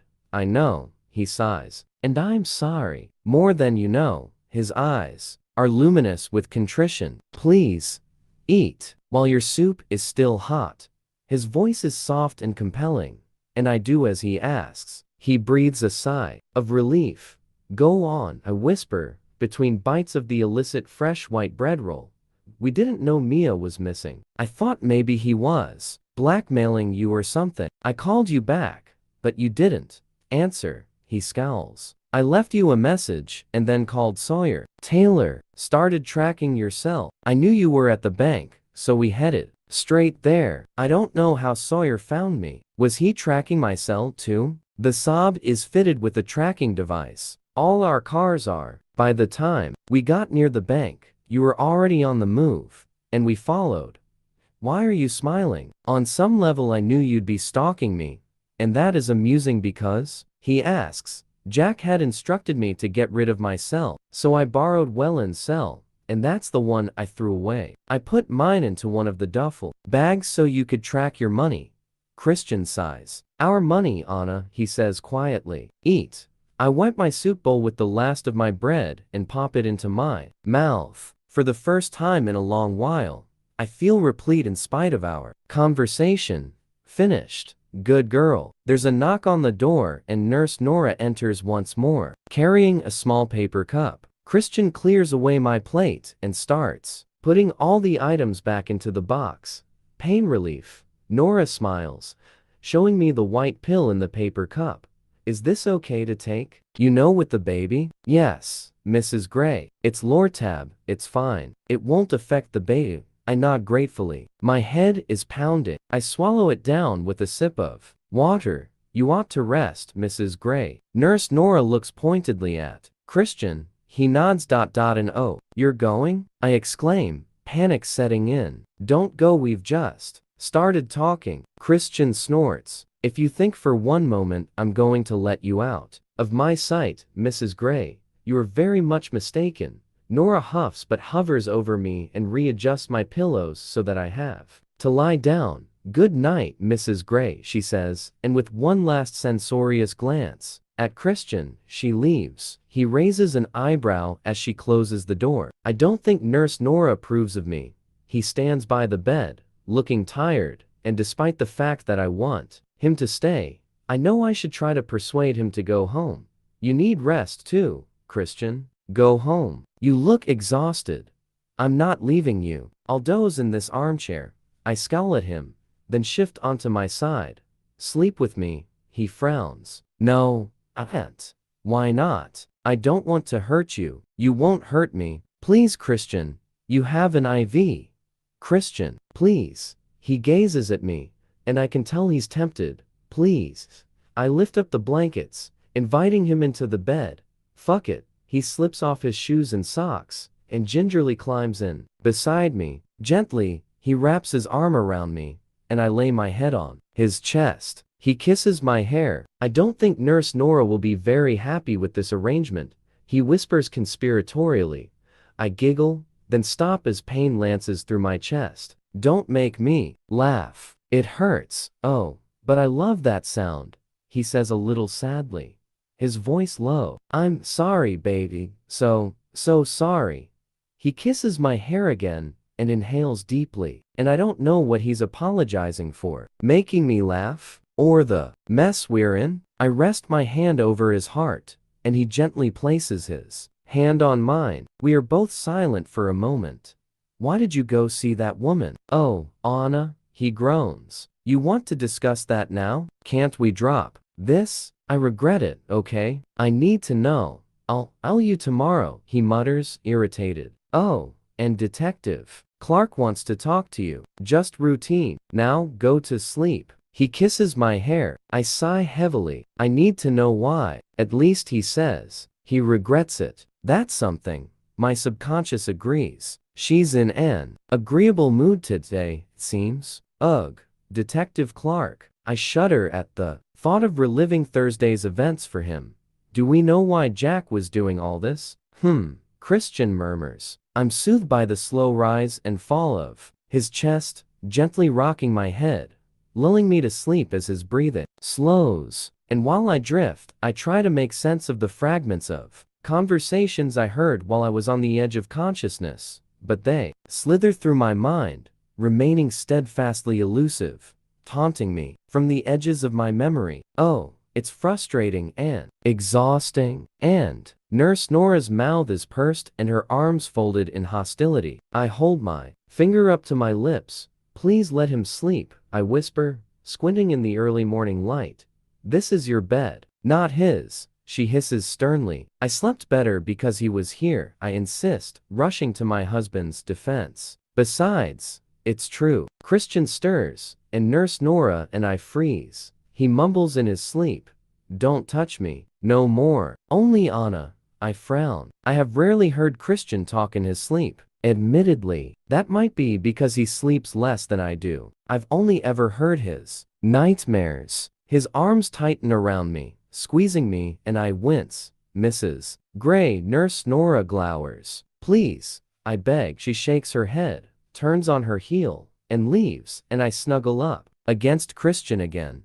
When I wake, Christian is nowhere to be seen. The sun is blazing through the windows, and I can now really appreciate the room. I have flowers. I didn't notice them the night before. Several bouquets. I wonder idly who they're from. A soft knock distracts me, and Carrick peeks around the door. He beams when he sees that I'm awake. May I come in? He asks. Of course. He strides into the room and over to me, his soft, gentle blue eyes assessing me shrewdly. He's wearing a dark suit. He must be working. He surprises me by leaning down and kissing my forehead. May I sit? I nod, and he perches on the edge of the bed and takes my hand. I don't know how to thank you for my daughter, you crazy, brave, darling girl. What you did probably saved her life. I will be forever in your debt. His voice wavers, filled with gratitude and compassion. Oh, I don't know what to say. I squeeze his hand but remain mute. How are you feeling? Better. Sore, I say, for honesty's sake. Have they given you meds for the pain? Lore. Something. Good. Where's Christian? I don't know. When I woke up, he was gone. He won't be far away, I'm sure. He wouldn't leave you while you were unconscious. I know. He's a little mad at you, as he should be. Carrick smirks. Ah, this is where Christian gets it from. Christian is always mad at me. Is he? Carrick smiles, pleased as if this is a good thing. His smile is infectious. How's Mia? His eyes cloud and his smile vanishes. She's better. Mad as hell. I think anger is a healthy reaction to what happened to her. Is she here? No, she's back at home. I don't think Grace will let her out of her sight. I know how that feels. You need watching too, he admonishes. I don't want you taking any more silly risks with your life or the life of my grandchild. I flush. He knows. Grace reads your chart, she told me. Congratulations. Thank you. He gazes down at me, and his eyes soften, though he frowns at my expression. Christian will come around, he says gently. This will be the best thing for him. Just give him some time. I nod. Oh, they've spoken. I'd better go. I'm due in court. He smiles and rises. I'll check in on you later. Grace speaks highly of Dr. Singh and Dr. Bartley. They know what they're doing. He leans down and kisses me once more. I mean it, Anna. I can never repay what you've done for us. Thank you. I look up at him, blinking back tears, suddenly overwhelmed, and he strokes my cheek affectionately. Then he turns on his heel and leaves. Oh my, I'm reeling from his gratitude. Perhaps now I can let the prenup debacle go. My subconscious nods sagely in agreement with me. Yet again, I shake my head and gingerly get out of bed. I'm relieved to find that I am much steadier on my feet than I was yesterday. In spite of Christian sharing the bed, I have slept well and feel refreshed. My head still aches, but it's a dull nagging pain. Nothing like the pounding yesterday. I'm stiff and sore, but I just need a bath. I feel grimy. I head into the en suite.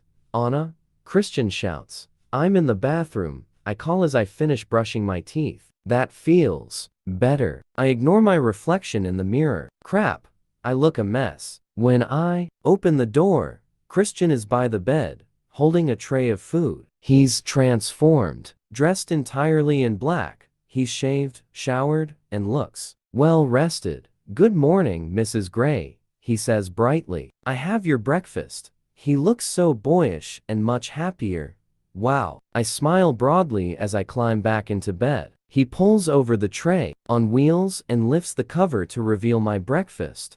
Oatmeal with dried fruits, pancakes with maple syrup, bacon, orange juice, and Twinings. English breakfast tea. My mouth waters. I'm so hungry. I down the orange juice in a few gulps and dig into the oatmeal. Christian sits down on the edge of the bed to watch. He smirks. What? I ask with my mouth full. I like to watch you eat, he says, but I don't think that's what he's smirking about. How are you feeling? Better, I mutter between mouthfuls. I've never seen you eat like this. I glance up at him, and my heart sinks. We have to address the very tiny elephant in the room. It's because I'm pregnant, Christian. He snorts, and his mouth twists into an ironic smile. If I knew getting you knocked up was going to make you eat, I might have done it earlier. Christian Grey. I gasp and set the oatmeal down. Don't stop eating, he warns. Christian, we need to talk about this. He stills. What's there to say? We're going to be parents. He shrugs, desperately trying to look nonchalant, but all I can see is his fear, pushing the tray aside.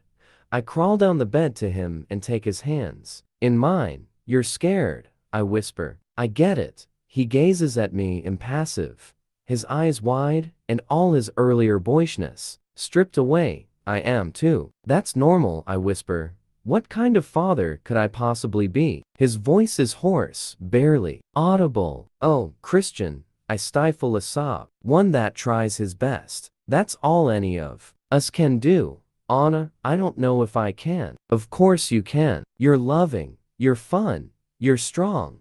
You'll set boundaries. Our child will want for nothing. He's frozen, staring at me, doubt etched on his beautiful face. Yes, it would have been ideal to have waited, to have longer, just the two of us. But we'll be three of us, and we'll all grow up together. We single quotes LL.be a family, our own family, and your child will love you unconditionally like I do.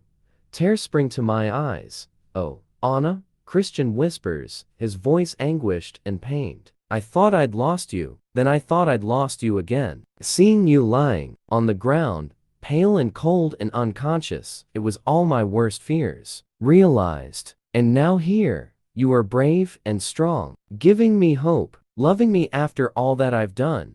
Yes, I do love you, Christian, desperately. I always will.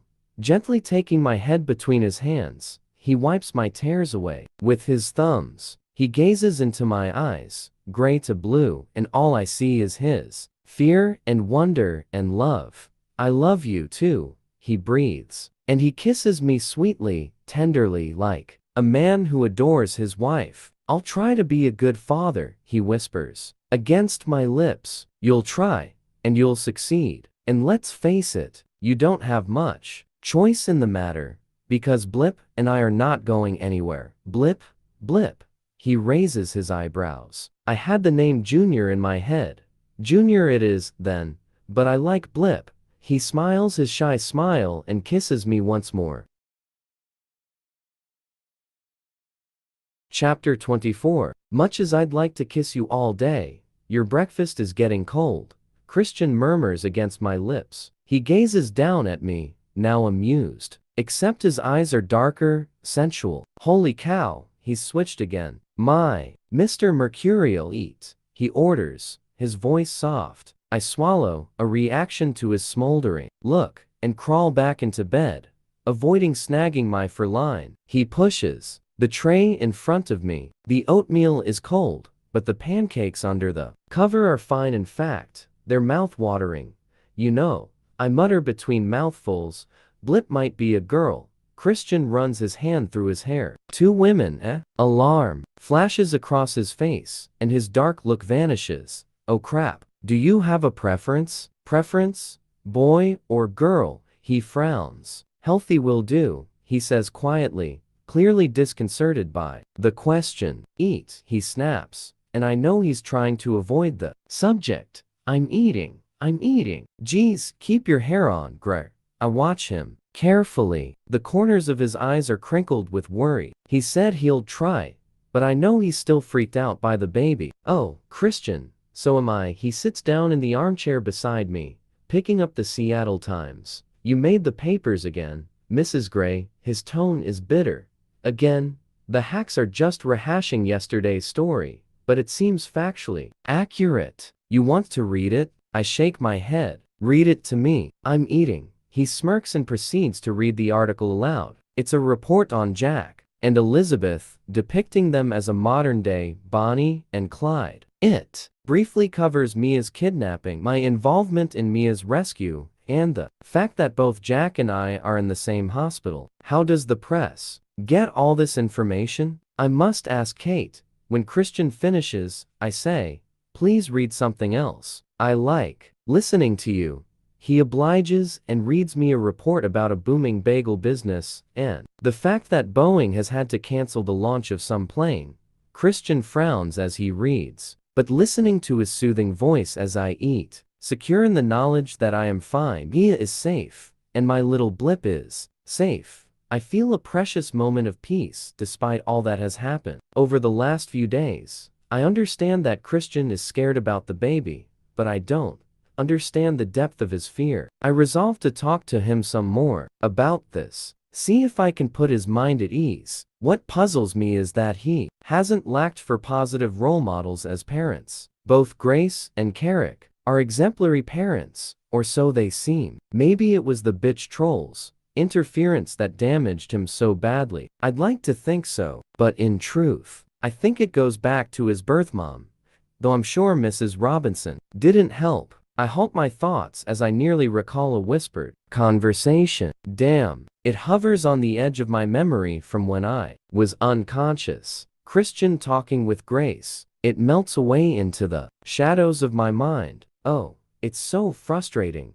I wonder if Christian will ever volunteer the reason he went to see her, or if I'll have to push him. I'm about to ask when there's a knock on the door.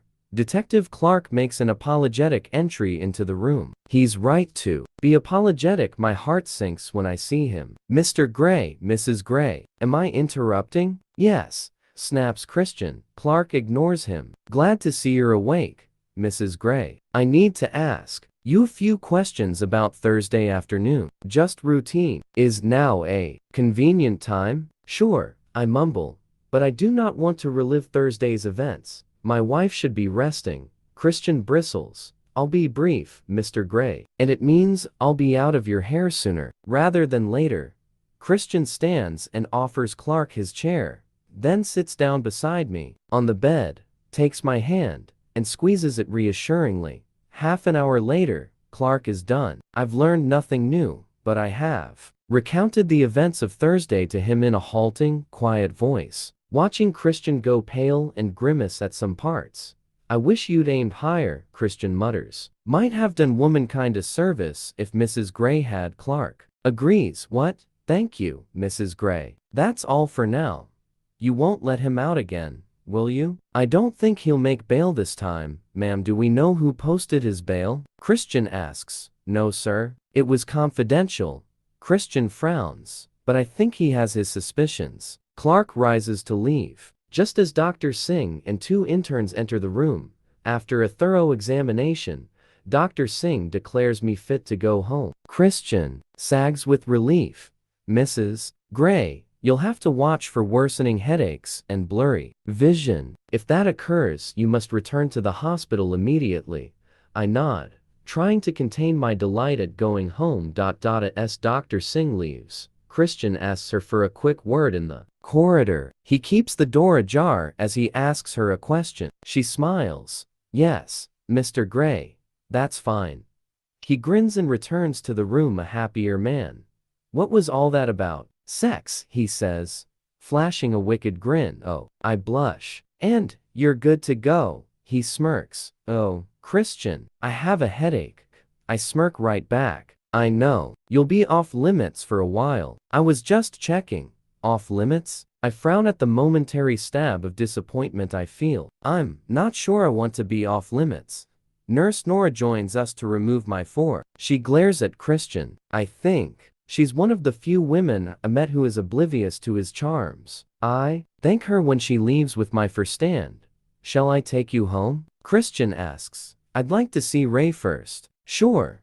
Does he know about the baby? I thought you'd want to be the one to tell him. I haven't told your mom either. Thank you. I smile, grateful that he hasn't stolen my thunder. Mom knows, Christian adds. She saw your chart. I told my dad, but no one else. Mom said couples normally wait for 12 weeks or so. To be sure, he shrugs. I'm not sure I'm ready to tell Ray. I should warn you.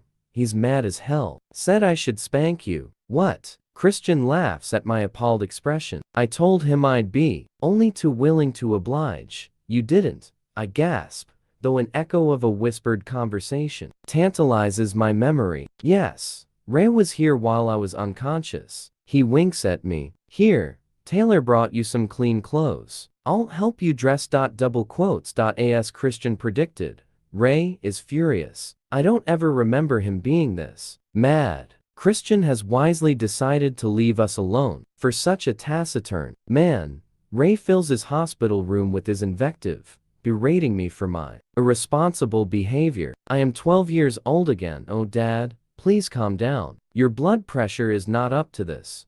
And I've had to deal with your mother, he grumbles, waving both of his hands in exasperation. Dad, I'm sorry. And poor Christian, I've never seen him like that. He's aged. We've both aged years over the last couple of days. Ray, I'm sorry. Your mother is waiting for your call, he says in a more measured tone. I kiss his cheek, and finally he relents from his tirade. I'll call her. I really am sorry, but thank you for teaching me to shoot. For a moment, he regards me with ill-concealed paternal pride. I'm glad you can shoot straight, he says, his voice gruff. Now go on home and get some rest. You look well, Dad. I try to change the subject. You look pale. His fear is suddenly evident. His look mirrors Christian's from last night, and I grasp his hand. I'm okay. I promise I won't do anything like that again.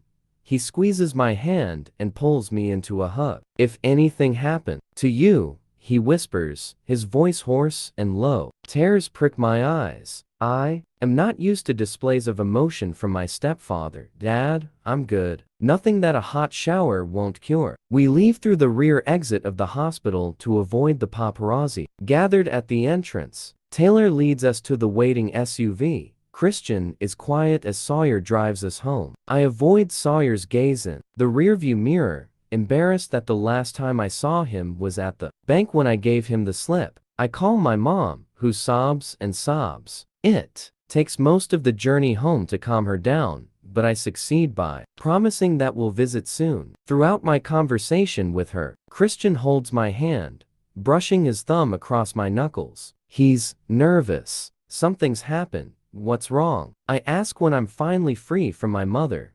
Welch wants to see me. Welch? Why? He's found something out about that fucker Hyde. Christian's lip curls into a snarl, and a frisson of fear passes through me. He didn't want to tell me on the phone. Oh, he's coming here this afternoon from Detroit. You think he's found a connection? Christian nods. What do you think it is? I have no idea. Christian's brow furrows, perplexed. Taylor pulls into the garage at Escala and stops by the elevator to let us out before he parks. In the garage, we can avoid the attention of the waiting photographers. Christian ushers me out of the car, keeping his arm around my waist. He leads me to the waiting elevator. Glad to be home? He asks. Yes, I whisper. But as I stand in the familiar surroundings of the elevator, the enormity of what I've been through crashes over me, and I start to shake. Hey, Christian wraps his arms around me and pulls me close. You're home. You're safe, he says, kissing my hair. Oh, Christian, a dam I didn't even know was in place bursts, and I start to sob. Hush now, Christian whispers, cradling my head against his chest. But it's too late. I weep, overwhelmed, into his t-shirt, recalling Jack's vicious attack. That's for sip, you fucking bitch. Telling Christian I was leaving, you're leaving me? And my fear, gut-wrenching fear, for Mia, for myself, and for little Blip. When the doors of the elevator slide open, Christian picks me up like a child and carries me into the foyer. I wrap my arms around his neck and cling to him, keening quietly. He carries me through to our bathroom and gently settles me on the chair. Bath? He asks. I shake my head. No, not like Leela. Shower? His voice is choked with concern. Through my tears, I nod. I want to wash away the grime of the last few days, wash away the memory of Jack's attack. You gold-digging whore. I sob into my hands as the sound of the water cascading from the shower echoes off the walls. Hey, Christian croons. Kneeling in front of me, he pulls my hands away from my tear-stained cheeks and cups my face in his hands. I gaze at him, blinking away my tears. You're safe. You both are, he whispers. Blip and me. My eyes brim with tears again. Stop now. I can't bear it when you cry. His voice is hoarse. His thumbs wipe my cheeks, but my tears still flow. I'm sorry, Christian. Just sorry for everything. For making you worry. For risking everything for the things I said. Hush, baby, please. He kisses my forehead. I'm sorry. It takes two to tango, Anna. He gives me a crooked smile. Well, that's what my mom always says. I said things and did things I'm not proud of. His gray eyes are bleak but penitent. Let's get you undressed. His voice is soft. I wipe my nose with the back of my hand, and he kisses my forehead once more.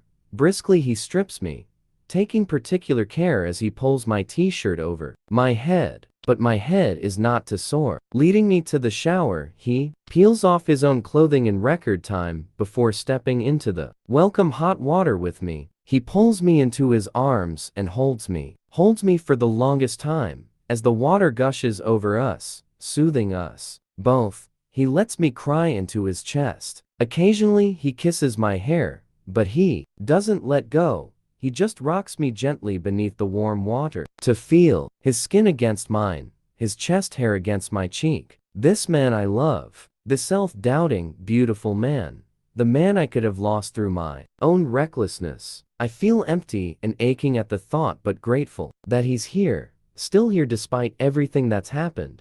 He has some explaining to do, but right now, I want to revel in the feel of his comforting, protective arms around me. And in that moment, it occurs to me, any explanations on his part have to come from him. I can't force him, he's got to want to tell me. I won't be cast as the nagging wife, constantly trying to wheedle information out of her husband. It's just exhausting. I know he loves me. I know he loves me more than he's ever loved anyone. And for now, that's enough. The realization is liberating. I stop crying and step back. Better? He asks. I nod. Good. Let me look at you, he says, and for a moment I don't know what he means. But he takes my hand and examines the arm I fell on when Jack hit me. There are bruises on my shoulder and scrapes at my elbow and wrist. He kisses each of them. He grabs a washcloth and shower gel from the rack, and the sweet familiar scent of jasmine fills my nostrils.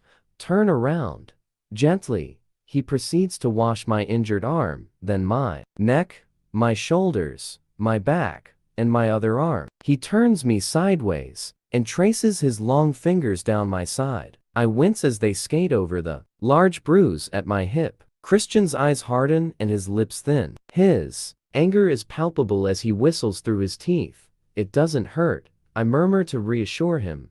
Blazing gray eyes meet mine. I want to kill him. I nearly did, he whispers cryptically. I frown, then shiver at his bleak expression. He squirts more shower gel on the washcloth and with tender, aching gentleness, he washes my side and my behind, then, kneeling, moves down my legs. He pauses to examine my knee. His lips brush over the bruise before he returns to washing my legs and my feet. Reaching down, I caress his head, running my fingers through his wet hair. He stands, and his fingers trace the outline of the bruise on my ribs where Jack kicked me. Baby, he groans, his voice filled with anguish, his eyes dark with fury. I'm okay.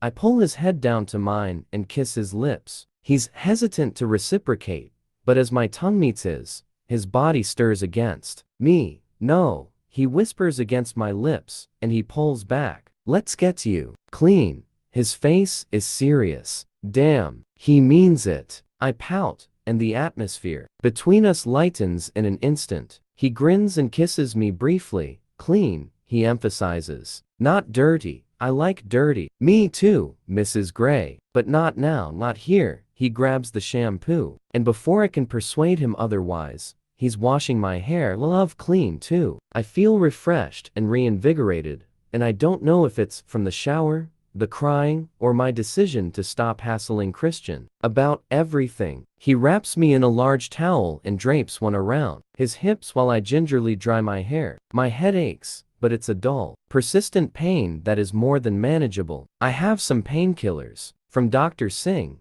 but she's asked me not to use them unless I have to. As I dry my hair, I think about Elizabeth. I still don't understand why Elizabeth was involved with Jack. I do, Christian mutters darkly. This is news. I frown up at him, but I'm distracted. He's drying his hair with a towel, his chest and shoulders still wet with beads of water that glint beneath the halogens. He pauses and smirks. Enjoying the view? How do you know? I ask, trying to ignore that I've been caught staring at my own husband. That you're enjoying the view? He teases. No, I scold. About Elizabeth. Detective Clark hinted at it. I give him my tell me more expression, and another nagging memory from when I was unconscious surfaces. Clark was in my room. I wish I could remember what he said. Hyde had videos of all of them, on several USB flash drives. What? I frown, my skin tightening across my forehead. Videos of him fucking her and fucking all his paws. Oh, exactly. Blackmail material. He likes it rough. Christian frowns, and I watch confusion followed by disgust cross his face. He pales as his disgust turns to self-loathing. Of course, Christian likes it rough too. Don't. The word is out of my mouth before I can stop it. His frown deepens. Don't what? He stills and regards me with apprehension. You aren't anything like him. Christian's eyes harden, but he says nothing, confirming that's exactly what he's thinking. You're not. My voice is adamant. We're cut from the same cloth. No, you're not, I snap, though I understand why he might think so. His dad died in a brawl in a bar. His mother drank herself into oblivion. He was in and out of foster homes as a kid, in and out of trouble.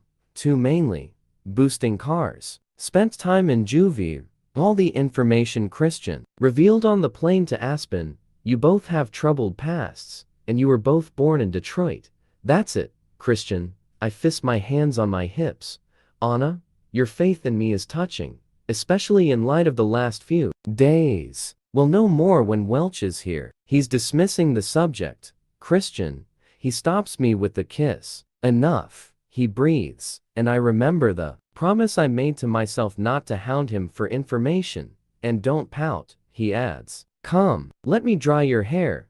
And I know the subject is closed. After dressing in sweatpants and a t-shirt, I sit between Christian's legs as he dries my hair. So did Clark tell you anything else while I was unconscious? Not that I recall. I heard a few of your conversations. The hairbrush still's in my hair.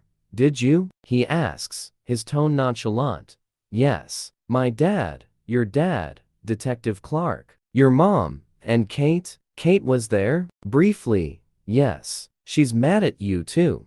I turn in his lap. Stop with the everyone is mad at Anna crap, okay? Just telling you the truth, Christian says, bemused by my outburst. Yes, it was reckless, but you know, your sister was in danger. His face falls. Yes, she was. Switching off the hairdryer, he puts it down on the bed beside him. He grasps my chin. Thank you, he says, surprising me. But no more recklessness, because next time, I will spank the living shit out of you. Gasp. You wouldn't. I would.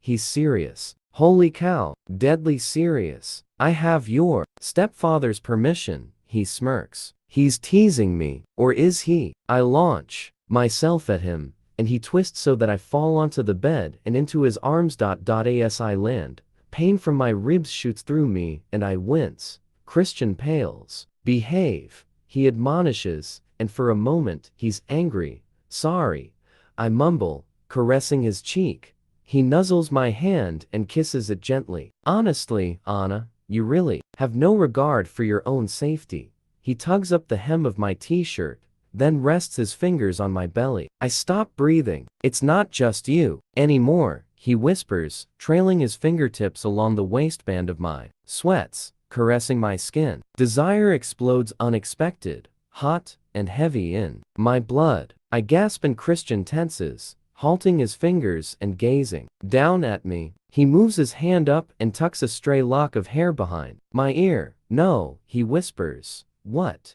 Don't look at me like that. I've seen the bruises. And the answers. No, his voice is firm, and he kisses my forehead. I squirm. Christian, I whine. No, get into bed. He sits up. Bed? You need rest. I need you. He closes his eyes and shakes his head as if it's a great effort of will. When he opens them again, his eyes are bright with his resolve. Just do as you're told, Anna.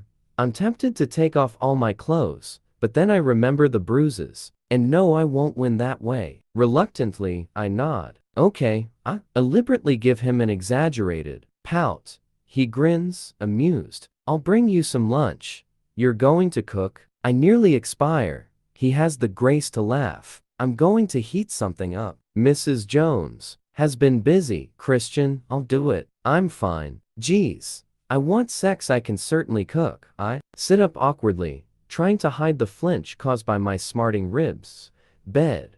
Christian's eyes flash, and he points to the pillow. Join me, I murmur, wishing I were wearing something a little more alluring than sweatpants and a t-shirt. Anna, get into bed. Now. I scowl, stand up, and let my pants drop unceremoniously to the floor, glaring at him the whole time. His mouth twitches with humor as he pulls the duvet back. You heard Dr. Singh. She said rest. His voice is gentler. I slip into bed and fold my arms in frustration. Stay, he says, clearly enjoying himself. My scowl deepens. Mrs. Jones's chicken stew is, without doubt, one of my favorite dishes. Christian eats with me, sitting cross-legged in the middle of the bed. That was very well heated. I smirk, and he grins. I'm replete and sleepy. Was this his plan? You look tired. He picks up my tray. Good. Sleep. He kisses me. I have some work I need to do. I'll do it in here, if that's okay with you. I nod, fighting a losing battle with my eyelids. I had no idea chicken stew could be so exhausting. It's dusk when I wake. Pale pink light floods the room. Christian is sitting in the armchair, watching me, gray eyes luminous in the ambient light. He's clutching some papers. His face is ashen. Holy cow, what's wrong? I ask immediately, sitting up and ignoring my protesting ribs. Welch has just left. Oh shit. And I lived with the fucker, he whispers. Lived? With Jack? He nods, his eyes wide. You're related? No, good God, no. I shuffle over and pull the duvet back, inviting him into bed beside me. And to my surprise, he doesn't hesitate. He kicks off his shoes and slides in alongside me, wrapping one arm around me. He curls up, resting his head in my lap. I'm stunned. What's this? I don't understand, I murmur, running my fingers through his hair and gazing down at him. Christian closes his eyes and furrows his brow, as if he's straining to remember. After I was found with the crack whore, before I went to live with Carrick and Grace, I was in the care of Michigan State. I lived in a foster home, but I can't remember anything about that time. My mind reels. A foster home? This is news to both of us. For how long? I whisper. 2 months or so. I have no recollection. Have you spoken to your mom and dad about it? No, perhaps you should. Maybe they could fill in the blanks. He hugs me tightly. Here. He hands me the papers, which turn out to be 2 photographs. I reach over and switch on the bedside light so I can examine them in detail. The first photo is of a shabby house with a yellow front door and a large gabled window in the roof. It has a porch and a small front yard. It's an unremarkable house. The second photo is of a family at first glance. An ordinary blue-collar family, a man and his wife, I think, and their children. The adults are both dressed in dowdy, overwashed blue t-shirts. They must be in their 40s. The woman has scraped back blonde hair, and the man a severe buzz cut, but they are both smiling warmly at the camera. The man has his hand draped over the shoulders of a sullen teenage girl. I gaze at each of the children, 2 boys, identical twins, about 12, both with sandy blonde hair, grinning broadly at the camera. There's another boy, who's smaller, with reddish blonde hair, scowling, and, hiding behind him, a copper-haired gray-eyed little boy, wide-eyed and scared, dressed in mismatched clothes, and clutching a child's dirty blanket. Fuck. This is you, I whisper, my heart lurching into my throat. I know Christian was 4 when his mother died, but this child looks much younger. He must have been severely malnourished. I stifle a sob as tears spring to my eyes. Oh, my sweet 50. Christian nods. That's me. Welch brought these photos? Yes. I don't remember any of this. His voice is flat and lifeless. Remember being with foster parents? Why should you? Christian, it was a long time ago. Is this what's worrying you? I remember other things, from before and after, when I met my mom and dad. But this, it's like there's a huge chasm. My heart twists and understanding dawns. My darling control freak likes everything in its place, and now he's learned he's missing part of the jigsaw. Is Jack in this picture? Yes, he's the older kid. Christian's eyes are still screwed shut, and he's clinging to me as if I'm a life raft. I run my fingers through his hair, while I gaze at the older boy, who is glaring, defiant and arrogant, at the camera. I can see it's Jack, but he's just a kid, a sad 8 or 9-year-old, hiding his fear behind his hostility. A thought occurs to me. When Jack called to tell me he had Mia, he said if things had been different, it could have been him. Christian closes his eyes and shudders. That fucker. You think he did all this because the Greys adopted you instead of him? Who knows? Christian's tone is bitter. I don't give a fuck about him. Perhaps he knew we were seeing each other when I went for that job interview. Perhaps he planned to seduce me all along. Bile rises in my throat. I don't think so, Christian mutters, his eyes now open. The searches he did on my family didn't start until a week or so after you began your job at SIP. Barney knows the exact dates. And Anna, he fucked all his assistants and taped them. Christian closes his eyes and tightens his grip on me once more, suppressing the tremor that runs through me. I try to recall my various conversations with Jack when I first started at SIP. I knew deep down he was bad news, yet I ignored all my instincts. Christian's right, I have no regard for my own safety. I remember the fight we had about me going to New York with Jack. Geez, I could have ended up on some sordid sex tape. The thought is nauseating, and in that moment I recall the photographs Christian kept of his submissives. Oh shit. We're cut from the same cloth. No, Christian, you're not. You're nothing like him. He still curled around me like a small boy. Christian, I think you should talk to your mom and dad. I am reluctant to move him, so I shift and slide back into the bed until we are eye to eye. A bewildered gray gaze meets mine, reminding me of the child in the photograph. Let me call them, I whisper. He shakes his head. Please, I beg. Christian stares at me, pain and self-doubt reflected in his eyes as he considers my request. Oh, Christian, please. I'll call them, he whispers. Good. We can go to see them together, or you can go, whichever you prefer. No, they can come here. Why? I don't want you going anywhere.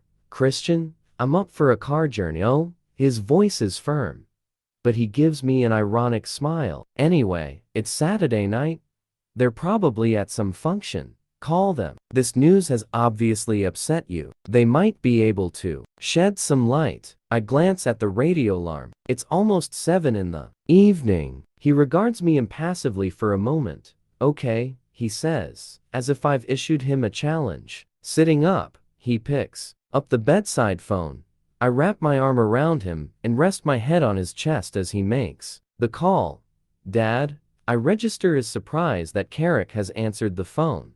Anna's good. We're home. Welch has just left. He found out the connection. The foster home in Detroit. I don't remember any of that.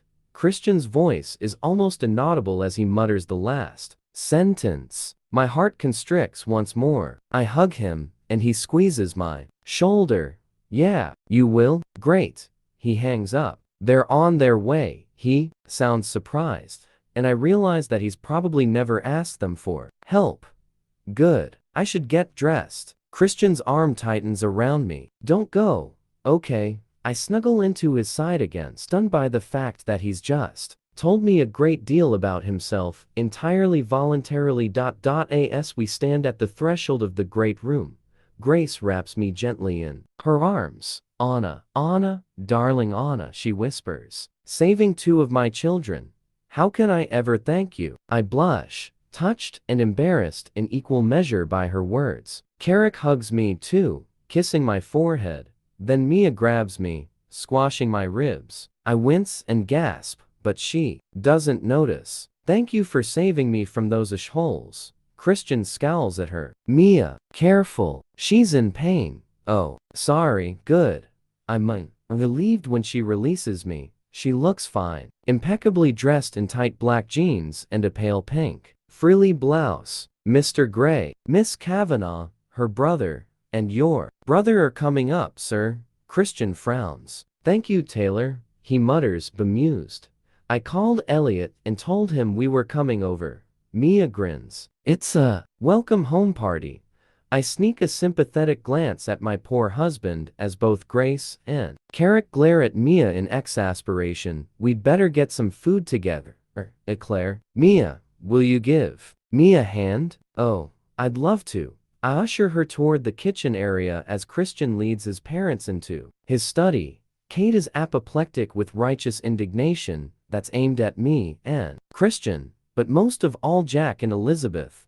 What were you thinking, Anna? She shouts as she confronts me in the kitchen, causing all eyes in the room to turn and stare.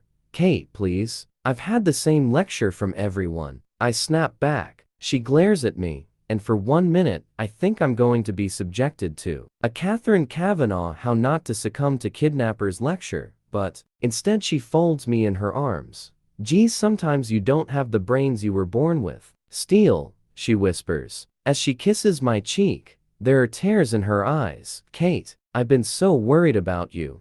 Don't cry. You'll set me off. She stands back and wipes her eyes, embarrassed, then takes a deep breath and composes herself. On a more positive note, we've set a date for our wedding. We thought next May, and of course, I want you to be my matron of honor. Oh, Kate, wow, congratulations. Crap, little blip. Junior, what is it? She asks, misinterpreting my alarm. I'm just so happy for you. Some good news for a change. I wrap my arms around her and pull her into a hug. Shit, shit, shit. When is Blit due? Mentally, I calculate my due date. Dr. Green said I was 4 or 5 weeks, so sometime in May. Shit. Elliot hands me a glass of champagne. Oh, shit. Christian emerges from his study, ashen, and follows his parents into the great room. His eyes widen when he sees the glass in my hand. Kate. He greets her coolly. Christian. She is equally cool. I sigh. Your meds, Mrs. Gray. He eyes the glass in my hand. I narrow my eyes. Damn it. I want a drink. Gray smiles as she joins me. In the kitchen, collecting a glass from Elliot on the way. A sip will be fine, she whispers with a conspiratorial wink at me, and lifts her glass to clink mine. Christian scowls at both of us, until Elliot distracts him with news of the latest match between the Mariners and the Rangers. Carrick joins us, putting his arms around us both, and Grace kisses his cheek before joining Mia on the sofa. How is he? I whisper to Carrick as he and I stand in the kitchen, watching the family lounge on the sofa. I note with surprise that Mia and Ethan are holding hands. Shaken, Carrick murmurs to me, his brow furrowing, his face serious. He remembers so much of his life with his birth mother. Many things I wish he didn't. But this, he stops. I hope we've helped. I'm glad he called us. He said you told him to. Carrick's gaze softens. I shrug and take a hasty sip of champagne. You're very good for him. He doesn't listen to anyone else. I frown. I don't think that's true. The unwelcome specter of the bitch troll looms large in my mind. I know Christian talks to Grace too. I heard him. Again, I feel a moment's frustration as I try to fathom their conversation in the hospital, but it still eludes me. Come and sit down, Anna. You look tired. I'm sure you weren't expecting all of us here this evening. It's great to see everyone. A smile, because it's true, is great. I'm an only child who has married into a large and gregarious family, and I love it. I snuggle up next to Christian. One sip. He hisses at me and takes my glass from my hand. Yes, sir. Yes, sir. Bat my lashes, disarming him completely. He puts his arm around my shoulders and returns to his baseball conversation with Elliot and Ethan. My parents think you walk on water, Christian mutters as he drags off his shirt.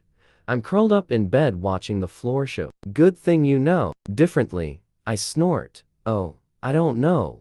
He slips out of his jeans. Did they fill in the gaps for you? Some. I lived with the Colliers for 2 months while Mom and Dad waited for the paperwork. They were already approved for adoption because of Elliot, but the waits required by law to see if I had any living relatives who wanted to claim me.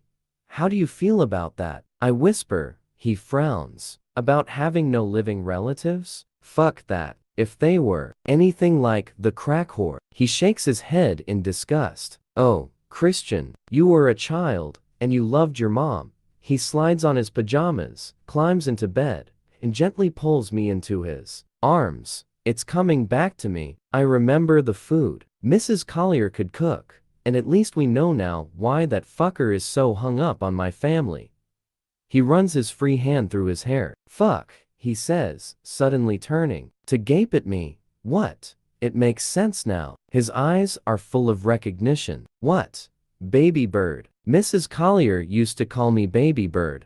I frown. That makes sense. The note, he says, gazing at me. The ransom note that fucker left. It went something like, do you know who I am? Because I know who you are, baby bird. This makes no sense to me at all. It's from a kid's book. Christ. The Colliers had it. It was called, Are You My Mother? Shit. His eyes widen. I loved that book. Oh, I know that book. My heart lurches. 50. Mrs. Collier used to read it to me. I am at a loss as to what to say. Christ. He knew. That fucker knew.